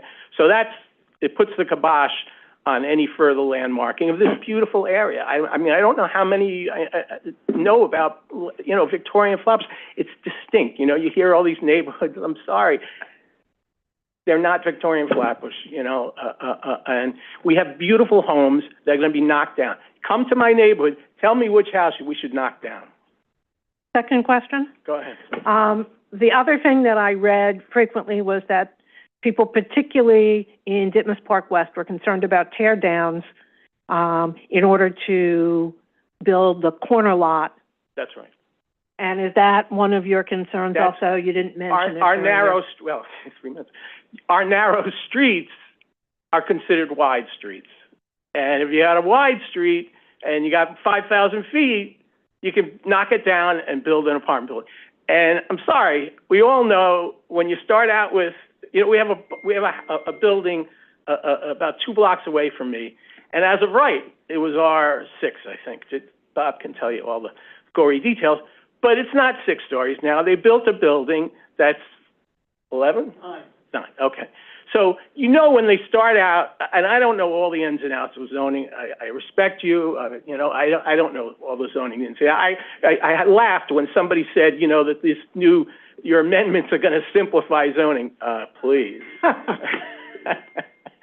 So, whenever you get started, you can build 35 feet. Well, then all of a sudden it becomes 2 more stories. So, come on, guys. Come on.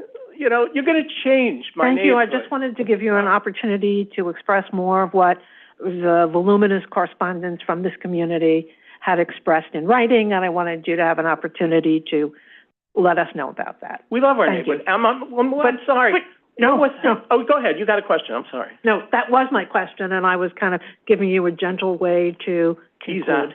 To conclude, yes, we are underserved parks-wise.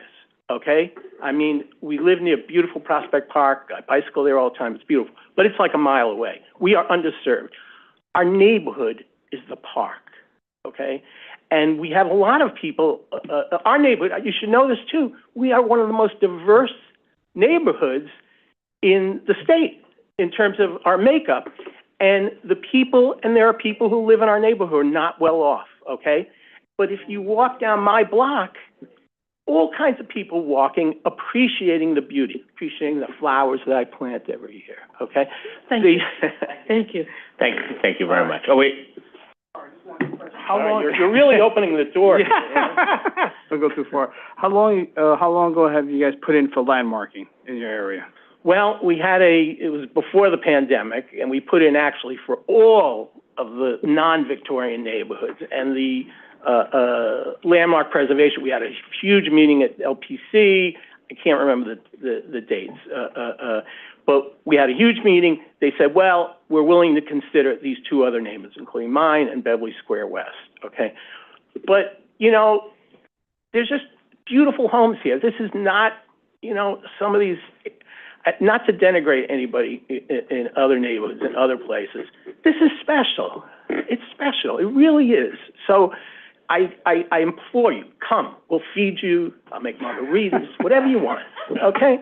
So anyway, I live in Richmond Hill, so we have a lot of Victorian homes as well. How many speakers? What speaker today said you've heard enough from me? Well, we're happy to hear from you, but Thank you, Commissioner, do you have any further questions? No. Okay, I'm from thank you. Richmond Hill. We have a lot of Victorian homes as well. And Okay. they tried for a number of years to get landmarked as well, and It's not easy, and No, I it's know. looked down I was just upon. It's curious, like yeah. considered the antithesis to affordable housing, and it's not really. Thank you. Thank you very much. Okay, thank you. Okay, next I'm calling up Rashida Tyler. Happened to Nicholas Belcher. Was Nicholas Felker here? I am. Oh, I'm sorry. I had you in my mind as not here. Sorry. Come on up, and then we'll do Rashida Tyler next. All right, My thank you. apologies. My apologies. All right, good evening, everyone. My name is Nick Felker. I'm a resident of the Upper West Side, and I am a renter. And today, it is clear that the city has a housing crisis. Manhattan has some of the highest rents in the whole country. And the city has a vacancy rate approaching 1%.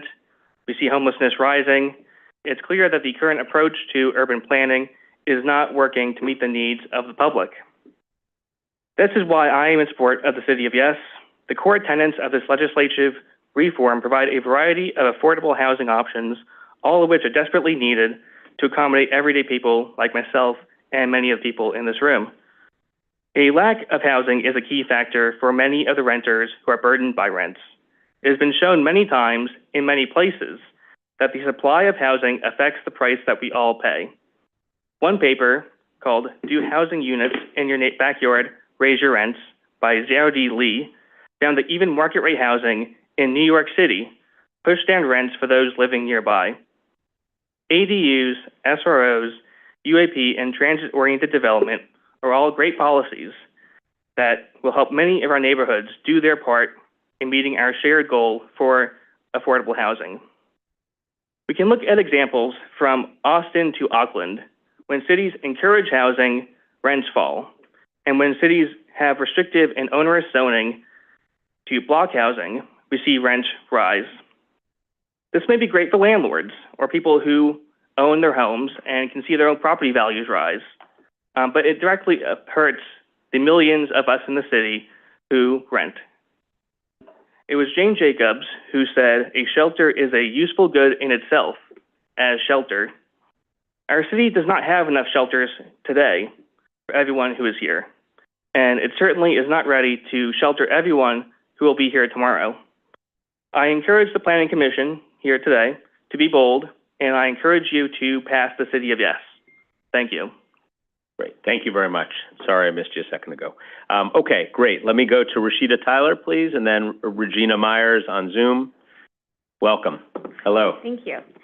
Good evening. My name is Rashida Tyler. I'm the Deputy Executive Director of the New York State Council of Churches and the Project Manager for the Interfaith Affordable Housing Collaborative.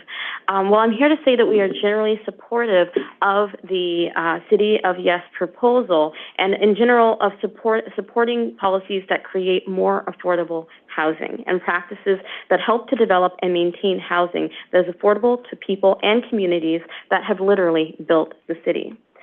While we are supportive of the City of Yes, we believe there are some changes or modifications that could be made to allow community boards more time and residents more time to comment and for the proposal to undergo any modifications to ensure it meets the needs of the many communities across the city that are desperately in need of affordable housing.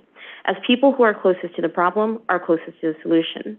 Over this past year, I've had the opportunity to speak with faith leaders across New York City, from the far Rockaways to Staten Island to Central Brooklyn, Harlem, the Bronx, who would love to build affordable housing to serve their communities. Through the Partnership for Faith-Based Affordable Housing and Community Development, the collaborative offers forgivable pre-development loans to congregations that wish to develop affordable housing. In order to do this, we need to do a site analysis to determine a project's feasibility. Feasibility is often tied to how many units can be developed on a parcel. We have found that 40 units is generally the number where projects pencil out. All too often, we find that current zoning prevents houses of worship from building the number of units which would make it a project feasible. The City of Yes would enable these congregations to move forward with building for their communities. The City of Yes has the potential to increase housing in the community that needs it most. And I say potential because creating the conditions ripe for affordable housing development are necessary, and zoning is only one part of that equation. I would like to highlight the earlier testimony of Maida Bronzuma, who highlighted the context of the text amendments matter. Nothing exists in a vacuum. The reality is the housing crisis is multifaceted and can be viewed as a lack of housing, yes, available housing, which the City of Yes can help with, but it is also a lack of affordability and a lack of political will, and often the will on neighbors to create housing in their communities. I would like to believe that if we build more housing, costs would be lower. I would like to believe that if we open up all areas of the city for development, the developers would choose to develop in those areas that are more wealthy and have traditionally refused building housing, instead of gravitating toward historically lower income areas that have less resources to fend off development or to have the development in their communities that they wish to see. I would really like to believe these assumptions. However, my experience, my background as a housing organizer and advocate make me a little hesitant. While it is true that more affordable housing development is essential to addressing the housing crisis, it is unclear that this policy will achieve those goals. Thank you. Okay, wait, before you go, Commissioner Soria has a question for you. Thank you, Chair. Thank you for your testimony. So I wanted to ask you about that last sentence. So what recommendations do you have for us in terms of what the City of Yes could do to break that uncertainty and actually achieve what it's promising?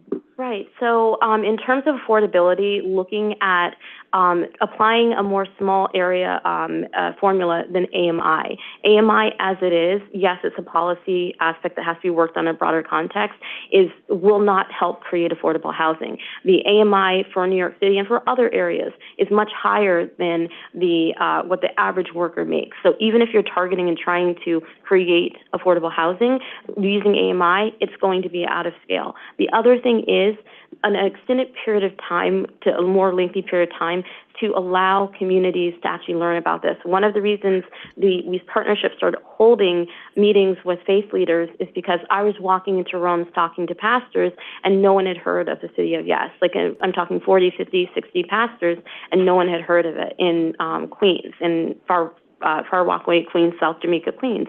No one had heard of it.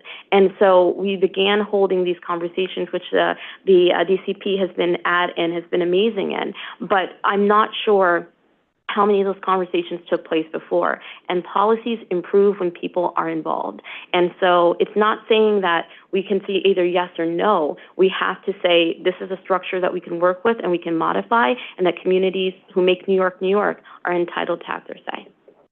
Thank you. Thank you very much. Okay, let's go to Regina Myers on Zoom, followed by Pascal Leone, please.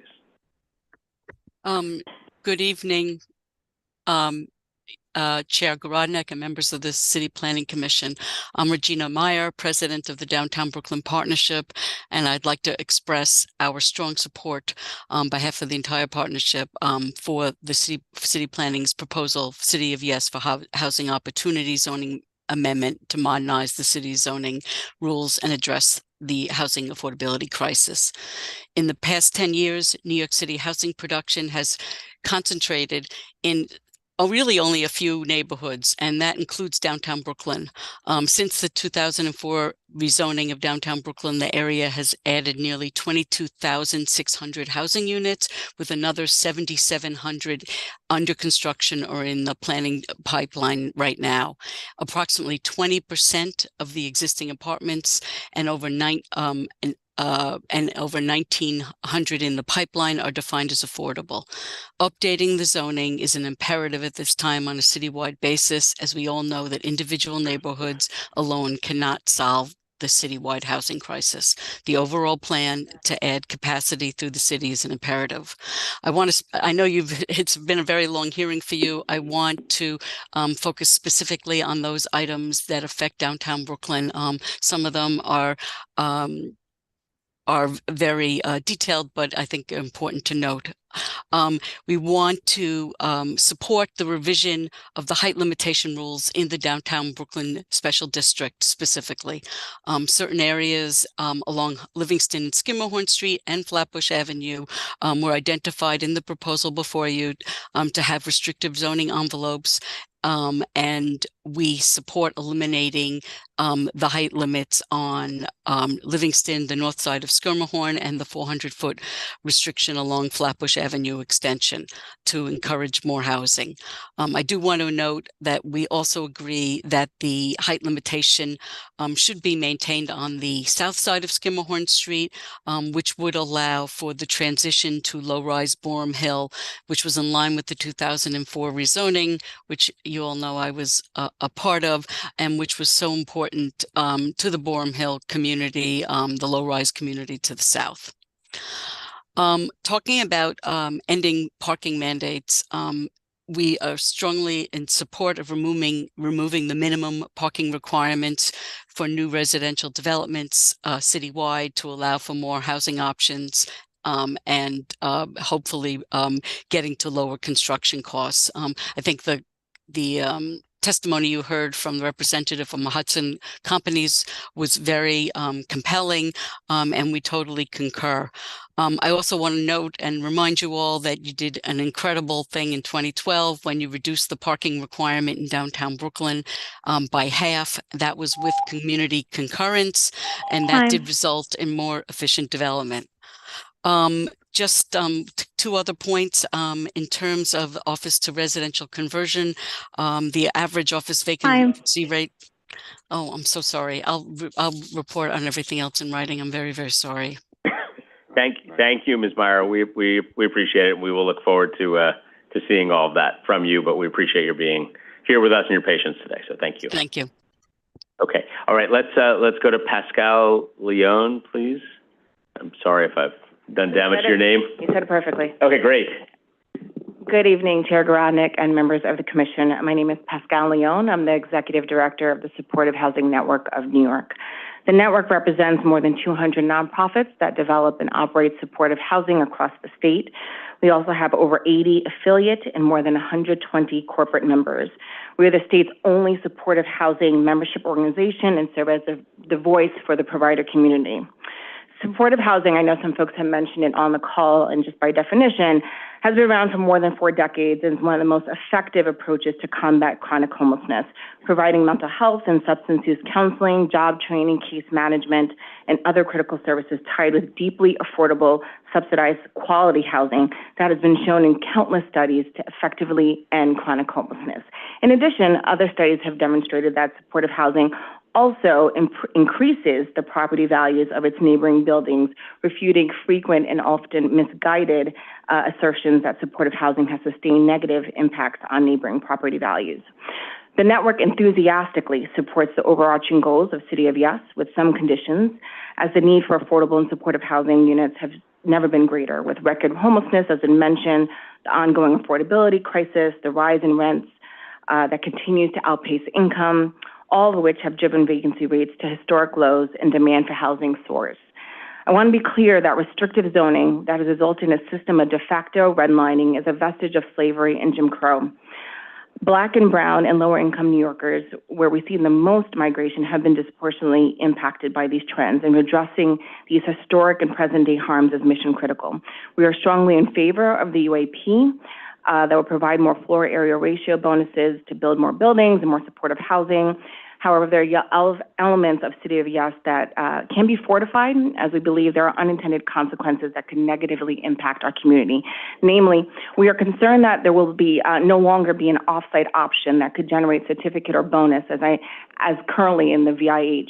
This will be a loss to our members. These funds have enabled nonprofit providers to acquire properties and build additional units to house vulnerable populations, including seniors. It seems to us that we'll be losing something very important. We understand that vesting of outstanding air rights certificates that are originated under the current terms is under consideration with DCP, which we really appreciate. However, we like to see that in the zone text language. Also, their ability to sell those existing rights be permanent and not just for a specific period. Furthermore, some of our members possess certificates issued or being generated under the current bonus ratios. Under that proposed test, they will lose much of their value, significantly reducing financing for future supportive housing. In addition, we'd ask that the zoning text consider specifically embracing supportive housing equally when it's filed as use group 2 or 3. Looking at the time, I just want to say that the network is conceptually supportive of the underlying goals of City of Yes. That's my time. Okay, thank you. Do you want to finish your sentence there? I would, We just believe that strongly that with some modest amendments that we outlined would really protect existing units and our providers' ability to build more supportive housing. Okay, thank you. Great, thank you. Okay, next up is Carol Rosenthal on Zoom, followed by Ariel Hirsch, also on Zoom, and then Christy Peel here in the room.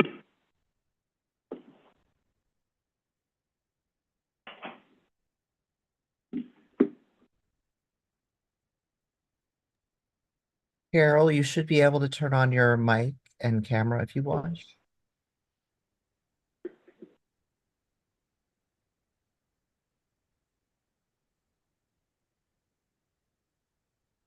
Carol, you've been promoted to panelist, so you can turn on your mic. Carol, you with us?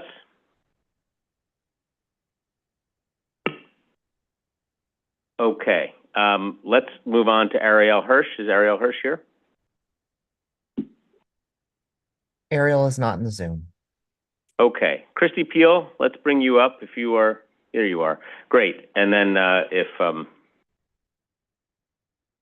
Carol or Ariel appears in the interim, we'll call him back. Okay, Christy Peel from Center of New York City Neighborhoods, welcome. Thank you so much. My name is Christy Peel. I'm the Executive Director and CEO for the Center for New York City Neighborhoods, where it is our mission to promote and protect affordable homeownership in New York so that working families from all backgrounds can build strong and thriving communities. Thank you all for still being here.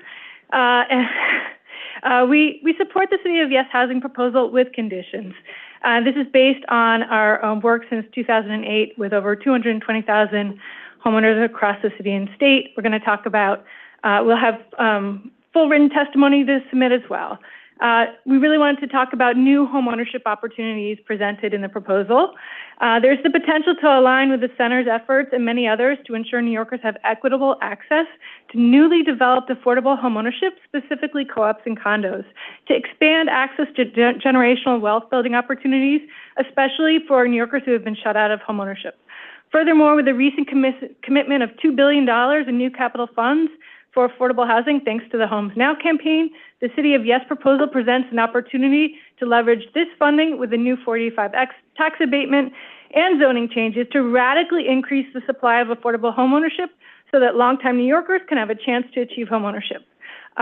We've done this in the past with Mitchell-Lama, and we can do it again. We heard over a third of New Yorkers, only a third of New Yorkers own their homes, but 41% of white New Yorkers own. whereas 26% of Black New Yorkers own and only 18% of Latinx New Yorkers own. We will never close the racial homeownership gap unless we radically increase the supply of affordable homeownership in particular. As a member of ANHD, we support their recommendations around affordability, but I also wanted to talk about the potential for the proposal to maintain homeownership through the creation of ADUs for homeowners that want to and homeowners that need to, based on the fact that they've got reduced income. There are 1.4 million 1 to 4 family homes in the city, and many of these families could benefit from the opportunity to create ADUs. However, we really must emphasize that without dedicated funding for outreach, technical assistance, and construction financing, if we allow for ADUs without those pieces, we're just going to increase the racial disparities across communities.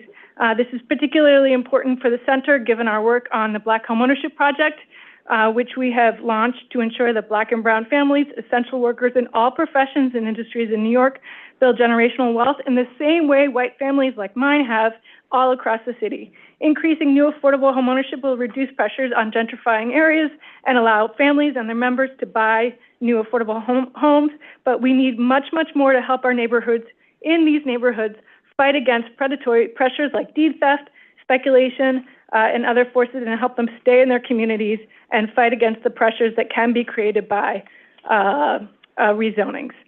Thank you for the opportunity to testify.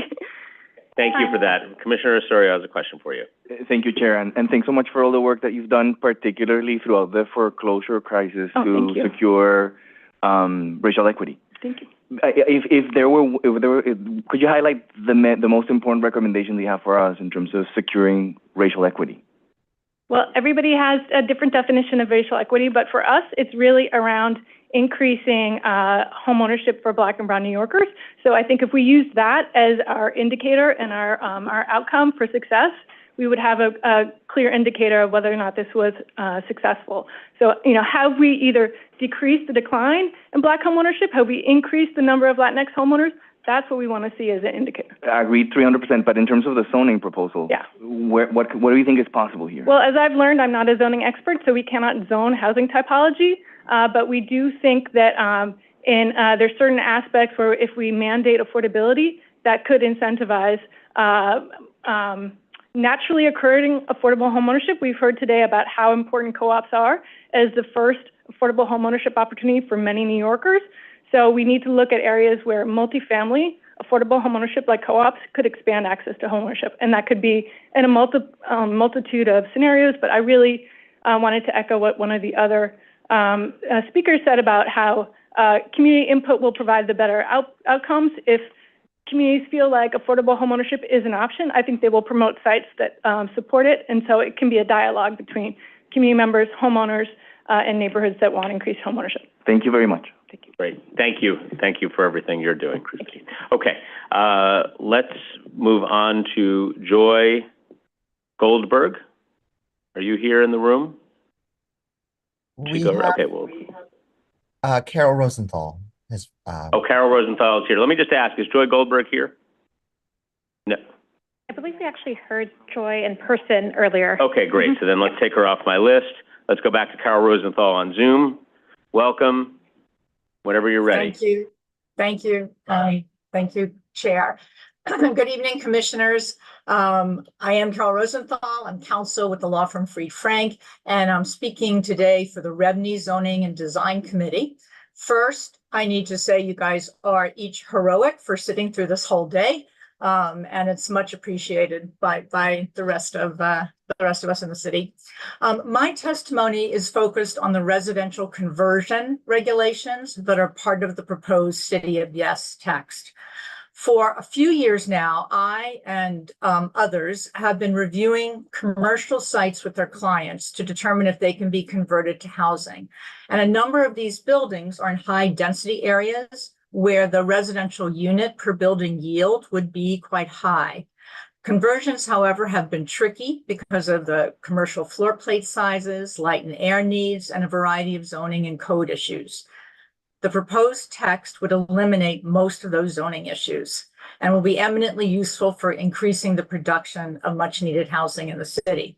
Importantly, the text broadens the geographical area that can use the special conversion rules, allows buildings up to 1990 to use it, allows existing building floor area and bulk for the conversions, allows conversions to supportive housing and dormitories, and eliminates or reduces the dwelling unit factor. The new tax benefit, affordable housing from commercial conversions, or AHHC, aligns with the conversion rules. It requires 25% of rental units to have a weighted average of 80% AMI. And with that, this will encourage conversions to deliver affordable housing as well. We do ask, the Revenue Committee asks that the new text clarify the elimination of required parking for conversions, especially in buildings where there had been existing accessory commercial parking, in order to put conversions on par with the parking requirements for residential new construction. The COI, or COI text, provides a rare opportunity to right-size the zoning and land use priorities for the city, specifically with conversions, to take underutilized space and convert it to critically needed housing, and simultaneously meet the environmental objectives of reuse. So with the minor clarification we noted, we urge adopting these conversion rules and support the text generally. Thank you. Great. Thank you very much, and thanks for being with us. Okay. Did Ariel Hirsch show up on Zoom? Ariel Hirsch is not in the Zoom. Okay. All right. Let's move on to, and Joy Goldberg we heard from. I have an O'Hare here. O'Hare is not in the Zoom. Okay. All right. Let's go to Agnes Vandina.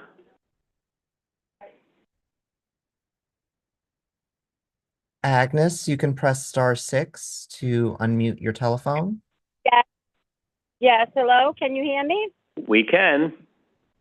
Oh, hi. My name is Agnes Vandina. I'm on the executive board of Oakwood Resident Civic Association on Staten Island. And I would like to just address, because time is limited, one of the hypotheses you made on your website regarding homelessness. And the statement was that a city's failure to produce enough housing has real and direct human consequences. And among these are homelessness. But I reviewed all the national statistics from SAMHSA. If anyone's not familiar with SAMHSA, it's a federal agency, Substance Abuse and Mental Health Service Agency. And they've done studies nationally. In addition, the United States Mayors Conference also has done studies. And these studies indicate that the leading cause of homelessness is addiction and mental illness. It is not lack of housing. So I think that hypothesis is inaccurate. It kind of paints a picture that really isn't true. We live in the city. We see what's happening with the drugs. There's sections of the city that are complete open-air drug markets. Drug addicts are lying around. They're shooting up right in front of their families and children passing by.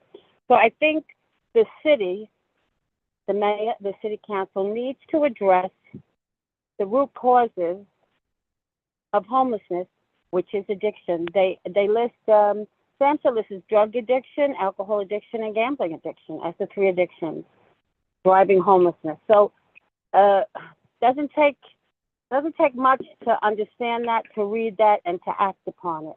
So I think the city council, the mayor's office, and the administrative agencies need to address that. It's going to cost a lot of money, and it's really not in the politician's realm of expertise. It's a medical disease. It's an illness, and it would have to be approached medically by physicians and nurses, detox centers, hospitalizations, and so on. So I think before you just throw out the word homelessness, you need to, be aware of the facts and be accurate with that.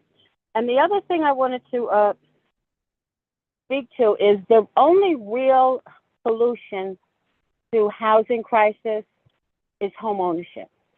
And that's always been the case. My family's here for a few generations. We started off in the South Bronx, went to Brooklyn, went to Staten Island. And I remember the days that my parents were trying to scrape money together to pay the landlord rent. That hasn't changed. Landlords are in business. They want their money. They don't care if you have 5, 6 kids and you're just about buying food. And that's not going to change with all this development, because still landlords, it's a for-profit business. And there's no creative, nothing creative being put forward by you for home ownership, affordable home ownership. And right now, with the like this, Okay, Ms. Vandina, thank you. Thank you very much. I will say we agree with you, or I should say the department agrees with you that we would love to expand home ownership opportunities. Zoning is neutral on what sort of residential opportunities it ends up being, whether it's a rental or home ownership. But it is very, very important to us to create all sorts of opportunities, and that certainly would include home ownership opportunities for New Yorkers. We see that as a real opportunity here and something that this proposal would advance. So thank you for that. Let's go to John Postel on Zoom.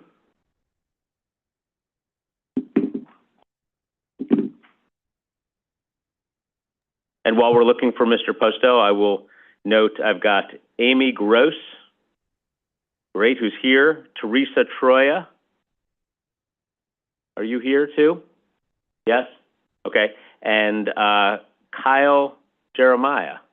Great. All three of you are here. Wonderful. Let me just see if Mr. Postel is available on Zoom. He is not in the Zoom. Okay. Let's go to Amy Gross next. Did you just walk out? Yeah. Okay. Well, let's do Teresa Troya then, and we'll go. Oh, you're here. Oh, okay. All right.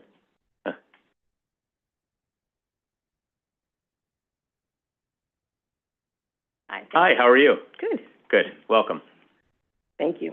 Thank you all for being here so late. I am Amy Gross. I'm president of Amy Gross Architects. For 4 decades, as of this month, we have specialized in the design of new and renovated buildings that are primarily publicly funded. Pardon me. We design healthcare, educational, and civic buildings, yet the significant focus of our work is affordable and supportive housing. Our clients are not-for-profit developers who build such housing. These type of developers create buildings that are 100% affordable, which is often not the case in buildings developed by for-profit developers. And most importantly, they meet the needs of individuals and families whose incomes are way below the New York City median income, a very, very huge need. I'm sorry, I've been sitting here all day and I realize I haven't drank enough. I am proud to be a native New Yorker. I was born in Glen Oaks, Queens, and I now live in Long Island City. As both an architect and a New Yorker, I have seen a drastic rise in rent and have witnessed firsthand the increasing cost to construct affordable I'm going to ask a member of my team to grab you a glass of water. So we can't because we'll lose our quorum, but you keep going. We're going to have somebody grab you some water. To construct affordable housing. And at times, we now have a resultant decrease in the quality of the housing we build because of the cost of affordable housing. And that's what I want to talk to you about. To us at AGA, it is clear that the only effective way to build such housing is to build it affordably. Simply put, it costs too much money to build housing. To us, a big part of the solution is to change the scale, and that's what the City of Yes will allow. For example, to construct an apartment building of 50 units costs a lot more per unit than constructing a building of 75 units. Part of this as architects is we design to regulations which we strongly endorse for sustainability, resiliency, safety. But many of these increase the cost of any type of housing. And many of these costs are a given nut. So in other words, if we're designing 200 units or we're designing 50 units, bringing in service entries, accommodating fire alarm systems, those numbers really don't change. For example, this is a huge issue. This coming December, the Department of Buildings will require all new buildings. Oh, thank you so much. You've got more than you need now. Oh my God. Thank you, Laura. Will require new buildings of 7 or more stories to be a major building. Don't worry about it. We'll give you a little extra time. Thank you. a category now for buildings of 10 or more stories. We totally support this because buildings need to be safer when they're built.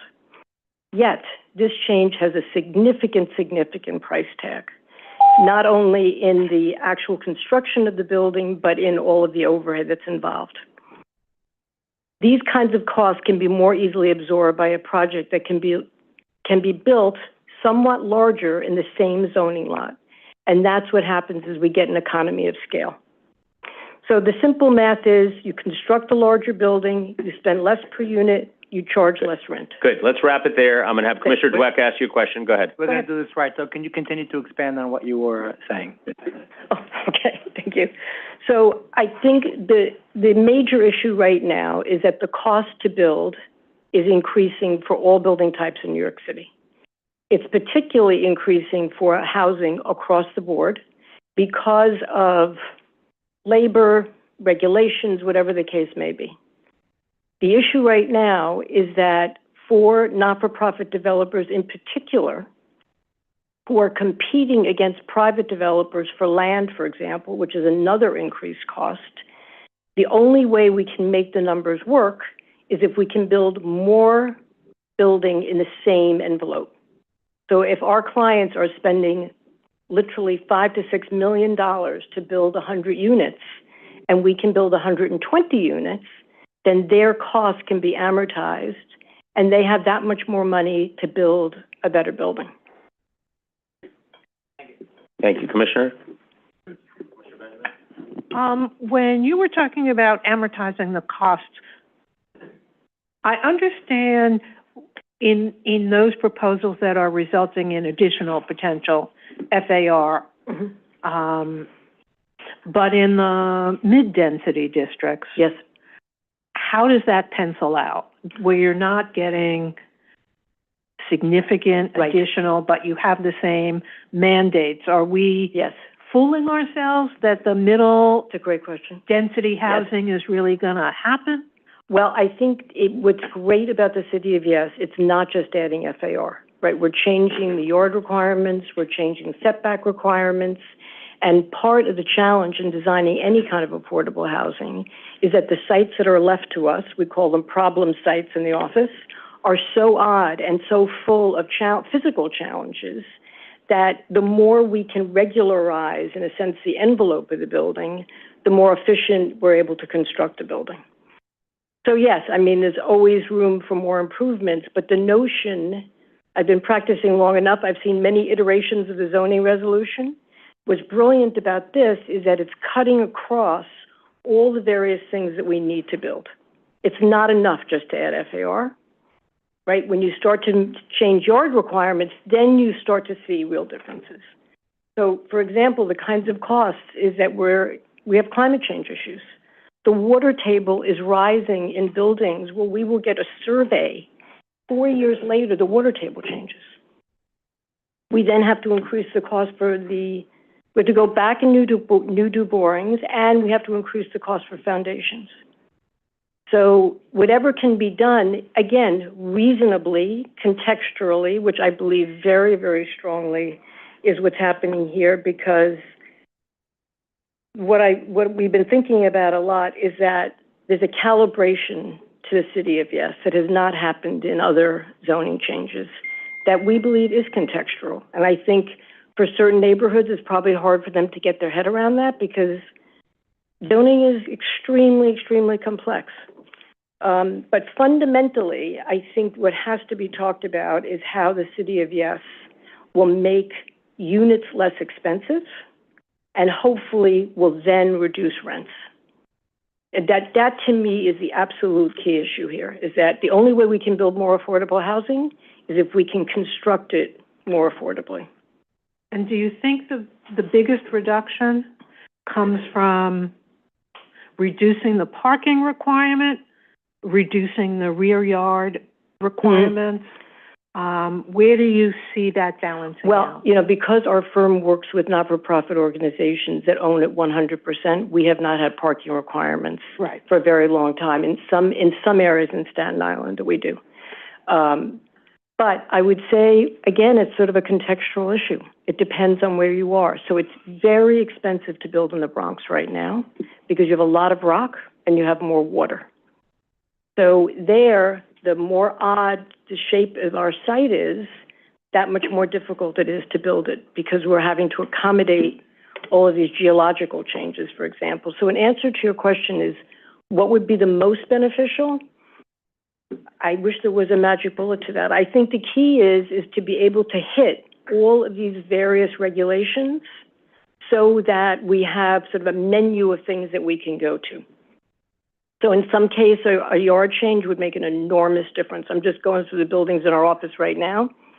In some case, FAR would make a huge difference.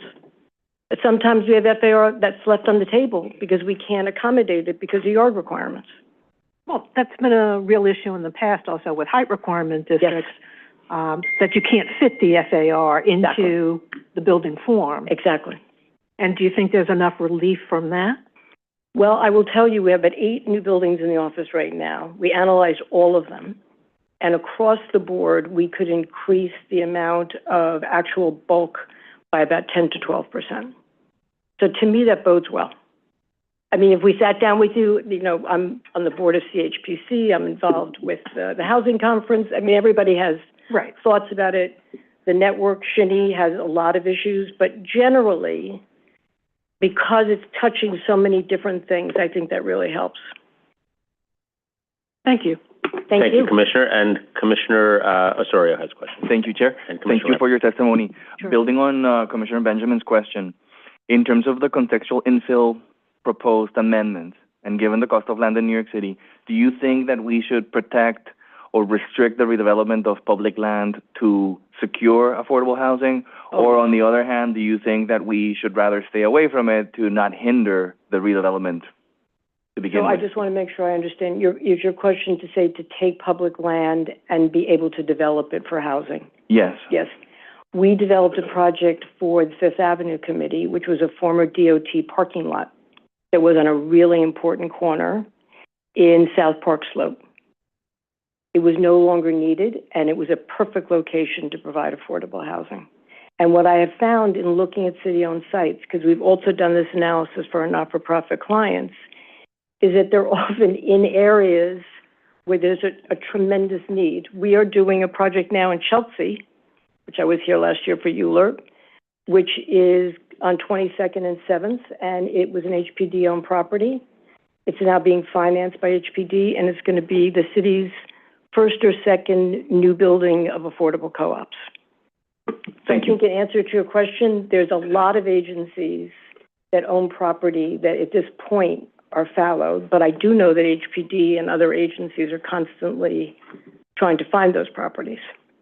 Thank you. That answers my question. Thank you. Thanks, Commissioner. Commissioner Rampersad? Thank you for being here. And, thank you for the opportunity. And I have 2 quick questions. I asked someone from the AIA before, do you have any recommendations upon the sections of law and the new text amendment that you would be able to submit? I know you said you have a lot of new buildings, which leads me to my next question. Out of those 8 buildings that you can increase the bulk, do you find the clientele would wait to see how this pans out? Oh my gosh, I am so glad that you asked that question. Yeah. This is very, very charged right now. So we have done this analysis to be able to tell our clients all of these projects are either in pre-design or construction documents. Many of them are out to be filed with DOB. And one of the answer is that it's going to be very difficult to hold back and wait because there are financing considerations that's, you know, you wait a long time to get a tax credit or whatever the case may be to say, I don't know when it's going to happen. So we actually have discussed this with the buildings department. They have thought this through, and I'm sure you all have spoken to them as well. And the thinking is that we would have, in a sense, develop 2 schemes.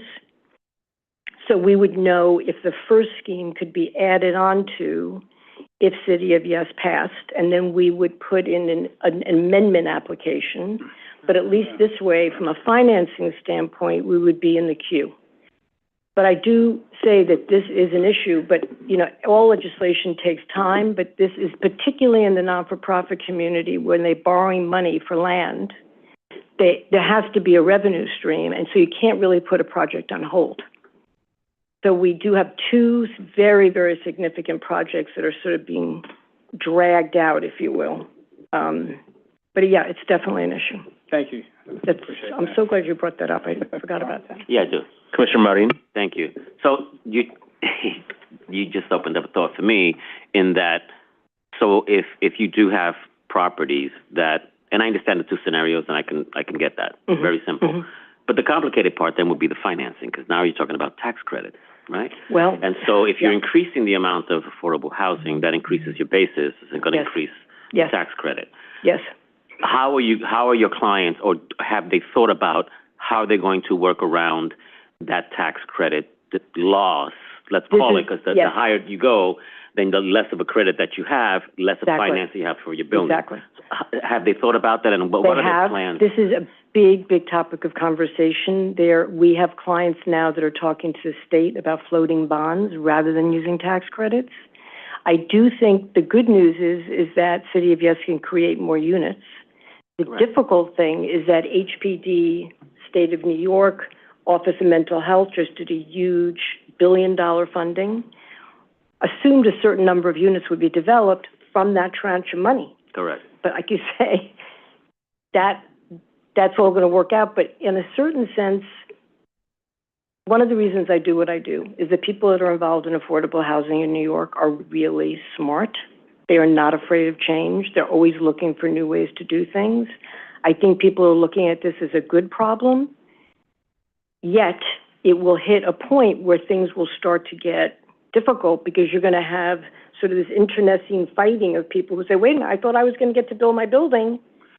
I thought it was going to be 80 units. Now it's going to be 100. They're going to compete against somebody else. So obviously, in an ideal world, there would be more financing available so that, they could feed each other.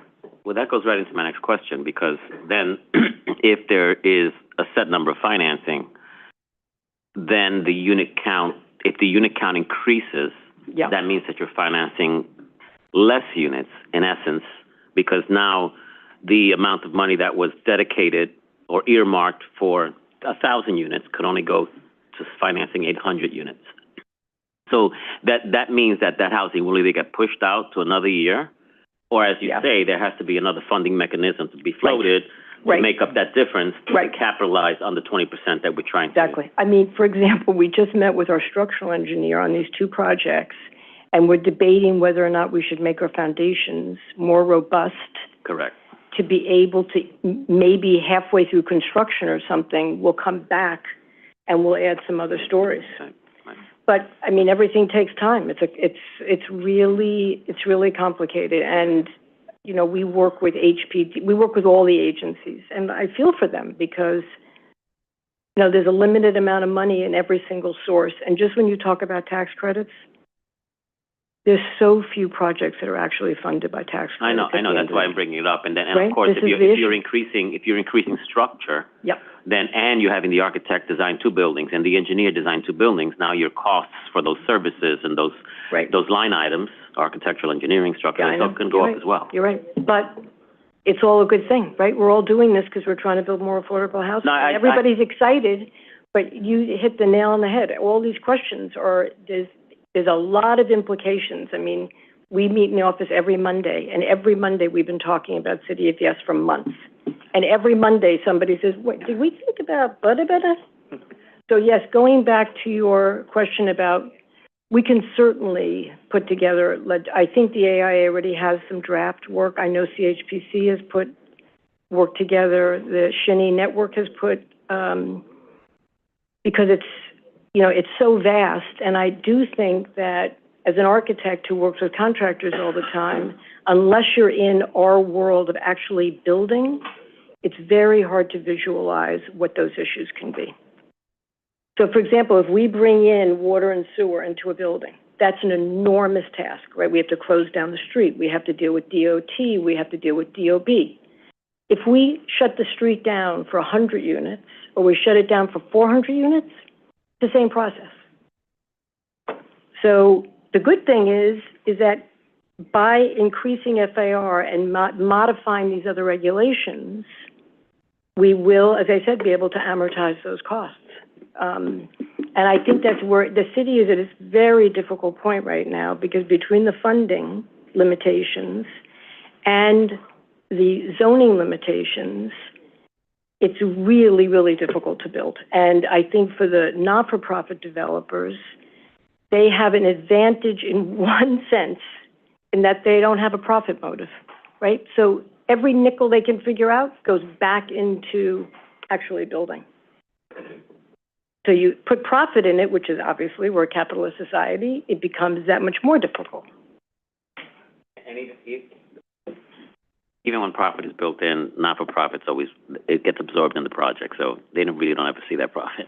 Yeah, yeah. Thank you, Commissioner. Thank you, Commissioner, and thank you very much it was very helpful. Oh, sure. Thank you. For your good work. Okay, and we're now going to call on Teresa Troya. Welcome, to be followed by Kyle Jeremiah, and then Moniel Javeri on Zoom. Hi, I'm Carrie. I'm the minister of the Reformed Church of Huguenot Park in Huguenot, Staten Island. I'm a Dutch Reformed Church minister, which somehow makes me vaguely related, perhaps religiously only, to the very first city planners when we were the city of New Amsterdam. That being said, I speak only for myself today. I'm a native Staten Islander. My parents were native Staten Islanders, and I have spent the last 40 years living with and serving homeless people on Staten Island.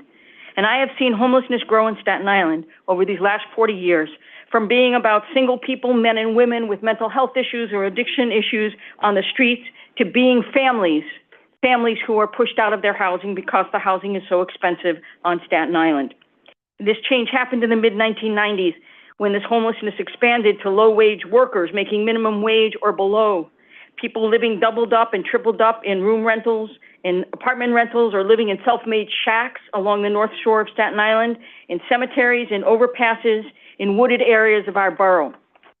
There are dozens of families today living in cars, campers, trailers on back roads of Staten Island that are not known to the general population. There are families, hundreds of families, 2, 3, 4, 5 families living in 3-bedroom apartments, one family in each bedroom, and a family renting the living room. It's a pervasive reality. It is true, and I have seen it with my own eyes.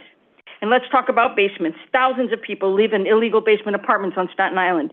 There are unscrupulous landlords that rent pieces of basements, $25 a week for a bed. It's a lot more expensive these days. FDNY shuts them down, and they pop up again. The irony is that there are many new one-family houses that construct basements that are ready to rent. And more of an irony is that the craftsmen and the construction workers that build the one-family houses on Staten Island are gifted immigrant workers who cannot even afford safe and decent housing for themselves or their own families. New York City just released the 2024 Street Homeless Survey that highlights that homelessness is the highest it's ever been in New York City, and Staten Island is not the exception to that. We have an affordable housing crisis of profound proportion in our borough. We need affordable housing for very poor, low-wage, working families, for disabled people, for our senior citizens, for our parents and our grandparents, for our adult children.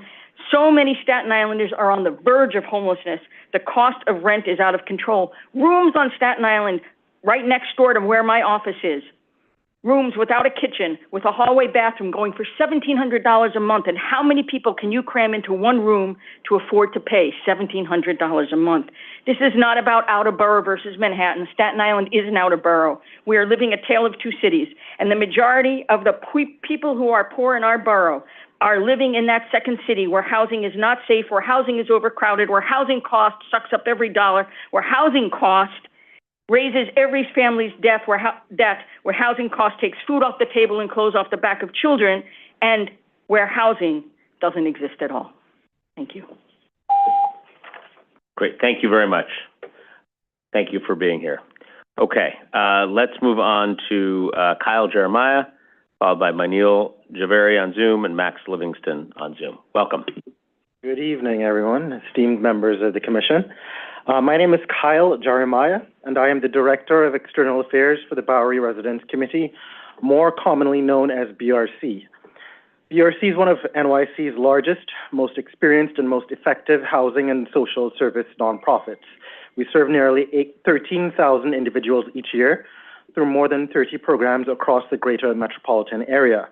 Today, I'm here to testify in support of the City of Yes for Housing Opportunity proposal and to advocate for the necessary reforms that will facilitate the creation of more affordable housing in New York City. Now, we're grappling with a severe homelessness crisis. Each night, over 80,000 individuals seek refuge in the city's shelter system, and nearly 4,000 individuals live unsheltered on our streets. The high cost of housing makes it nearly impossible for many to transition from shelters to permanent housing. For our clients, who are among the city's most disenfranchised residents, these external challenges are compounded by personal barriers such as limited education, criminal records, and behavioral health and medical conditions. Rent-burdened families also struggle to meet essential needs such as food, healthcare, education, with over 500,000 New Yorkers paying more than 50% of their income on rent. Last year, BRC assisted over 1,000 New Yorkers experiencing homelessness transition to more independent housing. But what kept us from helping more? One thing: the insufficient supply of affordable housing to the people we serve. Increasing housing in New York City through the City of Yes for Housing Opportunity initiative offers several key benefits. First, re-legalizing shared housing and permitting more studio and one-bedroom apartments will provide affordable living options for recent graduates, downsizing older adults, and those who prefer living alone. This will help reduce the homelessness crisis and free up larger apartments for families. Second, allowing the conversion of underused spaces, such as residential and faith-based campuses, into housing will help fund repairs for existing buildings and revitalize community institutions. In particular, BRC is thrilled that the city is proposing to make it easier to build a modern 21st century version of SRO housing. For those with no homes, SROs would dramatically increase the supply and reduce the per unit cost of creating housing, allowing us to build more housing that is affordable to those who need it most. Lastly, enabling the conversion of vacant offices and other non-residential buildings into homes will increase housing supply, boost property values, and create more vibrant neighborhoods, particularly in areas impacted by the pandemic. So I urge you to support the City of Yes for Housing Opportunity and work towards creating a more equitable and a livable New York City for all its residents. If you desire to see less homelessness in the city, then you should be in support of the City of Yes. No policy is perfect, but don't let, that's my time. I think what we were going to say was maybe something very profound, but the perfect be the enemy of the good, maybe, or something along those lines. Exactly. Okay, we heard you. Thank you. Thank you very much. Okay, let's go to Monil Javeri on Zoom, Max Livingston on Zoom. Do we have them? Okay, Monil, you're up.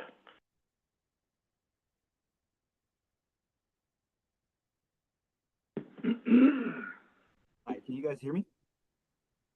Yes. Yes, we can hear you. Hi, my name is Monil Javeri. I'm a renter who lives in Woodside. I want to come out strongly in favor for City of Yes. I think it's a great proposal. As someone who's I grew up in Long Island, and I now live in Woodside, Queens. And I can tell you that I think the proposals are specifically great for families.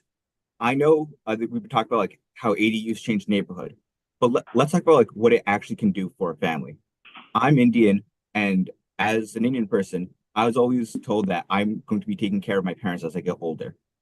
One day when I buy a home, I want to be able to take care of my aging parents and age in place with them. And and as anyone who's ever had parents annoy them, you want a little bit of separation. Having ADUs will let me taking care of my elderly parents at the same time that I can raise kids when I have them. Secondly, I think getting rid of parking is great. Is fantastic. Having lived in Long Island, where I had to get my mom to drive me everywhere until I was 16, severely limited my independence growing up. And now I live in Woodside, where I can walk to get groceries, and I can walk to the train station. I can walk and I can walk to work even. Has allowed me to I've lost weight because I'm able to do that. And I actually know my neighbors in Woodside, even though I've only lived there for 2 years, much more than I knew my neighbors in Long Island, where I grew up, because I see them every day when I go get groceries, when I walk to go get groceries, when I walk to the nearest coffee shop. So I think the city of Yes makes New York City a much better city. Also, it will help homelessness. As we saw in Austin, the more housing you have, if you build enough housing, you can even market rate housing, you can lower the rate of homelessness. Texas does not do social services better than New York does. What they do is they build more housing, and because of that, they have a lower rate of homelessness. And I understand people are talking about uh, uh, how some homeless people are addicted to drugs. All that is true. However, once you're in a home, you're not homeless anymore. And fixing that problem makes every other problem easier. Also, as someone who's young and I want to be around my community that I grew up in. When housing is unaffordable for people my age, when I'm 33, people my age, what kind of community are you actually building? A community is not just the homes you're in. A community is the people you're around. Staying close to family and friends that you grew up with is what builds a community. And that's why I think City of Yes is so important, because it makes building community much, much easier. I think that's my time. Thank you so much. That is, thank you very much. Thank you for joining us. Okay, Max Livingston, you said was not in the Zoom? Okay, how about Jasmine Camperidis on Zoom? Okay, Jasmine, you're up. Welcome, followed by Daniel Prebut. Great. And then Elaine Young on Zoom.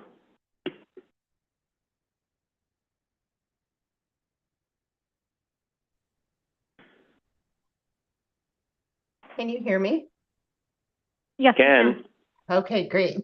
My name is Jasmine Camperidis. I live in Hollis Hills, Queens. I represent myself, my family of 4, and my parents, all of whom live in Hollis Hills and Bayside, Queens. We are 100% opposed to the City of Yes proposal. This proposal will cause the wholesale destruction and elimination of our communities across the city, particularly lower density communities like mine. It will replace owner-occupied housing with market rate rental units. It will increase density without sufficient infrastructure, and it will ultimately end enforcement of illegal apartments throughout the city. Implementation of the proposals will result in an unlawful taking of property by destroying the value of my property without a measurable benefit to the community, but with a measurable negative environmental impact. The application of a little more housing in every neighborhood concept, as envisioned by the proposals, would disproportionately negatively affect our neighborhood.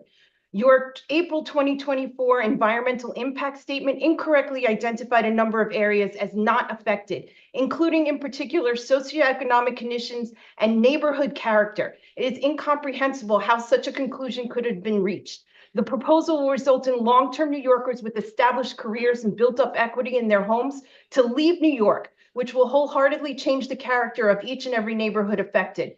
There are minimal low-density communities in New York, and those communities, like mine, have fewer reliable public transportation opportunities. We have fewer police officers on staff in our precincts. We have longer commutes, and we pay more property tax. Despite these drawbacks, we have made a choice and worked hard to be able to live in these neighborhoods so that we could have backyards, more open space, and quieter neighborhoods to raise our children and grow old and socialize with our neighbors while still contributing to the economic growth of New York City.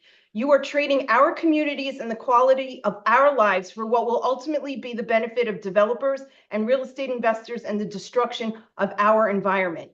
You are trading, as previously noted by others, there's no shortage of space in New York.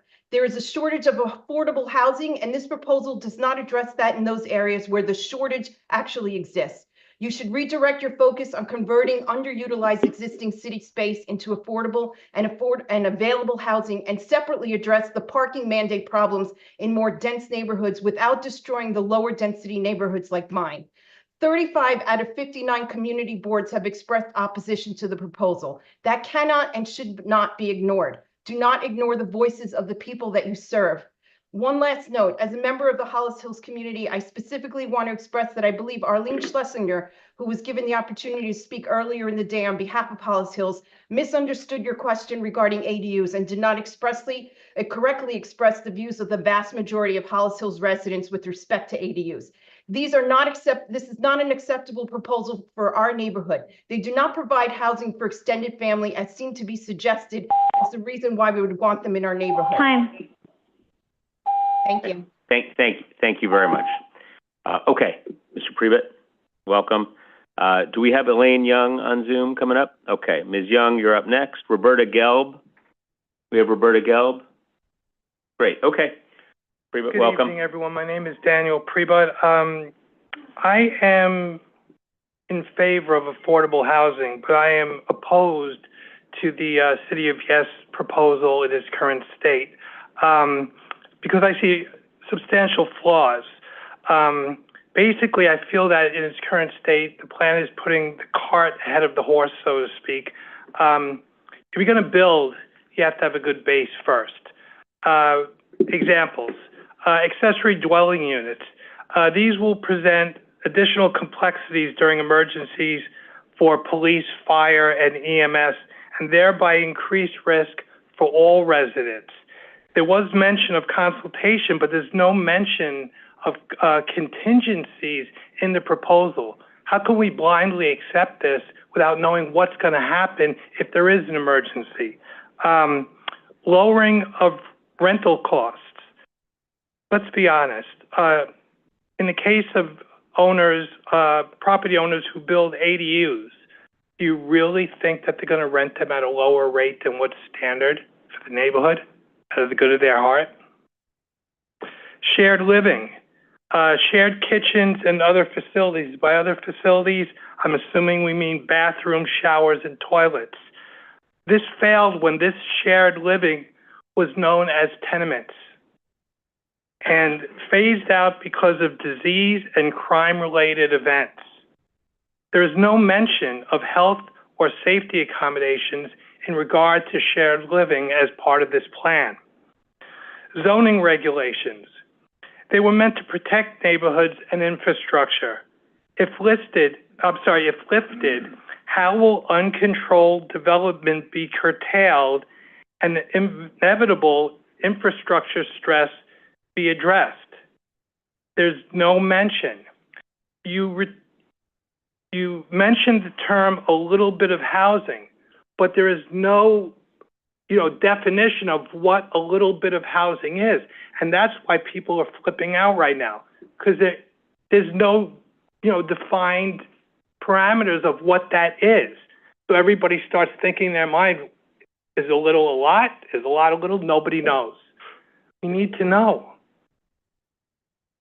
Lifting parking mandates. This may work in Manhattan, but not in the outer boroughs where thorough mass transit grids do not exist. The elderly and physically challenged will suffer the most in those areas. Sensibility dictates that a mass transit accessibility be in order first. It is not.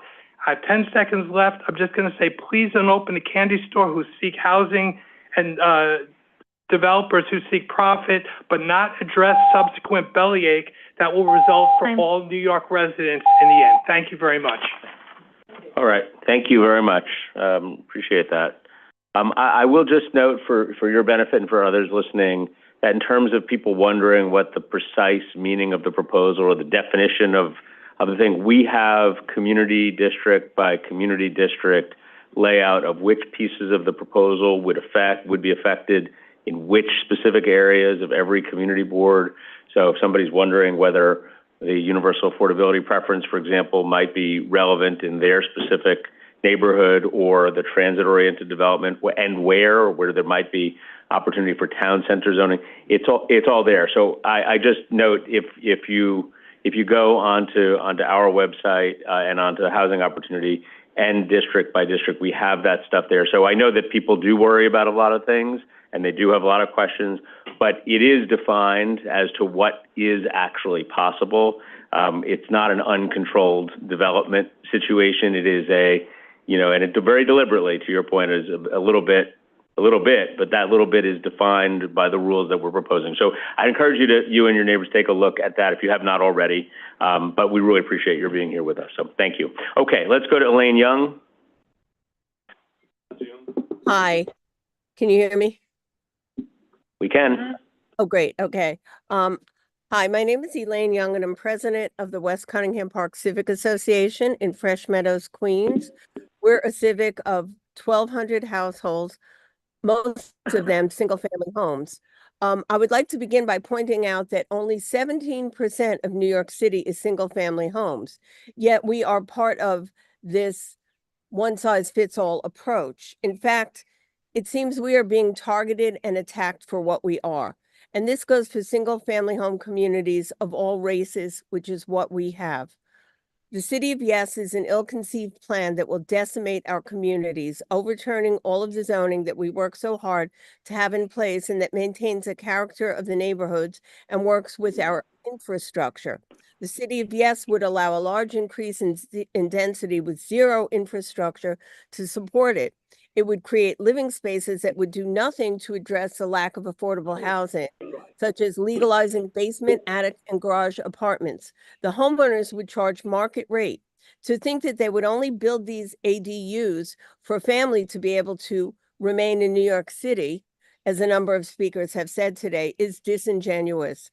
As a civic association president, I have had enough experience with folks in our community who have created illegal ADUs and are renting them out at market rate to pocket the money. This City of Yes plan will only promote more of that. The infrastructure will be stressed to the max. There will be not enough space in schools, which are already overcrowded. Sewer, water, and electric utilities will all be overwhelmed. Parking will become impossible. And speaking of parking, to eliminate the parking mandate citywide is another example of the one-size-fits-all approach that does not work for everywhere. For example, we have the 1-acre former Klein Farm site in our Civic, and it currently enjoys the protection of the Special Preservation District zoning. This would probably be the first to go, with an apartment building likely built there with zero parking. So the rest of the folks around that site will find it impossible to park. And by the way, around that site, there are mostly 3-story rental apartments, a co-op development, as well as single-family homes, and everybody has cars, including the new residents of a built apartment building would have cars. Why is creating an impossible parking problem in our community something that should be done and is okay? There is a complete anti-car sentiment in this city. A speaker earlier said New York City needs to move away from cars. I say come out to our community, which is a suburban type public transportation desert, and see why we need our cars. So to reiterate, almost every civic in our area is against this. 12 of 14 community boards in Queens are against this. It's high time for the City of New York to listen to its residents. Time for. Okay, thank you very much. I will just take a second to note before we call up Roberta Gelb and Anna Rideos, that even in the context of eliminating a parking minimum, I still very much would expect different neighborhoods to respond differently. There are some neighborhoods for which parking is much, much more important and even essential. And there are other neighborhoods for which it is less important. And I think that is one of the ways in which this is, in fact, not a one-size-fits-all experience. The one-size-fits-all is when you're defining it in the zoning resolution in a way that applies to every zoning district and every development in every neighborhood of the city. This allows for neighborhood by neighborhood flexibility. I will also note on the subject of one-size-fits-all, again, that's something I have heard a few times today, so I'll just make a note of it now, that the proposal has a range. Housing opportunity represents a range of proposals, everything from ADUs all the way up to office building conversions that meet existing neighborhoods where they are at the full range of densities. The low density proposals here in particular are based on 3 years of existing conditions analysis by the department, and that primarily seek to re-legalize building forms that New Yorkers see, recognize, appreciate, but you just can't build anymore. Like a few stories of residential above a commercial ground floor, or a modest apartment building on large lots near the subway. Those are buildings that exist. They just cannot be built anymore today. And as I noted at the end of one of the last speakers' We have applicability maps for every community district in the city, and no community districts are alike in the applicability maps. To the point of this not being one size fits all, there's a lot of differences here, and it is deliberate.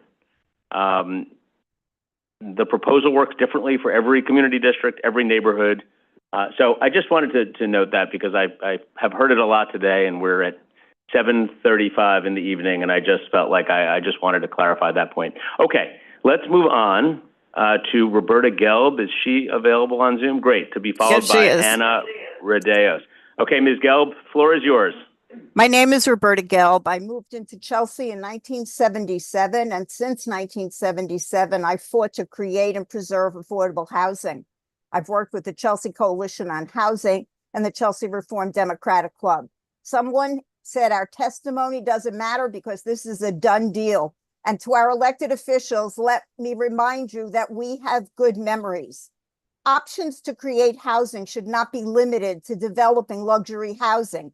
Everyone screams about the lack of housing, but numerous apartments in NYCHA are vacant while people are sleeping on the street and others have been on waiting lists for years. Rent-stabilized apartments are being warehoused, waiting for the city of Yes to destroy whatever protections we currently have. What are you doing about that? Those who forget history are doomed to repeat it. In the Chelsea plan, which came out in 1997, it was a plan 197A to protect our community.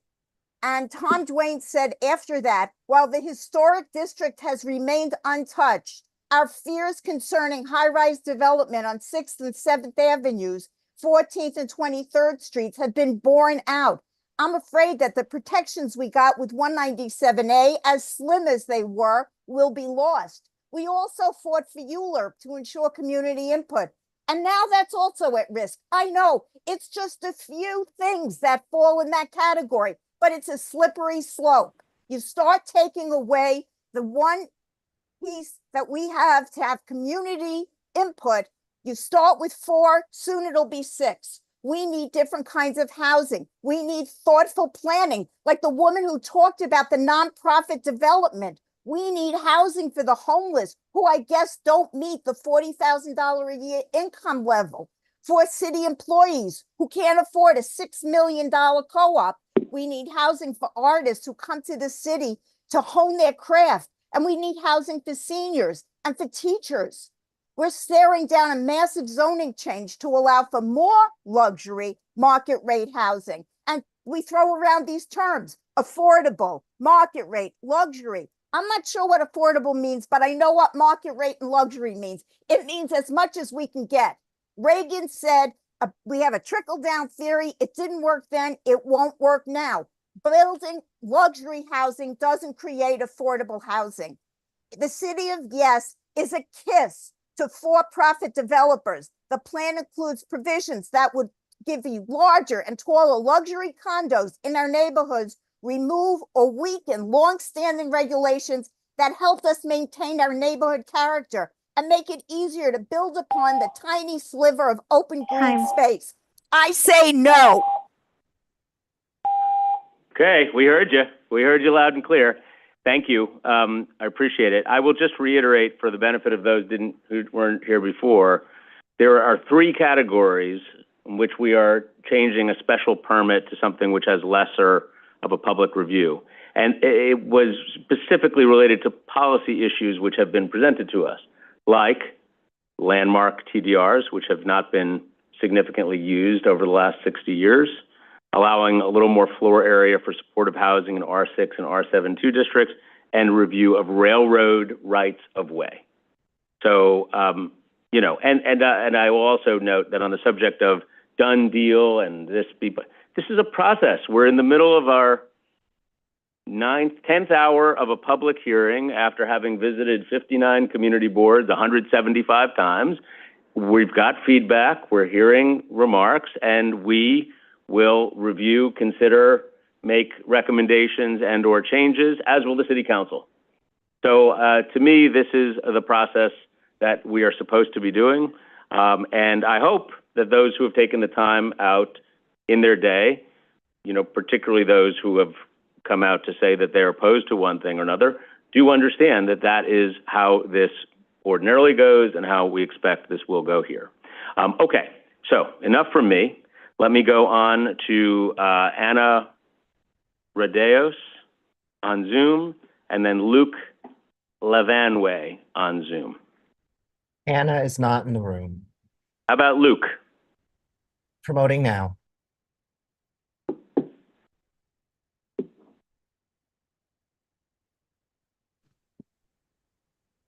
Hi, are you able to hear and see me?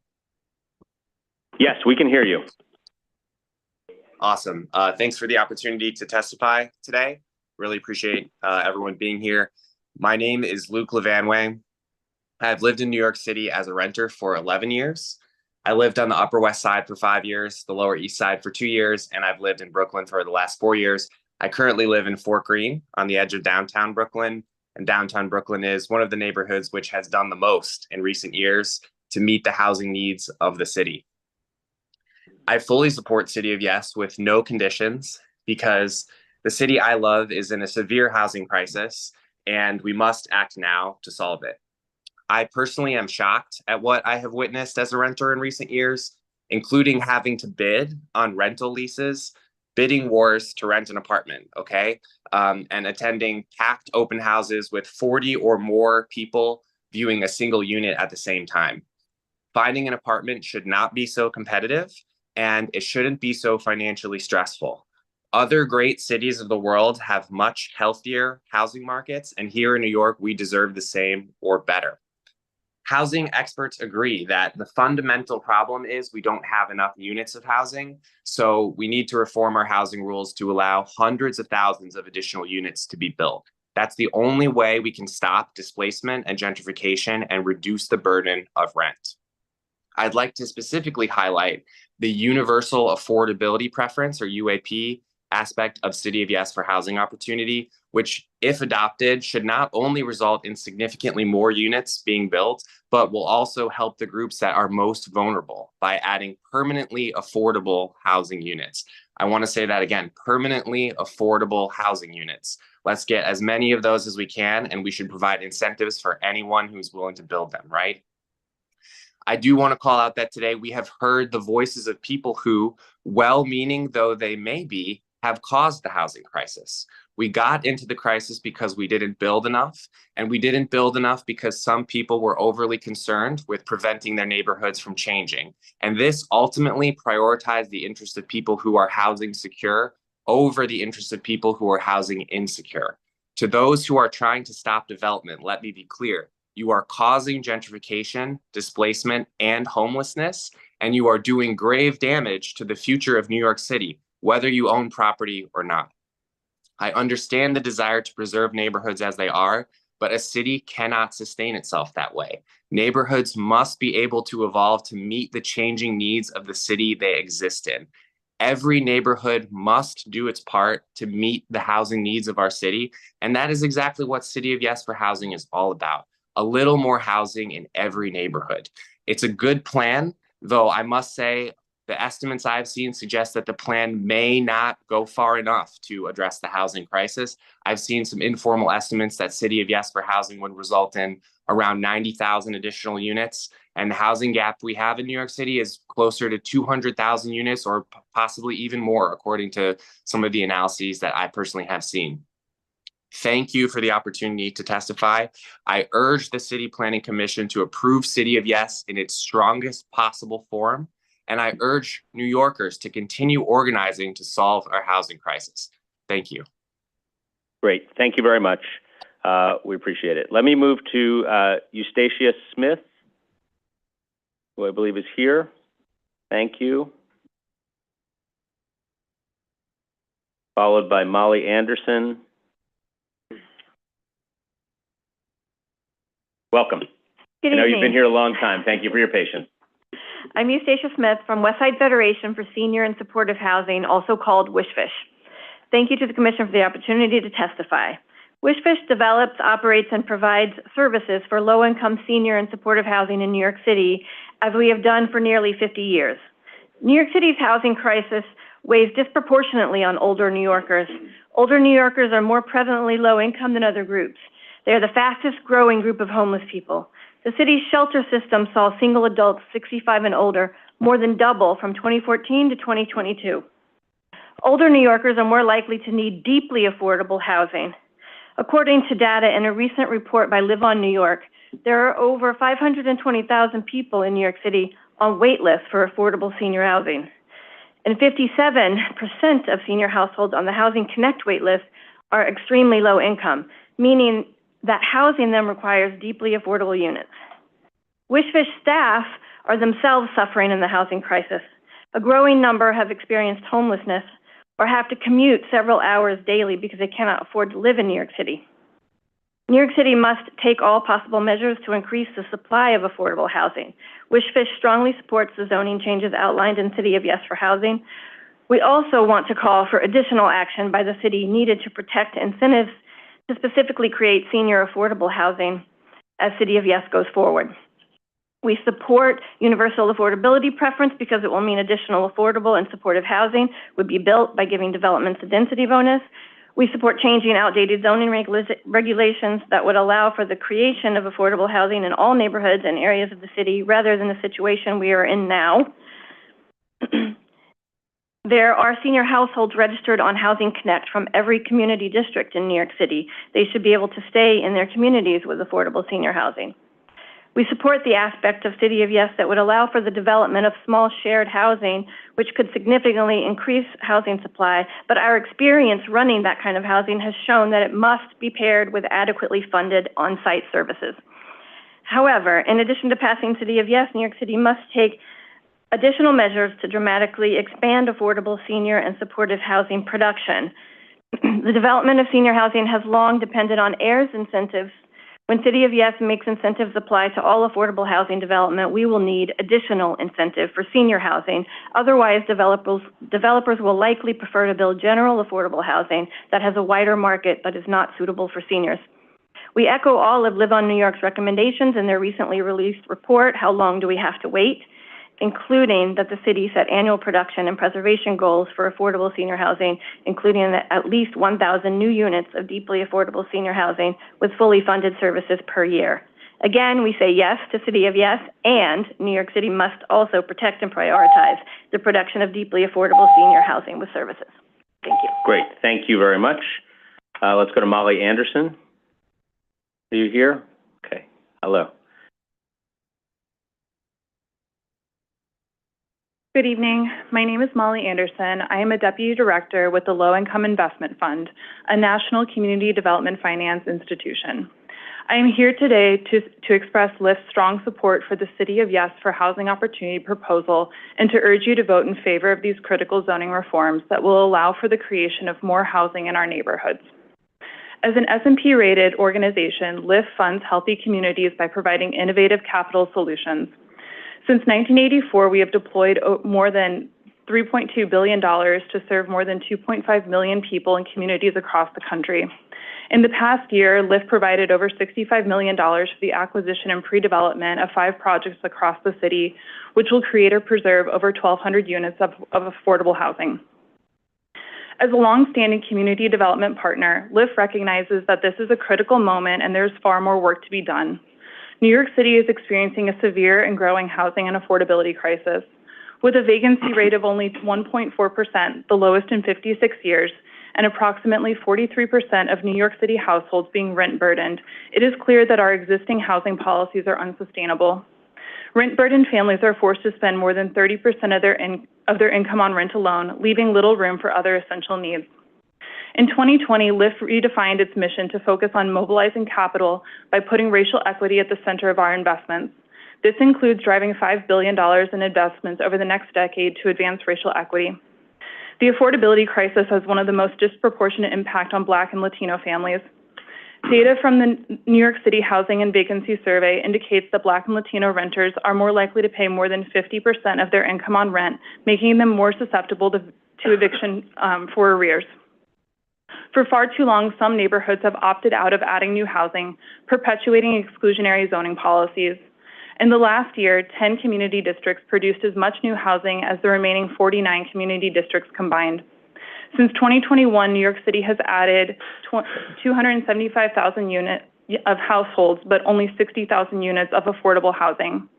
During the same period, it is estimated that the city lost around 100,000 affordable housing units, primarily due to expiring affordability restrictions, rent deregulation, and conversions to market rate units.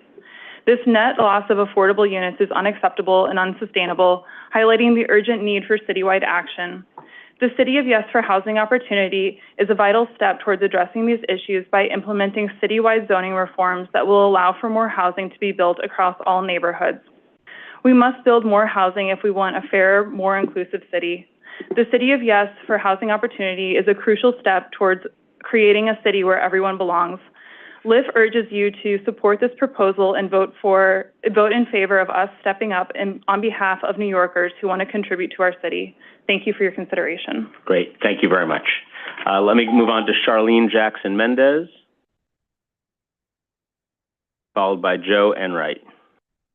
Are you here, Mr. Enright? Okay, great. Terrific. Now, you all have been here a long time. I know. Thank you. Thank you for your patience. We appreciate it. Yeah, no, I hear you. I hear you. I'm glad I didn't walk out. Good. We're glad you're here. Okay. Okay. So good evening, ladies and gentlemen of the Department of City Planning. My name is Charlene Jackson Mendez, and I'm a homeowner in the Van Ness section of the Bronx. I'm here speaking as an individual. However, I am very active and devoted to my community. I serve as the Vice President of the Van Ness Neighborhood Alliance, and I am also a member of SEBCA, the Coalition of East Bronx Community Association. I'm not going to describe my neighborhood because I think Ms. Ferrara did that already, but just safe to say we are a low-density area, generally 1, 2, 3 family homes in a turn of the century, very old community. And we typically have just a smattering of apartment buildings that are no more than 6 floors, if even that. So we, the City of Yes Housing Opportunity Program is billed as a solution to the affordable housing crisis, where all communities will contribute to the solution by building a little more housing. Between the Bronx Metro North expansion and the City of Yes, my small community is slated to receive 7,500 new units of housing, which will entail more than 20,000 new residents, with no provisions for additional policing, firefighters, sanitation, or upgrades in infrastructure. This is not a little bit of development. The proposed housing will not be affordable to members of my community. The fact that more than 7,000 NYCHA apartments sit vacant undermines the city's assertion that it is urgently interested in providing affordable housing. The City of Yes Housing Opportunity Plan will remove local control of communities from ordinary tax-paying citizens and do nothing to alleviate the affordable housing crisis. Although you, Chairman Gorodnick, have said, no, that doesn't happen. If you allow more building as of right, those people don't have to come to the community board to build, let's say, like Baker Street, a 12-floor building on White Plains Road, where even though they make it out to be this big commercial area, on White Plains Road there, we just have the largest building, I think, is 6 floors. So they get to do that without having to come to the community board at all. Also, I resent that the love and care with which we bring to our community, means that we are racist or classist. I can assure you that I and members of my diverse community are not racist or, is that it? Oh my goodness. Okay. Go ahead. What? Why don't you, go ahead. Commissioner Dweck is going to ask you a sympathetic question. Go ahead, Yeah, I've Commissioner. seen you sitting here all day, so please, if you can expand on your comments, I would appreciate it. Okay, yes, I just also want to say that I keep hearing that we need more housing, but it's actually an affordable housing crisis. If you look at housing that is like, let's say, above $2,300 a month rent, there's no shortage. It's at 12.64%. So that needs to be clarified very much.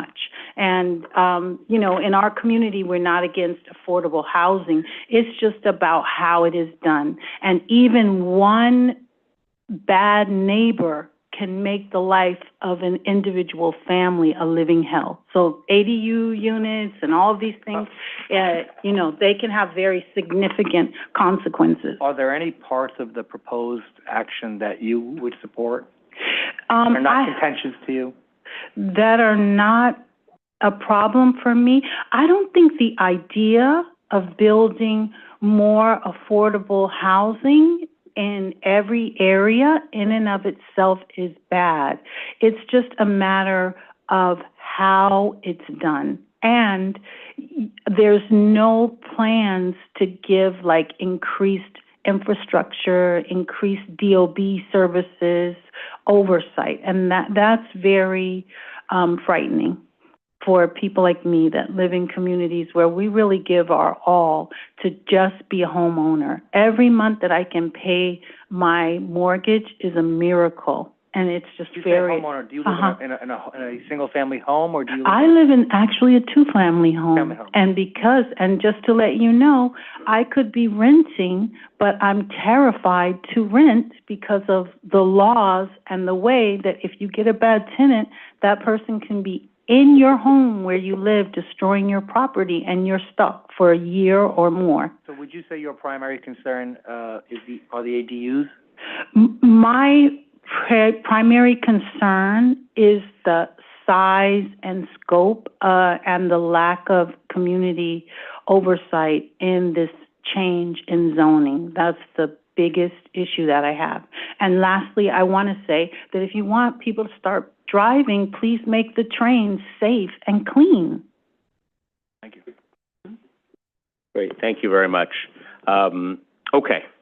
All right, let's, I just will note on one point on the Baker site, I think is the one that you cited. That's part of the Bronx Metro North Station Area Plan. A site like that, would not be made possible through this proposal. That obviously is made possible through a neighborhood-wide plan of which has its own environmental review and its own community process and vote, and community board evaluation and borough president, all of those things. So I understand your concern about that site, but this would not enable that. That is a neighborhood-wide plan sort of issue. So, but thank you very much for bringing that up, and hope that the new train station at Morris Park and Parkchester Van Nest will be of use to you when it comes into play 2027. Okay, Joe Enright. Thank you. Mr. Enright, welcome. Again, thanks to you for your patience today. Thank you. I think you just saved my marriage because my wife is watching on live stream, so she knows I'm not out with my drinking buddies. Happy to help. Okay. Yeah, I don't think I need these anymore.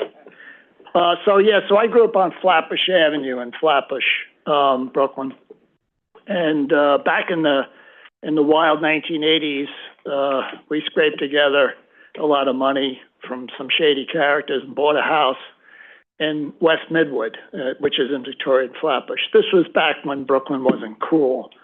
The neighborhood was kind of iffy back then, but it's turned out pretty good. So I've been asked by the Community Association of West Midwood to speak on their behalf. God help them. The major thing I want to get across here is that not everybody in Brooklyn is opposed to the city of Yes, in Victoria and Flatbush is opposed to the city of Yes. There are many proposals in it that are supported by residents of my area. The major problem is, let me explain this. We're at the southern tip of the Victoria and Flatbush area, sort of the boot. And the center of our neighborhood is Glenwood Road. It extends for 4 blocks from the Q train to Coney Island Avenue. And there are exactly 30 houses, 15 on each side, also an historic church. All those houses are built in 1905. They're beautiful houses. They're mostly 5,000 square feet lots. And about 20 of them would be subject to building multiple dwellings there. And I think that's what the neighborhood is really afraid of. That's the heart of the community. That's where the food pantry is. That's where the Halloween parades are. That's where the block parties are. So that's the major objection in the neighborhood. The other thing is Victorian Flatbush has about 300 garages that are flush on the property line of neighbors. And if they start turning into, Johnny being banished to the garage to play his drums all day, I think that's going to be a problem. Also, the ability to build a 25-foot structure in the backyard is something that neighbors don't look forward to having to experience. I think that about sums up also the other thing is the increase of the FAR from 6.5 to 1.0. A lot of people are afraid that neighbors are just going to overbuild their houses. Time. So that's it. Thank you so much. Okay, thank you very much for that. Okay, next up, Barika Williams.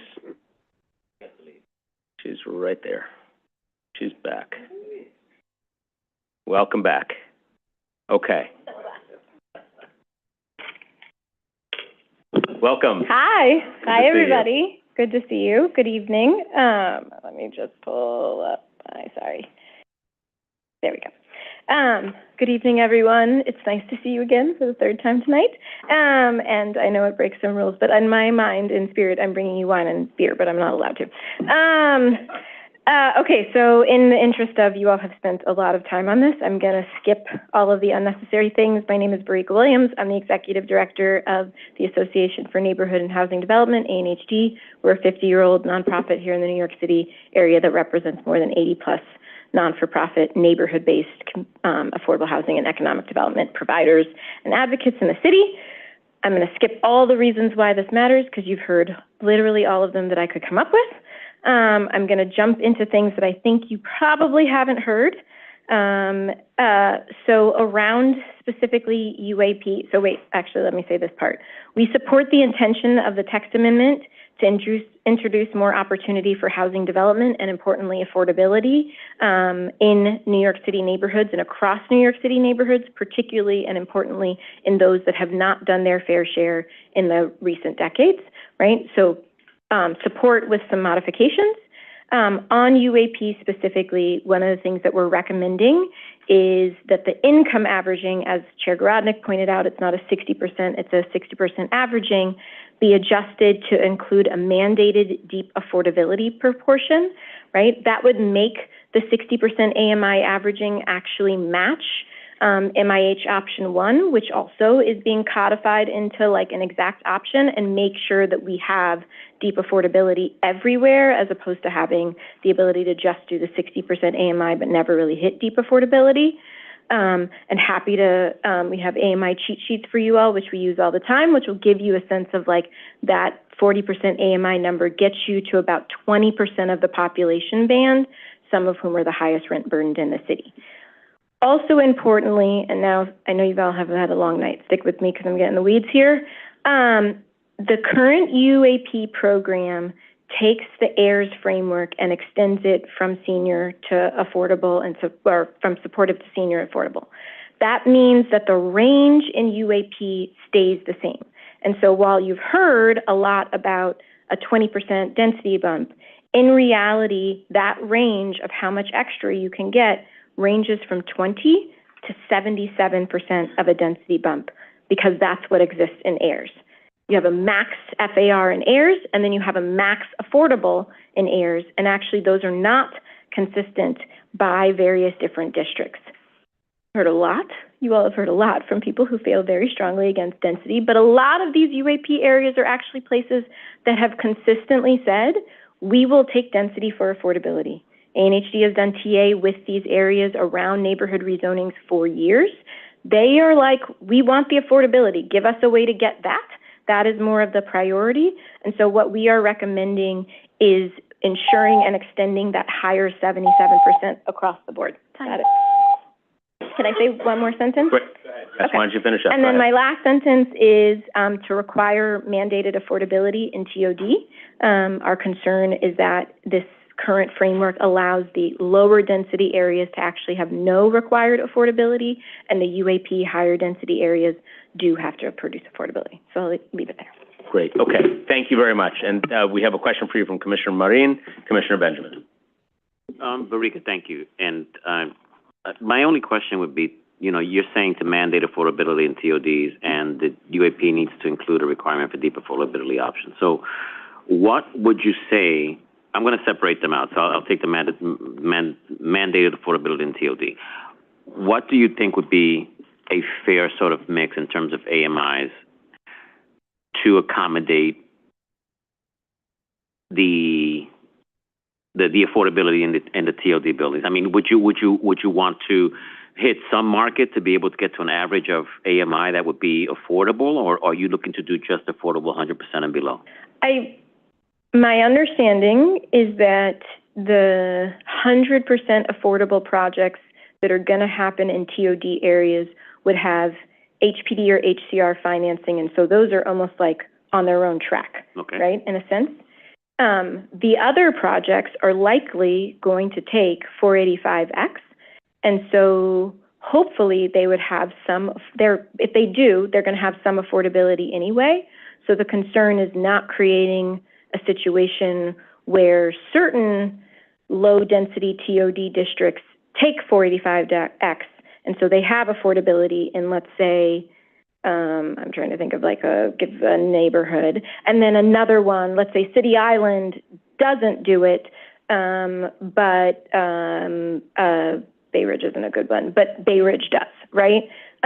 So that way we consistently know that affordability is happening everywhere, and I would lift up ANHD is who pushed us to do permanent affordability as a city years ago. When we first started talking about it, everybody thought we were crazy. And we deeply regret the units that we did not do permanent affordability before, because we either lose them or we pay triple to keep them. So let's go ahead and yes, it creates some additional funding requirements potentially in those areas, but would we rather pay to get that affordability in those areas now or never have it in the future? And on the UAP, there was someone who commented on the lower AMIs and the requirement for supportive services when those AMIs are presented. Would you also posit that if there's UAP and there is a lower echelon of AMI, that should bring in supportive housing for that for that demographic? I think that is true when it is supportive housing. I do not think that is true when it's just deep affordability. There are people who just don't make a lot of money but need rents, but don't actually require any supportive services. No, thank you for that, because that does make a lot of sense, and it does separate the supportive housing piece of the lower AMI to just folks who are just at the lower AMI. Yes. Thank you. Thank you, Commissioner Benjamin. Yes, I was just wondering, you spoke about mandating some level of affordability in the TODs. Would you also say the same thing about the town center? Yes, I think yes. The answer would be yes. I mean, I think the town center has a slightly different framework because of how much lower density. Because it's lower density, and so I think there's a little bit of a question of since it's lower density, is there enough of an incentive to get affordability out of those units? That being said, if we want to look at other places across the country, places like Montgomery County, Maryland, they don't actually care how much density you're putting. They say affordability is required when you build, period. And so a town center versus a 20-story building all have to do their fair share, right? Our concern right now is that the town center and the TOD community doesn't do their affordable housing fair share and everybody else does. Great, thank you. Commissioner Osorio? Thank you, Chair. Thank you very much for your testimony now. I look forward to reading your comments, but I also wanted to thank you for your comments to the DEIS back then. They've been very helpful. I wanted to ask you a similar question, but that I've asked earlier. In terms of contextual infill, and specifically when it turns to public land, do you also see a similar need to mandate, or on the twin track, do you think that could actually hinder the redevelopment per se? No, and when it comes to public land, we have a very strong and long-standing position that all public land should be used for 100% affordable housing.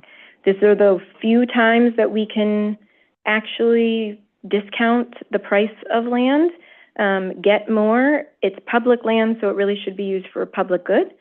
There are certain cases where I know we as a city are evaluating those trade-offs, NYCHA being one of them, and there's a whole campus section of this that many people are not fully aware includes NYCHA, right? Includes not just university campuses, would include like Atlantic Yards, right, based on the size. But when we as the city control the land, when the state controls the land, we should be always maximizing the affordability. Thank you. But just in terms of, or to understand specifically, how can this proposal incorporate that thinking? Do you think that in terms of UAP, you'll be mandating it as part of UAP, or another route could be, for example, excluding public land from UAP? What do you think would be the best route? So I believe, and I'm thinking of John and our staff, Chris Walters, who's one of those rare people in the city who has read all 1,300 pages. My understanding is, despite how many times I've asked Chris this, zoning does not allow you to say all public land must do X. Zoning allows you to say all land with this FAR can do X. I think that there are many pieces of legislation that actually should be accompanying this broader ZHO, which we support, which would include saying ZHO and public land should be used for public good, right? There's a great way to there's a great opportunity to marry them. There's also pieces in here around preservation. CNYCN testified earlier on how we support low-income homeowners. So there's different pieces that we do need to be thinking about that you all can't exclusively do in the zoning text. But what do you think then about the scenario where we exclude public land from UAP? I don't believe that's possible. I'm like, John's like, don't look at me. But I don't think that, my understanding is that you cannot exclude land by type of owner in the zoning text. So you wouldn't be able to achieve that. You could put a box around, let's say, Central Park and say it has to be used for 100% affordable, but if in 5 years Central Park became privately owned, that rule would still apply. It's applied to the square, not the owner. Thank you, Commissioner, and thank you, Barika. And since it's been a long day, and since we've heard a lot of things, I just want to be very clear that nobody is proposing to rezone Central Park. Sorry. But Yes, it has been a long day. It has been a long day. Thank you for everything. You're welcome. Okay, all right. Let me go to John Wolfling, who I believe is here. Great. Come on up. Yes, I know. I thank you for your patience. Yes, well, thank you. Thank you, Commissioners, for this opportunity. I am testifying tonight in favor of the City of Yes for Housing Opportunity. I'm a principal at Datner Architects with over a decade of experience working for-profit and not-for-profit, primarily not-for-profit developers, providing mixed-use housing, affordable, senior, and supportive housing. And in those years, I have seen up close and personal the way the current zoning resolution restricts housing production. In addition to being an architect with this experience, I'm also an active member of my local community board. You have heard from some of my neighbors tonight, today. So I've seen up close the work that my community and others have put into understanding the City of Yes proposals. It's laudable work. Unfortunately, my community board has come down with a resolution that is overly restrictive on the belief that our community has already done enough. And guess what? we're not in that 10 that's provided more than the other 49. We're somewhere in the middle. So there is some anecdotal information that I think people are working from and basing their beliefs on. But in some ways, I get it. The proposal is big. It's complex. But the scale of the problem requires a big, complex solution. So I am completely in favor of all of the portions of the City of Yes for Housing Opportunity proposal. But there's a recent experience that I've had that I would like to illustrate or share with you.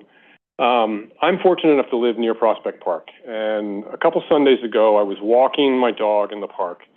And I walked by a tent that was in the park. And this is not uncommon. I see this frequently.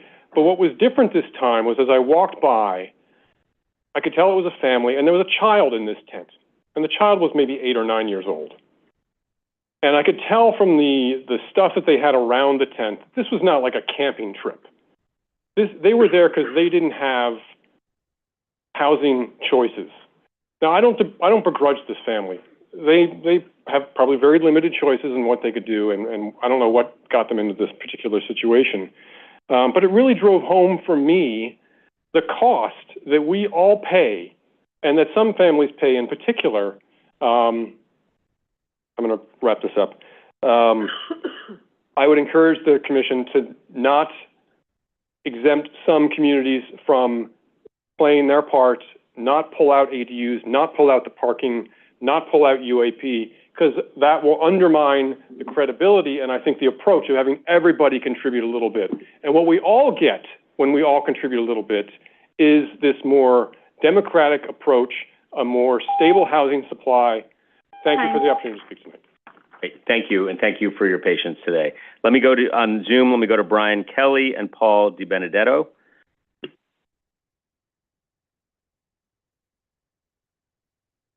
Brian Kelly is not in the Zoom.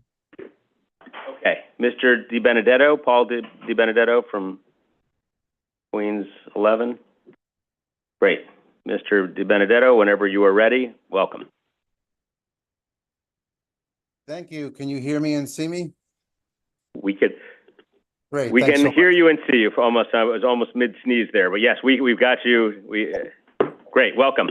I thank you. I've been here since 9 a.m., but I'm glad I finally got on. Just before you run the clock, can I just say that I'm speaking, I'm not speaking for any other part of the city, but Eastern Queens, where I live, and I am the chair of Queens Community Board 11. My name is Paul DiBenedetto. I'm the chair of Queens Community Board 11. Since community boards are the single greatest collective of experienced and informed citizen-based voices in New York City, let's review the votes that our community boards took after hearing full-length DCP presentations on City of Yes housing, both at the committee and full board levels. That means twice. In Queens, 12 of 14 community boards voted no. In the Bronx, 7 of 12 voted no. Staten Island, 3 of 3 voted no. And in Brooklyn, 13 of 18 voted no. These are the same boroughs where City of Yes housing would destroy the character and fabric of our very often historic suburban neighborhoods that have been coexisting with apartment buildings and commercial districts for well over 100 years. It will result in widespread teardowns, non-contextual alterations, and displacement of houses for people who have saved all their lives, like myself, to have a little green yard in the city with trees, birds, clean air, and open space for our families to grow in. You don't need to tear down our homes to make a little more housing, while there are so many other better opportunities to do so that you are surprisingly failing to capitalize on, which I'd love to talk about.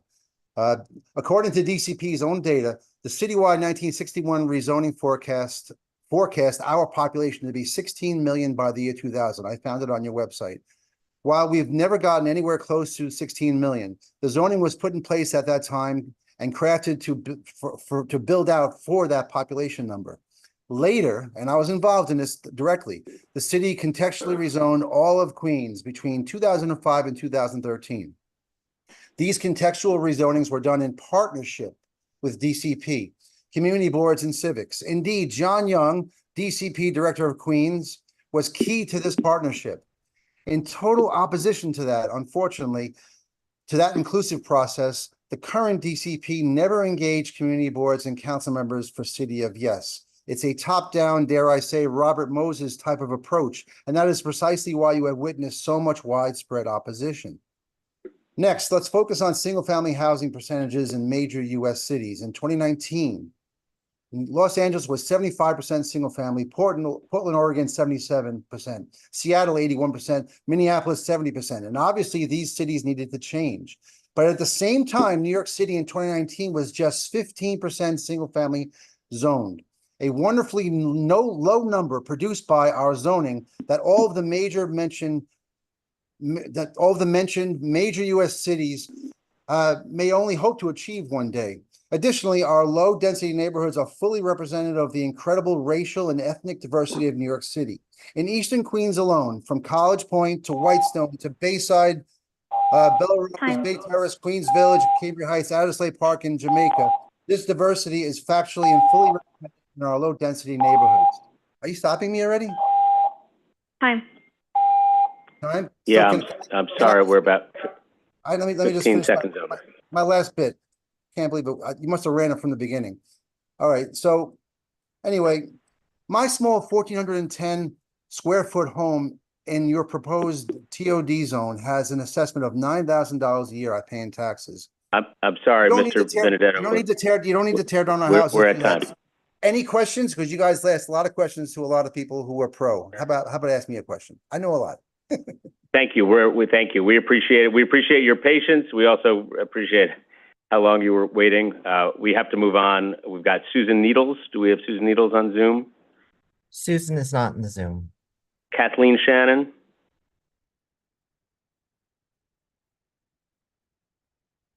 Promoting now. Great. Do we have Royson Ford? Yes? Royson Ford? And how about Dror Schneier or Lucy Levine? You're here? Great. Okay, Lucy. Oh. Hi, can you see me and hear me? We can hear you. And now we can see you. Okay. I'm going to say that I was very shocked when you called my name, so I got nervous. Hi, my name is Kathy Shannon. I am a member of the Better College Point Civic. I'm part of their board, and I am writing, I am talking to you about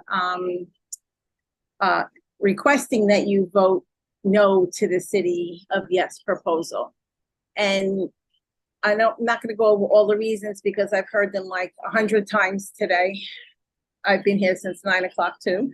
But our biggest concerns in this area are the already overpopulated town. We're also against the, we're not against building. That's not what we're against. We're against building that doesn't make sense. We understand that there's a housing shortage, and we obviously don't want to see people living in tents and stuff like that. But I feel like there are a lot of other solutions that everybody's just ignoring and trying to push this thing through. I think that our town has already suffered a great deal because of overpopulation. I think if you lose the mandated parking, it's going to create even more problems. There'll be traffic for people. I mean, in our area, we need a car. Our properties will become less desirable. There will be like, I don't know. The parking is a big thing in this area, and the cars, because we have limited transportation available, and that new transportation plan is far from perfect. And also, you want people to go on the subways where they're not safe. I end up driving my kid back and forth to Manhattan to visit her friends because I don't want her to take the subways because I'm afraid of all the things that are going on. And that's just not me. I mean, I don't know. I also feel like our schools, our public spaces, everything is already overcrowded. And there's no enforcement of the current laws.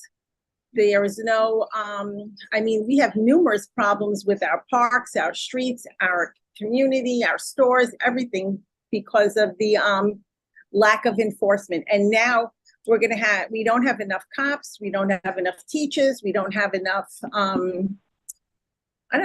we don't have enough people, inspectors and everything that are supposed to be overseeing the current situation. So I guess I would like to see this plan altered in some way. So okay. I don't want to, but I mean, I agree with Vicky Palladino and Joanne and all the other people who expressed their concerns about. Okay, thank you very much. We appreciate it. Let me go to Lucy Levine here in the room.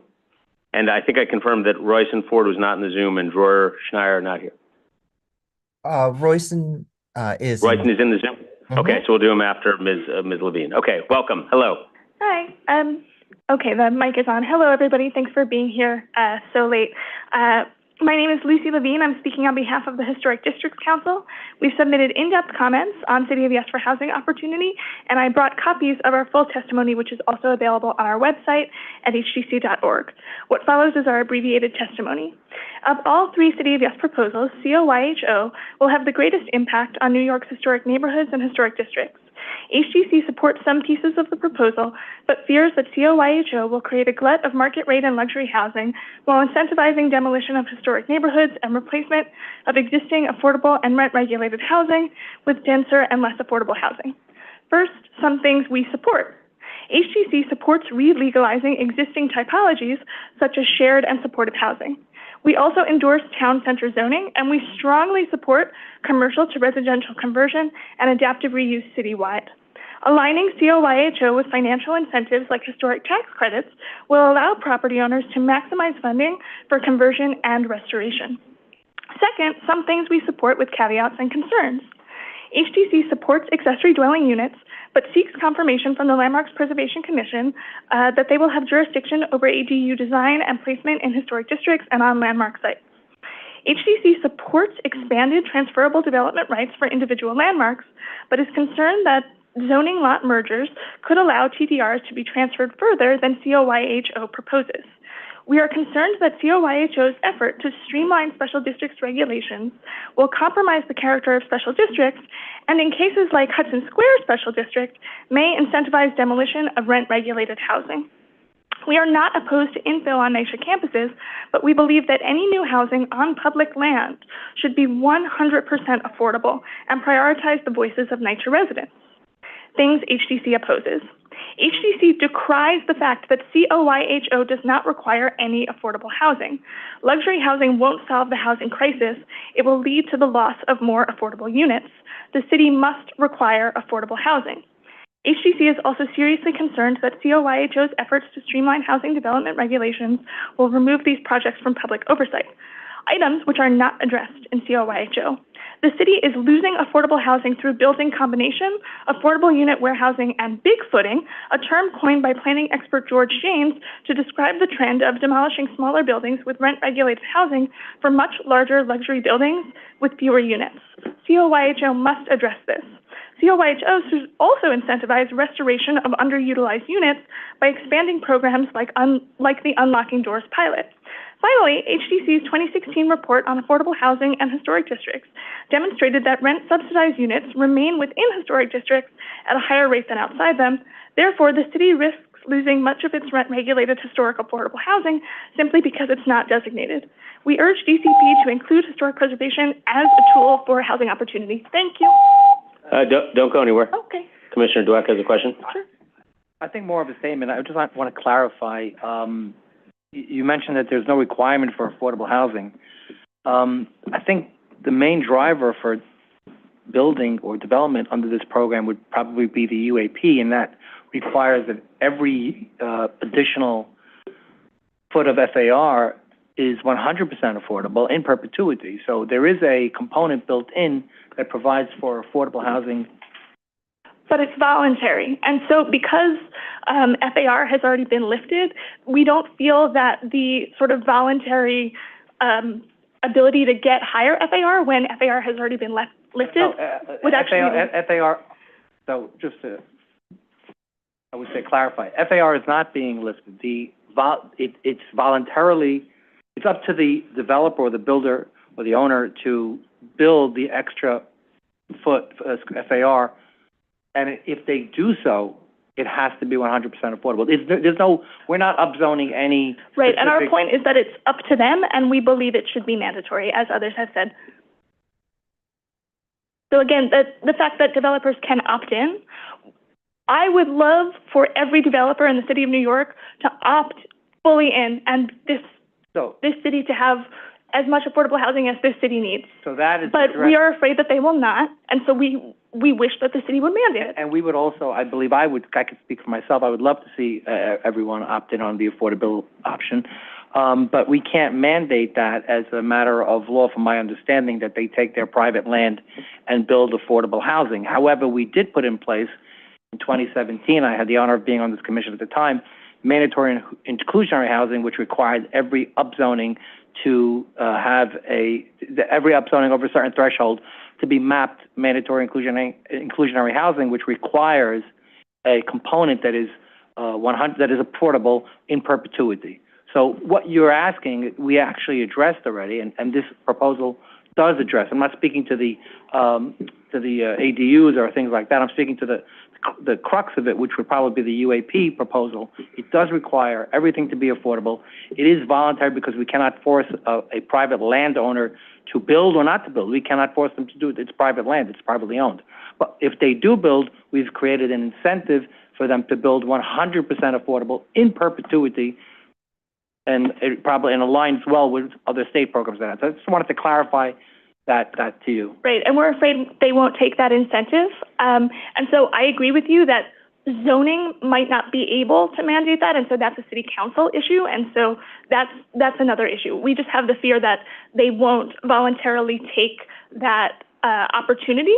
So the state has thought about that, and I think the state has come out with, I'm familiar with the new 485X, and coupled with what we're proposing, or what is being proposed to us, that creates a tremendous incentive for any developer to create that affordable housing without having to mandate them, which we cannot legally do.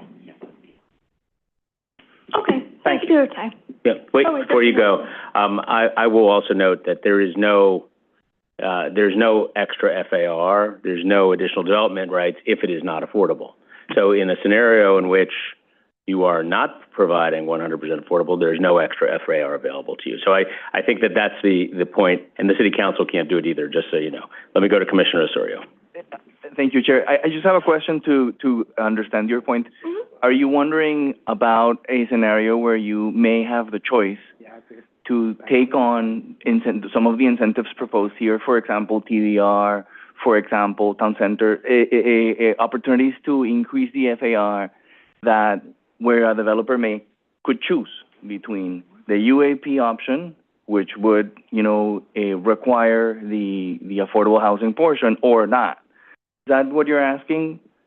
In other words, are you thinking about a scenario where if the developer had the choice, we should require it?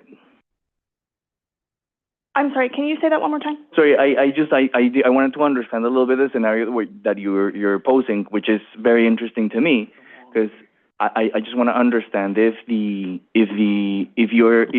your concern is that there may be opportunities to consolidate the same amount of FAR without necessarily using a UAP, which would require the affordability portion. In other words, if you can get the FAR through TDR, whether you would, consider or not having UAP, which wouldn't necessarily will give you the FAR, but wouldn't have the requirement for affordability. Right, and so that's our fear. We fear that simply market rate or luxury housing will not solve the housing crisis. I will say that I have been speaking for the Historic Districts Council, but I'll just speak for myself now, as a renter and as a New Yorker. when I go on the Housing Connect website personally, I have never been able to afford what is called affordable housing, right? And so when you have a situation where there is simply market rate housing being built, or there is affordable housing at bands of AMI that are too high, that's something that I fear personally. And then in terms of, I'll go back to HCC, for whom I have been speaking on behalf of, but just not in that one moment. We want to see a livable city. And so we hope that in situations where there is contextual infill, such as on NYCHA campuses, that prioritize the voices of NYCHA residents and that be 100% affordable. We also know that there is both creation and also retention of affordable housing. So we hope that there are provisions in City of Yes, which we know can create and also maintain our livable city. And so something that I keep saying we're extremely in favor of is adaptive reuse citywide, and connecting adaptive reuse of historic structures, which are generally, many of which, are overbuilt in terms of current FAR. If we connect that with historic housing credits, historic tax credits, we can do two things at once, which is that we can maximize funding for the creation of both larger housing structures, because those structures already exist, and also make them more deeply affordable. So that's both the goal, is to maintain and create at the same time. Thanks. Thank you. Okay, let's go to Brian Kelly on Zoom. Did I already? Yeah, Royce and Ford? Brian wasn't there. Okay, sorry. Royce and Ford was actually appeared in the Zoom. Yes. Hello. Okay. Hi, good evening. Let's Good do. evening. Thank you, Gail. Gail's helping me. Thank you. Let's go to you, sir, and then we'll go to Brian Kelly next.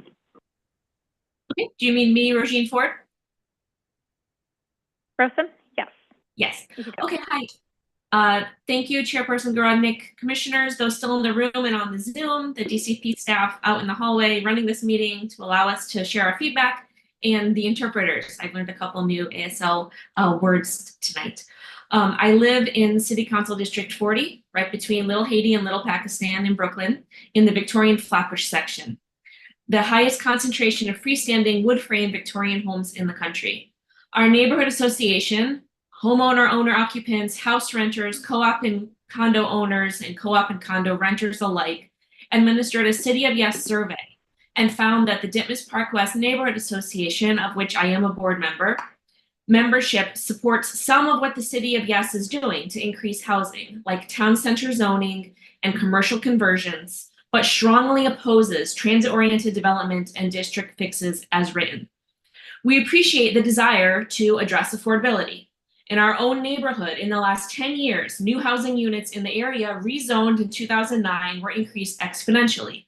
Specifically, the January 2024 look-back study showed that affordable housing availability increased 846% in our neighborhood.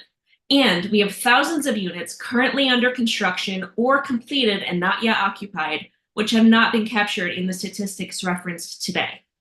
My ask to you is, take Joel Siegel up on his offer and come to Victorian Flatbush. Acknowledge the untapped potential for more affordable housing, including minimum sizes for units. I heard that mentioned once or twice today, to give families a chance to stay in New York, and not just the studios and one bedrooms that are favored by developers to get the best ROI.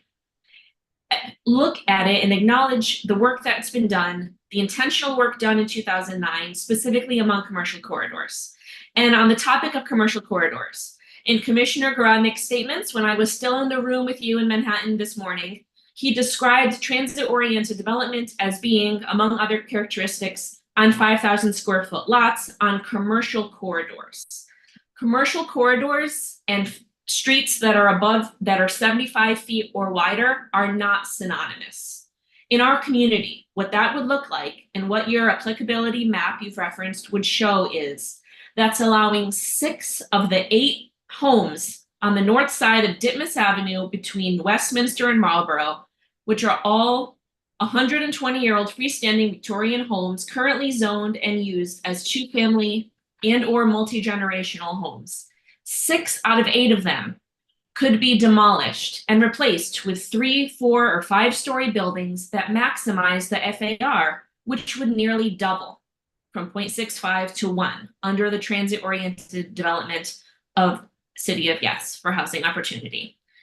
That would be without any sensitivity to the neighborhood because we are not landmarked, as the homes 250 feet away are. Corner lots and homes next to corner lots are already getting an increase in specifications from developers right now. Great. Thank you very much, Ms. Ford. We appreciate your being with us for much of the day here and there. Thank you for that. Okay, let me go to Brian Kelly. Thank you. Good evening, everybody. Sorry, I'm not present on camera. I'm with the Gotham organization. I've been in the development of affordable housing for over 20 years, have created through land use, construction, or financing over 9,000 mixed income housing apartments. And I'm testifying as a practitioner of the developer of affordable housing. I'd start by saying perfect is the enemy of good. This is fantastic legislation, which is primarily focused on the production of housing. I believe in supply side economics. And for those who say the creation of units will not help with the housing crisis, I would recommend studying what is going around in the rest of the country where supply side has actually led to higher vacancy and a decrease in rents. Unfortunately, in New York City, we have the opposite trend. We need to produce housing. UAP, whether for all affordable housing or for mixed income housing, is going to generate more units and more permanent affordability. The City of Yes will help generate obsolete office buildings. Although parking is required in many neighborhoods, it is also a marketability question and decision. To mandate parking in areas that may not need it, just only adds more cost, anywhere from $50,000 to $75,000 per unit because of the inclusion of parking, making the construction of affordable housing cheaper, they're more efficient and more obtainable. Town centers, we cannot get our way out of a housing crisis with only the construction of mega projects. Unit by unit, we get ourselves out of a housing crisis. With that said, I know there's a lot more details relating to the legislation, but perfect is the enemy of good. We're a city of creativity, a city of production, and an inclusive city where mixed income housing is the way we're going to keep our missing middle in our city and not from moving out. With that, I support the legislation. Great. Thank you, Mr. Kelly. Stay with us one sec. Vice Chair Knuckles has a question. Brian, how are you? How are you, Ken? Knuckles. Fine. From your vantage point, the town center development model, do you see that as a product that would be heavily utilized or somewhat heavily utilized within the development community? I do. I believe one of the biggest barriers to entry for emerging developers and MWBE developers is balance sheet requirements for larger or mid-scale projects are so intense. And so to be able to develop on smaller taxpayer lots and to create developments that have anywhere from 5 units to 50 units will generate our next generation of real estate developers. Okay, thank you.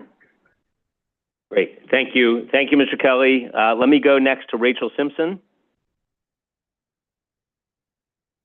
Thank you. Thank you for your patience and for being with us in the room for a very long time today.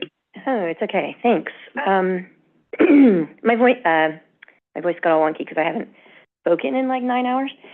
My name is Rachel Simpson. I'm an architect working in affordable housing and a resident of Brooklyn CB6.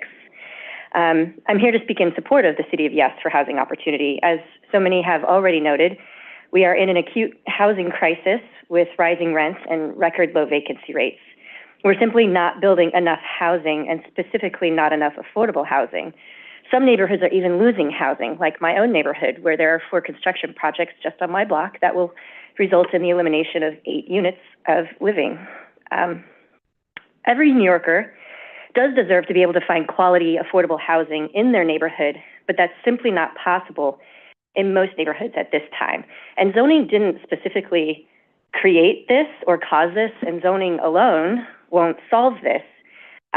Zoning is a blunt tool, but we need every single tool possible to confront this crisis. And when a tool is proffered, even an imperfect one, we should take it seriously. So this proposal, in fact, offers a variety of tools to increase housing. The most significant of these, to me, is actually the least sexy and least talked about, except for my fellow architect, Amy Gross, who talked about it quite elegantly already. The proposal does include a series of minor, very rational, but very impactful changes, like small relief on setbacks or alignments, on yards, on building heights along wide streets, simplified dormer calculations, and streamlined floor area deductions. All of these things add up incrementally, tiny over each zoning lot, but they make it easier to build the available FAR on a site, especially very difficult sites, without even increasing FAR, and in ways that are likely not even very perceptible or perceivable to the typical pedestrian on the sidewalk. They simply won't notice these changes. Oh, thank you. I do champion the UAP proposal, which I think will mostly, on its own, standalone as a zoning thing, will mostly benefit the nonprofit housing developers that we work with, who are already working really hard to keep their neighborhoods affordable. And when they do develop, they do 100% affordable development. That will really benefit them. I do encourage CPC to investigate deeper affordability and strengthen the guardrails on this so that we can maybe not make it a carrot, but like a chocolate cake, even more enticing to developers. And lastly, eliminating the parking mandate is incredibly important for encouraging more housing. This aspect should not be watered down. As Mark Ginsburg noted earlier, parking is incredibly expensive, from between $75,000 to upwards of $150,000 for subgrade structured parking. That's comparable to the per unit subsidy or more that HPD currently has on their ELA term sheets. They say we build what we value, and I would hope that we value our neighbors more than our cars. People should always come before parking. So I thank the Commission for their unflagging patience today, and I urge you to approve this proposal in its strongest form, with modifications, only as required to support the goals of the proposal and to ensure further and deep affordability. Thank you. Thank you very much. We appreciate it. Okay, let me move on to Karen Bale on Zoom.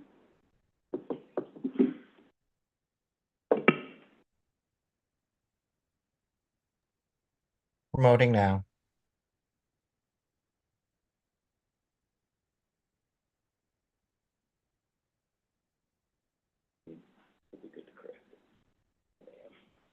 Hello. Hello, we've got you. Welcome. Ms. Bale, can you hear me? She's just joining us panelist right now. Hi. Hi, sorry. I was trying to unmute. I wasn't able to. Thank you. Sure. Welcome.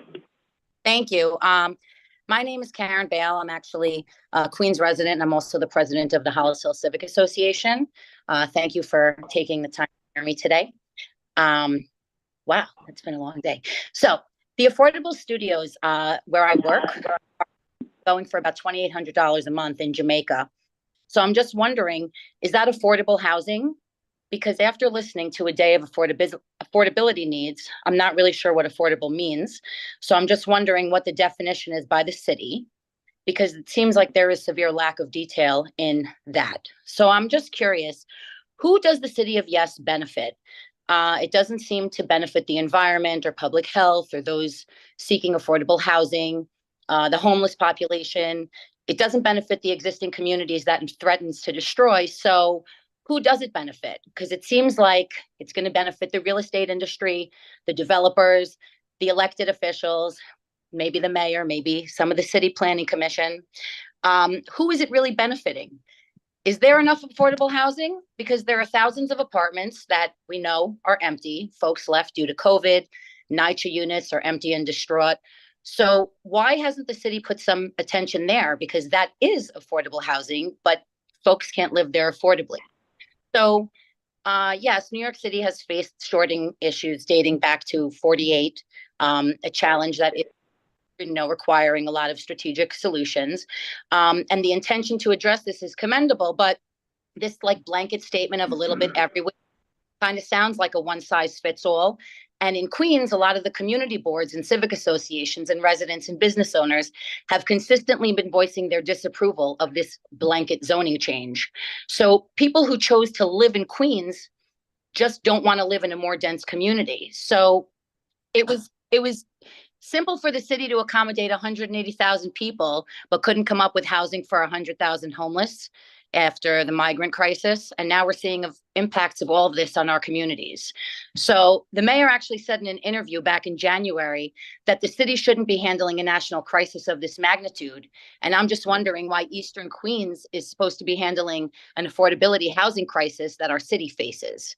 So we've done our part to try and help with other issues that our city has faces, like the migrant issue. We have many homeless shelters and migrant shelters in our community. So who is this affordability housing for? I'm just wondering. If New York City can't afford to create more housing, then maybe more housing is not necessarily a good thing.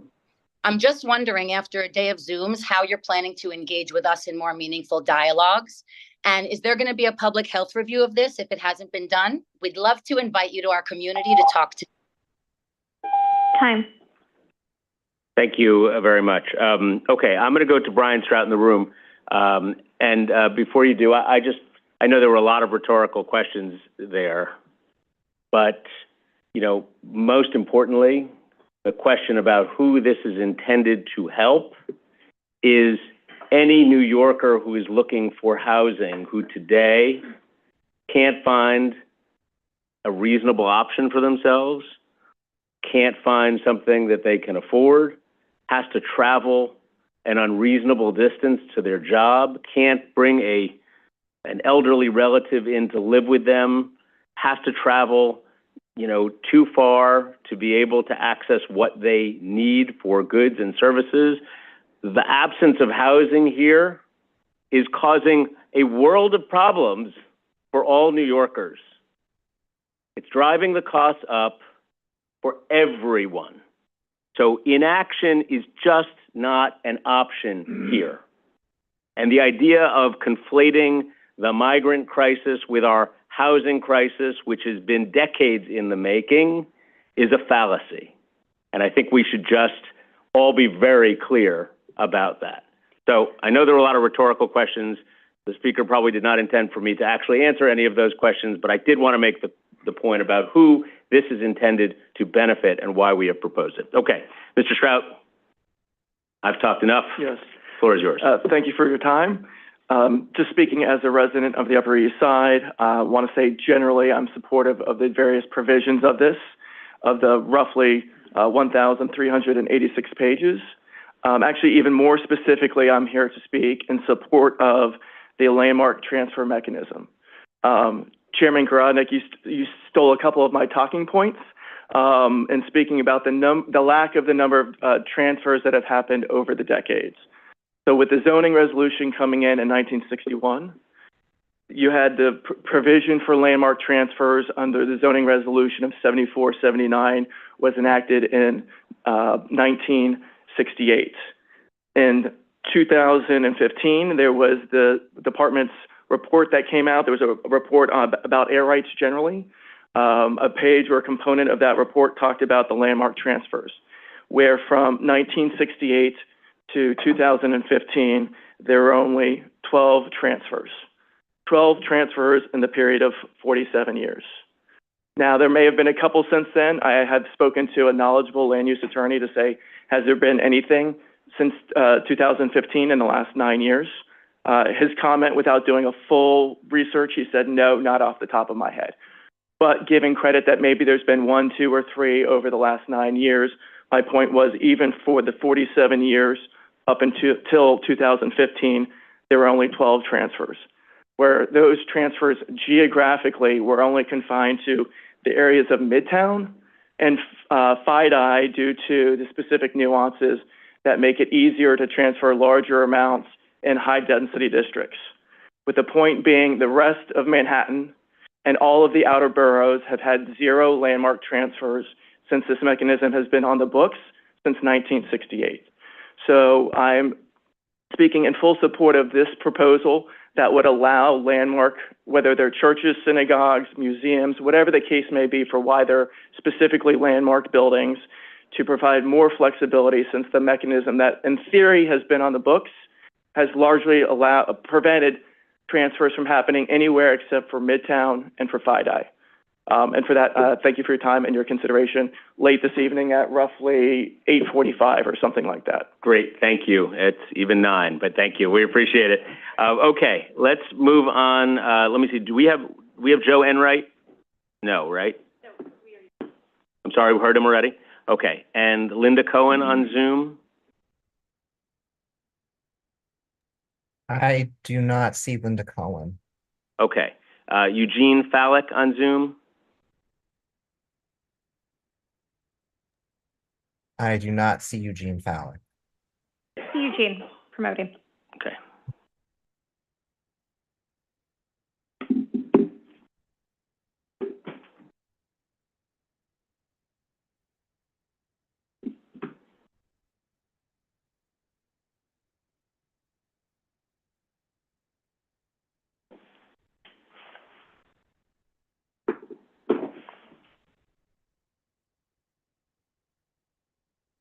Hello.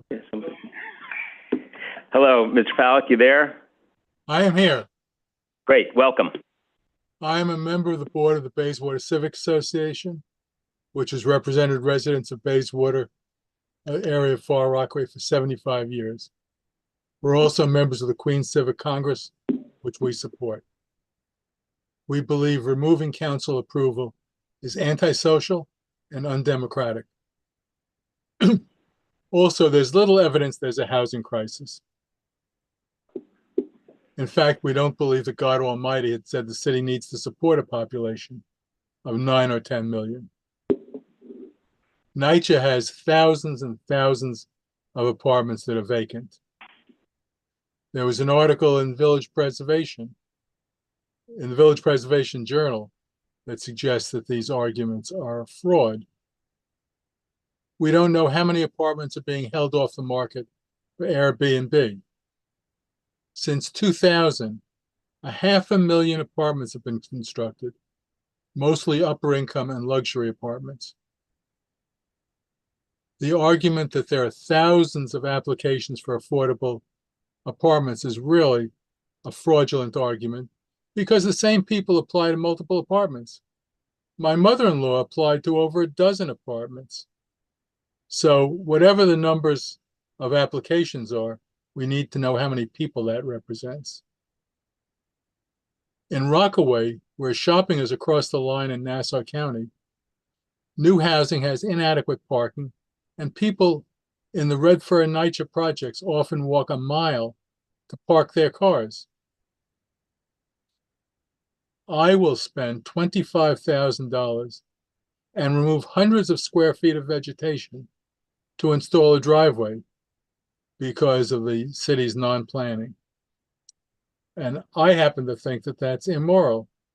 I've lived in this house for 70 years, and we never needed a driveway. The concept of transit-oriented development is nonsense. If at best, it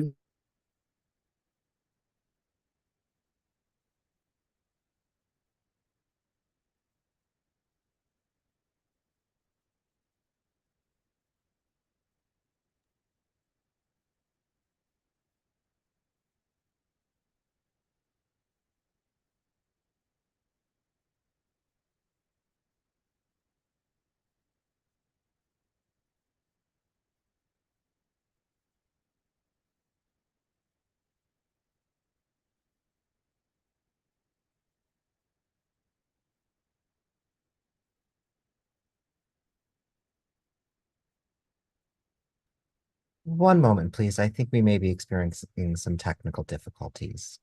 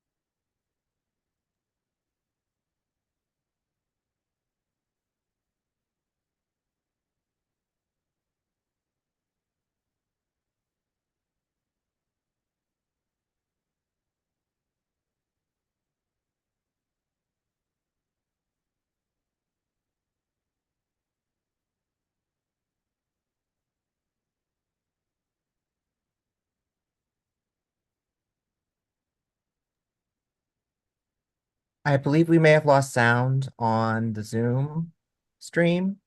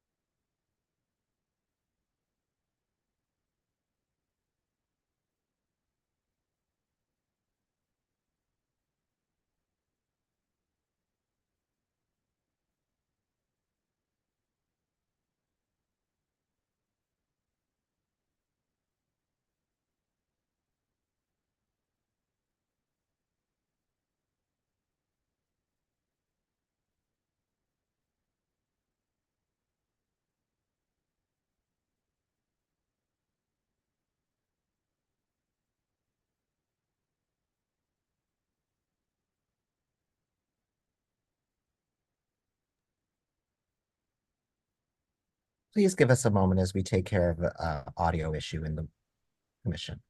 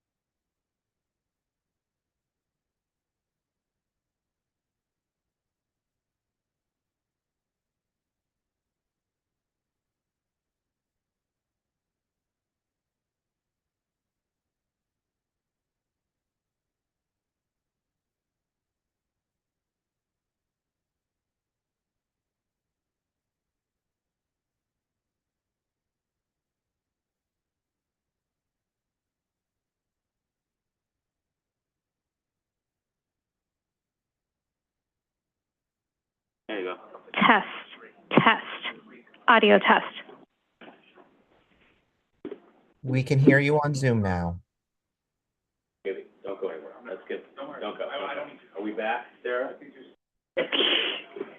Don't go anywhere. I'm not going anywhere. I gotta do Timber.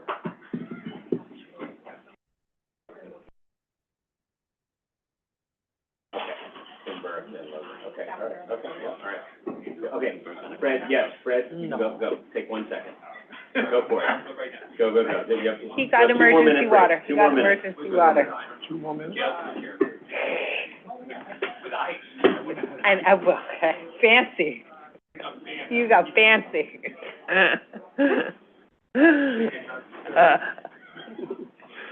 He's delirious now.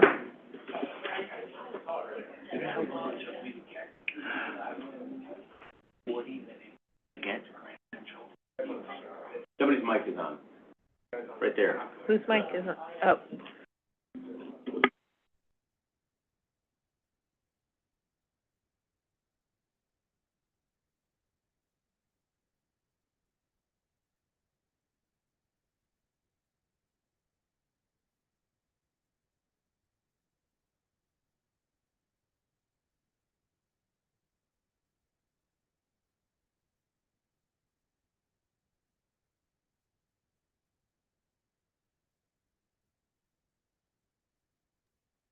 For everyone on Zoom, we'll be right back with you. We just sorted out a small technical difficulty, and we'll begin again shortly. Thank you.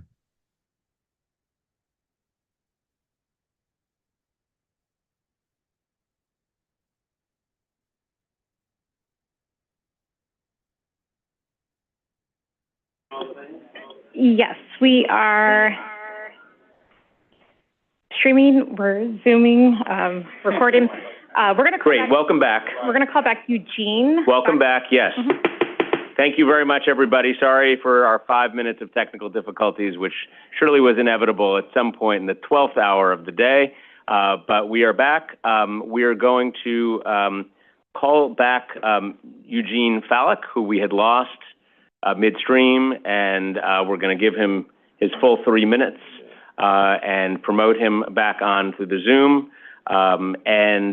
Thanks everybody for your patience here, and we're back and rolling. So, Mr. Fallick, whenever you are promoted and ready, please proceed. I always wanted a promotion. Should I start from the beginning? There you go. Yeah, fine. I'm glad we were able to provide that to you. Start from the beginning? Yes, go right ahead. Let's start from the beginning, and you have 3 minutes. I'm a member of the board of the Bayswater Civic Association, which has represented residents of Bayswater area of Far Rockaway for over 75 years. We're members of the Queens Civic Congress, which we support. We believe that removing council approval is antisocial and anti-democratic. There's little evidence of a real housing housing crisis. A recent article in the Greenwich Village Preservation Society's journal suggests that the arguments are really a fraud. There are thousands and thousands of vacant apartments at NYCHA facilities. We don't know how many apartments are off the market because of Airbnb. Since 2000, 500,000 apartments have been constructed, mostly upper income and luxury apartments. The argument that there are thousands of applications for affordable apartments is fraudulent because the same people apply for multiple apartments. My mother-in-law applied over a dozen times. So they don't represent people, they represent pieces of paper. In Rockaway, where shopping is across the line in Nassau County, new housing has inadequate parking, and people often walk a mile to park their cars when they live in the NYCHA projects at Redfern. I will spend $25,000 and remove hundreds of square feet of vegetation to install a driveway because I now have little to no parking. Transit-oriented development is also a sham because while it may mean that you can get to Manhattan in an hour or two, it doesn't mean that you can get to other facilities in the city or even in Queens. And certainly it doesn't mean that you can get to shopping. Now, I'm 77 years old. The City Planning Commission argues, well, a half-a-mile walk is reasonable. I don't think so. And carrying a gallon or two of milk and a load of groceries, you guys are off the wall. You don't know what it's like to live in the suburban areas of Eastern Queens or Staten Island or areas of Brooklyn for that matter. It's just not reasonable. We require cars, and if you expect builders to put in anything that they're not required to, builders wouldn't put fire alarms in, they wouldn't put smoke stop doors in, they wouldn't put self-closing doors if they didn't have to. Builders do the minimum. So your concepts, I think, are absolutely off the wall, and that is why Queens Community Board 14 voted unanimously against your proposal, and the other Queens boards did. Thanks, Mr. Falk. I appreciate it, and thank you for your patience with us and coming back. I will note just two quick things. One of them is that obviously we are not requiring senior citizens to have to walk a half mile to a train. If they wish to do that or they find housing that they think is suitable, that's fine. What we are saying is that we believe that housing should be in a reasonable proximity to a train, and we want to incentivize that. So if it doesn't work for a senior citizen, that's fine. We certainly understand that. Not everybody has the same mobility. But you're not what considering we're saying shopping. Is, I'm sorry. Hold on. This is you had your turn, and now I'm going to get my turn. And the other point I wanted to make to you was that we regularly here at the City Planning Commission and at the Department of City Planning see developers who are seeking to do more parking than the minimum mandate that they are required. It happens regularly. They're required to do 25%, they want to do 50. They're required 50, they want to do 75. And they do, because they feel that it's important or necessary for their development, and that is unchanged in this proposal. So I just wanted to note that. Also, in other cities that have actually done away with mandatory, costly parking mandates, they have seen that in developments that actually need to provide parking, they have done so. So I just wanted to make that point to you. But again, with appreciation to you for sticking around and also for sharing those views, let me now go to Timothy Burke. Mr. Burke, welcome. Good to see you. Thank you for your patience today.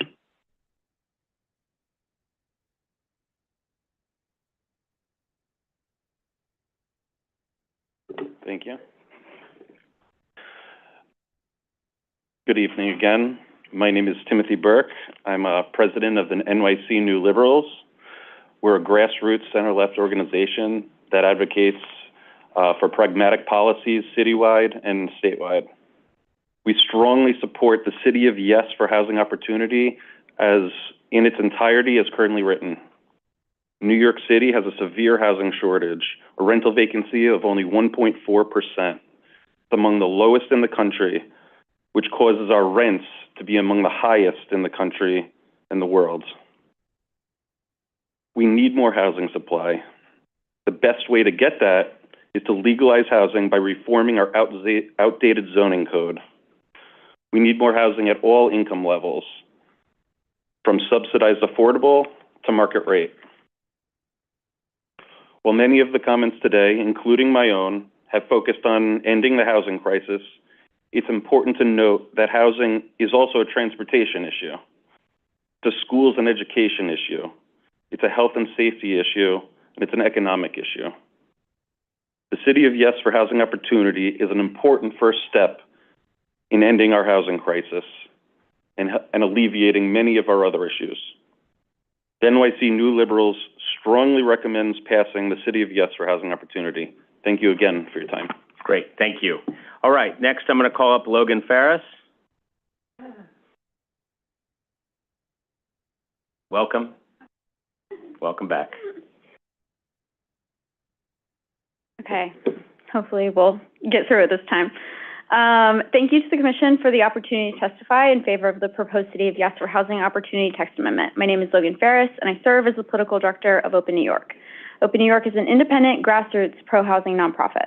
We have 12 chapters across the state with more than 600 volunteer members.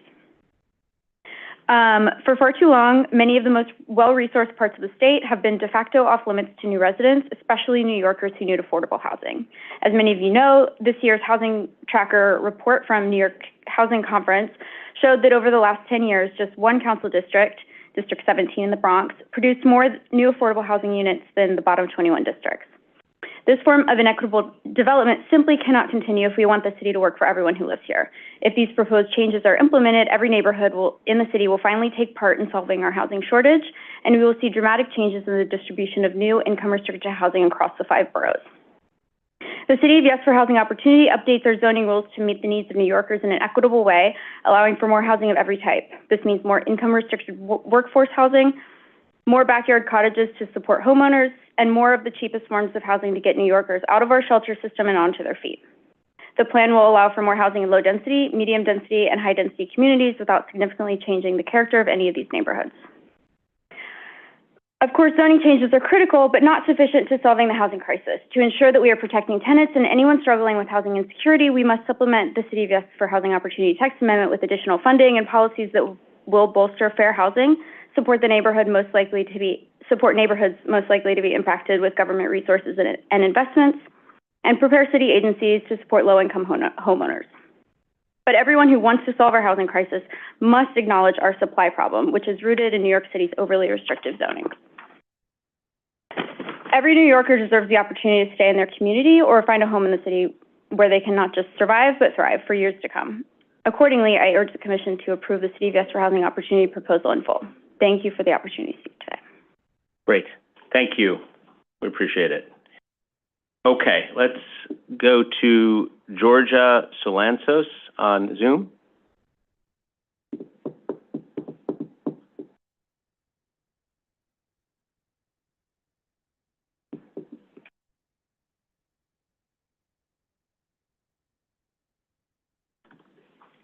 Georgia is not in the Zoom. Okay. How about Sachi Takahashi Riel? We have 2 Sachi Takahashi Riels. Great.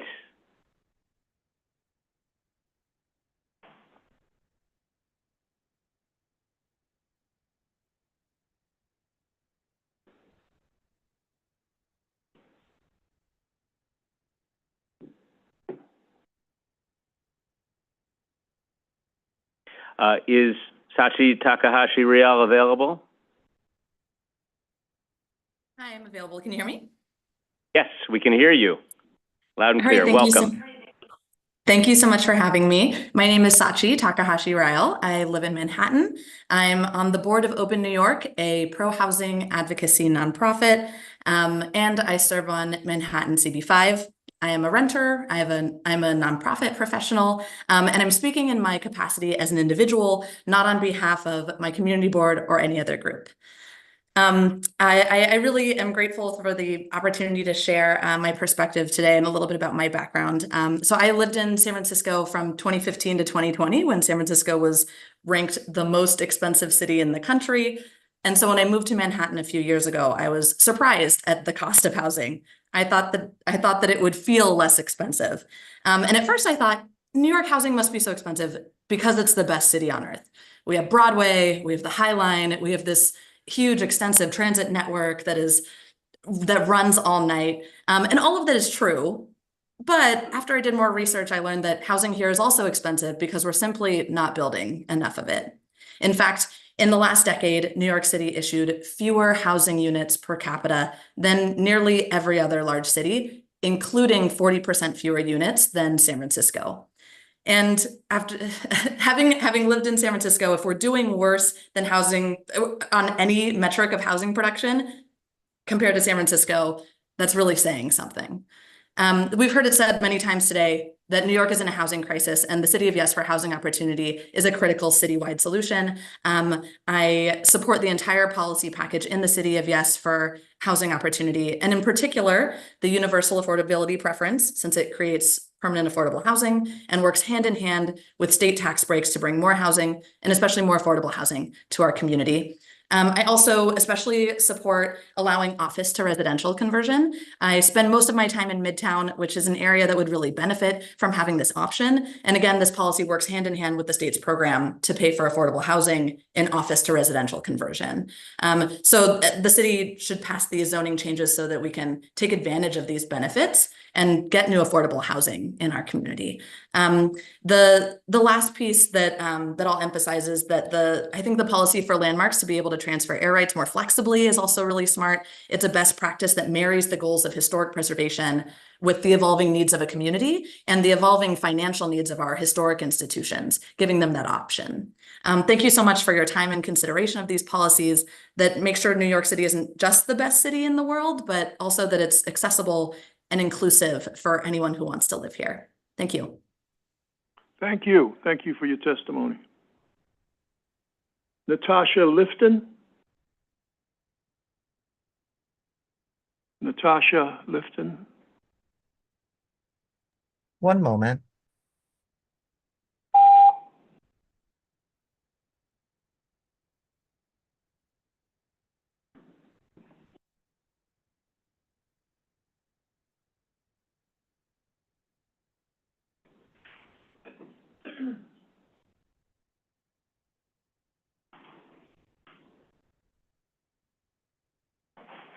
Natasha is not in the Zoom. Okay. Robert Poole.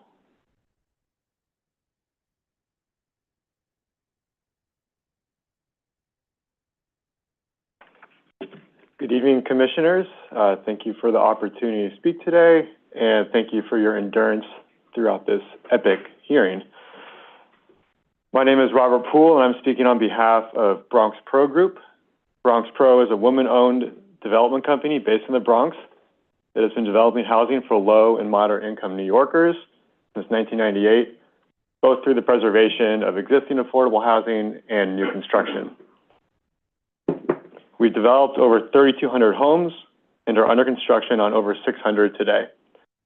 Our buildings serve low-income residents, seniors, and formerly homeless members of our communities who are exiting the shelter system and have other special needs.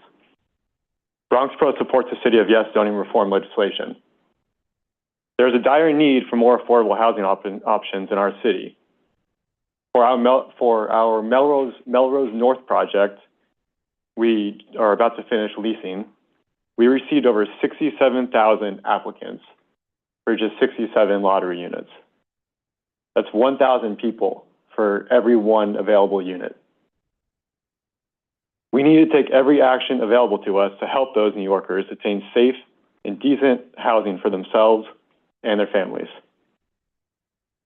A large portion of our buildings are located in Council Districts 14 and 16, which rank 11th and 6th in terms of number of affordable homes produced during the past 10 years, significantly above the citywide average, according to the New York Housing Conference's tracker. While we are proud to be part of communities that welcome our most vulnerable residents, we also believe every district should help address the housing affordability crisis. New York is a stronger and more vibrant city when people of all economic circumstances can live here. While I am here speaking on behalf of an affordable housing developer, I also want you to keep in mind that I'm a resident of Manhattan. I live in Council District 9 in Harlem.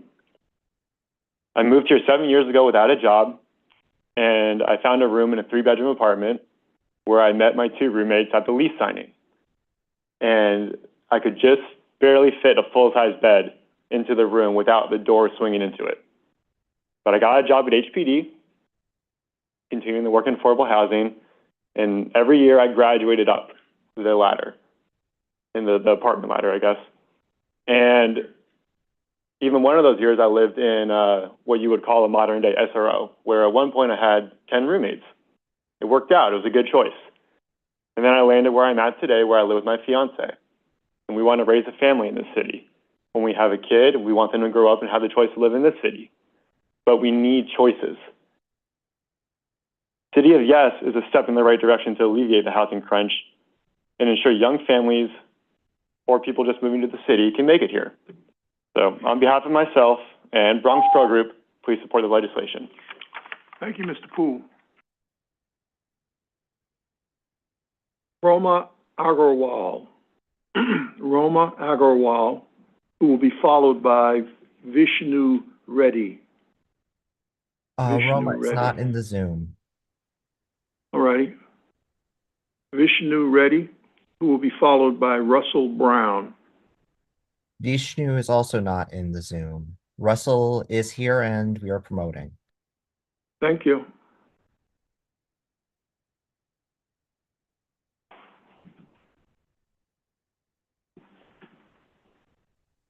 Hello. Wow, this is an incredibly long day. So thank you all. Thank you. I'm hearing disabled, so thank you to our ASL translators. I didn't expect to be offer unique testimony today, but I believe I do. I am the last tenant of record in 14, 16, and 18 Gay Street. Also, 18 and 20 Christopher Street have been emptied of tenants, forced out. So I wanted to speak. I certainly hear fellow New Yorkers who want more buildings, but as somebody who is still regularly afraid for his life in my building, my apartment's held up by shoring for 3 years now. And my landlord's been tried in court many, many times. I brought cases and still he's been allowed to profit from emptying rent stabilized apartments and now turning it into just like a single family house for 2 brownstones that had, 10 affordable units.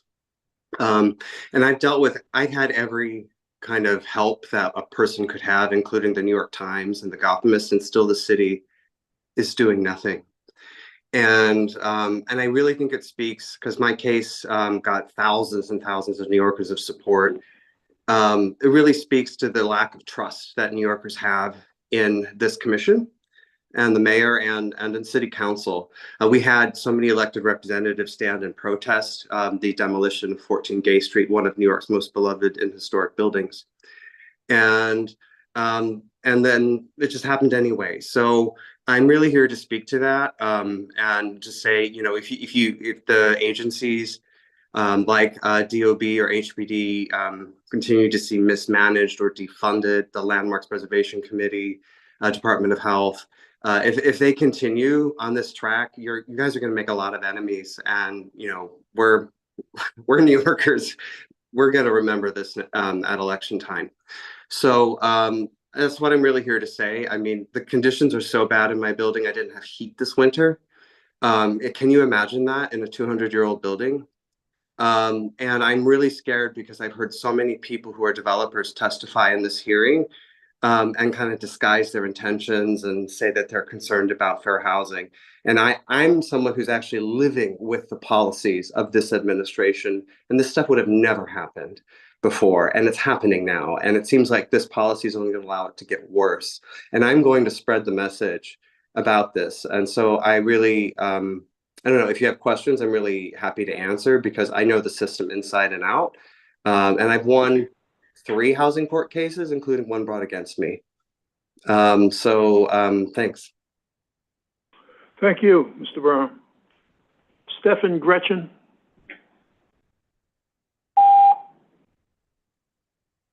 Stefan is not in the room. Okay.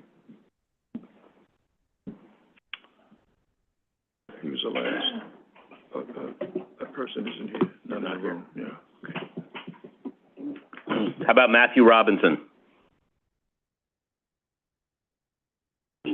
Here, not here, not here. Mr. Robinson, not here. Moira Clinton? Moira Clinton is not in the Zoom. Dr. Kim Adams? Dr. Kim Adams is not in the Zoom. Kirk Goodrich? Kirk Goodrich is not in the Zoom. Oliver Von Gellert? Oliver is not in the Zoom. Eric McClure? Eric is here and we are promoting. Great. Welcome, Mr. McClure. Thank you, Chair Gorodnick and Commissioners. Appreciate your stamina. I had good morning in my remarks and then good afternoon and now good late evening. Thank you for holding this hearing and for the tremendous amount of work that city planning staff has put into the City of Yes for Housing Opportunity proposal. I also want to thank the interpreters and Soki Eng, who replied to my inquiry at 2:30 to let me know that there were still 128 people ahead of me. So I'm glad I'm finally here. My name is Eric McClure, and I'm testifying on behalf of Streets PAC, a political action committee and advocacy organization. But I want to note that I'm also the chair of Brooklyn Community Board 6, which last month voted effectively unanimously to endorse the housing opportunity package. Streets PAC broadly supports the City of Yes proposal, but I want to speak specifically to the items that are most germane to Streets PAC's interest in reducing reliance on cars, making streets safer, and improving public transit. First, we strongly support the initiative to eliminate parking requirements. These onerous mandates have impeded the creation of housing across large expanses of the city for decades, adding tremendous cost to new housing development, and in many cases, compelling developers to build fewer units than zoning allows in order to avoid triggering expensive parking requirements. Eliminating these mandates will help spur housing growth while also reducing the perverse incentive for car ownership and driving that the existing requirements create. We'll also note that there are significant misconceptions about what lifting parking mandates will mean in the real world. Ending parking mandates does not ban parking, far from it. Developers will build parking where there's demand for it, but zoning won't force its inclusion where it isn't warranted. We also strongly support the expansion of transit-oriented development, including growing the footprint of transit zones across the city, as well as the town center zoning initiative. Increasing density around transit, whether that be subway and commuter rail stations, select bus service routes, or the future path of the Interborough Express, and in walkable and bikeable neighborhoods is a crucial policy for combating climate change as well as spurring housing creation, and will make it much easier for New Yorkers to avoid the tremendous financial burden of car ownership should they so choose. We urge the City Planning Commission to adopt a City of Yes for housing opportunity in full, but absolutely want to see these aforementioned aspects of the proposal move forward. Thank you very much. Great. Thank you very much, Mr. McClure. Let me move on to Laura Sewell, who I believe was here. Laura left for the day. Left for the day. Okay. Richard Adams on Zoom.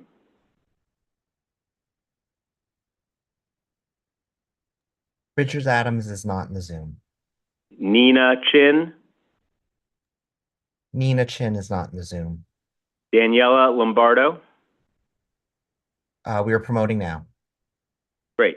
Ms. Lombardo, whenever you are ready, we'll look forward to hearing from you.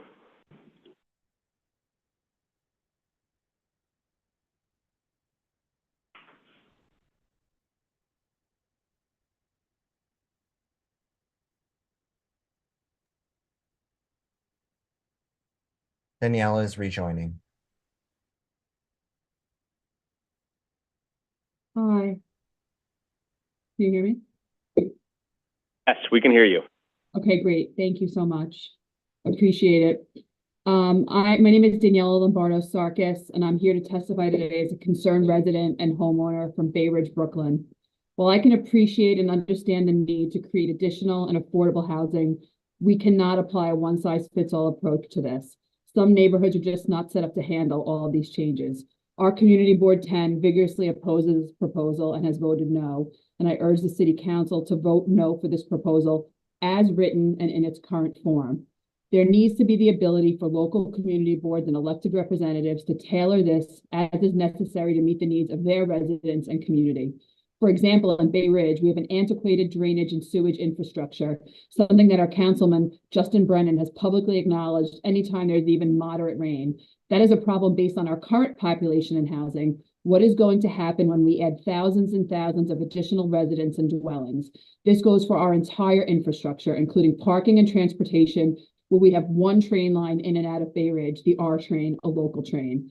I'm also very concerned about public safety and the safety of our first responders, specifically with respect to the ADUs. We already have an overburdened Department of Building staff who cannot respond to the current complaints with illegal conversions and other dangerous living conditions where zoning is being ignored.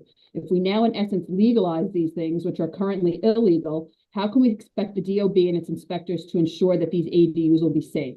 In addition to the residents of these dwellings, we're putting our firemen in danger. There'll be electrical fires, tragedies from things like portable heaters and e-batteries. While I don't believe that the intention of this proposal is to do this, I do believe that the passing of it will only benefit and create opportunities for developers to take advantage of, in essence, the waiving of these zoning rules.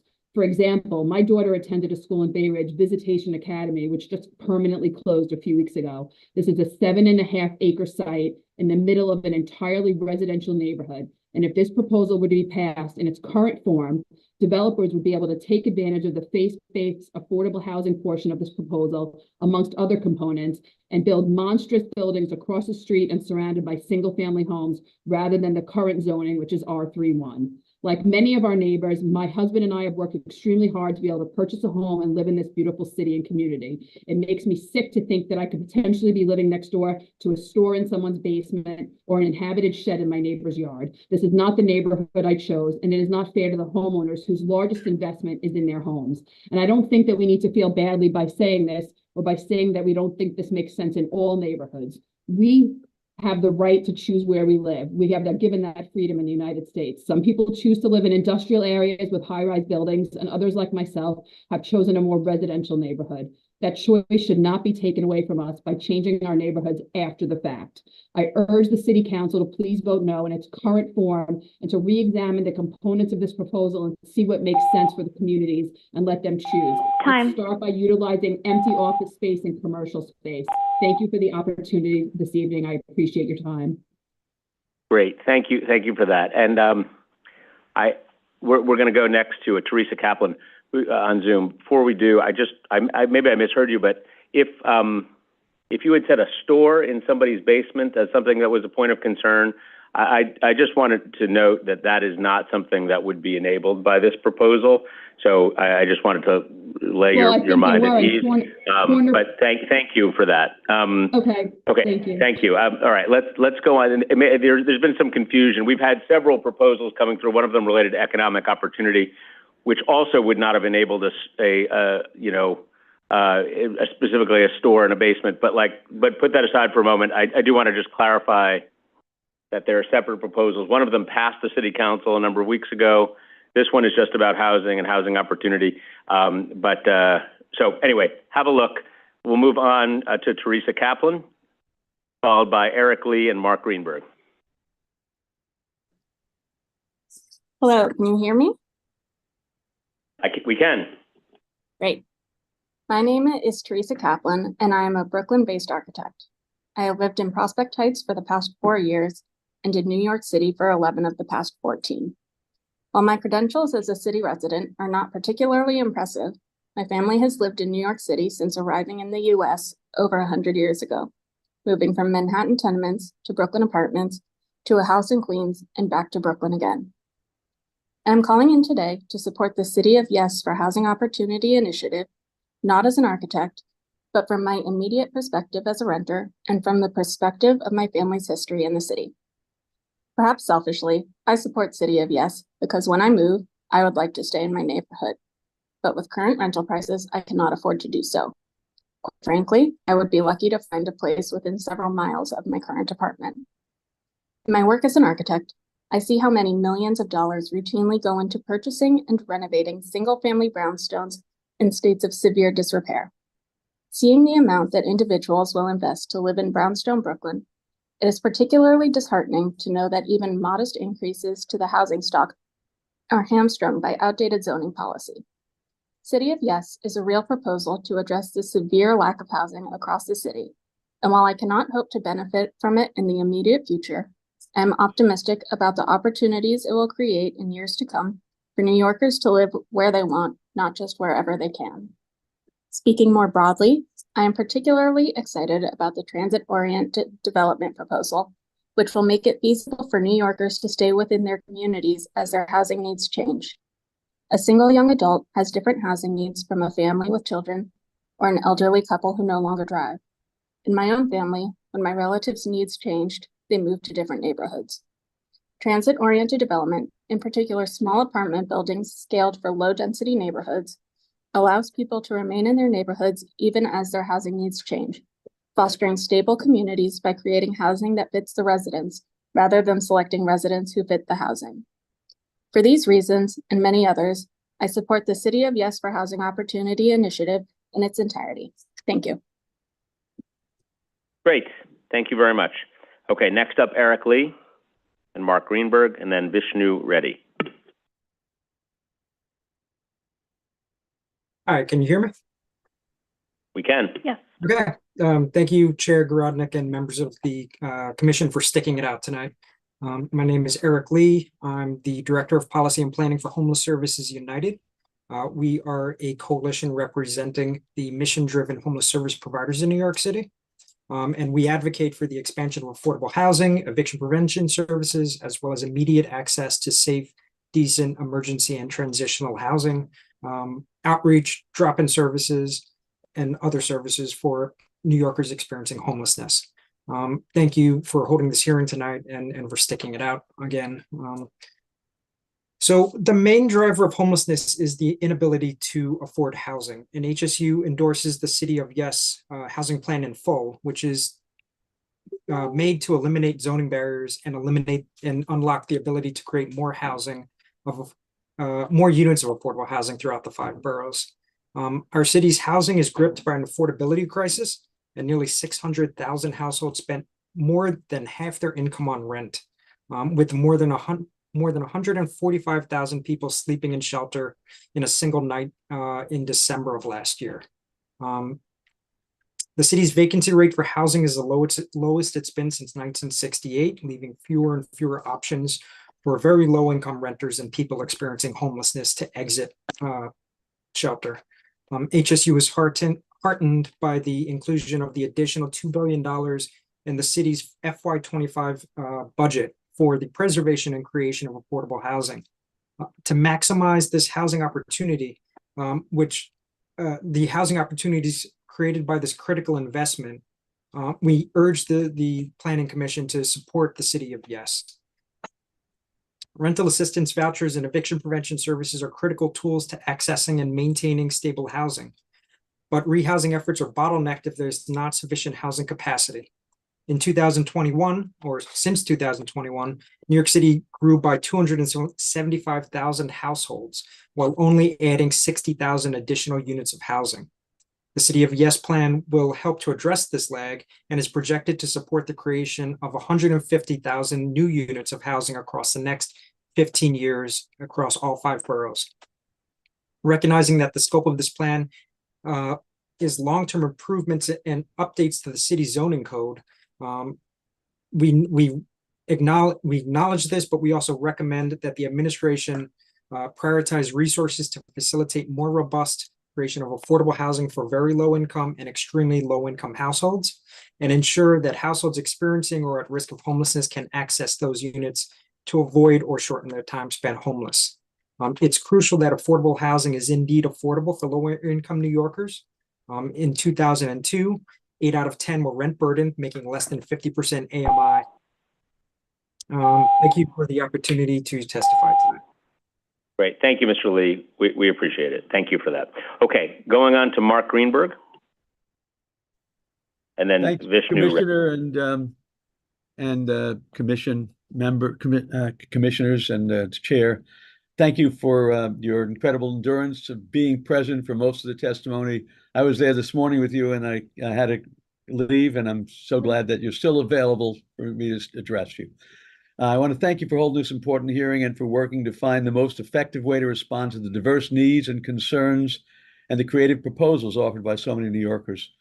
I'm Mark Greenberg, Executive Director of the Interfaith Assembly on Homelessness and Housing and President of the Interfaith Affordable Housing Collaborative. The Interfaith Assembly grew out of efforts based at the Cathedral Church of St. John the Divine in 1982. As we watch the numbers of soup kitchens, welfare hotels, shelters, and people on our streets explode, we committed ourselves to bearing witness to the crisis of homelessness and asked the question, no matter what your faith or background, is this truly what we as a society are called to do? Over my 40 years of working with those who have been homeless or at risk of homelessness, I've seen our homeless census go up from under 10,000 to over 60, and now with the migrant crisis, well over 100,000. I've spoken with and worked with thousands of people struggling with the traumas of homelessness, desperately trying to heal and rebuild their lives, and learn many of their stories. To rebuild one's life without safe, decent, affordable housing is an almost insurmountable task. So in addition to myself, I'm also here to speak on behalf of thousands of good and decent people who are just looking for a chance to make it. With those people in mind, I applaud New York City Department of Planning for putting forward this bold and innovative plan to enable New York City to live up to its great promise, and I trust you will skillfully respond to the testimony offered today and in the future. Fundamental to all great faith traditions is the command to stand in solidarity with those who are struggling, and New York City should do no less. New York's faith community stands ready to do our part, but we need New York zoning rules to enable us to do so. As we've heard from so many testifying today, change can be very frightening. It's only human to fear change, but I submit to you that for the tens of thousands in our shelters and on our streets, hundreds of thousands struggling to pay their rent or desperately seeking an apartment that they can afford, their fear is not of change, but of the status quo. It will take all of us to address this affordability and homelessness crisis.